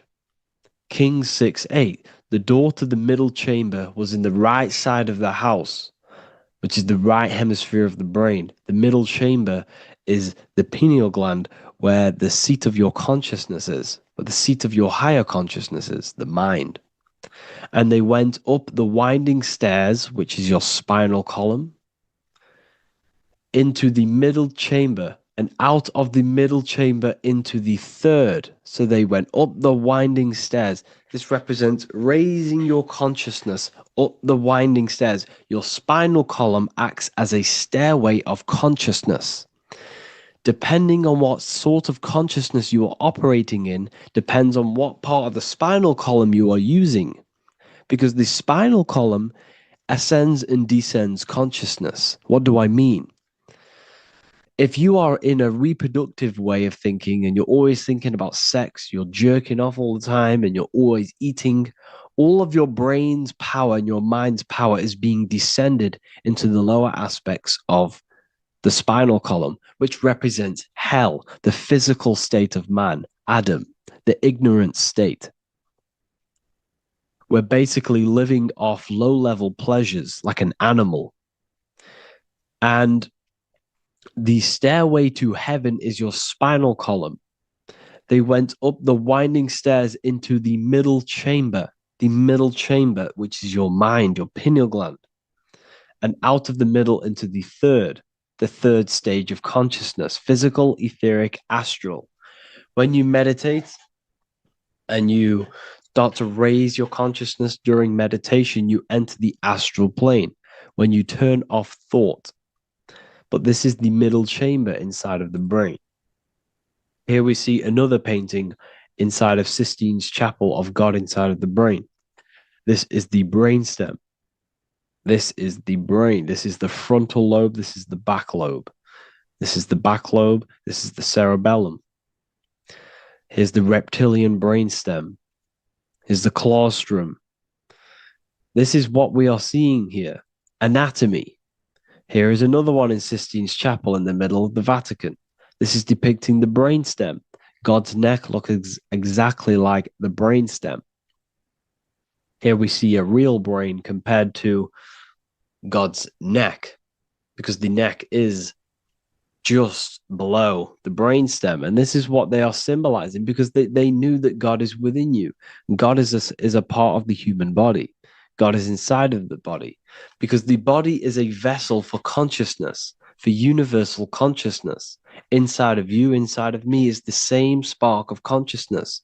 And this same consciousness is spread out into every living essence, because everything comes from the one source, the one God, the one consciousness. Matthew 6:22-23. The light of the body is the eye. If therefore thine eye be single, thy whole body shall be full of light. Practicing the single eye. What is this? This is meditation. This is entering within yourself. So the Bible's telling you to practice the single eye. But if thine eye be evil, thy whole body shall be full of darkness. What does this mean? If your consciousness is in an evil way of thinking, if your mind is filled with an evil, negative mind space, then your body shall be filled with darkness, with evil, with negativity. Because negative thoughts destruct the body. Positive thoughts heal and regenerate the body. So he tells you to be, the light of the body is the eye, your consciousness, the inner eye of consciousness, the eye that lets you see. And what do I mean? You look with your two physical eyes, but you see with the inner eye. What you see is perception. You look with the two eyes, and what you see is perception. You are seeing, you are understanding, and that's what consciousness, the mind, gives you. Consciousness, or the mind, is the force that allows you to be a human being, that allows you to understand things and interact with things and make decisions. It's an infinite intelligence. See, the mind is not the brain. This is a big confusion with people. Hence why the eye on top of the pyramid is separate from the bottom half of the pyramid, because the consciousness is separate from the body, the eye, the all-seeing eye. It represents the observer, the eye that sees into this body, into this world, into this. You are the perceiver. You are the invisible spirit within the body. Theologians 4:17. After that, we are still alive, and our left will be caught up together with them in the clouds to meet the Lord in the air. You don't meet the Lord in the physical air. Okay? This symbolism of the ancient Christian artwork is showing you this is symbolic. These things never happened. There's no man in the sky. Moses didn't go on a mountain to meet with God. The air represents the mind. This is why you say you're an airhead when someone's very stupid. Earth is your body. Water is your emotions. Fire is your spirit. Air is your mind, the invisible mind. So Anton Mengs, an ancient Christian art worker, is showing you anatomy of God in the clouds. But this is the anatomy of the human body, raising yourself to the mind and turning the mind inwards on itself during meditation. And that's how you meet the Lord in the air. You meet the Lord in an elevated state of consciousness. The air represents an elevated state of consciousness because the air is up. You have to raise your consciousness to meet the Lord in the air. This is why Moses went on a mountain to meet with God. The mountain represents elevation of consciousness, raising the mind up the spinal column, taking all of the mind's attention away from the reproduction and the physical aspects of self and raising it to the brain and turning off the brain and going inward into the air. It's talking about raising consciousness. It's allegorical. It's a spiritual, metaphorical text. The side of your head's called a temple because inside that where that temple is, right in the middle of where you call the temple, is the inner chamber, the open room, the holies of holies in the Bible, or the land flowing with milk and honey, or Mount Zion. There's so many different names for the brain, or the upper room where Jesus meets his 12 disciples, the 12 cranial nerves in your brain. This is the temple of God. Your body is a temple of consciousness. It encapsulates the consciousness. It encapsulates the mind and soul. John 10:30, Jesus states, I and the Father are one. Psalms 46:10, be still and know that I am God. He's talking about the I am within you, not within Jesus. Everyone refers to ourselves as I. I am God. When you say I, you're referring to the highest aspect of yourself. The aspect that is above all thought, above all emotion, and above all things. When you say I, you're referring to your pure awareness, your pure consciousness, the highest aspect of yourself. And anything after I is egotistical. I is God. The letter I is the Roman numerals for one, because there is one God, one consciousness. The letter I is one line, just like the number one. Matthew 6:3-4, take no thought. Therefore, take no thought. Take no thought. He says this 5 times because you must turn off the 5 senses and take no thought to connect with God. Be still. This is telling you to meditate and know that I am God. The I am within you. I and the Father are one. I and God are one. You, who you think you are, is a completely wrong. The body is matter. Your name isn't you. Your job isn't you. Your reputation, your trauma, your memories, your friends, family, worries, bills, interests, dislikes, goals, passions, anything to do with the thinking mind is not you. Who you think you are is a part of your thinking aspect of consciousness. But once you remove thought, you are no longer your name. You are no longer your body. You're no longer your reputation. You are the I. You are pure awareness, pure consciousness. Pure consciousness. And this pure consciousness has latched on to this name, this job, the body, and your traumas. Your pure consciousness has attached itself to this character who you're playing in the physical world. And this is essentially who you think you are, but you are not. You are the I, you are the self, you are pure awareness. So, in order for you to detach from these things, you must learn how to detach from your name, your job, your reputation. And you do this through meditation by turning off the thinking mind. Turning off the thinking mind allows other aspects of your consciousness to open up.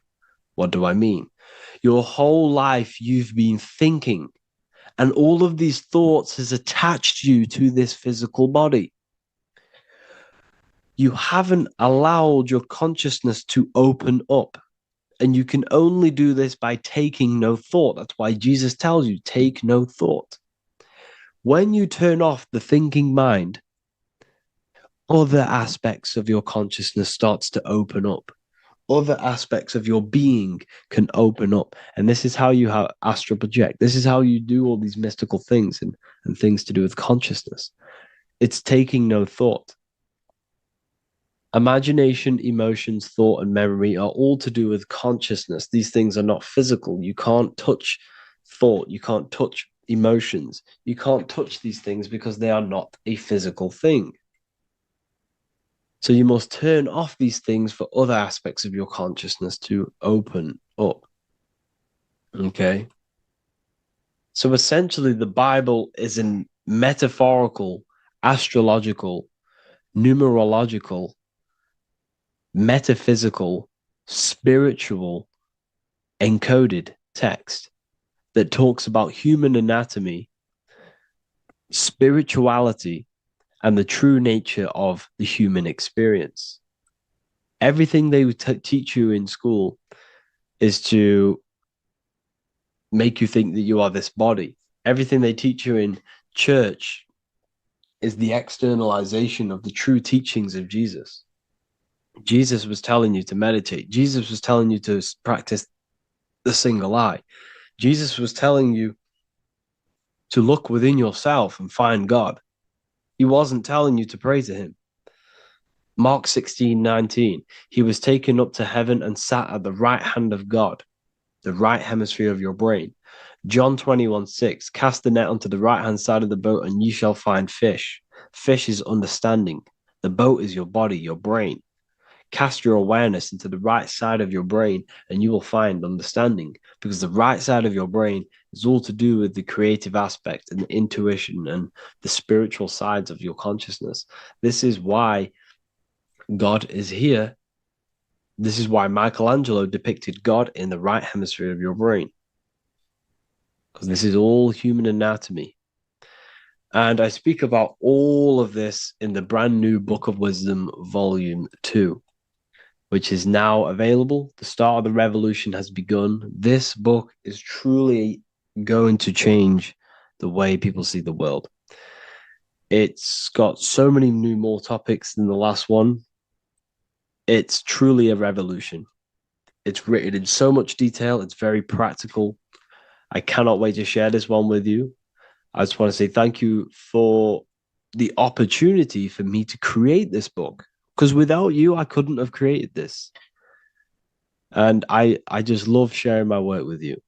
And I thank every single one of you for the support, the watch, like the views and the likes, everything, especially the people who have joined the university and stuff like that. And for people who have joined the university, you do get a free Book of Wisdom paperback if you just go to the general chat and follow the description, follow what the instructions that I gave you in the chat, and you'll be able to order a free Book of Wisdom if you are inside of the university. Plus, you get all of my other books, 2 books, and over 45 occult books on occult and esoteric things. You get lectures, live calls, a community, a manifestation mastery course, and a whole library and reoccurring updates every month, every week. So yeah, I hope you all enjoyed this video. Thank you all. Please leave a comment to help the algorithm, and leave a comment on what videos I should make. And yeah, I'll get to uploading on the YouTube a lot more now the second book is now released. I have a lot more time on my hands. No longer using my energy to create the book. I am now going to redirect this mental energy into the YouTube.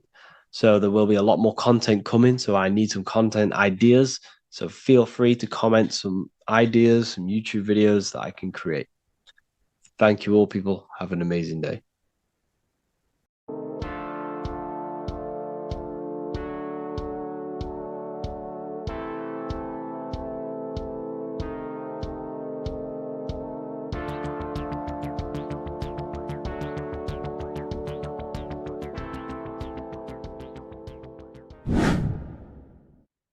How are we all doing, people? It's Revival of Wisdom from the Wisdom Academy. Today we're going to be breaking down God, consciousness, and the higher and the lower self, and how to overcome the lower self.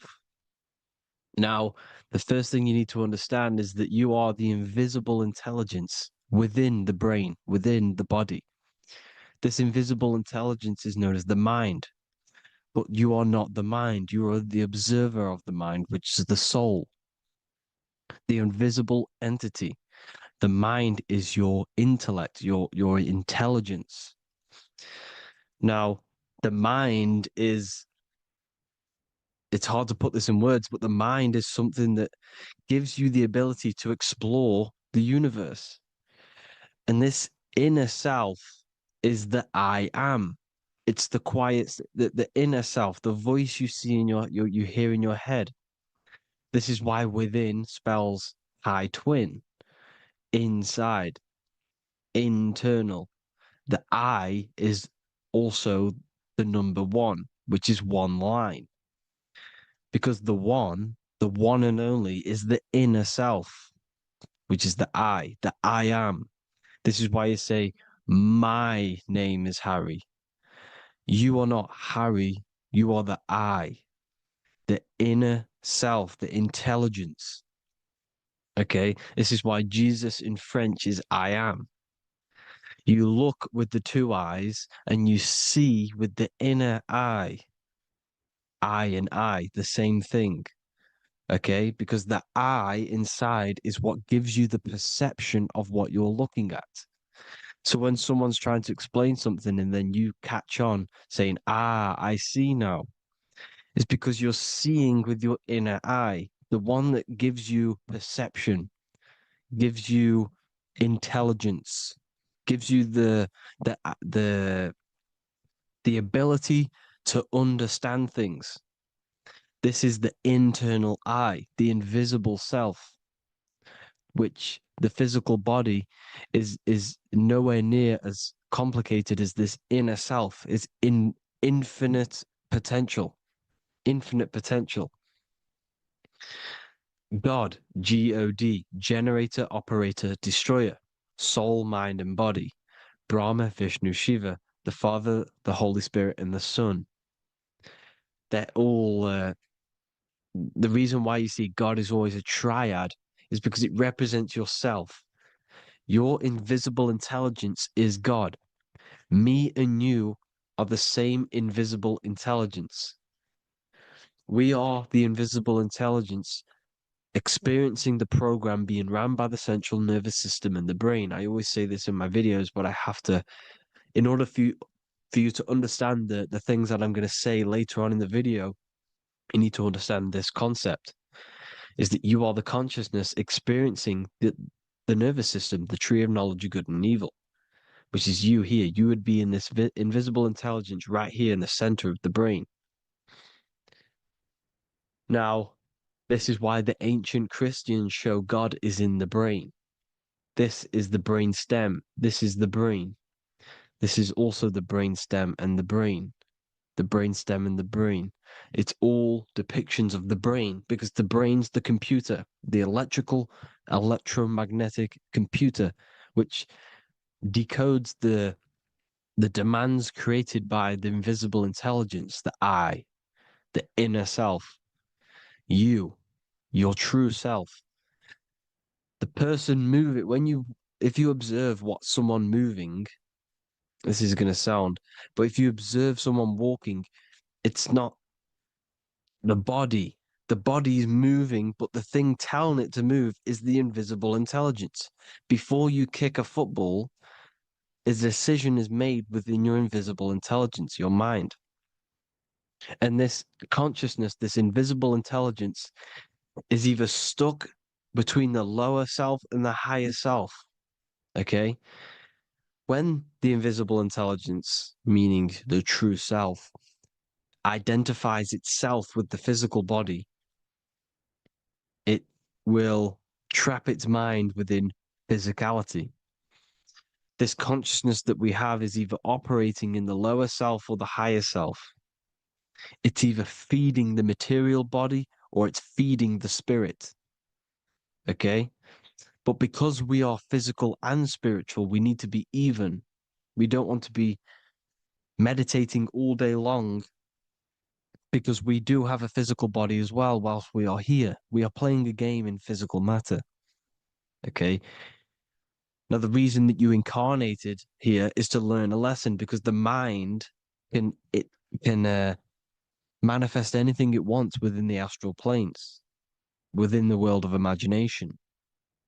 It can manifest anything it likes, but it incarnates into matter, into this game, so we can understand labor, because anything in matter, you have to labor to manifest. But in the astral, you can manifest at the click of a finger.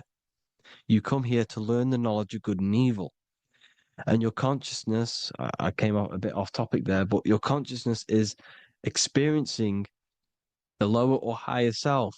The lower self is manifested in the lower parts of the body. Sex, food, and power, the lower three energy centers.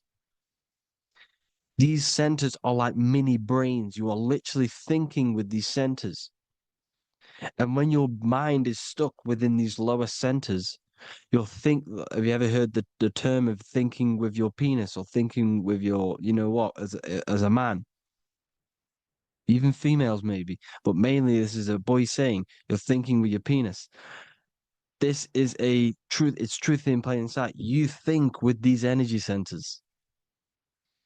When you're living off the lower three centers, all you care about is sex, food, and power. Eating, sleeping, and greed. Power's kind of like greed. Now, when we move up to the higher parts of the body, when we live our life within the higher parts of the body, this is considered heaven, love, expression, intuition, and wisdom.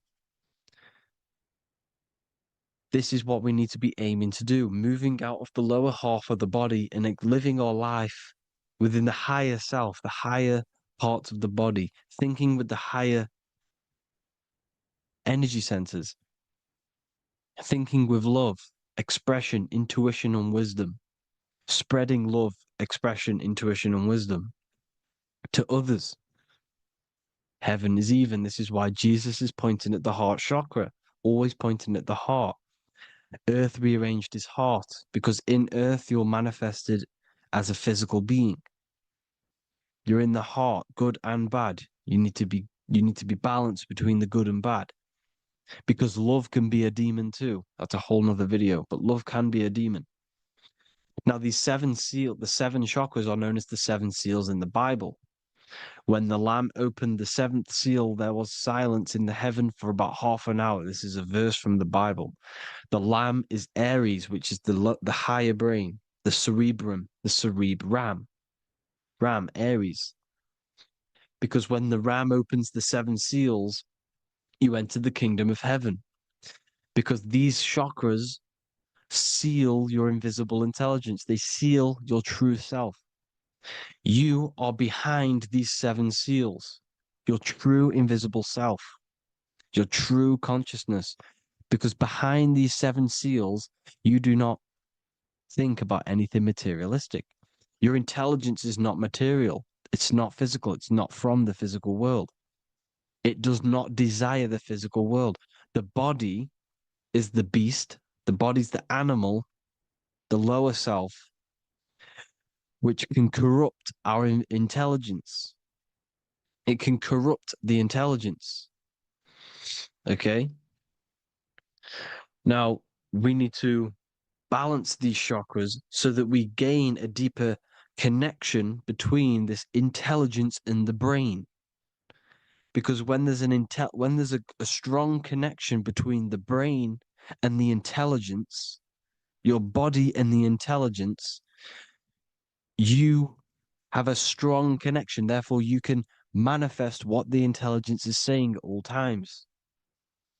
Meaning, when, for example, your higher self, this is intelligence, the higher intelligence is always speaking to you. It's always guiding you. It's always telling you the right thing to do. You can feel it when you're doing something wrong. You can feel that you're doing something wrong because this higher self, this intelligence knows what it needs to do here. And when there's no connection between the body and this our intelligence, our true self, when we strip away, when you close your eyes for long periods of time, you will figure out you are this invisible, infinite, creative being.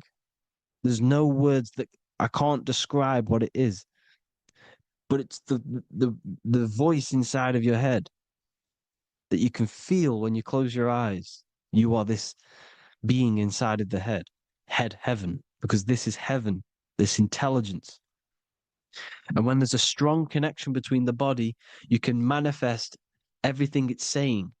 When everything is balanced, when you're no longer thinking with the lower centers, when they're all balanced, you're not thinking in particular with every center, you balance them all, you can manifest everything it says.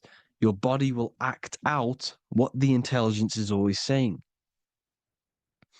This is God in the brain, the intelligence, trying to touch Adam, representing the lower self. This is why they're not touching.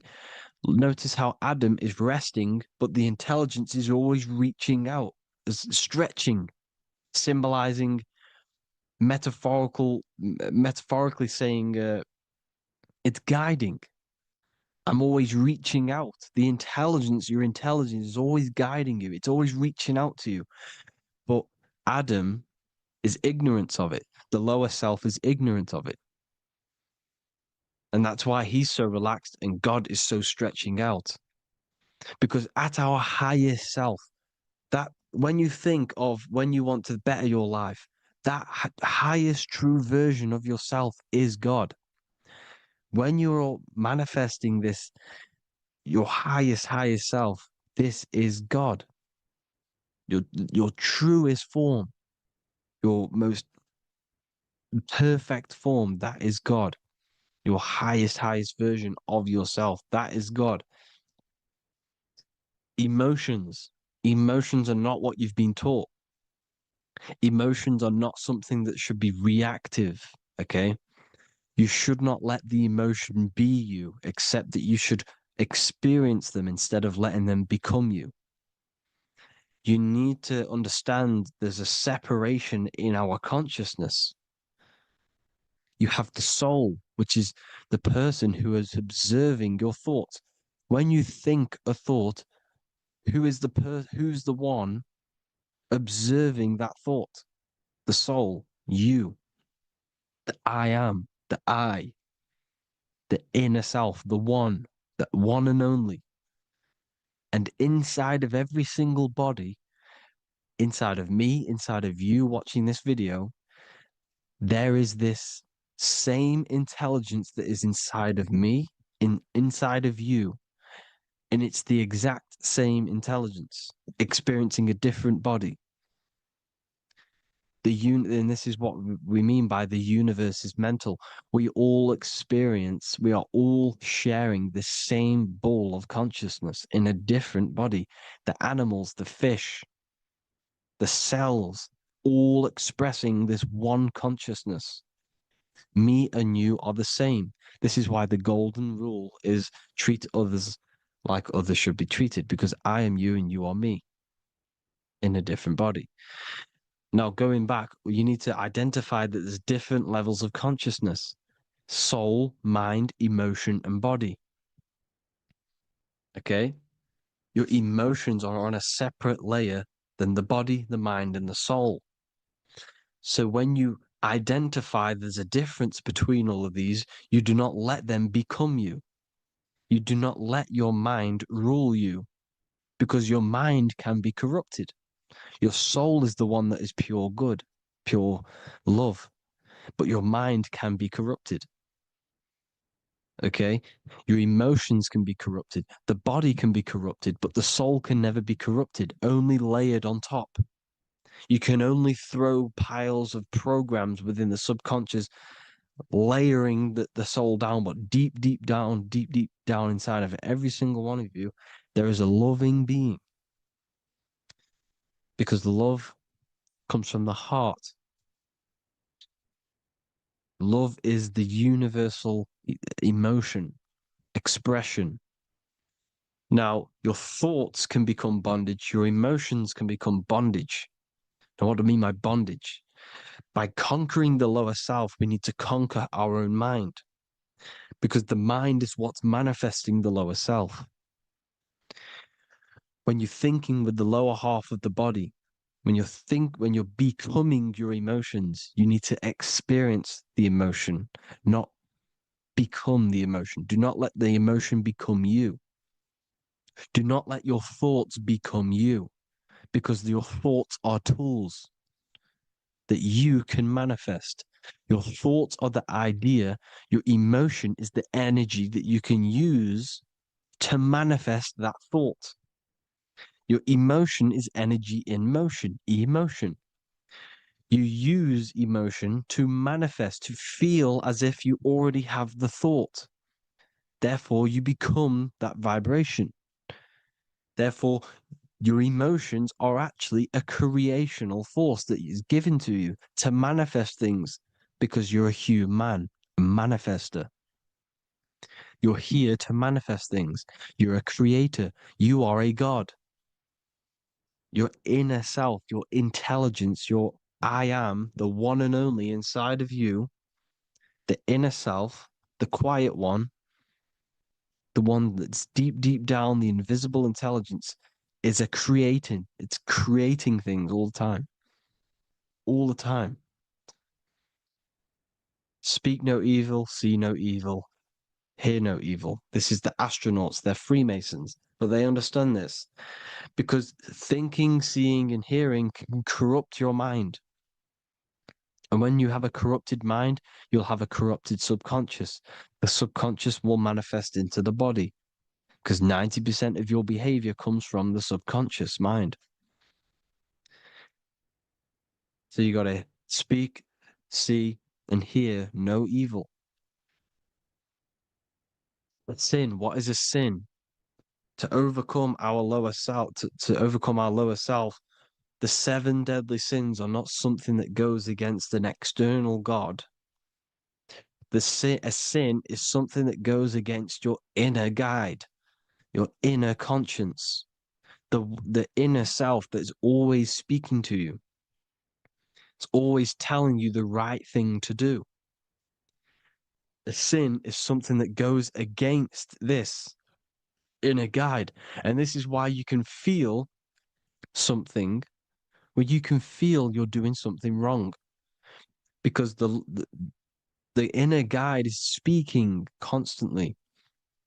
And when you commit these 7 deadly sins, which are 7 internal states which keep your invisible intelligence bound to your physical body. Because evil, right? Evil love bondage. This is why they stay in this realm and they control this realm, because they love the bondage of the body. They like matter. They want to stay in matter for eternal life. They don't want to ascend back into the heavenly realms where you do not have a physical body. You can explore the universe within the astral planes. They stay bounded to the body, bounded to the 3D construct of the physical world. They have greed, lust, envy, gluttony, wrath, sloth, pride. They want all of this.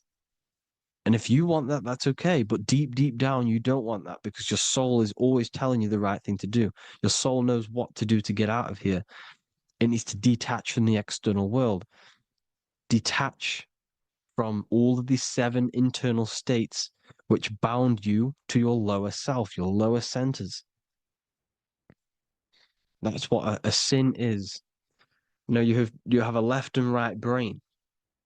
The left brain is always analytic. The right brain is metaphorical. So the right brain is producing a holistic view of reality. Now, what do I mean? And not view, perception. When you see, because your eyes are parts of the brain, sorry, when you look at something and you look, that image is produced in the back of the brain in the visual cortex. And then the right brain produces a perception, a holistic, it breaks down what you're seeing into a holistic image, a holistic perception. So, for example, if you're in a woods, the right brain sees the whole woods as one big woods. The left brain is breaking that perception down into individual trees, branches, and leaves. So the left brain's to do with duality, the right brain's to do with wholeness, unified. The left brain's dualistic, analytic. This is necessary so that we can pick things up and manipulate them and break things down. We need the left brain, we need the right brain. I'm not saying any of them's bad, but the left brain, sinister in Latin, means left. Because when you're left-brained, you see everything in dualistic. You see everything is dual, when everything's actually one. We need to be focusing and strengthening our right hemisphere. I'm not saying sit in the right hemisphere all the time, but we need to be strengthening our right hemisphere. And this is why left is sin and right is right. Because when you focus on the right hemisphere, you see the holistic perception of creation. The right hemisphere sees humanity as one unified consciousness. The left hemisphere sees everyone as individual persons and egos. Because the left hemisphere is dualistic. And this is why the Bible says, cast the net onto the right side of the ship and ye shall find. John 21:6. What does that mean? Cast your energy, cast your perception into the right hemisphere of the brain, and ye shall find unified consciousness. You shall find your higher self, the one and only. If then you have been raised with Christ, seek the things that are above, where Christ is seated at the right hand of God. Wow. Powerful. What does this mean? Seek the things that are above, where the Christ is seated at the right hand of God. God is your consciousness, your invisible intelligence between the 2 hemispheres. The right hand of God is the right hemisphere. Seek the things that are above the heart. Love, intuition, expression, and wisdom. Seek the things that are above the heart, the higher self, the higher part of the body. Because when you seek the things of love, expression, intuition, and wisdom, you create a strong aura. You attract the same frequency. And this frequency is heaven, God. This is the Sumerian artwork showing the lamb. This is a step symbolizing stepping upwards, raising up. He's stepping over the lamb up to the bird. His hand is going to the bird. The lamb symbolizes the lower self. Okay? The bird with the wings is in the sky. It represents the higher self. This is why angels always have wings, because it represents the higher self in the sky. The lamb is a ground animal, symbolizing the lower self. He's stepping over the lamb to the bird, his higher self, his invisible intelligence. Horus and Set, Jesus and Satan. Look, Horus has an evil brother, Set, just like Jesus and Satan. Horus is a bird, higher self. Set is a ground animal, lower self, which is the devil and the angel on your shoulder. You see? The right and the left hemisphere, the two wings. So the devil and angels always speaking to you. The higher and the lower self. It's the battle between the higher and the lower self, between the invisible intelligence and the physical body, because the body's the one that wants the sugar, it wants the pleasure, it wants the sex, it wants the porn, it wants all of the materialistic things, it wants the 7 deadly things. Okay, it wants this.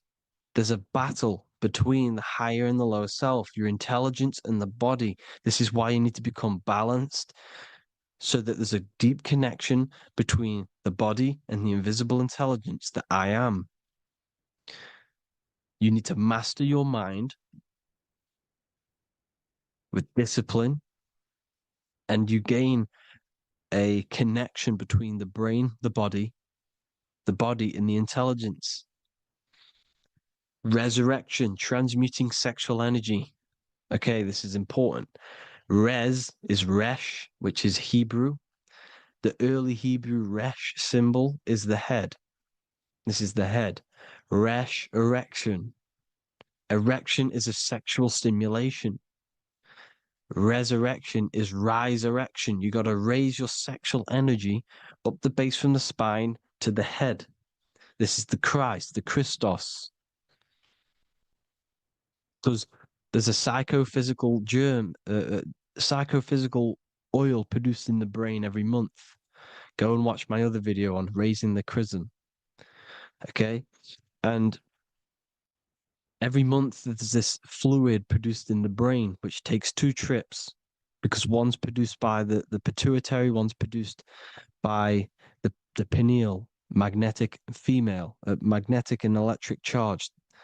And it takes 2 trips down the spine to the solar plexus, the bread of life in the Bible, or Bethlehem in the Bible, because the River Jordan's your spine. Goes down to Bethlehem. It gets born in Bethlehem, just like Jesus. Because when this oil travels to the solar plexus, it creates the seed, the seed of life, and it feeds the body, all the central nervous system, all the cells. It regulates the blood, does all sorts of good things for the body, this oil. Now, when you save your sexual energy and you raise your resurrection, you awake the Christ, you raise it from the solar plexus or the sacrum bone up to the brain, you activate 100% of the brain, and this is the true resurrection of Christ. Instead of wasting the energy and giving away your sexual fluids, because behind the fluids is the energy. So when you release that fluid, the energy is out there. You've released the energy. Your sexual energy is the most potent emotional force a human could possibly feel. Same with any animal or anything. The sexual urge, the sexual emotion is the most powerful, potent emotion that you can feel. It takes over the whole body. When you feel sexually aroused, it takes over everything because it's so potent. And when you fight the serpent, when you fight the sexual energy, which is shown here in the Egyptians, the cat cutting off the head of the serpent, or Hercules fighting the serpent, or in the Greek mythology fighting the seven-headed dragon, the seven chakras. The serpent is your sexual energy because it symbolizes your kundalini. When you fight it and you transmute this energy, instead of releasing it, instead of acting sexually on it, you can transmute the energy, transfer it from the solar plexus up to the brain. You can also you can do this with other tasks. Instead of releasing it, instead of raising it from the solar plexus to the brain, you can use it for other things. So, for example, you want to think critically. You can use it for critical thinking. You can use it for going to do exercise. You can transmute sexual energy into anything, but you can do this. You can raise the sexual energy, and you can use this energy to push the cerebrospinal fluid from the solar plexus up through the spine, up the 33 vertebrae to the brain, and it'll activate 100% of the brain. And this is the resurrection of Christ. Jesus was never dead. Jesus was never rose from the dead. It symbolizes the Christ, Jesus Christ. Christ is Christos, which means oil in Greek. The resurrection of the Christ, the Christos, the oil.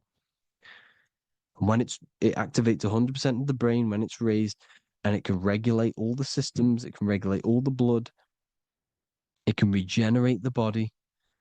And this is the true Antichrist. They don't want us doing this process. The Antichrist is not against Jesus, it's against the fluid in our body that makes us live hundreds and hundreds of years and makes us live as gods.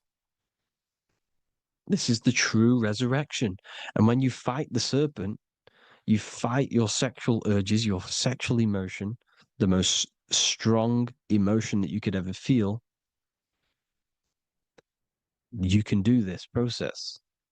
And this is the true secret of transmuting sexual energy.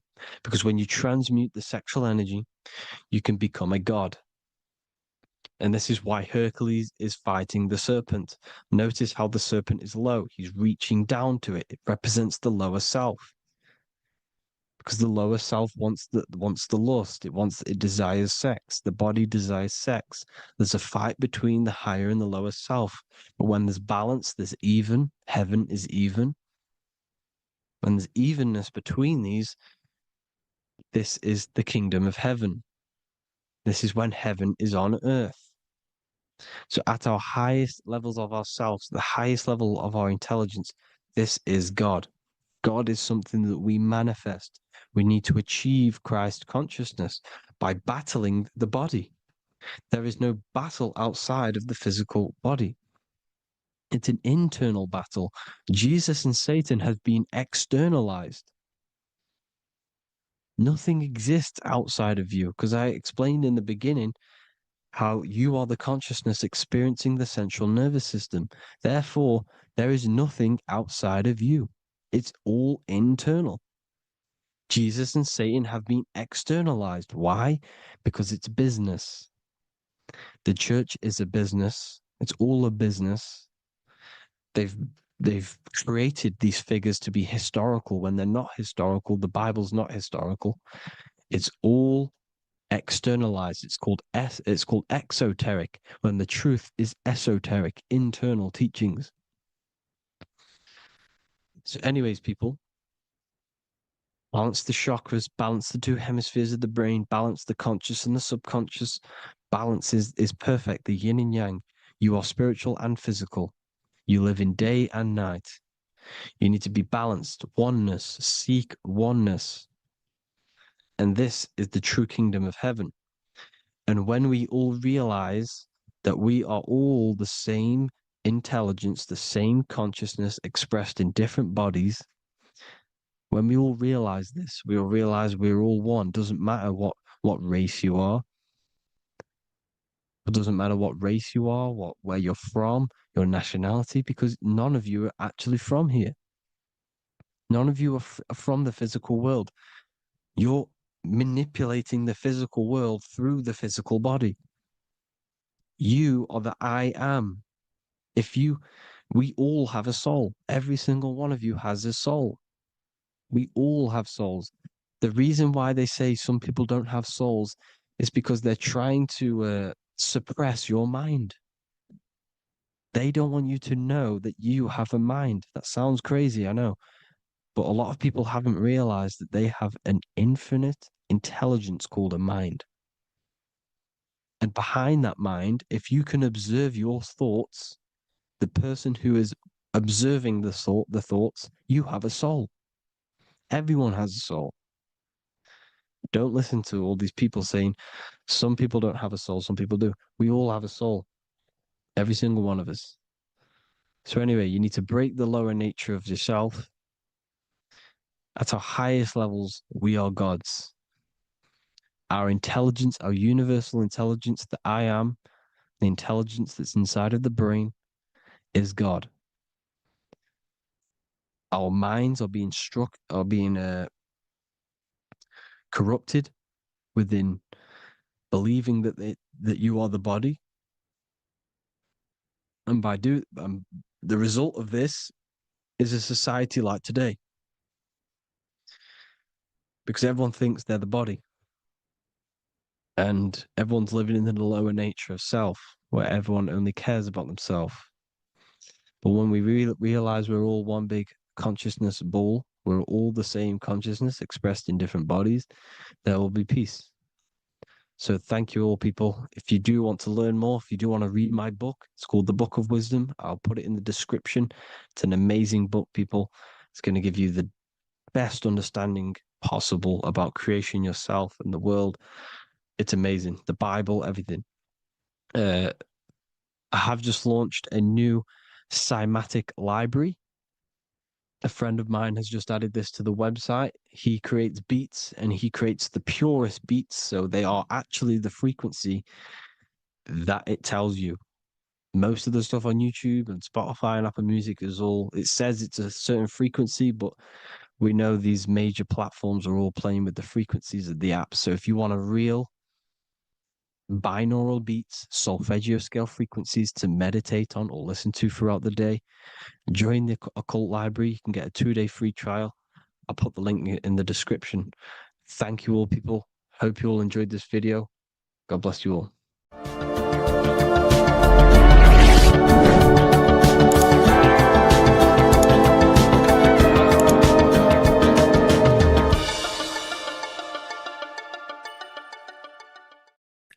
What if I told you that reincarnation is real and that there is a metaphysical, spiritual science behind this?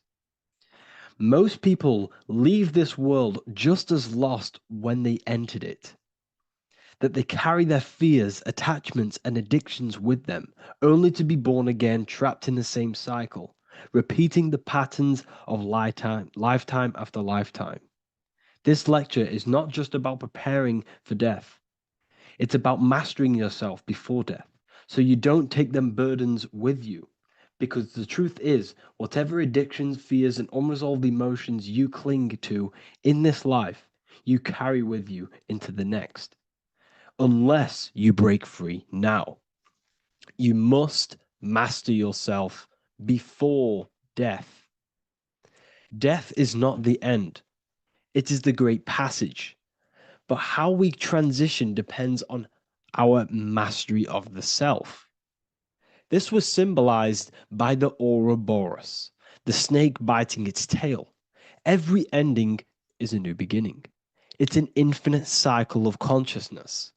Now, your human body is basically an antenna tapped in to a stream of consciousness.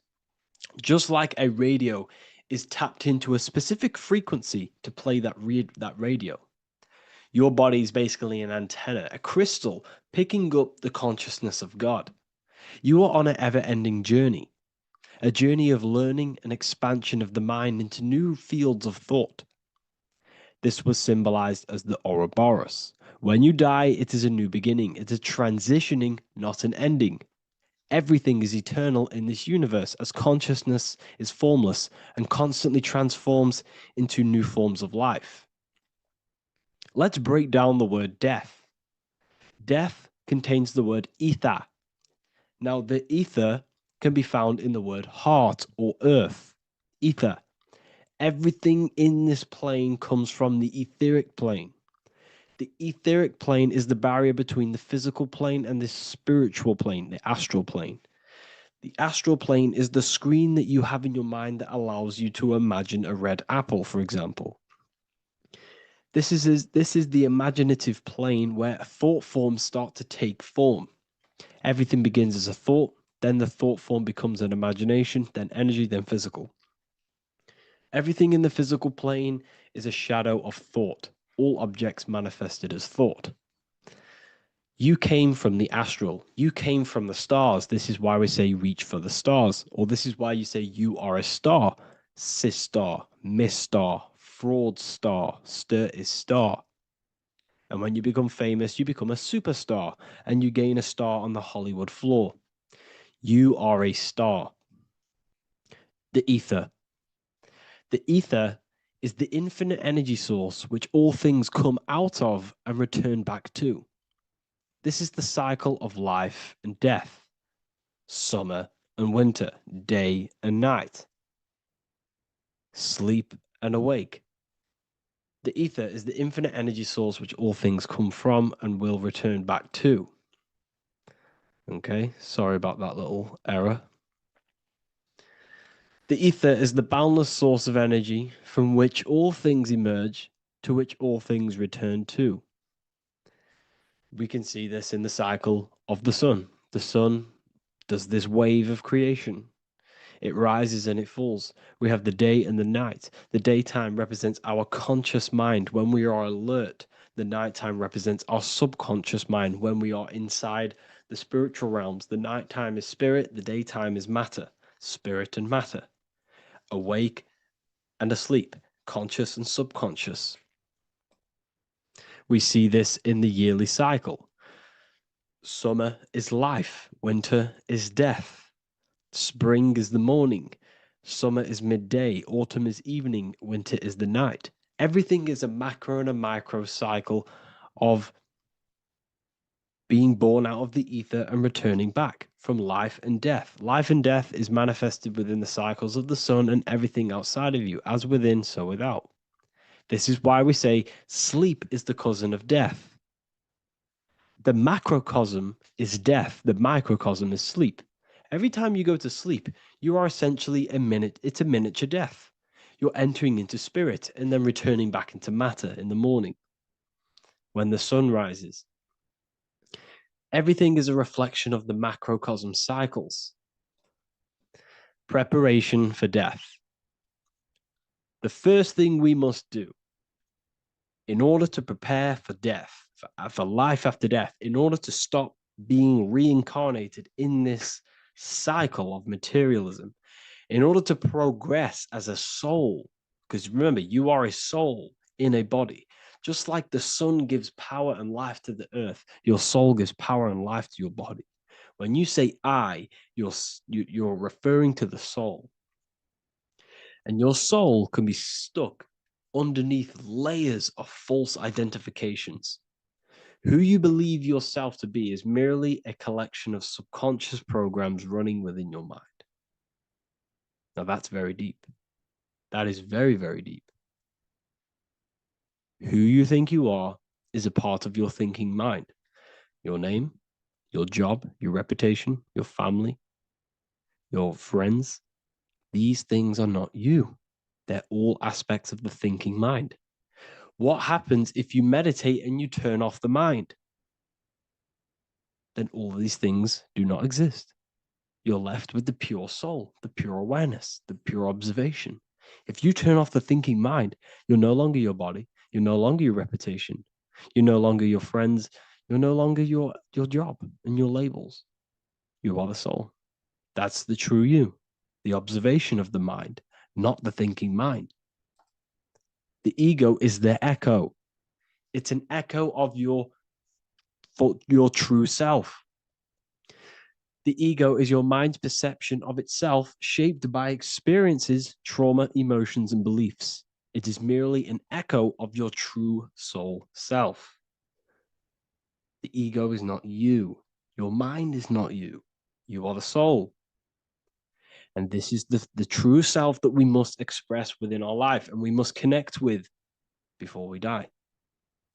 Because when we die under the echo, under these false layers of the emotions, the traumas, the experiences, the addictions, the emotional attachments, when we die underneath all of this, when we don't know our true self, the soul is still hidden. The true you is hidden underneath these layers of false identification. We must remove these layers of false identifications. We must remove them. We must destroy the echo. Remember, the ego, you never had an ego when you were a child. When you were a child, you were pure.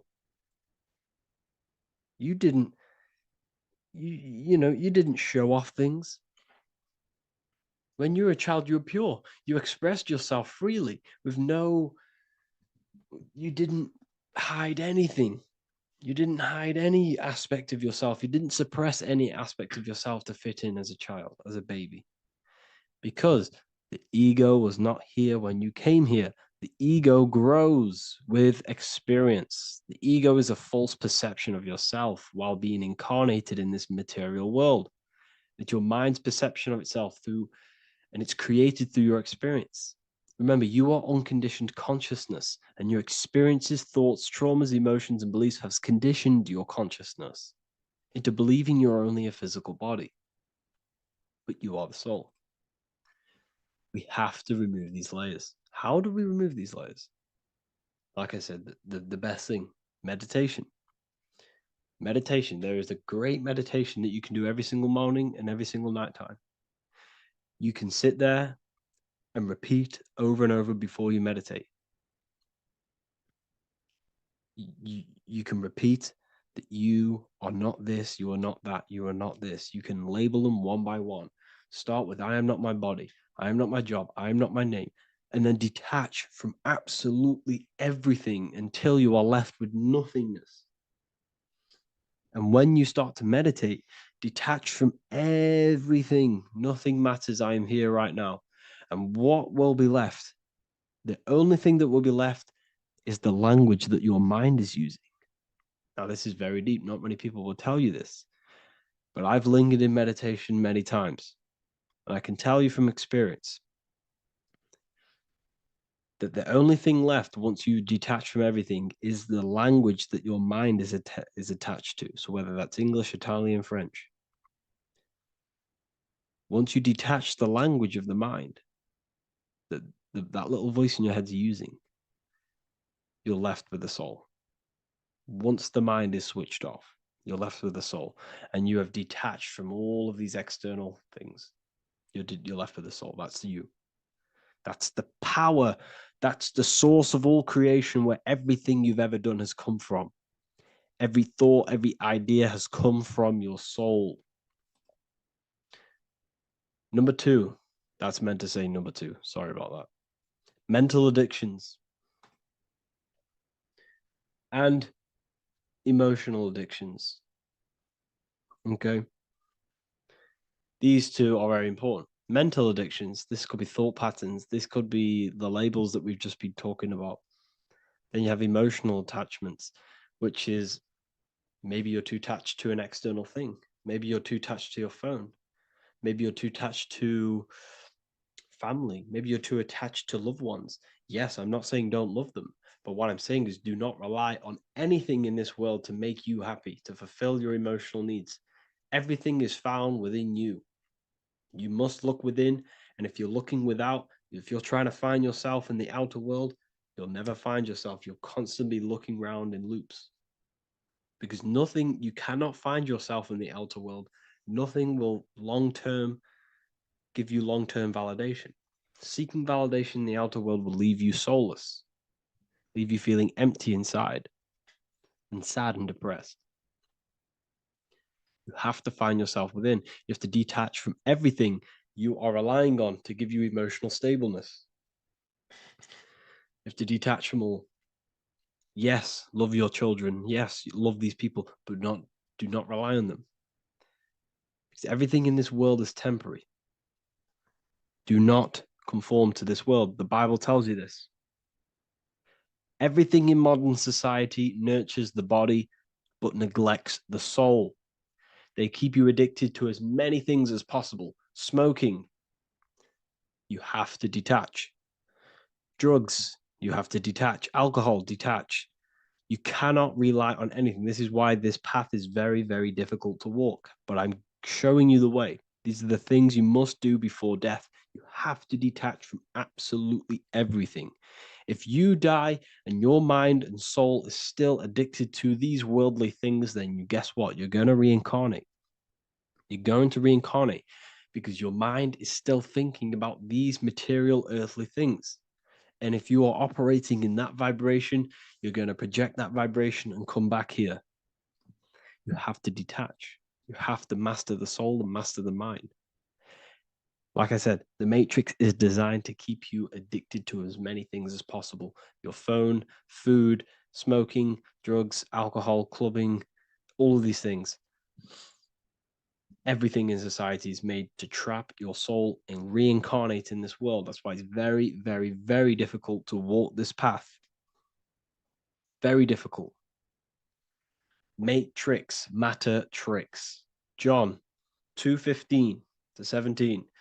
Do not love this world, nor the things it offers you. For when you love the world, you will lose God.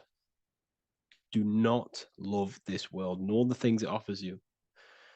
Do not conform to the pattern of this world, but be transformed by the renewing of your mind. Great quote.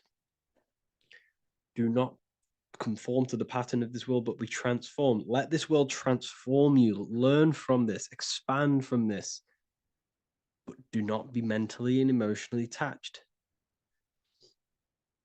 Okay? What good will it be for someone to gain the whole world yet forfeit their soul? Like I said, everything in the Bible is telling you the truth. You just got to read it correctly. This is spirituality. This is spirituality. The Bible is spiritual. It's a spiritual text. We must disconnect from everything outside of us and connect with the true soul. Here we have the Egyptians showing you the soul leaving the body. Here we have the soul here. Here we have the Masons showing you the soul coming out. The soul is real. You are the soul. And when you leave this physical plane, you will go into the astral plane. That's where you came from. You came from the astral. You came from the stars. You incarnated into this physical body. Your consciousness fell into this material form to experience limitation, to experience a 3D world. So in order to ascend properly before we die, we have to let go of all the attachments. Every addiction you have, write them down. And one by one, tackle them. Before you die, you have to, or else you will reincarnate. This is the teachings of Egyptians. This is the teachings of Masonry.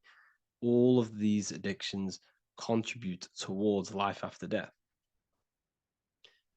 Everything must be controlled. And we must be attached to the soul. I'm not saying I'm perfect. I'm not saying I'm perfect, people. We're all not perfect. We're all under psychological operation by the government. We're all in a very difficult situation with this awakening. I'm simply pointing out what I know from my journey and what I've been learning through occultism and research and reading lots of books and many different things. I'm on this journey just as you are. Maybe I'm further. Maybe you're ahead of me. We don't know. But this is what I'm sharing with the world. This is what I'm sharing with my research. And this is what makes sense. It's common sense. Look at everything around you. Everything's made to to feed the body, not the soul.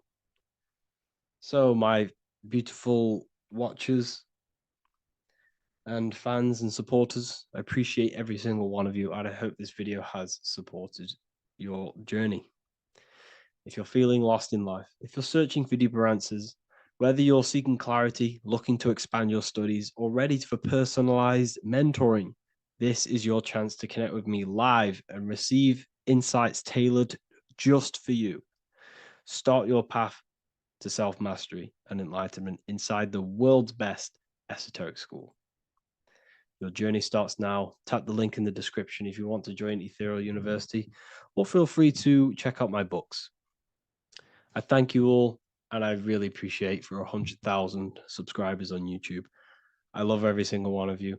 Make sure to drop a like, a comment, and subscribe to the channel if you're new. Let me know some ideas for, lectures, anything that you want to know. I can make lectures on them. Just drop it in the comments. I appreciate every single one of you. Take care.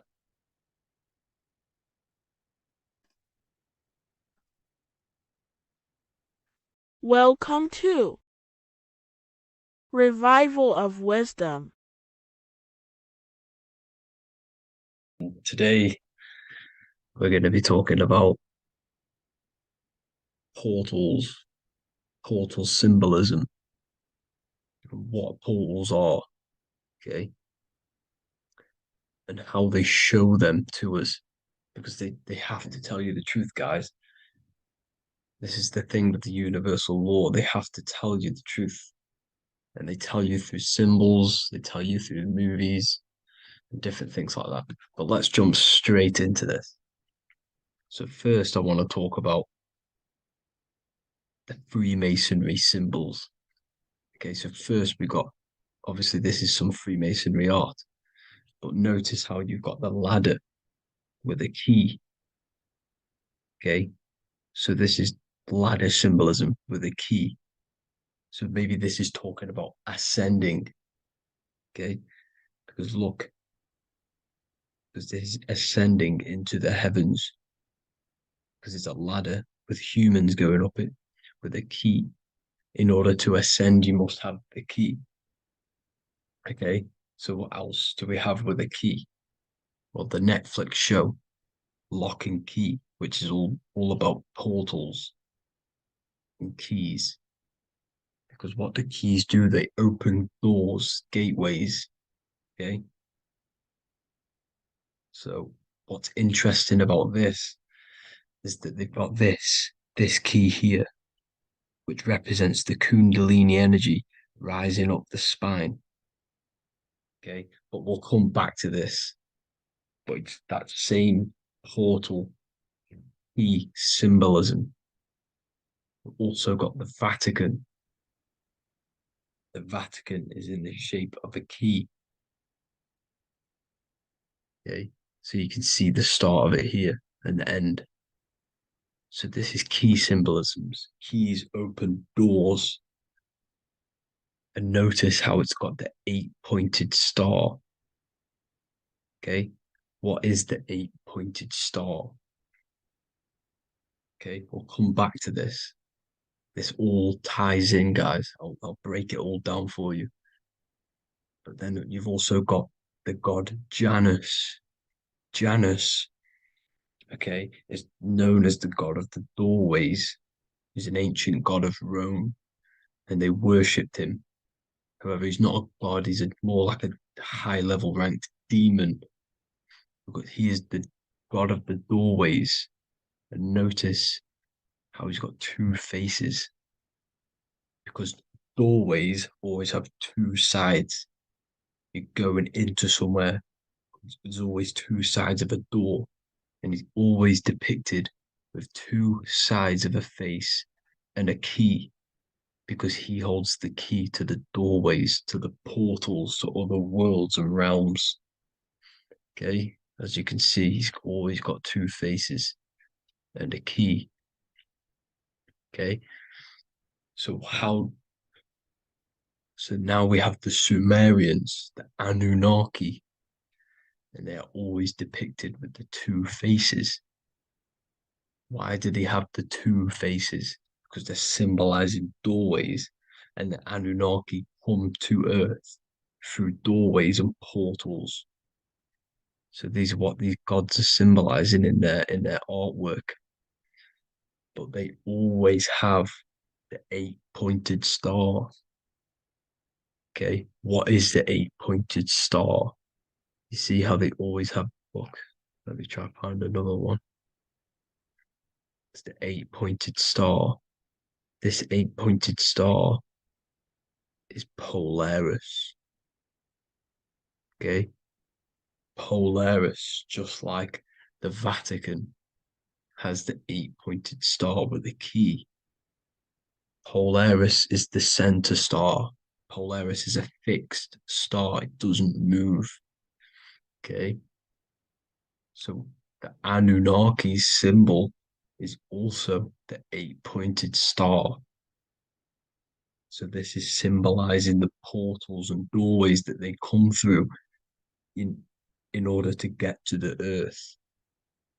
But Polaris is that center star which does not move. It's always symbolized with the 8-pointed star, just like a compass. Why is a compass the 8-pointed star?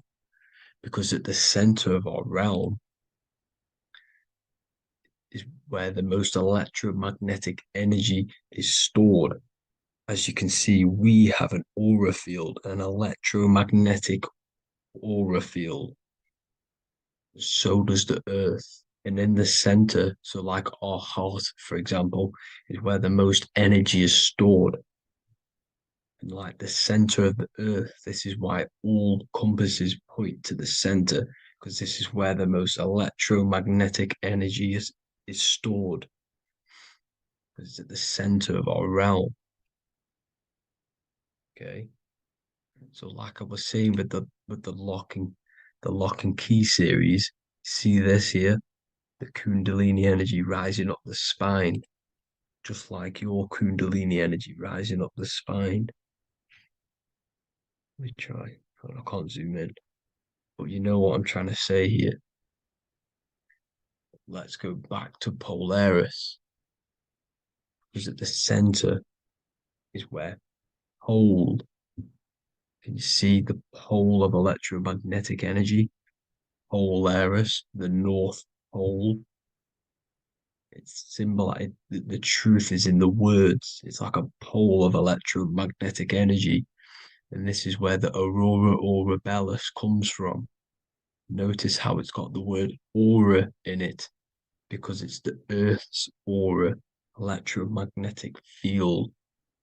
Just like you have an aura, also known as the northern lights, because it's coming out of this center hole in the center of our realm, where the black sun is. And this is where the electromagnetic energy is coming up from. And this is what the aurora borealis is, or the northern lights. It's just electromagnetic energy. And it's symbolized through our symbols, the original O. Okay, because it's like a pole through the middle. Polaris. So this Polaris is the sky vault. It's the portal into this realm, because this is what the Anunnaki are always talking about, always symbolize it with the 8-pointed star.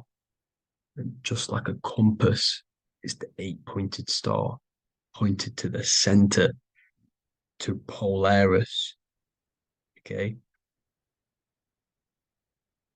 See here on the Sumerian tablets with the 8-pointed star again. And how we know it's talking about portals with this 8-pointed star is because CERN 666 are opening up portals to the underworld, letting in demonic entities into this realm. How do we know it's a portal? Because their Hydro Collider has 8 points, just like the 8-pointed star. So they are creating synthetic portals to the underworld to let these demonic entities into our realm. But what is the key? Because if we're talking about ascending through Polaris, notice how here on the masonry art, this luminary here, so this is the sun, that's the moon. This is Polaris because it's a luminary with what? 1, 2, 3, 4, 5, 6, 7, 8 beams coming off the luminary, just like the 8-pointed star. So you see the ladder with the key going up to Polaris. It's symbolizing ascending out of Earth. So what is this key that they're keeping from us? Because it's a human holding a key going up the ladder to Polaris. Well, chakras. We have 7 chakras.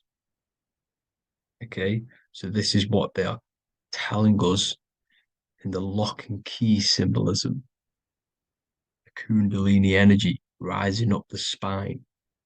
Okay, just like they have 33 vertebrae on the back of your spine.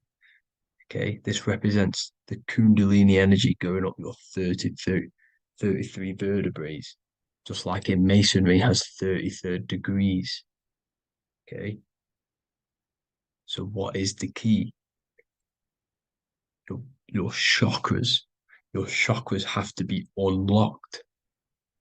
Okay, you have to unlock your chakras, and you can't unlock this one without going through this one. You have to go through them all. It's like a ladder, just like Jacob's ladder. You can't go from the bottom to the top. You have to unlock each one. Okay, just like you have 7 chakras, you have 7 layers of your aura. Okay, you have to unlock your chakras to the highest point in order to reach Christ consciousness. And this is the key that they're talking about. They're symbolizing the organic portal within each and every one of us to ascend out of this realm. Okay, so this is the key that they're talking about, and they're holding back this knowledge to keep us trapped in this 3D realm. Okay, so like I was saying with the 33 vertebrae and the Kundalini energy coming up the spine, 33 vertebrae, you can see this sort of symbolism going up to the light, because it's the light you see here. Your crown chakra turns on and becomes enlightened, just like the Illuminati symbol. Can you see it? But also Jesus also died at 33. So this is symbolizing, okay, they're symbolizing the death of the ego, the body. So once you open up your chakras and reach Christ consciousness, which is your 33rd vertebrae, once your Kundalini energy goes up your 33rd vertebrae, your body technically, not physically, but spiritually dies, because you then become formless. You reach Christ consciousness. So then you can travel other worlds. Okay. This is what they're talking about with Vatican, 8-pointed star, and the key. Janus with the key. The Sumerians with the 8-pointed star. Anunnaki, the 8-pointed star. Polaris, 8-pointed star. So Polaris is the way out of this realm, which is at the center. Pole, North Pole. Okay, so the key is that they're hiding from us is the knowledge to unlock our chakras. Okay, and without this knowledge that they keep from us is trapping our souls in this reality to keep reincarnating.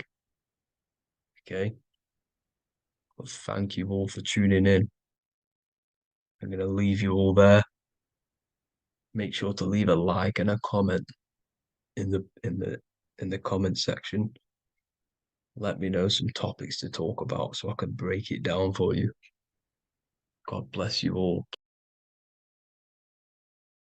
What if I told you that the seasons don't just change the external world, they also change your internal world? They have a psychological and a spiritual effect on your consciousness. If you're new to esotericism, you may not really understand this. But if you have some deep understanding of as above, so below, you already know this. But today we're going to be explaining it in great detail. So tune in, take a pen and paper, maybe make some notes. So we have 4 seasons. The sun is the main source of life on the earth, and it changes the circumstances on the earth in 4 different ways. Of course, we have spring, summer, winter, and autumn. These are the 4 states of the earth due to the sun's cycle. Not only do they take place on the earth, they also take place on you, your body, your mind, your spirit, your consciousness. They change things internally and externally. The first thing we need to understand is that we have a dual nature. We have a mind, and in that mind, we have an internal self. That's what we call the spiritual self. It is the individual that exists within their own mind, within their own consciousness. It is the self that imagines, thinks, feels. That's the spiritual self. And internally, that self is the true self. When it's detached from the false identifications, of course, such as the ego. But the true self dwells within the mind, and that's the immortal self. That's the self that will never die, never perish, that will always be there, and it always has been there. The internal self. But on the other side of the mind, the outside of the mind, we have this, what we call our physical human body. This is our external physical body. So outside of us is a physical reality, but inside of us is a spiritual non-physical reality. Inside of us cannot be measured. Outside of us can be measured. So we have an internal world and an external world. I think this is the reason why the word individual has the word dual at the end. Dual meaning opposing or two. We have a dual nature. Inner world, in the mind, and a self out the mind. And the mind acts as some sort of doorway. It is a doorway into ourself. So in esotericism, this is what it's all about. It's about we work with the internal world. We try and figure out who we are from the inside out, not who we are outside of us. Because we realize that the external world is nothing but a crystallization of what's happening inside of us. Our lives are a result of every single thought that we thought in the past. So let's not get off track here. Let's carry on. As I was discussing the seasons, we have an internal world in the mind and a self outside the mind. And this is reflected even in the cycles of the heavens. This is how you know the universe is intelligently designed, and the law of correspondence corresponds with everything. The law of correspondence is as above, so below. It's not a hermetic principle. It's not a Freemasonic principle. The law of correspondence, as above, so below, is just the law of life of the universe. It is in everything. So the daytime, the sun, this is external impressions or expressions, should I say. We express ourselves outside the mind, in the outside world, in the material body, taking actions outside of us during this daytime. The sun represents outward expression, the daytime. This is when we wake up, we're conscious, we do things outside of our mind. But then the nighttime comes around and it becomes dark and the moon rules over the nighttime. And we return back to our internal world. We return back to the darkness. We return back to the internal self, the self in the mind. Really is fascinating. And this is as above, so below. This follows the correspondence. This follows the law. Although that the outside world has a cycle of day and night, so does our own mind have this cycle. As above, so below. As within, so without.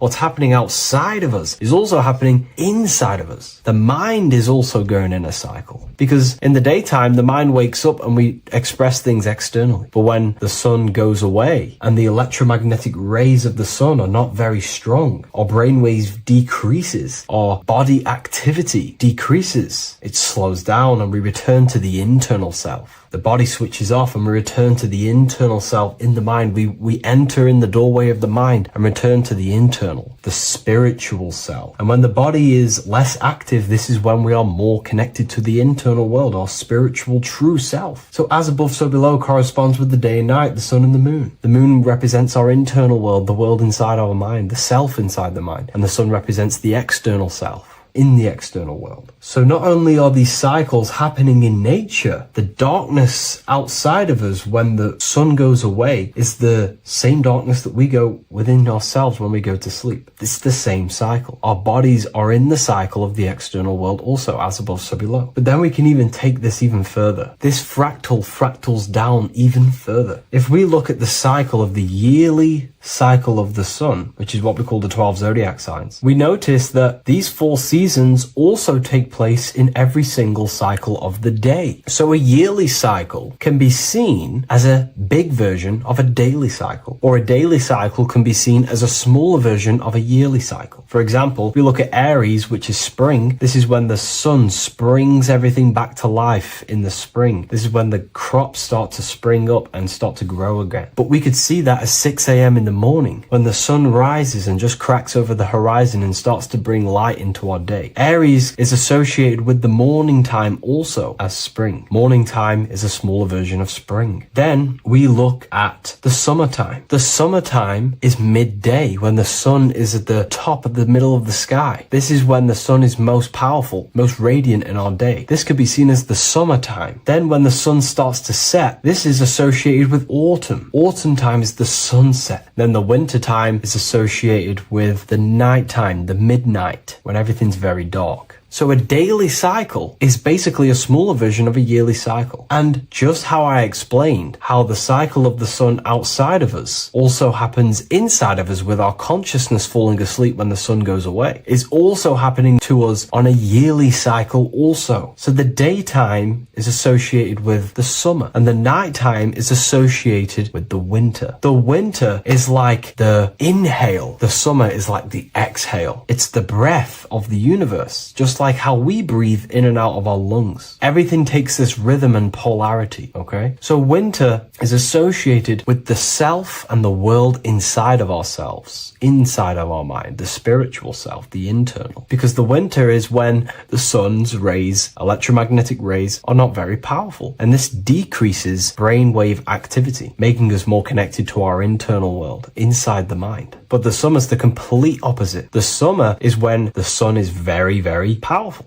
And the sun's powerful electromagnetic rays increase brain activity, making us more actionable in the physical world outside of our mind, in the external world. So summer is the daytime and winter is a big version of the nighttime. Vice versa. Just like how in the winter, we're more in the house. We're inside buildings because it's very cold outside. Animals hibernate. They go inside. They go into little places. They collect all their food and prepare for the winter. They go inside. They go in darkness to hibernate. So does our consciousness, our spirit, the self inside of our mind. We can use these cycles to our advantage, to evolve spiritually, to connect and be more balanced. You know, I've mentioned a lot of this inside the university to my members, to the family inside of there. We discussed this. We had a great discussion about this. And, you know, the live calls we have are priceless. The conversations you can have with someone when they're awake, you never forget them. You always have deep, meaningful conversations. And we discussed this deeply, and we were going into some interesting things about how we can use these types of changes in the seasons for our spiritual growth. We even discussed about spring and autumn and how they're associated with the different spiritual bodies that we have. But anyways, let's not get off track. Lucid dreaming,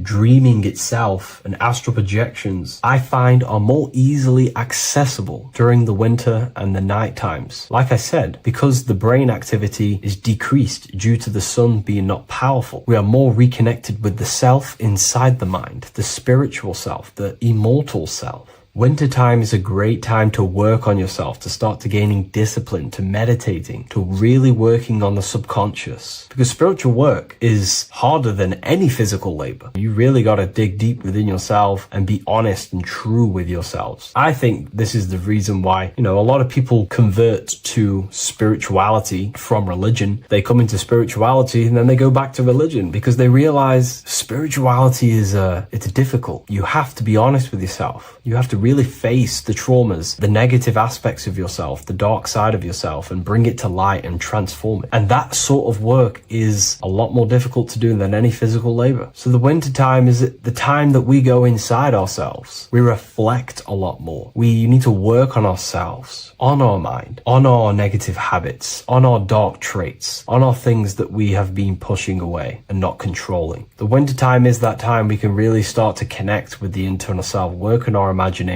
work on our mental willpower, work on all of these things like lucid dreaming, astral projections, and purifying ourselves, removing any mental barriers, any negative belief systems that may be subconsciously holding us back. It's easier to access the subconscious in the nighttime and in the winter, especially the winter. That's why I made this video, because we're in autumn now. We're transitioning into the winter. So I thought I'd share this with you all. And it's important to understand that you are a microcosm of God. Like I said, the law of correspondence associates with everything in the universe, people. Everything. And that's the best thing with the law of correspondence. And I've been using this for the past 3 to 4 years, right? The law of correspondence has determined and filtered out so many lies that was given to me, that's given to you, that's given to everyone in the world. The law of correspondence is like a filter. If someone gives you a piece of information, for example, gravity, and it does not apply with the law of correspondence, then you know it's a lie, because it's a universal thing. What happens inside of me also happens outside of me. What happens in my astral world happens in my material world, more than likely. As above, so below corresponds with everything. The same structure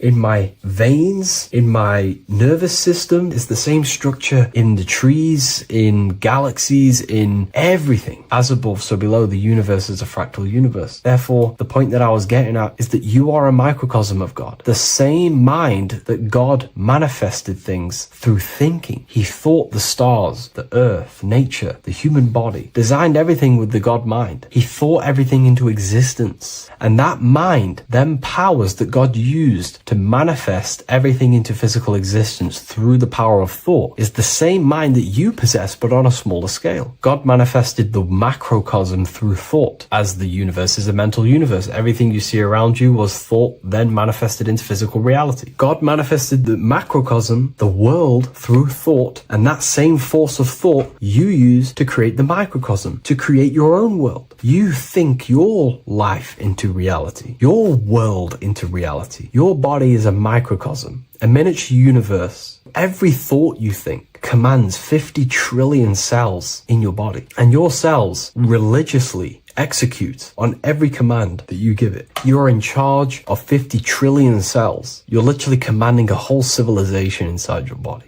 And this is how you are a reflection of the divine. The God mind created the macrocosm, the world, and you create your own world inside that world using the same power as thought. Very powerful. So everything that happens outside of you is also happening inside of you. The law of correspondence is the most important, the law that you could possibly learn, because it makes everything so clear for you in the universe. Makes life so clear. You see the reality for what it truly is. It's a reflection of the higher dimensions. Just like how reality right now is a reflection of what's happening inside of people's minds and consciousness. We can't blame the elites for all the negative things that's happening in reality, because all the negative things that's happening in reality is the negative things that's happening in people's minds. We need to take control of ourselves. So with that being said, thank you all, everyone. If you wish to read more, 90% of you watching this video have already got this book. I want to say thank you for your support. It means the world to me. It makes me research more and write more books. And the book of symbolism is coming very soon. So thank you, everyone. I'll leave a link in the description for the university, for the live calls, and for the book if you wish to join. Have an amazing day. Hello and welcome to another video and another lecture from Ethereal University. Today we're going to be breaking down in detail the Freemasonic 33rd degree symbol. Now, of course, this is a complex symbol, and it's composed of many symbols put together to create a greater meaning. So, As you should know from my previous videos, a bit of context behind Freemasonry, what it particularly is, and I will give you a brief overview before we go into this. It's definitely important to know what Freemasonry is before we break down this symbol, okay? Because without the knowledge of Masonry and what it is, it's difficult to understand what the symbol truly means. So Freemasonry is all about building. The word mason means to build. And we're either building with light or we're building with darkness. So that we have good Freemasonry, we have good Masons, people who want to spread the truth, people who want to help people awaken their mind and liberate them and bring them up to higher consciousness. Or we have Masons who want to divide, keep the knowledge to themselves, create walls, build walls in people's minds, construct illusions in people's minds for their own personal gain. Okay, so we're either building with light or you're building with darkness. You're either building with light or bricks, spirit or matter. God and the devil, same thing. You're either uplifting people or dividing people. Each and every single one of you is a Freemason. Well, a Mason. Not a Freemason, but a Mason. You are a builder. And you're either constructing division in you and other people, or you're either creating oneness. Everyone is doing this. Everyone is building. Everyone is contributing towards the world and building our reality. So Masonry is a craft, and that craft is to craft a better mind and heart, a higher consciousness, a higher understanding of the self, building a higher perception of yourself, getting to know who you actually are, why you are here. Every action, behind every single action, behind every single cause is choice. You chose to be here. Whether you know why you are here or whether you do not know. You chose to be here in this time, in this period of life on the earth, on this physical dimension. You chose, the mind of yours chose to be here in this body at this specific time. You are playing a role, you are building in this world at this specific time. So Masonry is all about getting to know the self, to know what you actually are through gnosis. Gnosis is direct knowledge obtained and extracted from direct experience. Knowledge extracted from direct experience. Knowingness. You know you have hands. You don't believe you have hands. You know you have hands. That's what knowing thyself truly means. To go within the self. To dwell in meditation for long periods of time. Not even meditation. To dwell, closing your eyes and thinking internally. Not thinking externally about anything outside you, but thinking and questioning internally, and you shall find answers. Seek and you shall find. If your heart is truly set on knowing, on getting to know true knowledge and knowing yourself, then you will find it. Okay, so because that's what the heart is. The heart is where we find our treasure. That's why it's inside of our chest.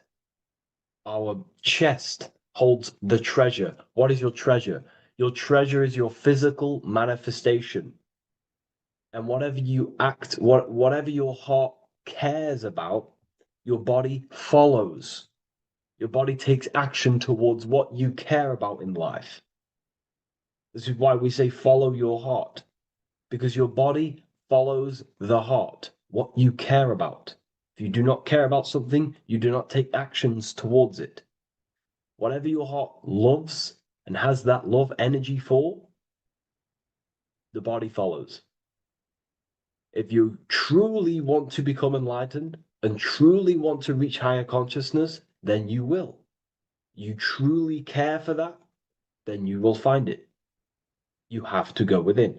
Okay, so this is what Masonry is about. It's about going within and finding out your true nature and constructing a higher consciousness by dissolving walls and blockages inside your mind and heart, purifying the self. Because you can care about sick and twisted things. Okay? We can see that in society. People like killing people. It's psychotic, but I know. So we can be corrupted. Okay, so going into this symbol, what does the symbol mean? What is it trying to portray? Okay. Before we go into this symbol, particularly, we're looking at the Scottish Rite Freemasonry. So we have the first degree all the way up to the third degree is Blue Lodge Masonry. Then from the fourth degree of Freemasonry to the 32nd degree is what we call Red Lodge Freemasonry, the Red Lodge degrees. So again, that is that symbolism of that red and blue, the left and right, masculine, feminine, water, fire.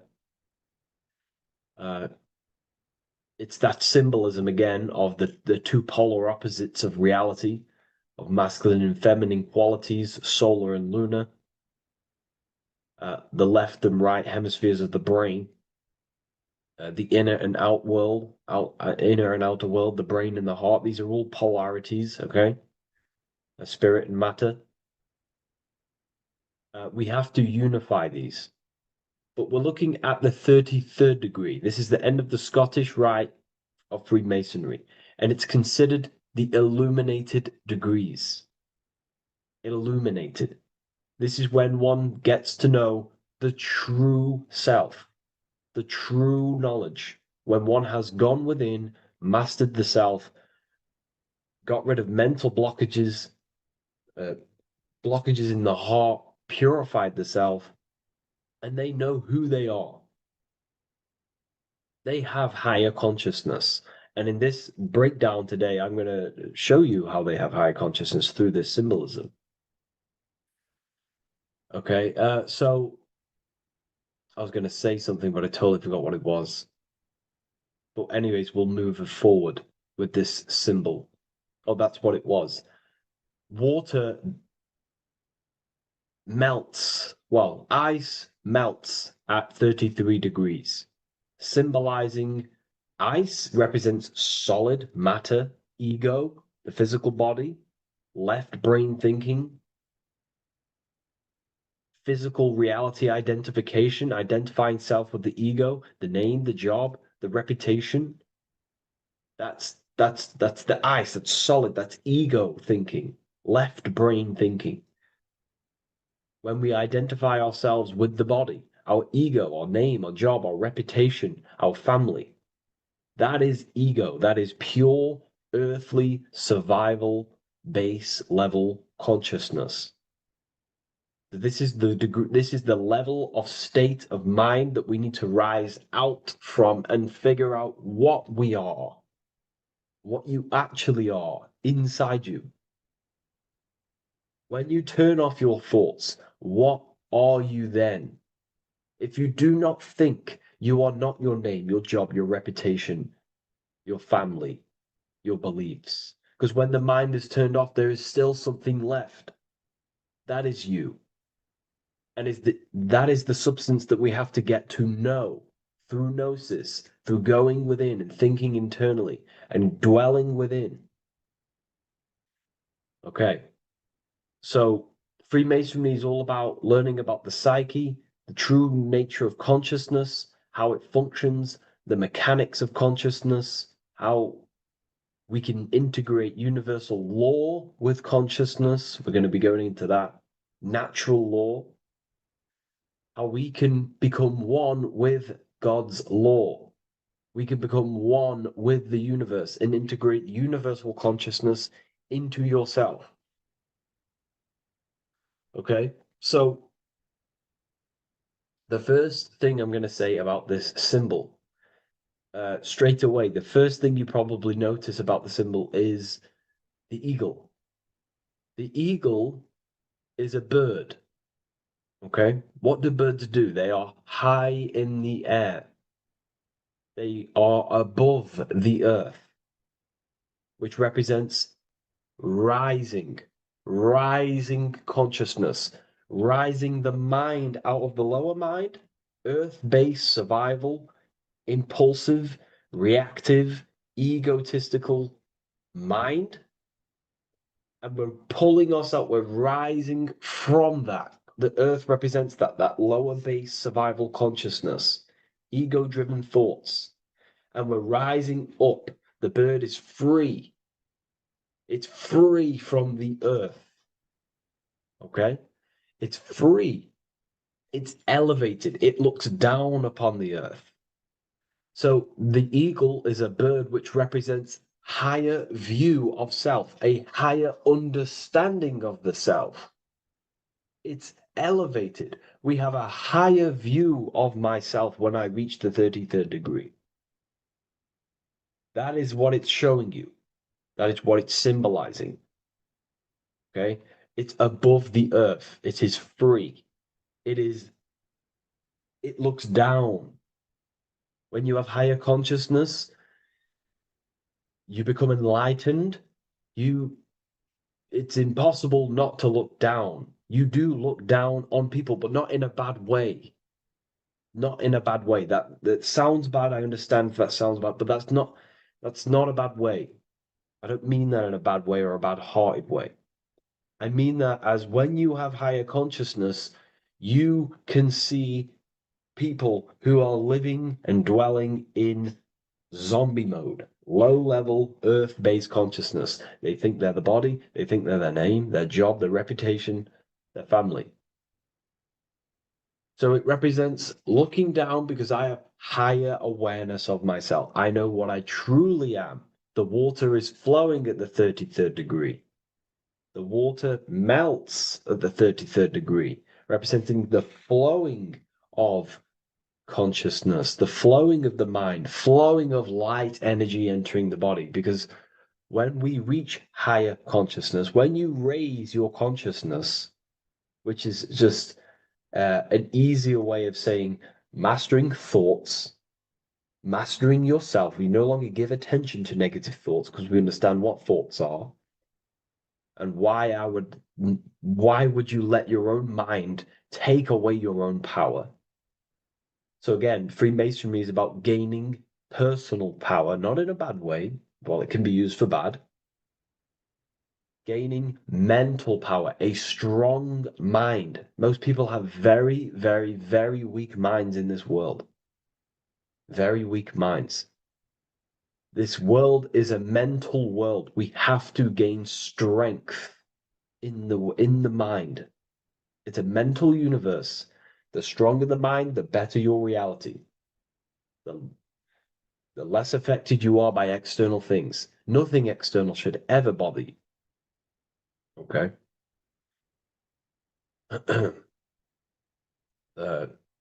So it's about gaining mental strength, mental clarity. So again, the bird is elevated, it looks down, it has a higher awareness, it sees things from above, it sees the world for what it truly is. That's the eagle. Okay? It's the higher view. This is the illuminated degrees. So we're looking at now the sword. The bird, the eagle, the double-headed eagle is standing on the sword. Very symbolic. The sword is not above the eagle. The sword is below the eagle. The sword moves through the air. On a basic breakdown of the sword, it represents power. Power. Because if I have a sword, I hold the power over you. That's what it symbolizes. In war, you have a weapon bigger than someone else and more destructive than someone else, you hold the power. So it's a power symbol. To go even deeper on this, on its true meaning, the sword, I've already broke this down plenty of times. It moves through the air. It cuts the air. It's the mind. Air represents the mind. Water is emotion. Fire is the spirit. Earth is the body. So we're looking at the mind, the power of the mind. And the eagle is standing on top of this, representing, I am conquering my own mind. I am conquering my mind. My mind does not conquer me. My mind is truly mine. I hold the power over it. I stand on top of my mind. The mind does not rule me. Thoughts do not enter my mind that take away my power. I think it, I feel it, I act towards it. It's unity. My mind is the monarch.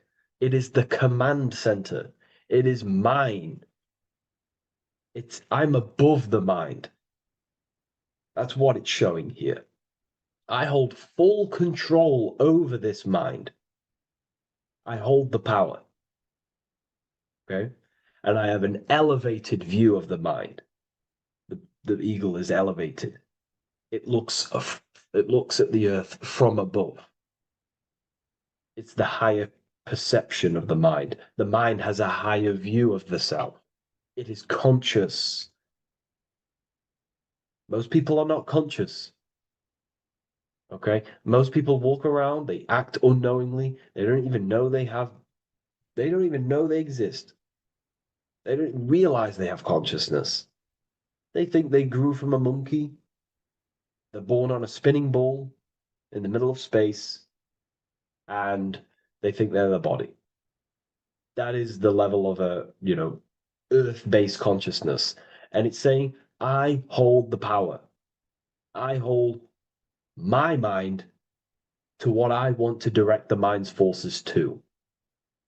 I create with my mind. I carve reality. I shape my reality with my mind and thoughts and my intellect, my communication. Okay? That is what we're looking at here with the sword. It's on top, meaning I control it. When you stand on top of something, you are the top. You are on top of it. You hold the power. You rule over it. When you are the boss of your business, you rule the business. That's what we're looking at here. The sword needs sharpening. It always needs sharpening. You can't use a sword forever. You need to sharpen it. The mind will not stay powerful and strong and and aligned with what you actually want unless you continuously refine the sword. The mind needs to be refined or reminded. If you stop doing affirmations, the mind will fall back to old ways of thinking. If you constantly meditate, you constantly implant the messages into your subconscious mind, you constantly visualize, you are keeping the mind sharpened with what you want in life, what you are trying to create. And the mind will continue to think with that power, with them words, with them visualizations. If you fall off, if you stop meditating, you will lose control of your own mind. Okay? This is symbolizing you have to keep on top of the mind. You have to keep control. This is what the world is. The world is like Minecraft. You ever played Minecraft? You're a builder. Okay? What do? You control the man in the world. That's what you are. You need to control this body in the world. It's all about control. You are in a game. It's like Grand Theft Auto. You don't know how to use the buttons. You're going to create chaos, and you're not going to have that much fun in the world in GTA if you don't know how to work the buttons. Same with this world. You are in a world, and you need to learn the buttons of the body, the mind, the soul, the heart, how will these things function so you can actually live a better life and create what you want in the world, aligned with natural law, of course, unless you want to walk down the path of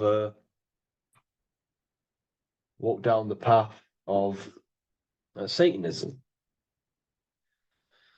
So this is what we're looking at with the sword. Now, moving on, we're looking at this little banner here. This says "God and my right" in Latin.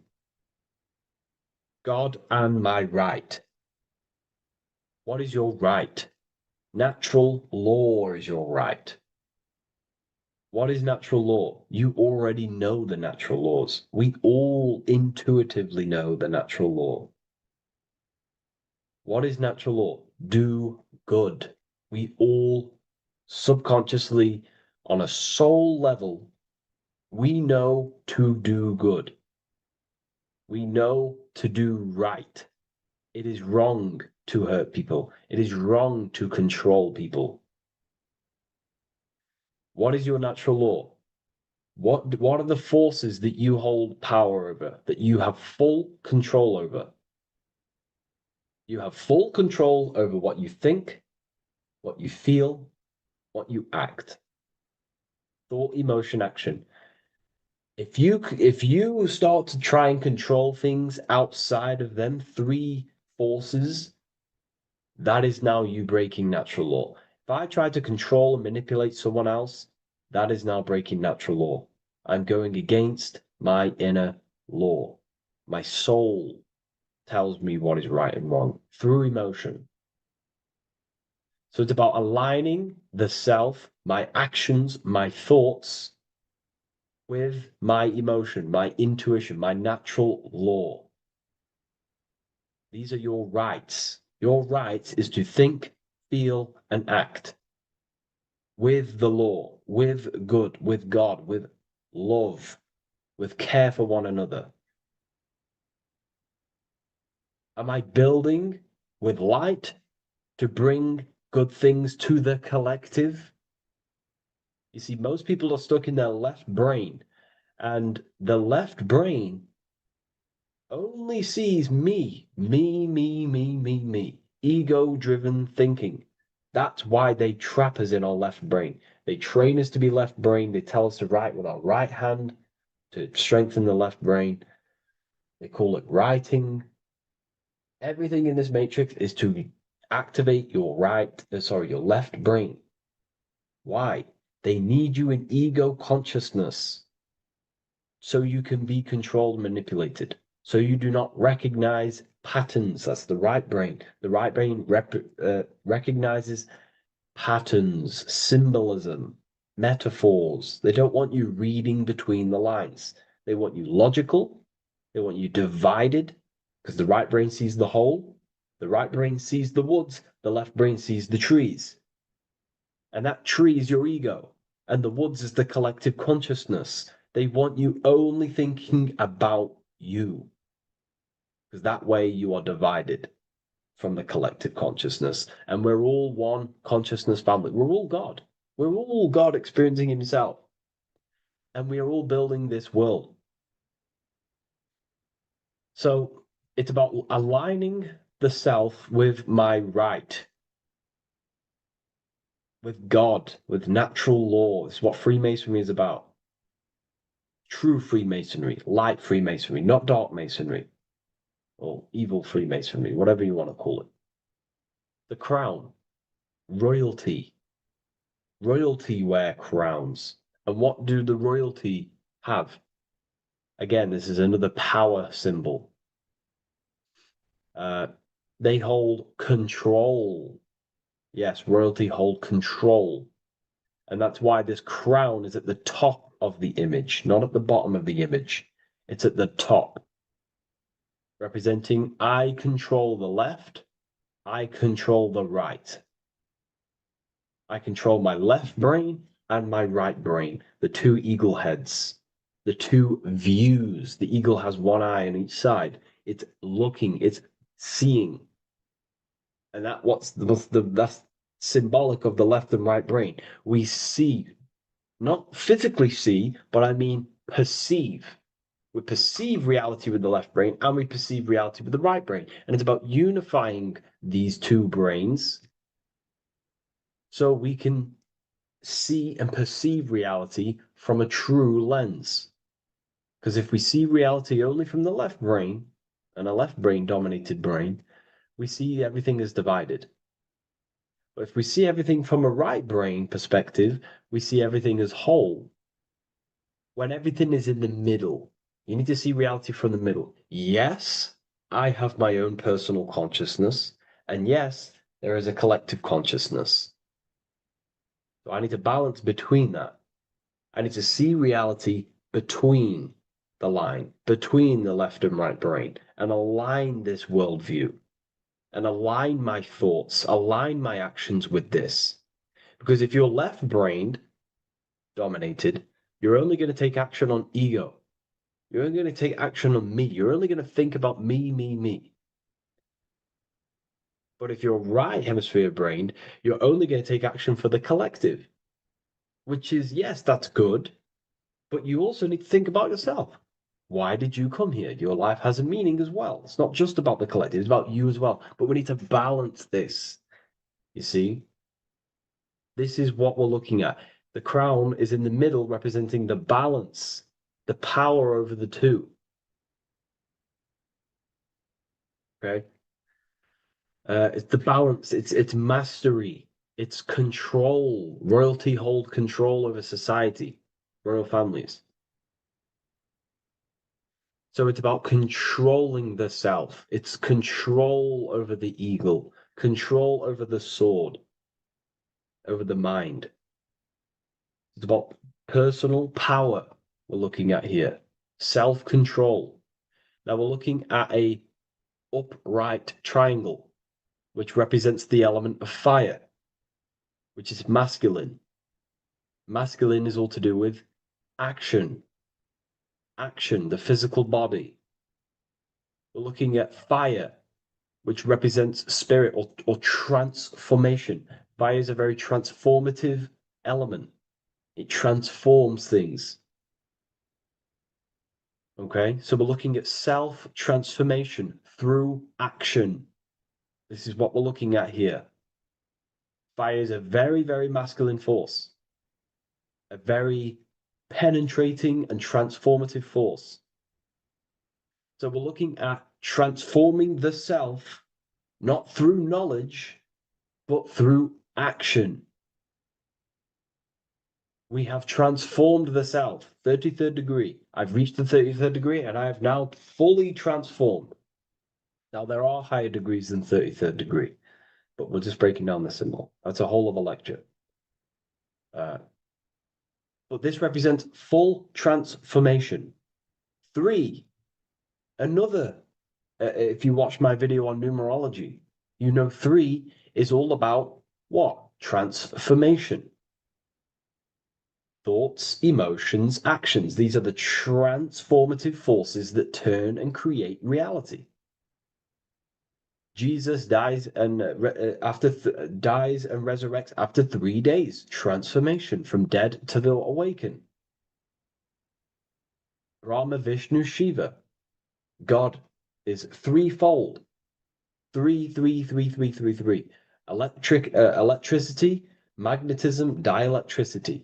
The 3 forces that pretty much create physical matter. Transformation is 3.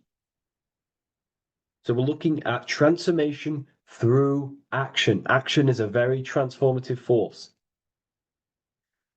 There's no point learning this knowledge if you're not going to act upon the knowledge.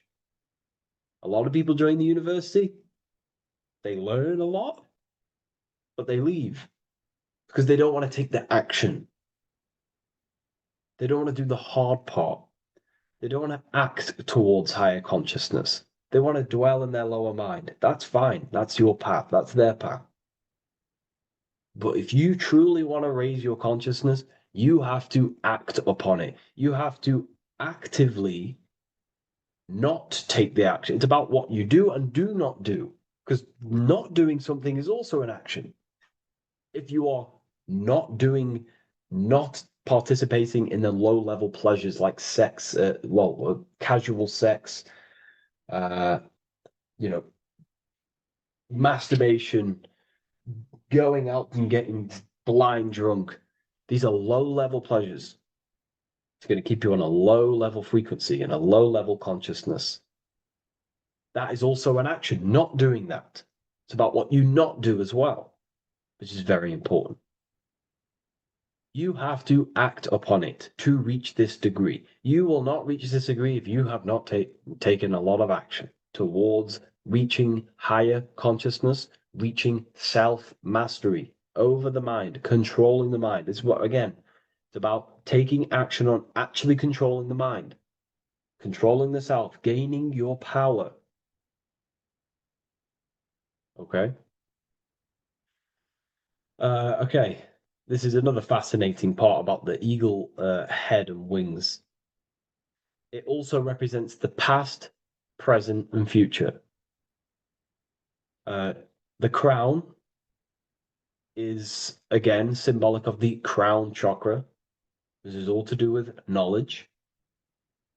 So we're looking at knowledge of the past, the eagle on the left looking behind, and the eagle on the right looking forward. So we're looking at the crown, knowledge of the past and the future. Looking at your past is very powerful. What has led you to this very point in your life? What actions have taken you to this point? And not only you, remember, there is a collective. Remember, you always have to keep that in mind. Every action you take, you have to always align it with the collective consciousness. It's not just you in the world. We have a collective. So how did you and how did the collective get to this point in life, in this present? How did we get here? How did we get into this mess? Humanity is in a mess. A straight up chaotic mess. And if you think everything is perfect and everything's divine and everything's just, there's some people out there in the spiritual community saying, everything's divine, everything's meant for this purpose. No, there are people actively manipulating and using mind control methods to control this reality. How have we got into this mess? So we have to look into the past to analyze patterns so we can take action now in the present to change the future of the collective and your personal life. That's what we're looking at here. So the eagle looking left is looking in the past, representing analyzing the past, analyzing the actions in my life and the collective life. The actions that led to this mess now, to this state now. And what can I do now with my knowledge to change the future to a better future, aligned with, again, natural law, aligned with goodness, aligned with God, aligned with care and love for one another and the self. So it's all about knowledge of the past and knowledge of the future. And what I can do now to take action, the triangle pointing at the middle, which is the present, what can I do now to change the future? To create a better future, to transform the world. 33, transformation. To transform the future. Okay, this is what we're looking at here with the two double-headed eagles as well. Again, this is more art. This is a lot more complex symbolism here. But again, we have the Earth hemisphere here. And what? The eagle above. It is raised.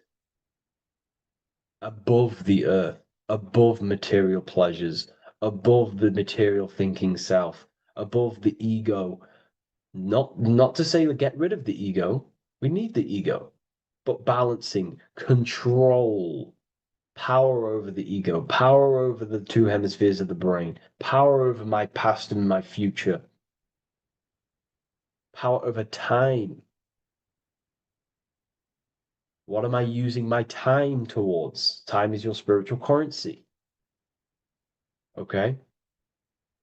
It's elevated. It sees things from a higher perspective. It is higher consciousness. We're also looking at the astral body. Birds on a deeper level represent the astral body. So symbols have layers of meaning. The deeper you get into the occult, so when you join the first degree, you get, a good interpretation, and the higher degree you go, the more deeper the symbol reveals, as the more deeper you know yourself. So we're looking also at the astral body, the light. What is the light? Light is a massive symbol in Freemasonry. It's knowledge, gnosis.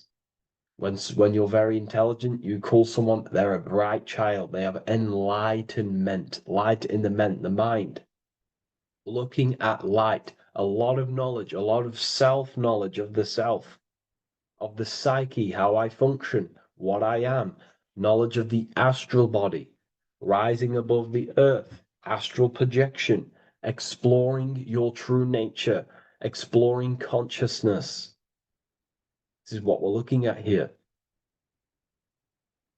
And in order to explore your astral body and explore the astral realm, you have to control the sword, the mind.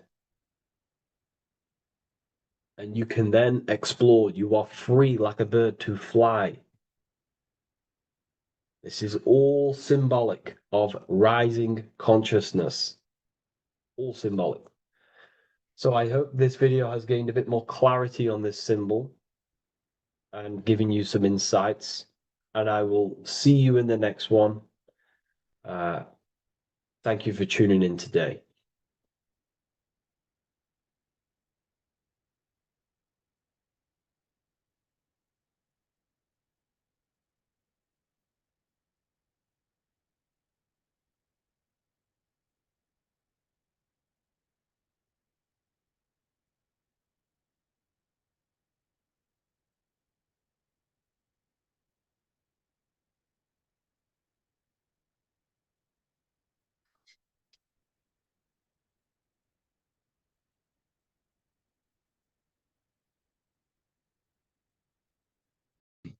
This one secret that is hidden and guarded within secret societies grants you profound power, which can fully transform your life and perspective on reality.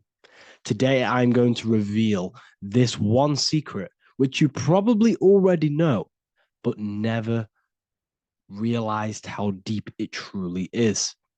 This has the power to change your life. It is the key to your potential.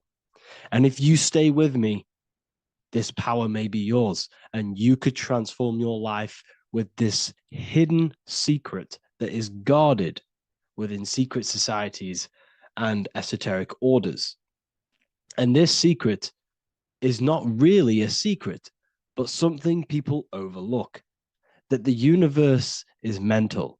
Everything we experience and interact with and perceive originates within the mind. The universe is a boundless field of consciousness, a mental construct molded and shaped by thought. We do not just live in a physical world, as they want you to believe. There are hidden forces that mold the material world. They want you to believe that you are only a physical being inside of a physical universe. But this is completely wrong. You are the architecture of the universe. Your consciousness is the very fabric of reality, and you create your own universe. The universe is an infinite field of consciousness, a vast and limitless mental construct, intricately woven and shaped by the power of thought. It is a dynamic and ever-evolving field where the interplay of awareness and attention gives form to existence. Within the boundless realm, every idea, perception, and belief contributes to the creation and transformation of reality itself. Each thought holds the power to transform reality. Your consciousness is the very fabric of reality. And this is shown in the symbol of the flower of life. The flower of life is a symbol. It symbolizes the interconnectedness of all existence, illustrating how every thought is not merely a fleeting moment, but a ripple that reverberates across every layer of reality. Each action, like the intricate overlapping circles of this pattern in the symbol, extends its influence far beyond its origin, weaving a web of interdependence where every choice impacts the whole. It serves as a profound reminder that everything is connected, bound by an unseen field of consciousness. This symbol represents how one action, one thought is a ripple in the whole vastness of the ether of consciousness. To master your mind is to master the universe, because your mind is a miniature universe. The mind is the very fabric of reality. So if we gain the hook, if we gain the power and the mastery over our minds, we have now gained the power to create reality to your will and intent. You see, most people live in a cycle, and this cycle is the outer world manipulating how they feel on the inner world. People's external circumstances are creating their thoughts and emotion in the inner world of consciousness, which is producing a constant cycle of negative manifestation. For example, let's say something negative happens to me in my external world. Then I start to think negative and feel negative. What that is actually doing is manifesting and projecting more negativity, because our thoughts hold the power to control and weave our own life. Your life is a direct correlation of every thought you thought in the past. What we need to do is stop and not let the mind control you in your reality. You need to control the mind so you can control reality. So what does this actually mean? Reality is an externalization of consciousness. Consciousness and matter are one. They're not separate. They are inseparable and interconnected. Everything we see, experience, and observe is a manifestation of thought, beliefs, and consciousness, shaping the world around us. Now, this ties in with the secret fifth element that they have hid from you. They've hid from you this sacred and very important symbol and pillar to reality.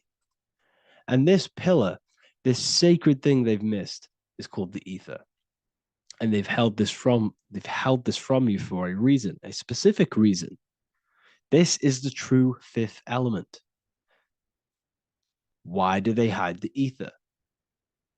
Because the ether has the power to shape and manifest whatever we imprint upon it.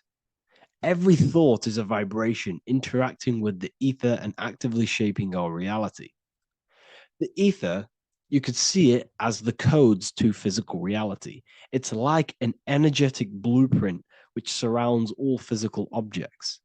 It is the life force that gives life to all things. All energy comes out of the ether and returns back to the ether. Energy, it's 0-point energy, and it is an infinite source of energy. So this is why they hide the ether, because whatever our mind can imprint onto the ether, we can create into a reality. And we imprint the ether through thought and imagination. The mind holds the power. The mind is the very source of reality. The material realm is not separate from the mental realm. Rather, it is intricately shaped and influenced by it through the ether. This subtle, all-pervasive medium bridges thought and matter, allowing consciousness to mold and manifest the physical reality. To transform our lives, we must first transform our minds. True change begins within, as our thoughts, beliefs, and perceptions shape the reality we experience. By shifting our mindset, we unlock the power to reshape our world and recreate the life we desire. This is the power of the mind, and this is the power that's been hidden from you. We're not taught these things in schools for a reason, because they don't want us all to be conscious creators. Instead, they feed you your beliefs. They feed you your thoughts through the music, through the entertainment, through the movies, through the news. They're controlling your thoughts with this information. They're installing beliefs and information into your mind. So you are producing their reality. But this is what we need to stop. We need to take control. We need to stop consuming their music, their movies, their information, their news, because all of this is contributing towards your reality. They have the collective consciousness at the tip of their fingers. They do not create the world. We create the world by believing their beliefs and their thoughts and installing their information into our minds. You see, it's mind over matter, and most people live in matter over their mind. Most people let matter, the external circumstances, dictate their mind, when it should be the other way around. It should be mind over matter. This is the mental plane. This is the astral. This is the etheric.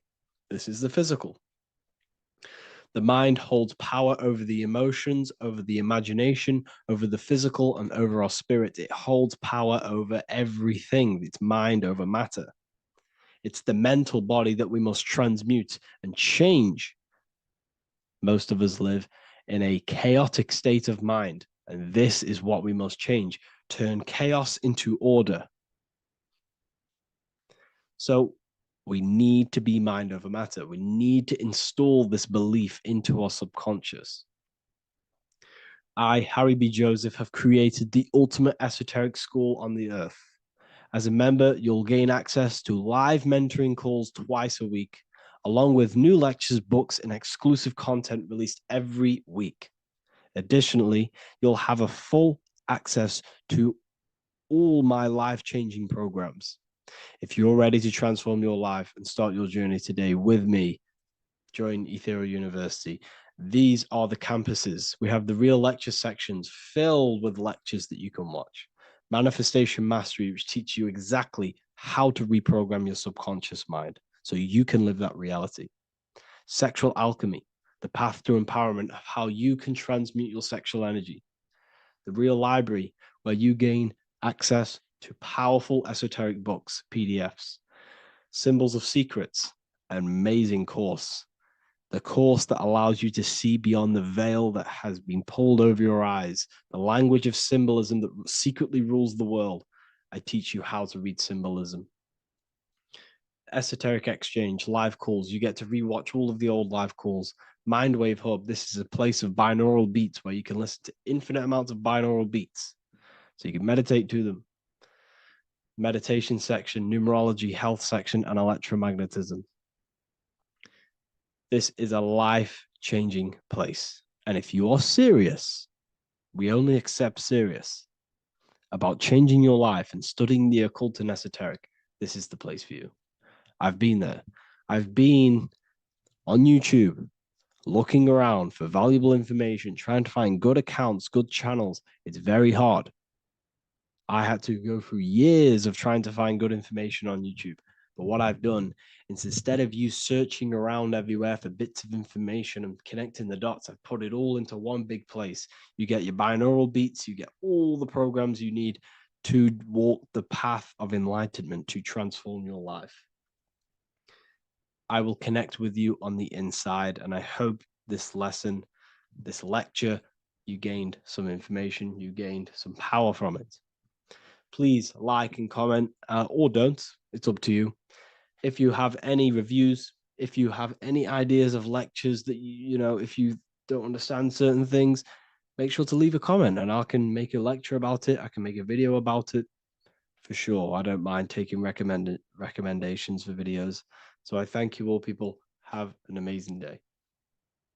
Hello, Seeker. Welcome to Revival of Symbolism, a channel devoted to the language of esoteric symbolism, helping you discover yourself and expand your consciousness into new realms of thought. I'm Harry B. Joseph, also known as Revival of Wisdom, and in this video, we're going to be discussing the symbol of the double-headed eagle, also known as the emblem to represent the 33rd degree Freemason. So let's jump straight into this. We have a piece of Masonic artwork here, which is what we call a complex symbol. A complex symbol is not just one symbol, but many different symbols in one piece of artwork coming together, forming a greater meaning. So we have many different symbols to break down here. And we're going to start off with a little bit of context so we can understand this symbol. This symbol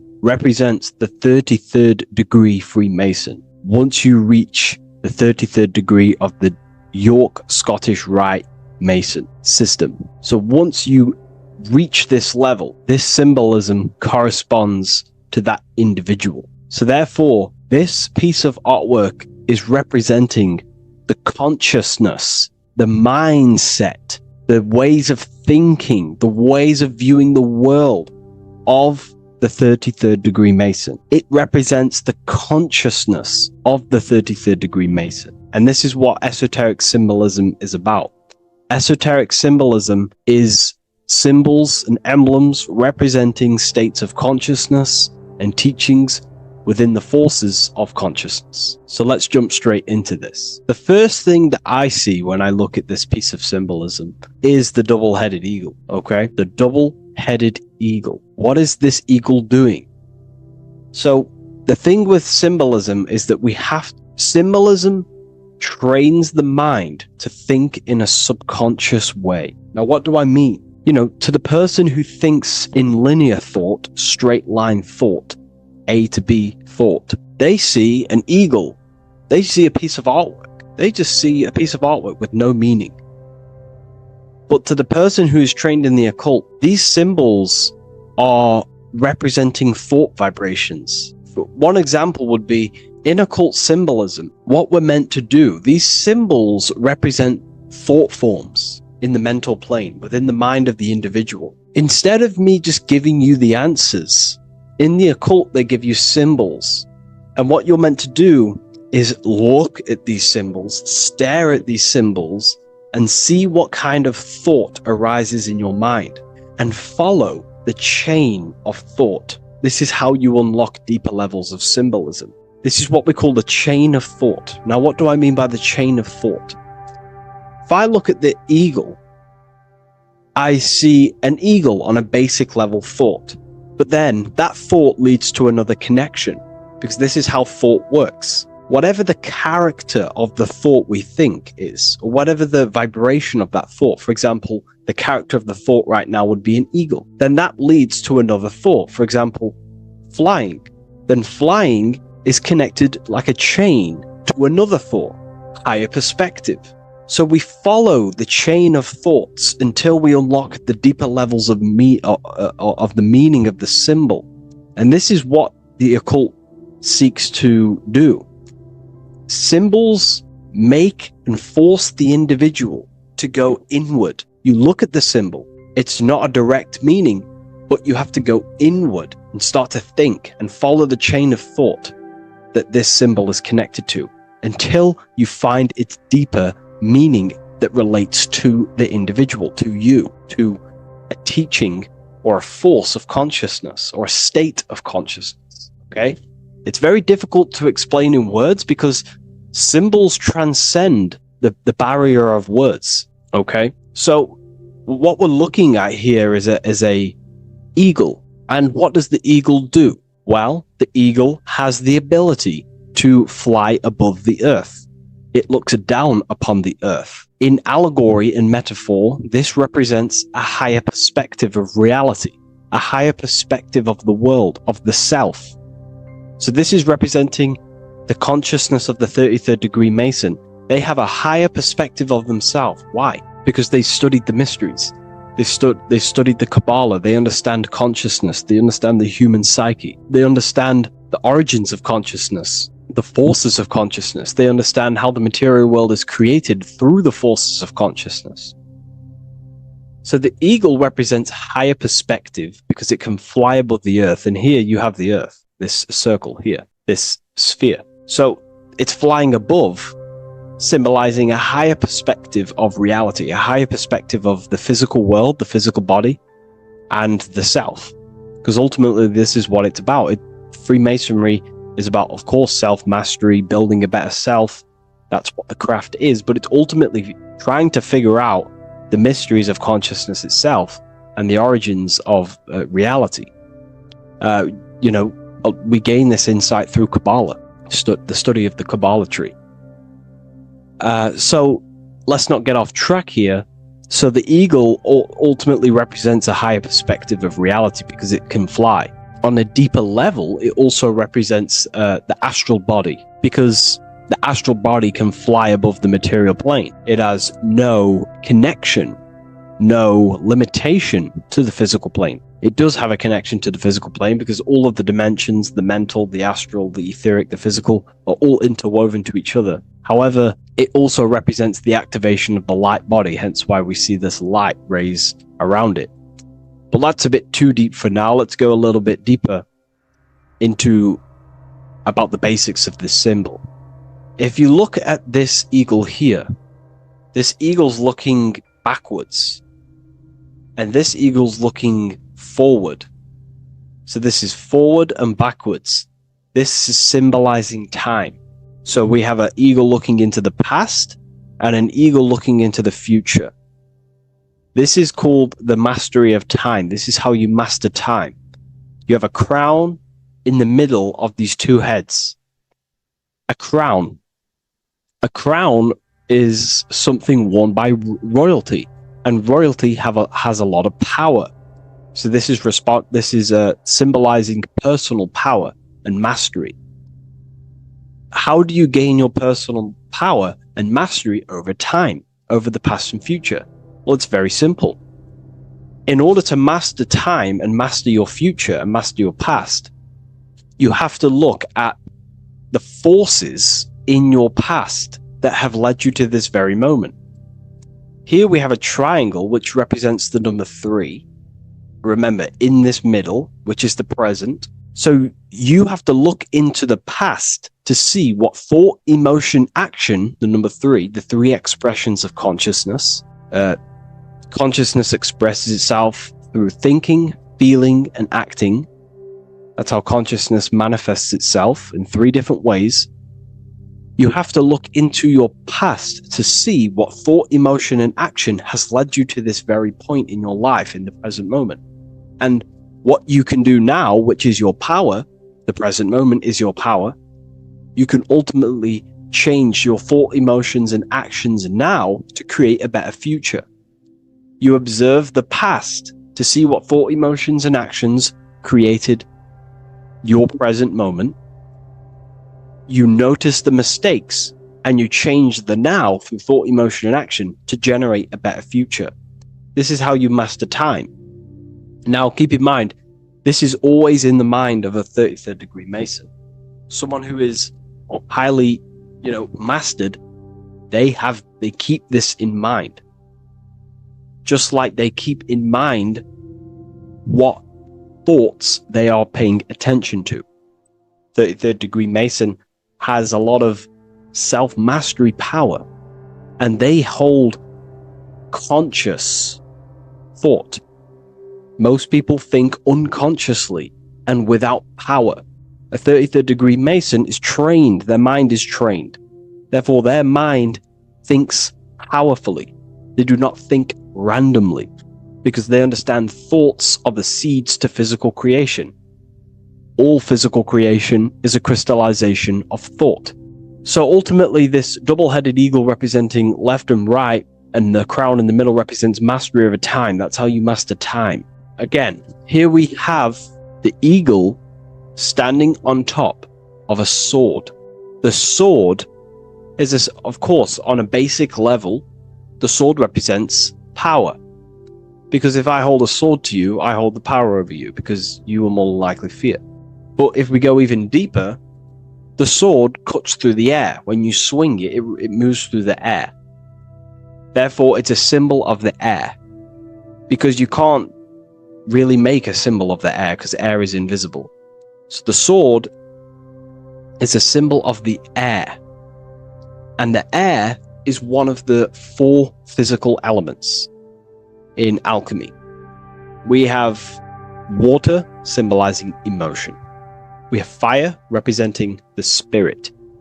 We have earth symbolizing the physical body. Then we have air symbolizing the mental body. The mental body. So the mental body is symbolized by this sword. A sword has to be continually sharpened. If you don't sharpen the sword over a long period of time after using it, it will become dull and it won't be very effective. This is an allegory symbolizing the human mind, because the human mind is like a sword. If you do not sharpen your mind, you will lose control of your mind. When you stop doing the meditations, when you stop being conscious, when you stop doing the affirmations, the mind falls back into old, unconscious thinking patterns, and we start to lose control of it. The mind is seen as a sword within the occult, because this is pretty much your tool. Your mind is your tool. This, just like the sword is a tool. Your mind is a tool to create reality. So we need to make sure this tool is always sharpened, that we stay on top of the mind, hence why the eagle is on top of the sword, symbolizing control over the sword, mastery over thought. This also goes into thought forms. In the occult, there's something called thought forms. Thought forms are basically taught to the individual and understood by the individual, who understands that the mind is not just in the brain. The mind is a part of a mental field. All around you, there is not just a field of energy. There's also a field of mind surrounding you. It's a mental universe. And this field of mind is what we call the mental plane. The field of mind is where all of the possible thoughts in the universe infinitely express itself. So each area has different thought forms. Each postcode, each place you go has different thought forms. This is why if you walk into a cathedral, for example, an ancient, amazing structure, your mind instantly becomes, you're amazed. You feel different when you walk into these areas, because all around you is a mental field. And there's something called thought forms. Thought forms are basically what religion call spirit guides or angels, helpers. This is what thought forms are. Thought forms are basically, if you dwell on the thought that you are going to lose your girlfriend, for example. Let's use a negative example here, because a lot of people can relate to this. Or your boyfriend. Let's keep it simple. Everyone can relate to this at some point in their life, hopefully. Or, if not, it's okay. No worries. It's just an example that most people can relate to. If you constantly dwell on the thought that you are going to lose your partner, what we have to understand is that the mental plane, what we have to understand is that the forces within consciousness, within what we call the universe, is always trying to give you what you want to create. That's your right. The universe or mind or consciousness, whatever you want to call it, is always trying to unfold what you want to create. It doesn't know the difference between something you don't want to create or do want to create. Whatever you think about is ultimately what this power of consciousness or the universe will try and manifest. This is why we have to gain mastery over our thought, because thought are basically the seeds that we impress into the dimensions.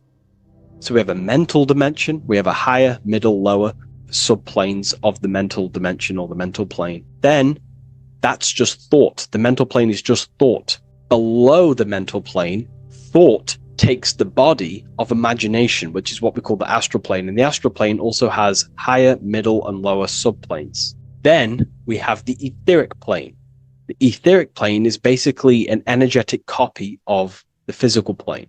So you have an etheric brain, you have an etheric body. It's just basically an energetic, exact copy of everything that is physical. So if we think something within our mental body and we dwell on that thought, the more attention you give, the more you feel that anxiety about losing your partner, you're literally forcing energy and direction and attention into this thought idea, which manifests itself within your own aura. Your aura is basically, it's not just your electromagnetic field.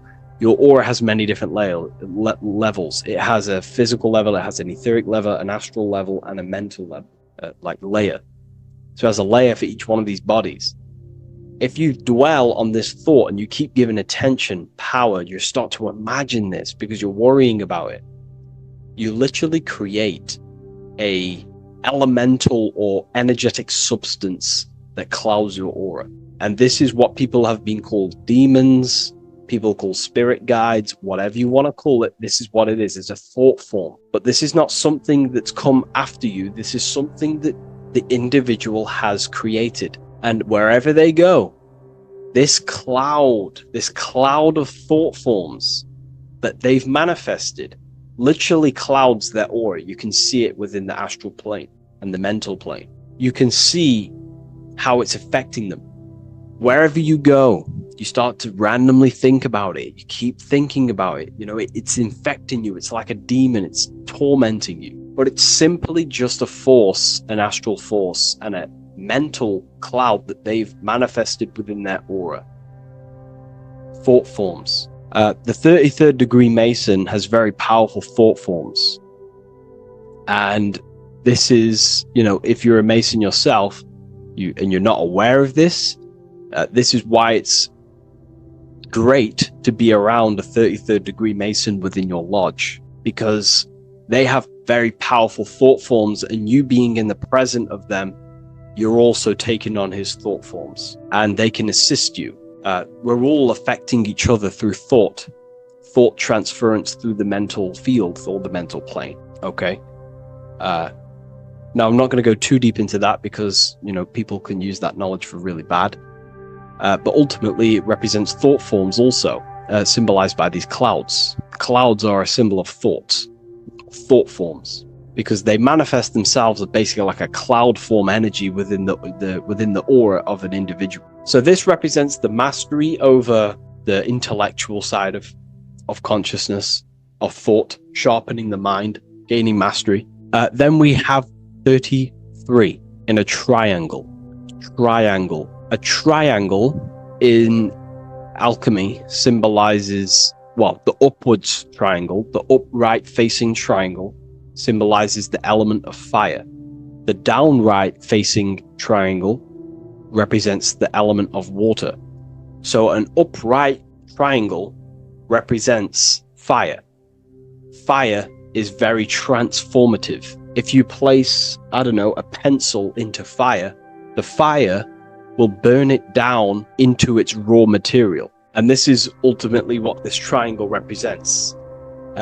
It represents the consciousness of the 33rd degree Mason, who has basically transformed themselves from ego consciousness, only dwelling within the limits of their ego, their old belief systems of thinking they were the body, only reacting to 5 sense thinking, linear thinking, low base consciousness, not knowing right from wrong. It's basically transforming themselves. They have burnt themselves down to their raw soul form, and they understand that they are a soul, and they've experienced this, by casting off all the attachments to consciousness. This is why there is the number 33 within this triangle, because 33 is the age that Jesus dies. It's also the number of the Kabbalah tree, because the Kabbalah tree has 10 Sephiroths, 22 pathways, and one hidden sphere called Dot, which all adds up to 33. And the Kabbalistic tree of life, just to give you a bit of context, basically is a blueprint of how God manifested the world, and you are an expression of God. So it's also representing how your soul fell into matter, how consciousness creates matter. And it's also a diagram of how reality is not fixed, but it's ever unfolding creation through these forces of consciousness. So the Kabbalah teaches a way back to source consciousness if you go from the bottom of the tree to the top. And in order to go to source consciousness, you have to die symbolically. It's the death of the self, the death of the ego, the death of the old self, the old belief systems that you had. That has to die. The old person has to die to give room to be spiritually reborn, so you can actually figure out who you actually are. Your ego has to die. Now, that's not saying ego death, but you have to basically give away all of your old belief systems to then be spiritually reborn. That's why Jesus dies at 33 and is resurrected. Ice melts from ice into water at 33rd degree. So it's symbolic of transforming. And again, the upright triangle is the fire element, symbolizing burning things to its base raw material. 33, which is again death and resurrection. So it's all about burning the old self and being spiritually reborn again. This is the teachings of Hermeticism, Christianity. It's in everything. You'll see this symbolism or this story of death and resurrection absolutely everywhere in the ancient myths, because it's all talking about the same thing. You have to symbolically die. You have to kill off the old self to be spiritually reborn, to be initiated into a mystery school. So the 33rd degree Masons basically saying, well, they have resurrected. They have resurrected the connection to their soul, because as we grow older in this life, we lose connection with our true authentic self as the ego develops as we get older. And if we don't stop developing the ego, we never actually connect with who we truly are, which is a divine, immortal, formless being who has the infinite power of creation. This is what you actually are. Okay, so it's also symbolizing the union of opposites, hence why we have a double-headed eagle here. It has opposites. Obviously, this is massive within the occult. You see this everywhere, union of opposites. Okay, so union of opposites goes from, basic teachings to the most advanced teachings that most minds are not ready for. Union of opposites is on a basic level is union of the mind and the heart, going from mind consciousness, which is basically ego, the lower self. That's not to say the mind isn't powerful, but that is the house of the lower self. The ego. It's the house of the ego. So we have to learn how to use the mind for what its proper use. The mind's proper use is for the soul to create. However, we're not taught this in school, so we've basically developed a false personality within our minds, and our minds have become a vessel for a false identity. So what we need to do is integrate the heart, which is the soul self, the true self, with the true powers of the mind. And the mind is basically a powerhouse of creation, infinite possibility. And that's the mind's true usage is for creation, not a false identity. So it's about integrating the mind and heart. It's also symbolizing a balanced mind, and we do this by aligning the left and right hemispheres of the brain, which help you perceive reality for what it truly is. Because the two double-headed eagles, they're joined together, so it's union of opposites. So it's about reintegrating the female and male aspects of self, such as the left and right hemispheres of the brain, the mind and the heart, all working as one system. When we align the left and right brain, we see reality for what it truly is. Now, what do I mean? Most 90% of people, I'm not putting anyone down. If you relate with this, it's fine. We're all here to work on ourselves. So I'm not putting anyone down. People with a left hemisphere dominated view on reality see things as a very logical. They see reality logically, basically. Now, what do I mean? They see things as this is science, that's mathematics, that's religion, that's metaphysics. They're all separate and divided because that's what the left hemisphere does.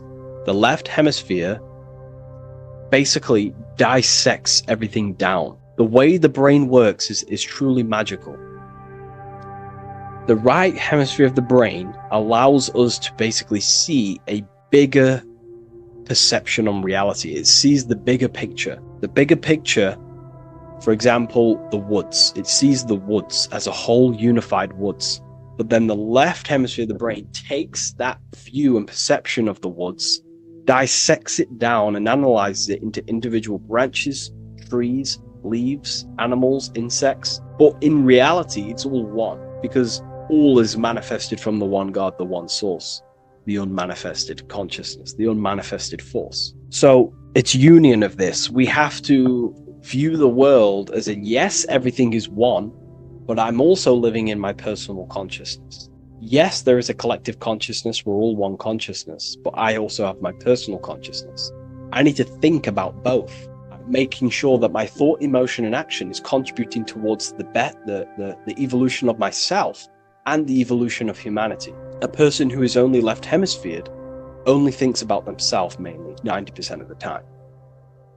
They only, they're trapped in ego, and the individual can't see pattern recognition, really. Pattern recognition is more the right hemisphere because it sees the whole. So it's about aligning the brain hemisphere so we can actually see reality for what it is, so we can, without distortion or illusion, and be neutral. Okay, we have light rays. Light rays are very symbolic within the occult, especially Freemasonry. Light rays are symbolic of force and form. These are the two dualities within the occult, force and form. The internal world is force, external world is form. Everything outside of you is a formation of force. No force ever takes place on the physical plane. All force takes place within mental, astral, or etheric. The physical world is formation. Therefore, what is the force that drives you? What is the desire that's a force? Emotion, force, thought, force. What are the forces driving you to take action in the physical world? And we need to gain mastery over these forces. Light is also a symbolic of knowledge, because knowledge is considered light. This is why Freemasons say going from darkness to light. Darkness is ignorance. People who are only aware of their five senses, they don't want to know anything else. Their minds are completely shut off. I have my belief system.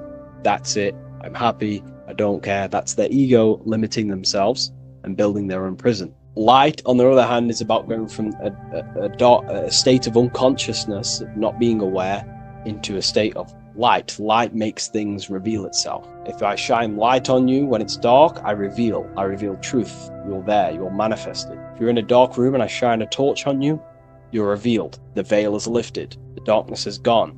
So this is symbolic of light revealing higher truths to yourself as you walk the path of self-realization and gnosis. So light is symbolic of this also. They have high amounts of intelligence, a 33rd degree Mason. They have a lot of light. They have a lot of knowledge. They've researched a lot of things.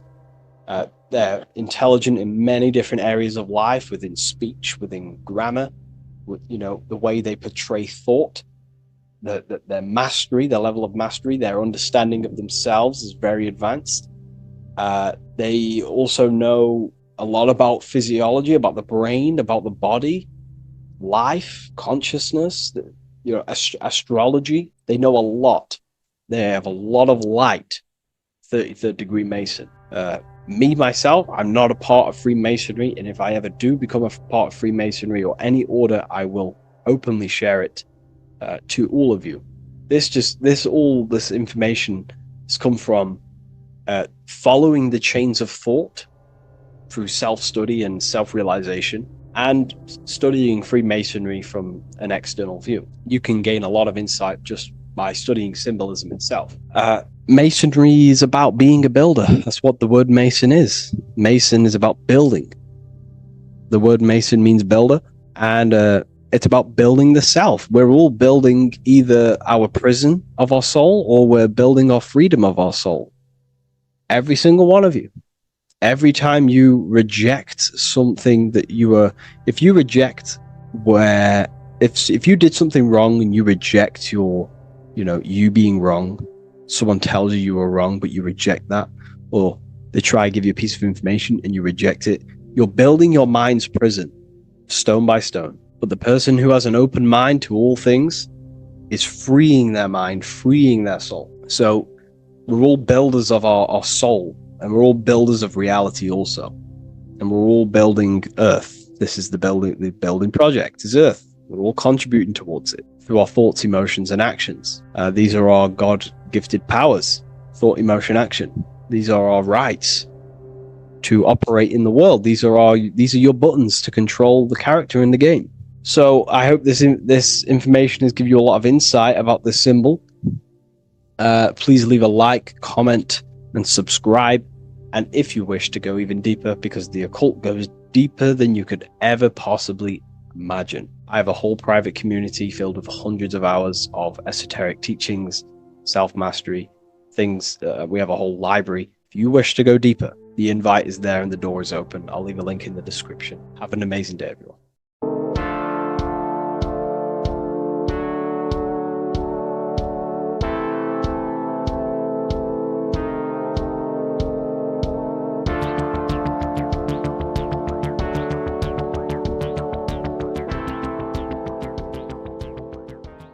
Welcome back everyone to another video.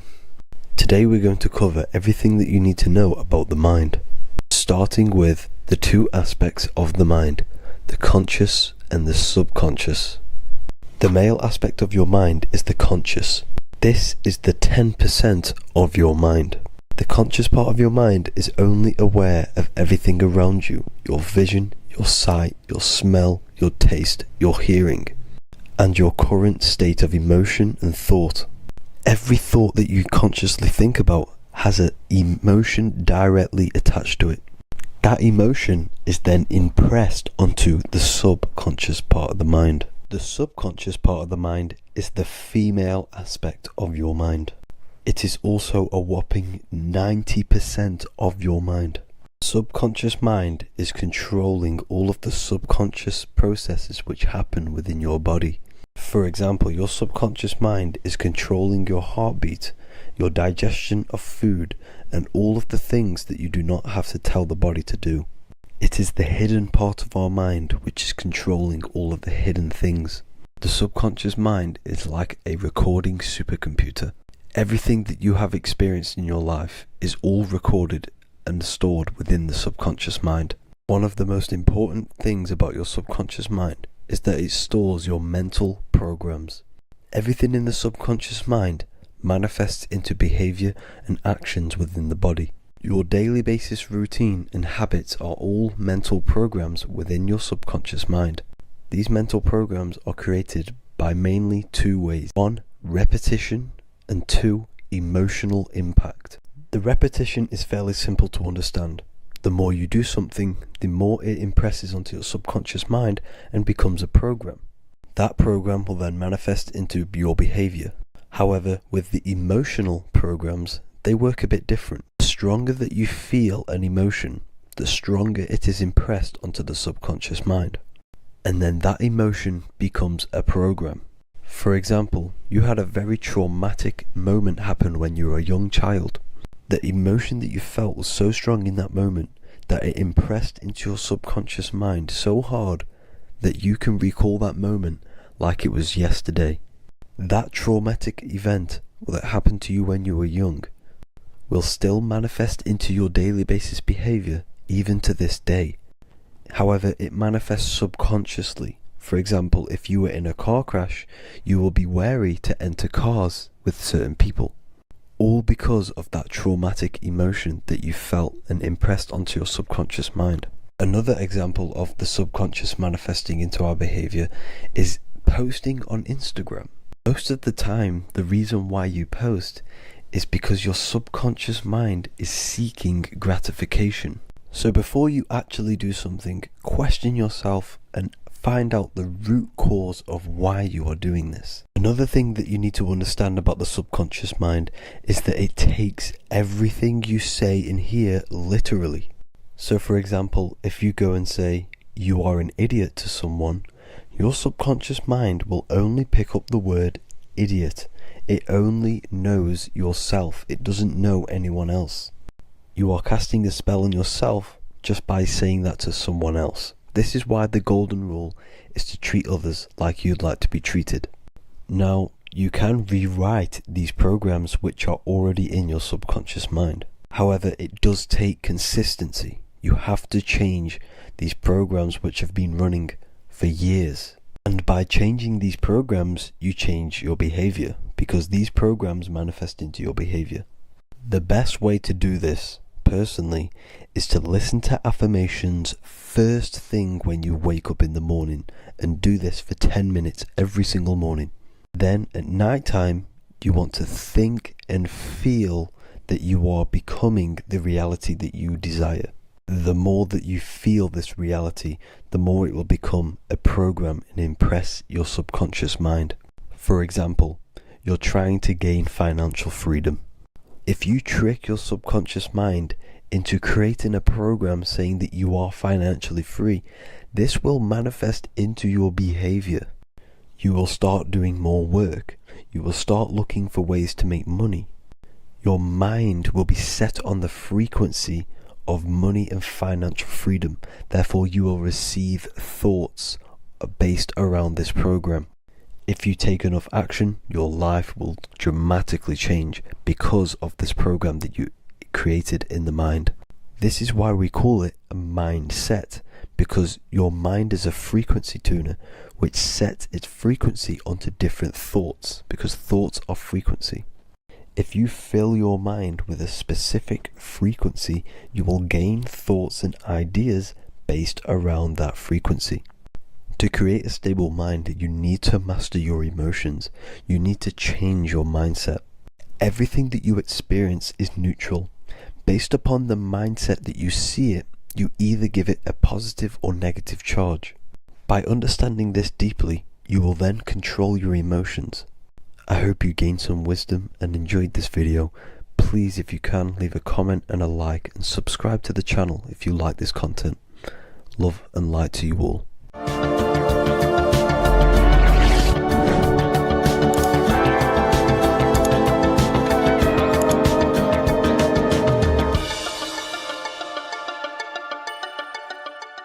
Welcome to Revival of Wisdom. This video is going to be about the flat earth and the breakdown of the whole cosmology. We're going to be digging very deep. I've got a lot of pictures and images to show you, and a lot of dots to connect. So let's start with the Freemasonry art. So this artwork we have here is the Freemasonic cosmology, as they know and believe. So what is it symbolizing? We obviously have to start off with the 4 pillars representing the 4 corners of the earth. The 4 corners with duality. You see, there's everything on earth. There's good and evil. Good, evil, positive, negative. Good, bad. This is the checkerboard. This is what it symbolizes. Okay. Obviously, we have the sun, the moon. The sun gives you energy. It's the anode. The moon is the cathode. It's the opposite. It takes your energy. So therefore, you become sleepy when the moon comes out. You see, everything on Earth, everything in the universe is balanced. There's complete balance, symbolized by duality. There's always two opposites. We have the all-seeing eye, and obviously 7 stars representing the 7 planets, but not planets as in we know planets. They're not physical spinning balls of gas. They are energies, they are lights emitting from the realm above this realm. They are lights through the firmament, through the electromagnetic field. So let's go through that again. The 4 corners, duality, positive and negative, cold, dry. Everyone on Earth has an opposite. Everyone, there's 2. Okay, and then we have the sun, the moon, the 7 planets with a 5-pointed star. What's the 5-pointed star? Of course, it's the 5 elements: spirit, water, earth, fire, and air. Okay, that's what the 5-pointed star is symbolizing, the 5 elements of Earth. And then, most importantly, we have the compass. The compass is very, very important, hence why it's in the center. The compass is symbolizing many, many things. And one of the most important things, but we'll get into that after. We have a boat with water outside of the Earth. So we have a boat on water, symbolizing the waters separated by the firmament, the waters above, separated by the firmament from the waters within the firmament, the Earth. So this is what it's symbolizing. So the compass, what's the compass? This is where the compass comes from. The Polaris, the most important star there is, because it's in the center of Earth, the sun, the moon, and the black hole, black sun. Because all creation comes from center, the seed center. Okay, but we'll get into this after. But also, this is a very important Masonic symbol because they use this symbol a lot. This is one of their main symbols, hence why Neil Armstrong has the Masonic ring with the compass on it. The people who supposedly went to the moon, which obviously they faked to push this globe model, because the globe model is based upon fear. Because the globe model, if they can sell you the globe model, they can sell you anything then. You don't know where you actually are. The globe model is to push fear upon the masses, because the globe model means there's not enough resources. There's also risks of asteroids hitting the planet.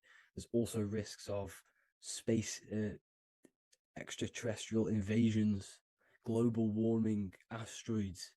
You see, this is all the fear that they can gain off selling you the globe model. Okay, because they don't want you to know that this is an intelligent design. And also, they're hiding God, the creator, the source. This is why they are satanic. They are opposites. They are lefty, Lucifer, right, righteous, godly. Hence why they do the symbolism on their eyes. 666. This is another famous, famous astrologer, astronaut. This is another famous astronaut doing 666, showing that he's in the alliance of the occult. But even look at their 10th anniversary stamps. They have a Masonic compass on there. Also, the Order Out of Chaos. Order Out of Chaos, double-headed eagle. Okay, the Order Out of Chaos ring, which they wear. So all of these astronauts are in the occult. They are lying to you. They are in with this order, this Masonic New World Order, whatever you want to call it. So let's break this compass down a lot more. Because as I showed you here, the center. Okay, this is what the compass is symbolizing. Let's go into the North Pole map. This is from 1595. This is a rough estimate of where this map came from. It's from around the 1500s to the 1600s, maybe 1400s. There's not an actual set date on this map because obviously our history has been tampered with. But let's break down this map and the symbolism that they use towards this map, because this map is the map of the North Pole. Okay, so in the center, we have the black rock symbolizing the tower, the pole, North Pole. And what's on top of the North Pole? Obviously, it's Polaris. North Pole and Polaris. Okay, with the 4 islands around the center. Okay, 4 islands around the center. And this is what blew my mind, right? They say that Santa sounds similar. And if you look at this pole that's pointing to the North Pole, you see this line here. So this is obviously from the 1600s. What color is Santa? He's red and white. Just like this map pointing to the center is red and white, and Santa comes from the North Pole. So it's not a coincidence that they use red and white. They're mocking this map because obviously they took over after the 1500s, 1600s. They took over around the 1800s. So they're mocking this map with Santa coming from the North Pole with this red and white line to the North Pole. Notice the 4 islands. Okay. Like windows, their symbol, they obviously in the occult, they're part of the New World Order, is symbolizing these 4 islands with the blue behind it for the water. Okay, so this is another occult logo. They're symbolizing this center because the center is so important. Okay, we'll get into that. Also, we have the Mayan cosmology. This is the Mayan cosmology. This is what they created. This is their artwork with also 4 major lands around the center. You see this 4 with green in between them all. 4 major lands with the underworld. You see this underworld is also symbolized by the Masons with the coffin of the skull and bones, the deceased, the dead. Okay, so this is also mentioned in the book of Enoch. Okay, and it's called Sheol. Sheol, the underworld. Okay, and in the book of Enoch, it says all spirits of the dead go to these hollow places, that they are wait until their appointed time of judgment. And it also says in the book of Enoch, there are 4 hollow places underneath. 4 as above, so below, representing the 4 islands. As above, so below. That's where that could link in. Okay. The Book of Enoch is very important because it was found in a cave thousands of years ago. And has a lot of truths about this realm and about this world we live in. So let's go back to the Mayan cosmology. So the ancient cosmology, they all must have had some sort of communication. They must all be in peace, at peace with each other, because all of their cosmologies link together. See the Greek, Babylonian, Indian, the Celtic. Okay, they're all linked in together. They all knew that they were in an enclosed system with an underworld and obviously a firmament. Okay, so this is what they all knew. They all must have had some sort of communication. They were a lot more advanced than us. They knew the center of the realm. Okay, And obviously, the United Nations flag also symbolizes their center. You see how it has like a grid with a circle around the center. It's symbolizing that center of the realm, because that center of Earth is so important. The United Nations flag, all have it. See, some different ones will have that circle around the center, because the center is the seed. All things come from a center. So the torus field is so important because it is the spark of life. It's the building blocks of the universe, this creation, because all things have a torus field. Just like an apple with what's in the center of an apple, a seed, because the center is where the energies hold, is where the energies meet, and it creates that spark of life. Just like your heart is the center of your body, and it has an electromagnetic field, because the center, all things come from the center. So this is why the North Pole is so important, because this is why it's so important, because this is where the creation sparked from, the center. This is where the most electromagnetic energy is stored.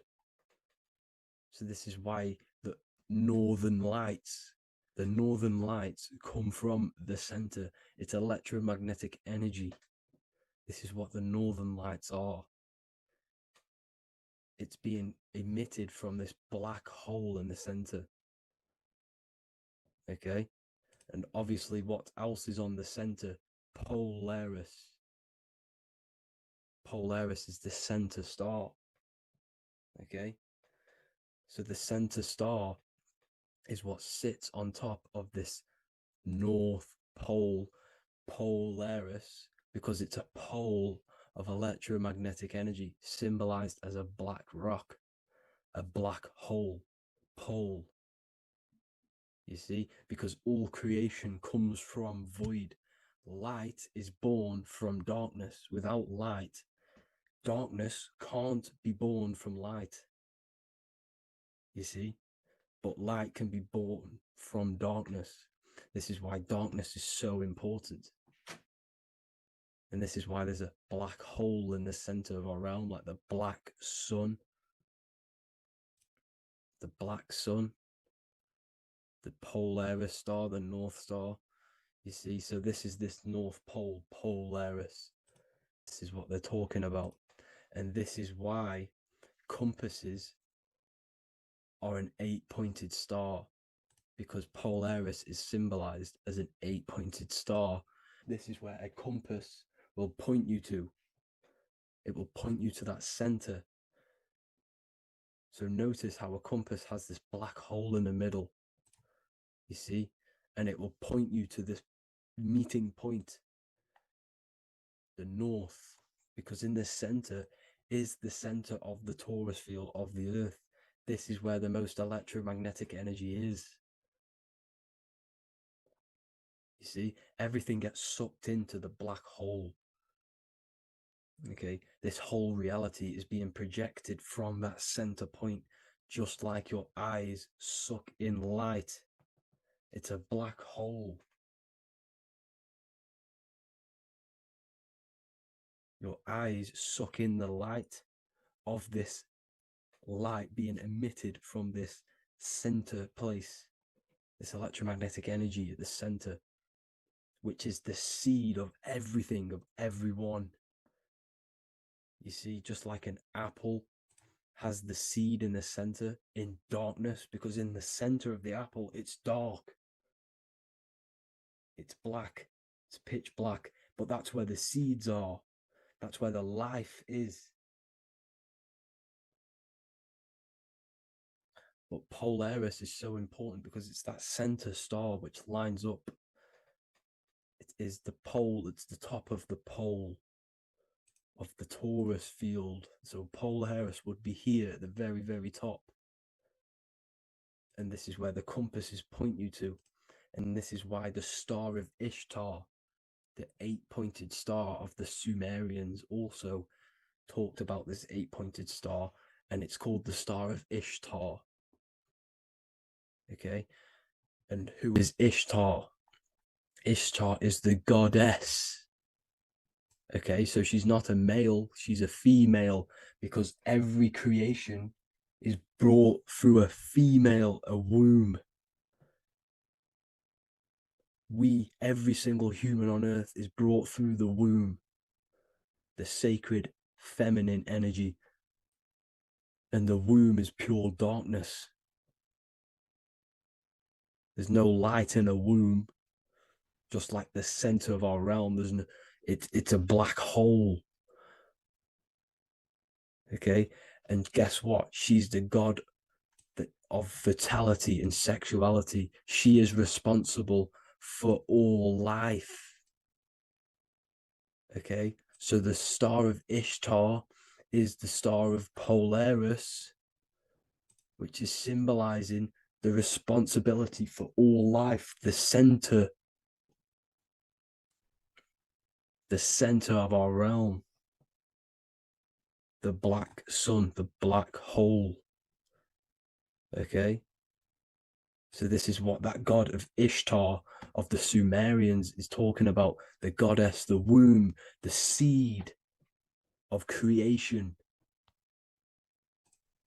So this would be the portal, more than likely the portal in and out of our realm, because it's the top of the Taurus field. And what's above this realm is the heavens. So this is where you get sucked in from the heavens. Your soul gets sucked in and brought onto this plane of existence called Earth. These are some space NASA symbols. Look how much Polaris symbolism there is. And notice how it's at the center. You see this circle? This is like a half circle.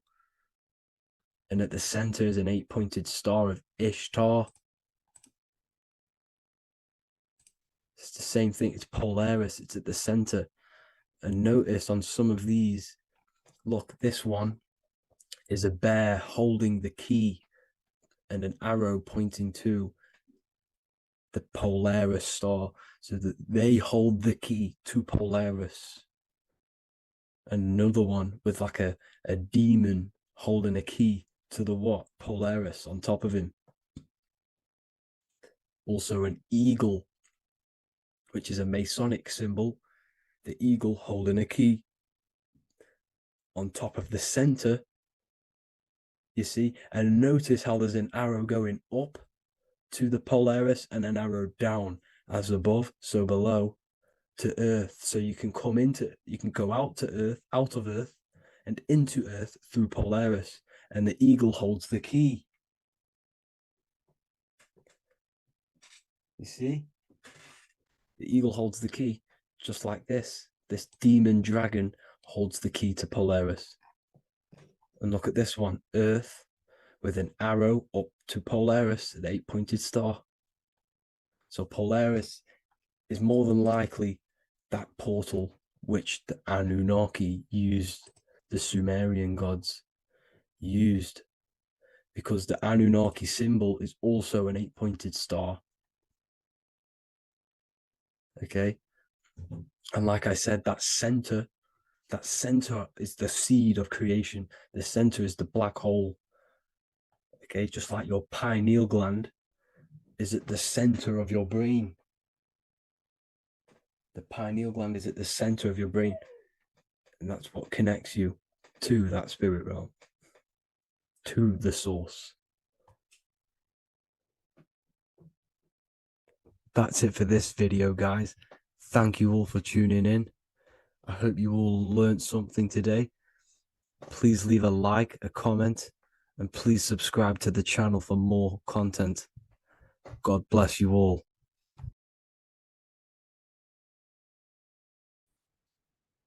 Hello and welcome to another lecture from Harry B. Joseph, also known as Revival of Wisdom, the author of the Book of Wisdom series from revivalofwisdom.com. In this lecture, you will learn how to decode Freemasonic symbolism, gain a deeper understanding of yourself, expand your awareness of consciousness and reality, and receive guidance to navigate life with greater clarity.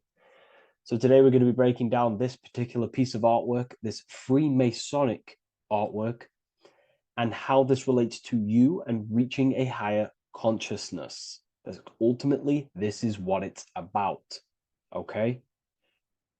Freemasonry is considered a craft, and this craft is crafting a better brain and heart, crafting a higher consciousness, crafting a better self. Why? So we can operate in the world at a higher degree, operate in the world more efficiently, live a better experience in the world, and getting to know thyself. Okay? So we're going to start from bottom to top because this is important.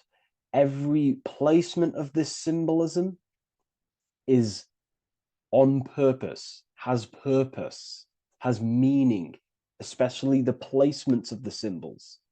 Okay? So we're going to start from the very bottom of the artwork, which represents lower down.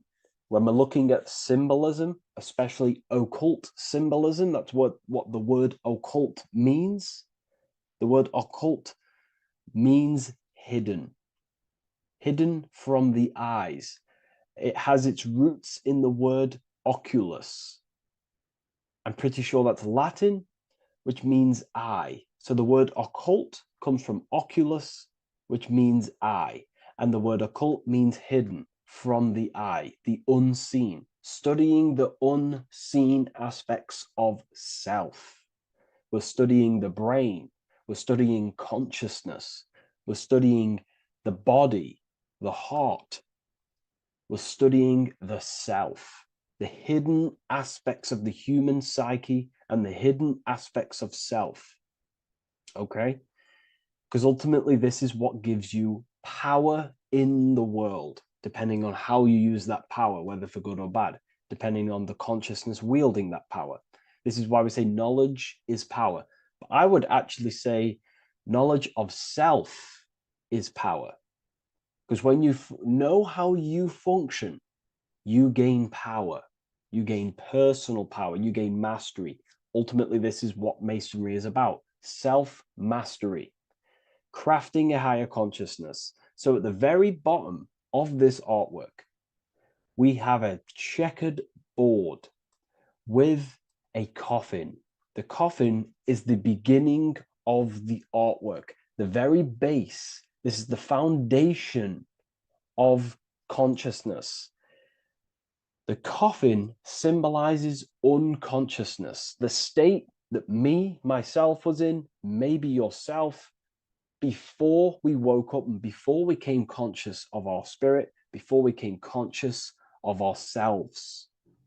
That ignorant state of acting without purpose, acting unconsciously, experiencing the world and not actively living in the world, simply reacting to external circumstances.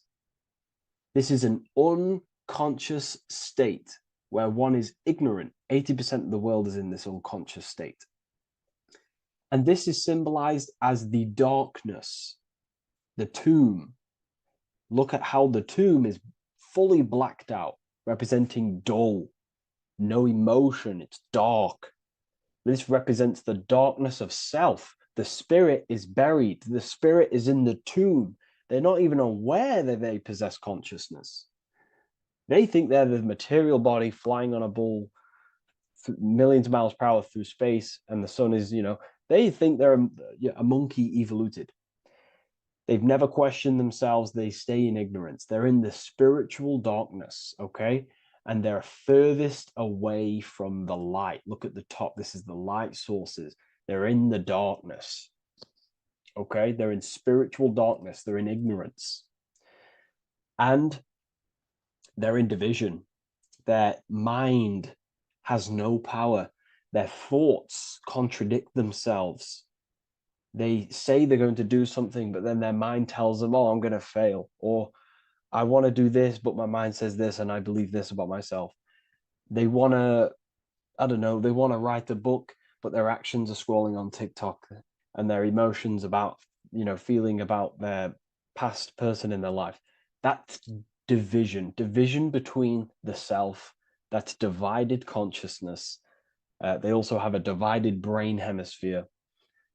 They do not see reality through a true lens, because the brain acts as like a lens on how we perceive things. And if the brain hemispheres are not aligned, then we cannot see reality the way it actually is and truly presents itself, neutral.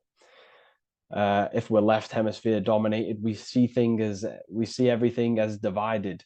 Nothing's interconnected, nothing's a whole. But if they're, right hemisphere dominated, they see everything as a whole. We need to look in the middle of that, okay? So we'll go into that a bit later. But ultimately, they're in a divided state of consciousness. They're in ignorance. But the tomb is symbolic of that. The tomb is, you're not even aware they are divided. They think everything's right in that state. I was like that. My family is like that. They're not even aware of themselves, and you try and say something to them, and they don't even know they're in division. They don't even recognize that they're in a bad, low earth base consciousness. Okay? So when we get out of the tomb, which is representing by a spiritual awakening, we get out of the tomb, we realize, wow, I possess consciousness. I've woken up. You're waking up to the things in the world, and you wake up and start to see the world for what it truly is. When you become aware and you rise out the tomb, you're born again. You start to actually start looking within. You start to become conscious of your thoughts. You start to become conscious of your actions. You start to become conscious of the evil in the world. You start to become conscious of the things. You rise out the tomb. You start to become conscious of your intuition. You then step on the checkered board. The checkered board is now you realizing you're in a divided state. Okay, so you're now putting down the ego, because remember, when you're in the tomb, the ego is fully in domination over consciousness, over your consciousness. It doesn't allow you to say that you are wrong. It doesn't allow you to think that there's evil in the world. It doesn't allow you to believe you have a spirit. It doesn't allow you to see that there is maniacs running the world and trying to control you. The ego is so stuck. But when we start to realize this is part of our awakening, we start to realize that the ego is trying to keep us safe at all times and keep us locked in that state of thinking and believing that we were in before. It's always seeking safety. Okay? So when we come out the tomb, we start to put down the ego and start to, how do I say this? We start to acknowledge that we were wrong about the world. And that is a lot about awakening. You have to acknowledge that you do not know everything. There are people with such higher knowledge. Okay? So when we come out the tomb, we put down the ego. We start to actually say, I was wrong about the world. I was a victim of mind control. I was in ignorance. I was in darkness. Spiritual. I'm divided. My thoughts, emotions, and actions are not aligned. My intuition and my action are not aligned. I'm not taking action on what I know is good. I'm taking actions against what I know is good. That's a sin. That's a sin against the spirit. Okay? So when you acknowledge this, you acknowledge you're in division, you then take the first 3 steps, which is the Freemasonic Blue Lodge degrees. These 3 steps. Okay? Ultimately, this checkerboard represents illusions as well. You're in an illusion. Okay, this is why we see it heavily used in the music industry. It represents base consciousness, base level awareness, 5 sense thinking. It represents you versus me thinking, walking down the street and thinking everyone's trying to hurt you, and it's always you versus me, judging people in your own mind. That's low thinking, lower thought. And not to notice squares.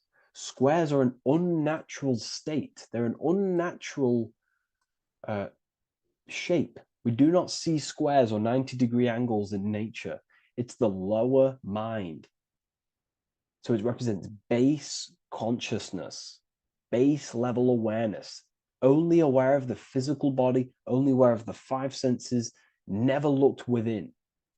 That is the base. And this is the foundation we have to rise up to the light from, up to higher consciousness. So this gives us a strong foundation when we realize this about ourselves, that we were in division. Our thoughts, emotions, actions were not aligned. Our brain hemisphere was not aligned. I'm not thinking with love of the heart. Okay? So that is the state we're in. Now, hopefully that's cleared things up about the chessboard. Before we move on, please leave a like, maybe a comment if you wish for me to discuss anything in the further lectures. Please smash the like button, and it would really help me out. And share this with a friend who is interested in the occult. Okay, so the steps are the first steps of the Freemasonic degree, the 3 Blue Lodge degrees. Now, this can be represented as the number 3, a very powerful number, a very symbolic number.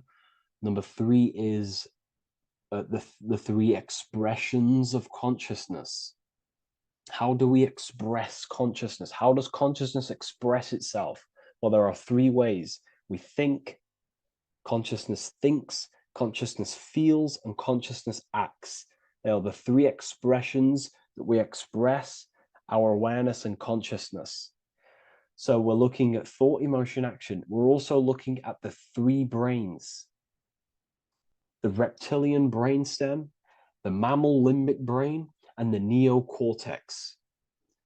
The reptilian brain governs basic functions of the human body: breathing, surviving, scanning the environment for threats, automatic responses, eating, scanning for food. Base consciousness, that's the reptilian brain. That's what most people operate their lives in, including myself before I woke up. I'm not trying to sound big-headed, but this is the truth. Ignore my tone of voice, ignore my voice, focus on the words I'm saying. If you're judging, that means you have divided thinking. It's always you versus me. So we need to get out of that thinking of you versus me all the time. That's lower consciousness. That's animal thinking. That's earth thinking. We're unified. We need to reach a higher consciousness and do not waste our mind's potential on low-level earth divided thinking. Okay? So we're looking at the reptilian brain, the mammal brain, and the neocortex. Now, the neocortex is ultimately what makes us human. It allows consciousness to operate on a higher degree, okay? This is what makes you human, the neocortex. The neocortex. The reptilian brain, like I just said, governs natural survival instincts and the respiratory system, things along them lines of basic awareness, basic functions to operate and survive in the world, in the physical plane. And the neocortex is what allows us to critically think. Okay, it's what allows us to be human, be aware of ourselves. Okay, not. I don't think animals have neocortexes. Don't quote on me on that, but this is the part of the brain that makes us human, and it allows us to think deeply, to create masterpieces like we can. Humans have massive potential in creation. Look at the world we live in. This is because of the neocortex. It allows us to critically think and self-reflect. Now, when we start to operate from higher thought, we start to think with higher thoughts, the higher parts of the mental dimension, we ultimately start using this brain more. We start functioning from the higher brain. Now, this is why Neo from the Matrix is called Neo, because he uses he was in the reptilian brain. If you watch the film The Matrix, if you notice, he gets plugged out of the Matrix and he's plugged in on the back of his neck into the brainstem. And when he's plugged out, his name's Neo, which is neocortex, using the higher brain. It's what awakens the self. It allows consciousness to function on a higher degree compared to animals. Okay. So we're looking at thought, emotion, action. We're becoming conscious of thought, emotion, action. Becoming conscious. What am I thinking? What am I feeling? And what am I acting in the world? And what can I do to master these? To operate more efficiently in the world? How can I use these towards higher consciousness and use these actions, these thoughts, emotions, actions to reach a higher state of awareness of self? So when you go through the first 3 degrees, you enter the doorway. Now, this is symbolic of a doorway. Now, looking at this with a right hemisphere dominated view, you would see a doorway, right? The right hemisphere sees this as a holistic doorway, right? You see a door, you're gonna, you enter the stairs, you go through the door, right? But at the left hemisphere is now going to dissect and analyze each individual little part of this, right? So the right hemisphere sees the trees, the left hemisphere sees the woods. So to dissect this down on a right hemisphere, going back to the right hemisphere, we're entering the door. The door is symbolic of entering the unknown. You're entering a higher consciousness. You're entering the door. You're going beyond. See, this is the earth here in the background. This is the darkness. The darkness represents the abyss, the unknown. You're entering in the self. Okay? This door represents entering in the self, questioning internally. Most of us think externally. We have to, obviously, to operate in the world, but we never give time to think and question and reflect internally. What do I mean? Closing the eyes and questioning the self. Who am I? Where am I from? What's the voice in my head? If the voice in my head stopped using the language that I speak, what is it then? It's about going within, into the darkness, what you cannot see, and finding the light. Okay? It's about entering within the self. This is a doorway to higher knowledge, higher consciousness, higher self, and really digging deep for what you truly are beyond your human form. Okay? So we have, most importantly, I'm not going to go over every single one of these symbols here. I'm going to go over this on a basic, well, not a basic level, a very detailed level, but it's not going to go over every single symbol. We have a left pillar and a right pillar. The left pillar has the sun next to it. The sun is more electrical energy. It's very dominant. It's a very powerful masculine force. This represents the masculine quality of consciousness. The masculine qualities. We have many masculine qualities, such as actions, physical actions with the body. We have thinking. Thinking is a very masculine force. We have the left brain, analyzing brain, the brain that's very logical, that's trying to figure things out. That's the masculine pillar. Okay. So this is the masculine qualities of consciousness. It also represents what we can see, the sun. The sun allows us to see, to visually see in the world. So the sun represents the external world, the world outside the self. When we close our eyes, we have a self, an internal dialogue, an inner voice. We have an inner world, outer world. This represents the world we take physical action in, the material external world outside you. Okay? the world we can see. And then on the right pillar, we have the moon, which is associated with feminine qualities of consciousness. Now, the moon is in the night, what we cannot see. The moon is the nighttime. The darkness symbolizes what we can't see. So it's representing the internal world, the world of the self, the immortal world. Okay? The self in the mind is immortal. When you close your mind, you go in the mind, that self inside you is immortal.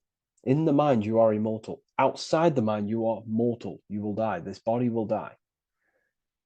Okay? So this is representing the internal world on a holistic understanding. It's also representing the right brain, the feminine brain. It's also representing intuition, emotion. They're linked. Intuition and emotion. They're a feminine force. Also, we're looking at the heart, the right pillar. So everything that is feminine falls under this right pillar. Now, don't get confused. I know a lot of people can get confused about what I've just said. So this represents the inner world, the outer world. It also represents everything masculine and feminine. So thought is, although it's an internal quality, it would fall under the left pillar, because thought is a masculine force. It's a penetrating force. So try not to get misunderstood with that. On a holistic scale, it's also represented inner world, outer world, and how they are reflections of each other. Now, these pillars, they're the same height, they're the same structure, but just different in sun and moon, which represents their reflections of each other. Their reflections, the inner world reflects in my outer world. My external world, what I see outside of me, is a reflection of my thoughts and my internal world. So the inner reflects the outer. The inner reflects the outer. As within, so without. So we're also looking at the right and left brain. I've already gone over that. So what we need to do is build the bridge between the two to reach higher awareness of self. Because ultimately, remember, we're still divided. We came from the checkerboard, we entered up here, we've just entered within the self, started questioning the self. We're still divided. We need to build the bridge. And this is what they're crafting in Freemasonry. The bridge, the arc, the agreement, the great work. This is the crafting of aligning the left and right brain. We're also aligning intuition, feminine, with the actions. Because ultimately, the higher self is always guiding us. That's our true spirit guide. Our true spirit guide is our higher self. And the higher self ultimately exists in a higher dimension. This is going to sound crazy to some people, okay? But who you are is not your human body. And your higher self does not communicate through the language of the human material world. It doesn't communicate through English, doesn't communicate through thoughts. It communicates through intuition and communicates through dreams and symbolism. So it's all associated with the right pillar. This is the things we can't see. The higher self is always guiding us to awakening and to our purpose on the earth. Okay, so this left pillar also can symbolize what we're born into the world with, our circumstances, our external world. What are we born into? You know, our family, our current financial situation, where you're located in the world. So it's also symbolizing this. It's also symbolizing the qualities you bring here, the natural abilities you have when you're born, and what we need to do with our environment to ultimately reach a higher consciousness and reach our and transmute our environment we're born into to realize who we were and why we came here. Okay, so we need to build the bridge between intuition and action, and always take action on what we know and feeling is right at all times. That's unity consciousness. And when we do this, we gain the light. We gain more light, symbolic of more information of the self. Because the higher self is always guiding. It's always watching over. And it's always trying to give us knowledge of awakening, of why we came here. And when we take action on what we know and feel is right at all times, it's like a domino effect and a stepping stone that pushes you closer and closer towards your life purpose. Okay? We're also aligning the right and left brain to perceive the world in truth, to see the world in its true form, to see the world in what it actually is, instead of any distorted left or right hemisphere dominated beliefs or thoughts. We ultimately do that by acknowledging that, yes, you have a self, you have, the left brain is more ego, this like divided thinking, everything's separate, and the right hemisphere is more holistic. So we need to see the world in the middle of this, in the middle, acknowledging the self and acknowledging the collective consciousness, and how my thoughts, emotions, actions contributing towards myself and the collective. We always need to keep the collective in mind. Why? Because we are experiencing this world together. It's not just you. And your actions also have a ripple effect on the collective. We're experiencing the world as a whole as well. Yes, there's yourself and there's the collective. We need to think, feel, and act towards the collective and the self. So aligning our brain hemispheres allows us to do this. It allows us to think holistically and individually and see reality in this. And when we do align the left and right brain, what do? We gain higher insight, the eye. We build the bridge between the left and right pillars. We gain the eye. The eye is what? Insight. The eye requires light to perceive and see the material world. So this is symbolic. This is the inner eye, the inner self, consciousness. And when consciousness has light, which is symbolic of truth, knowledge. Light is a massive symbol in Freemasonry. And light represents knowledge of self, information. And when we gain information and knowledge of self, when we align our left and right hemispheres, our actions take action on our intuition, we gain higher light, higher knowledge of self, ultimately. And this is why we also have the square and the compass. Okay? We have a square and compass here. The square and the bottom, base consciousness, also representing masculine qualities. This is the masculine qualities, because squares are masculine. And the compass creates circles. So we have the circle on top of a square. Circles are divine.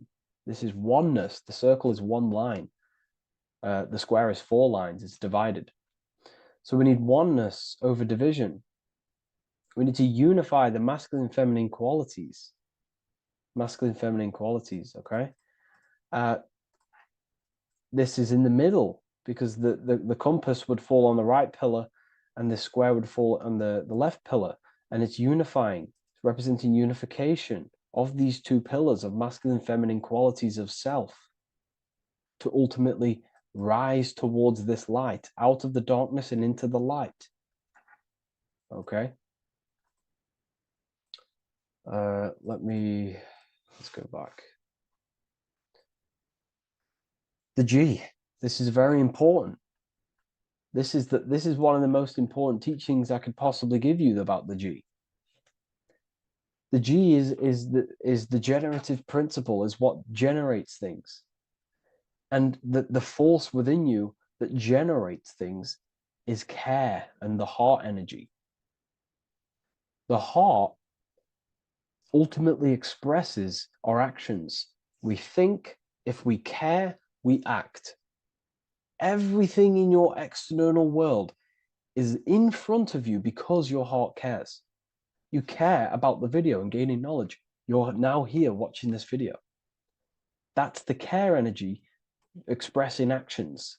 So in order for us to truly get out of this divided consciousness, we have to go through the G. We have to go from base consciousness, the square, divided, we go through the G, because we have to care. And if we care, we'll reach the higher mind and gain higher self-knowledge and master the self. You cannot do this if you do not care. And if you do care, you will take action towards it. If you're watching this and you don't actually truly deeply care, you won't take the action, you'll just gain the knowledge, which is ultimately useless. You have to take action on this knowledge. And if you do not, there's no point watching the video. It's difficult. It's difficult. It's not easy. And things, throw us off our path sometimes. I understand.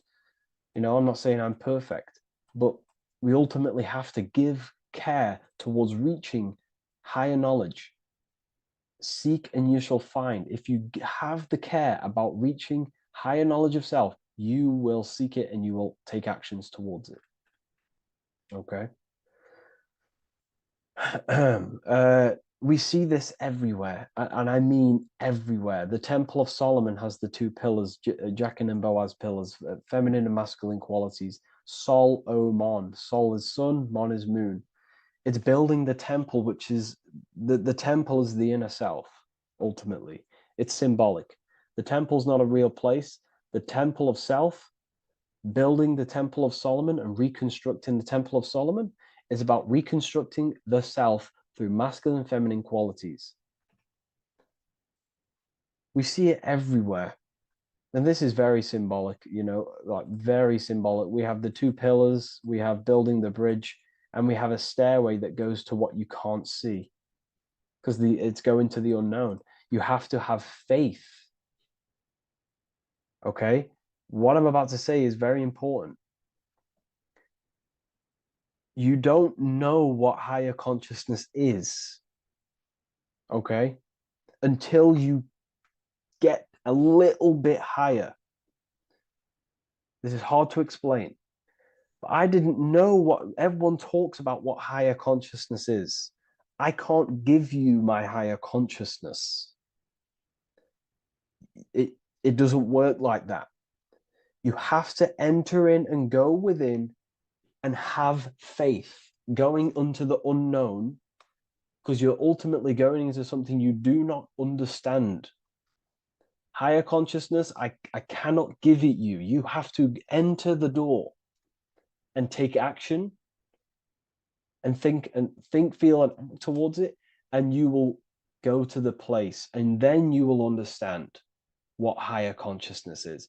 Ultimately, what higher consciousness is higher knowledge and understanding of self, what you actually are.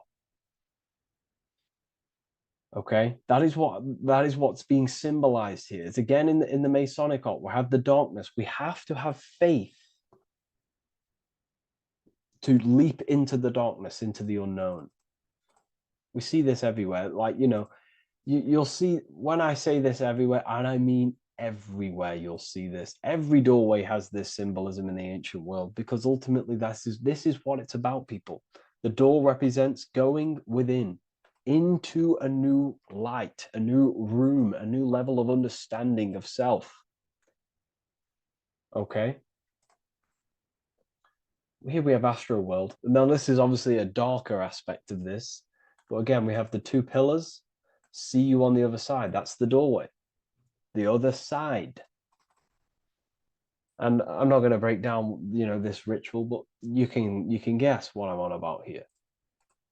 That's for the university, of course. I can't break that down on YouTube. It's way too deep. But there's knowledge out there that is so deep you couldn't even comprehend it with the current mind.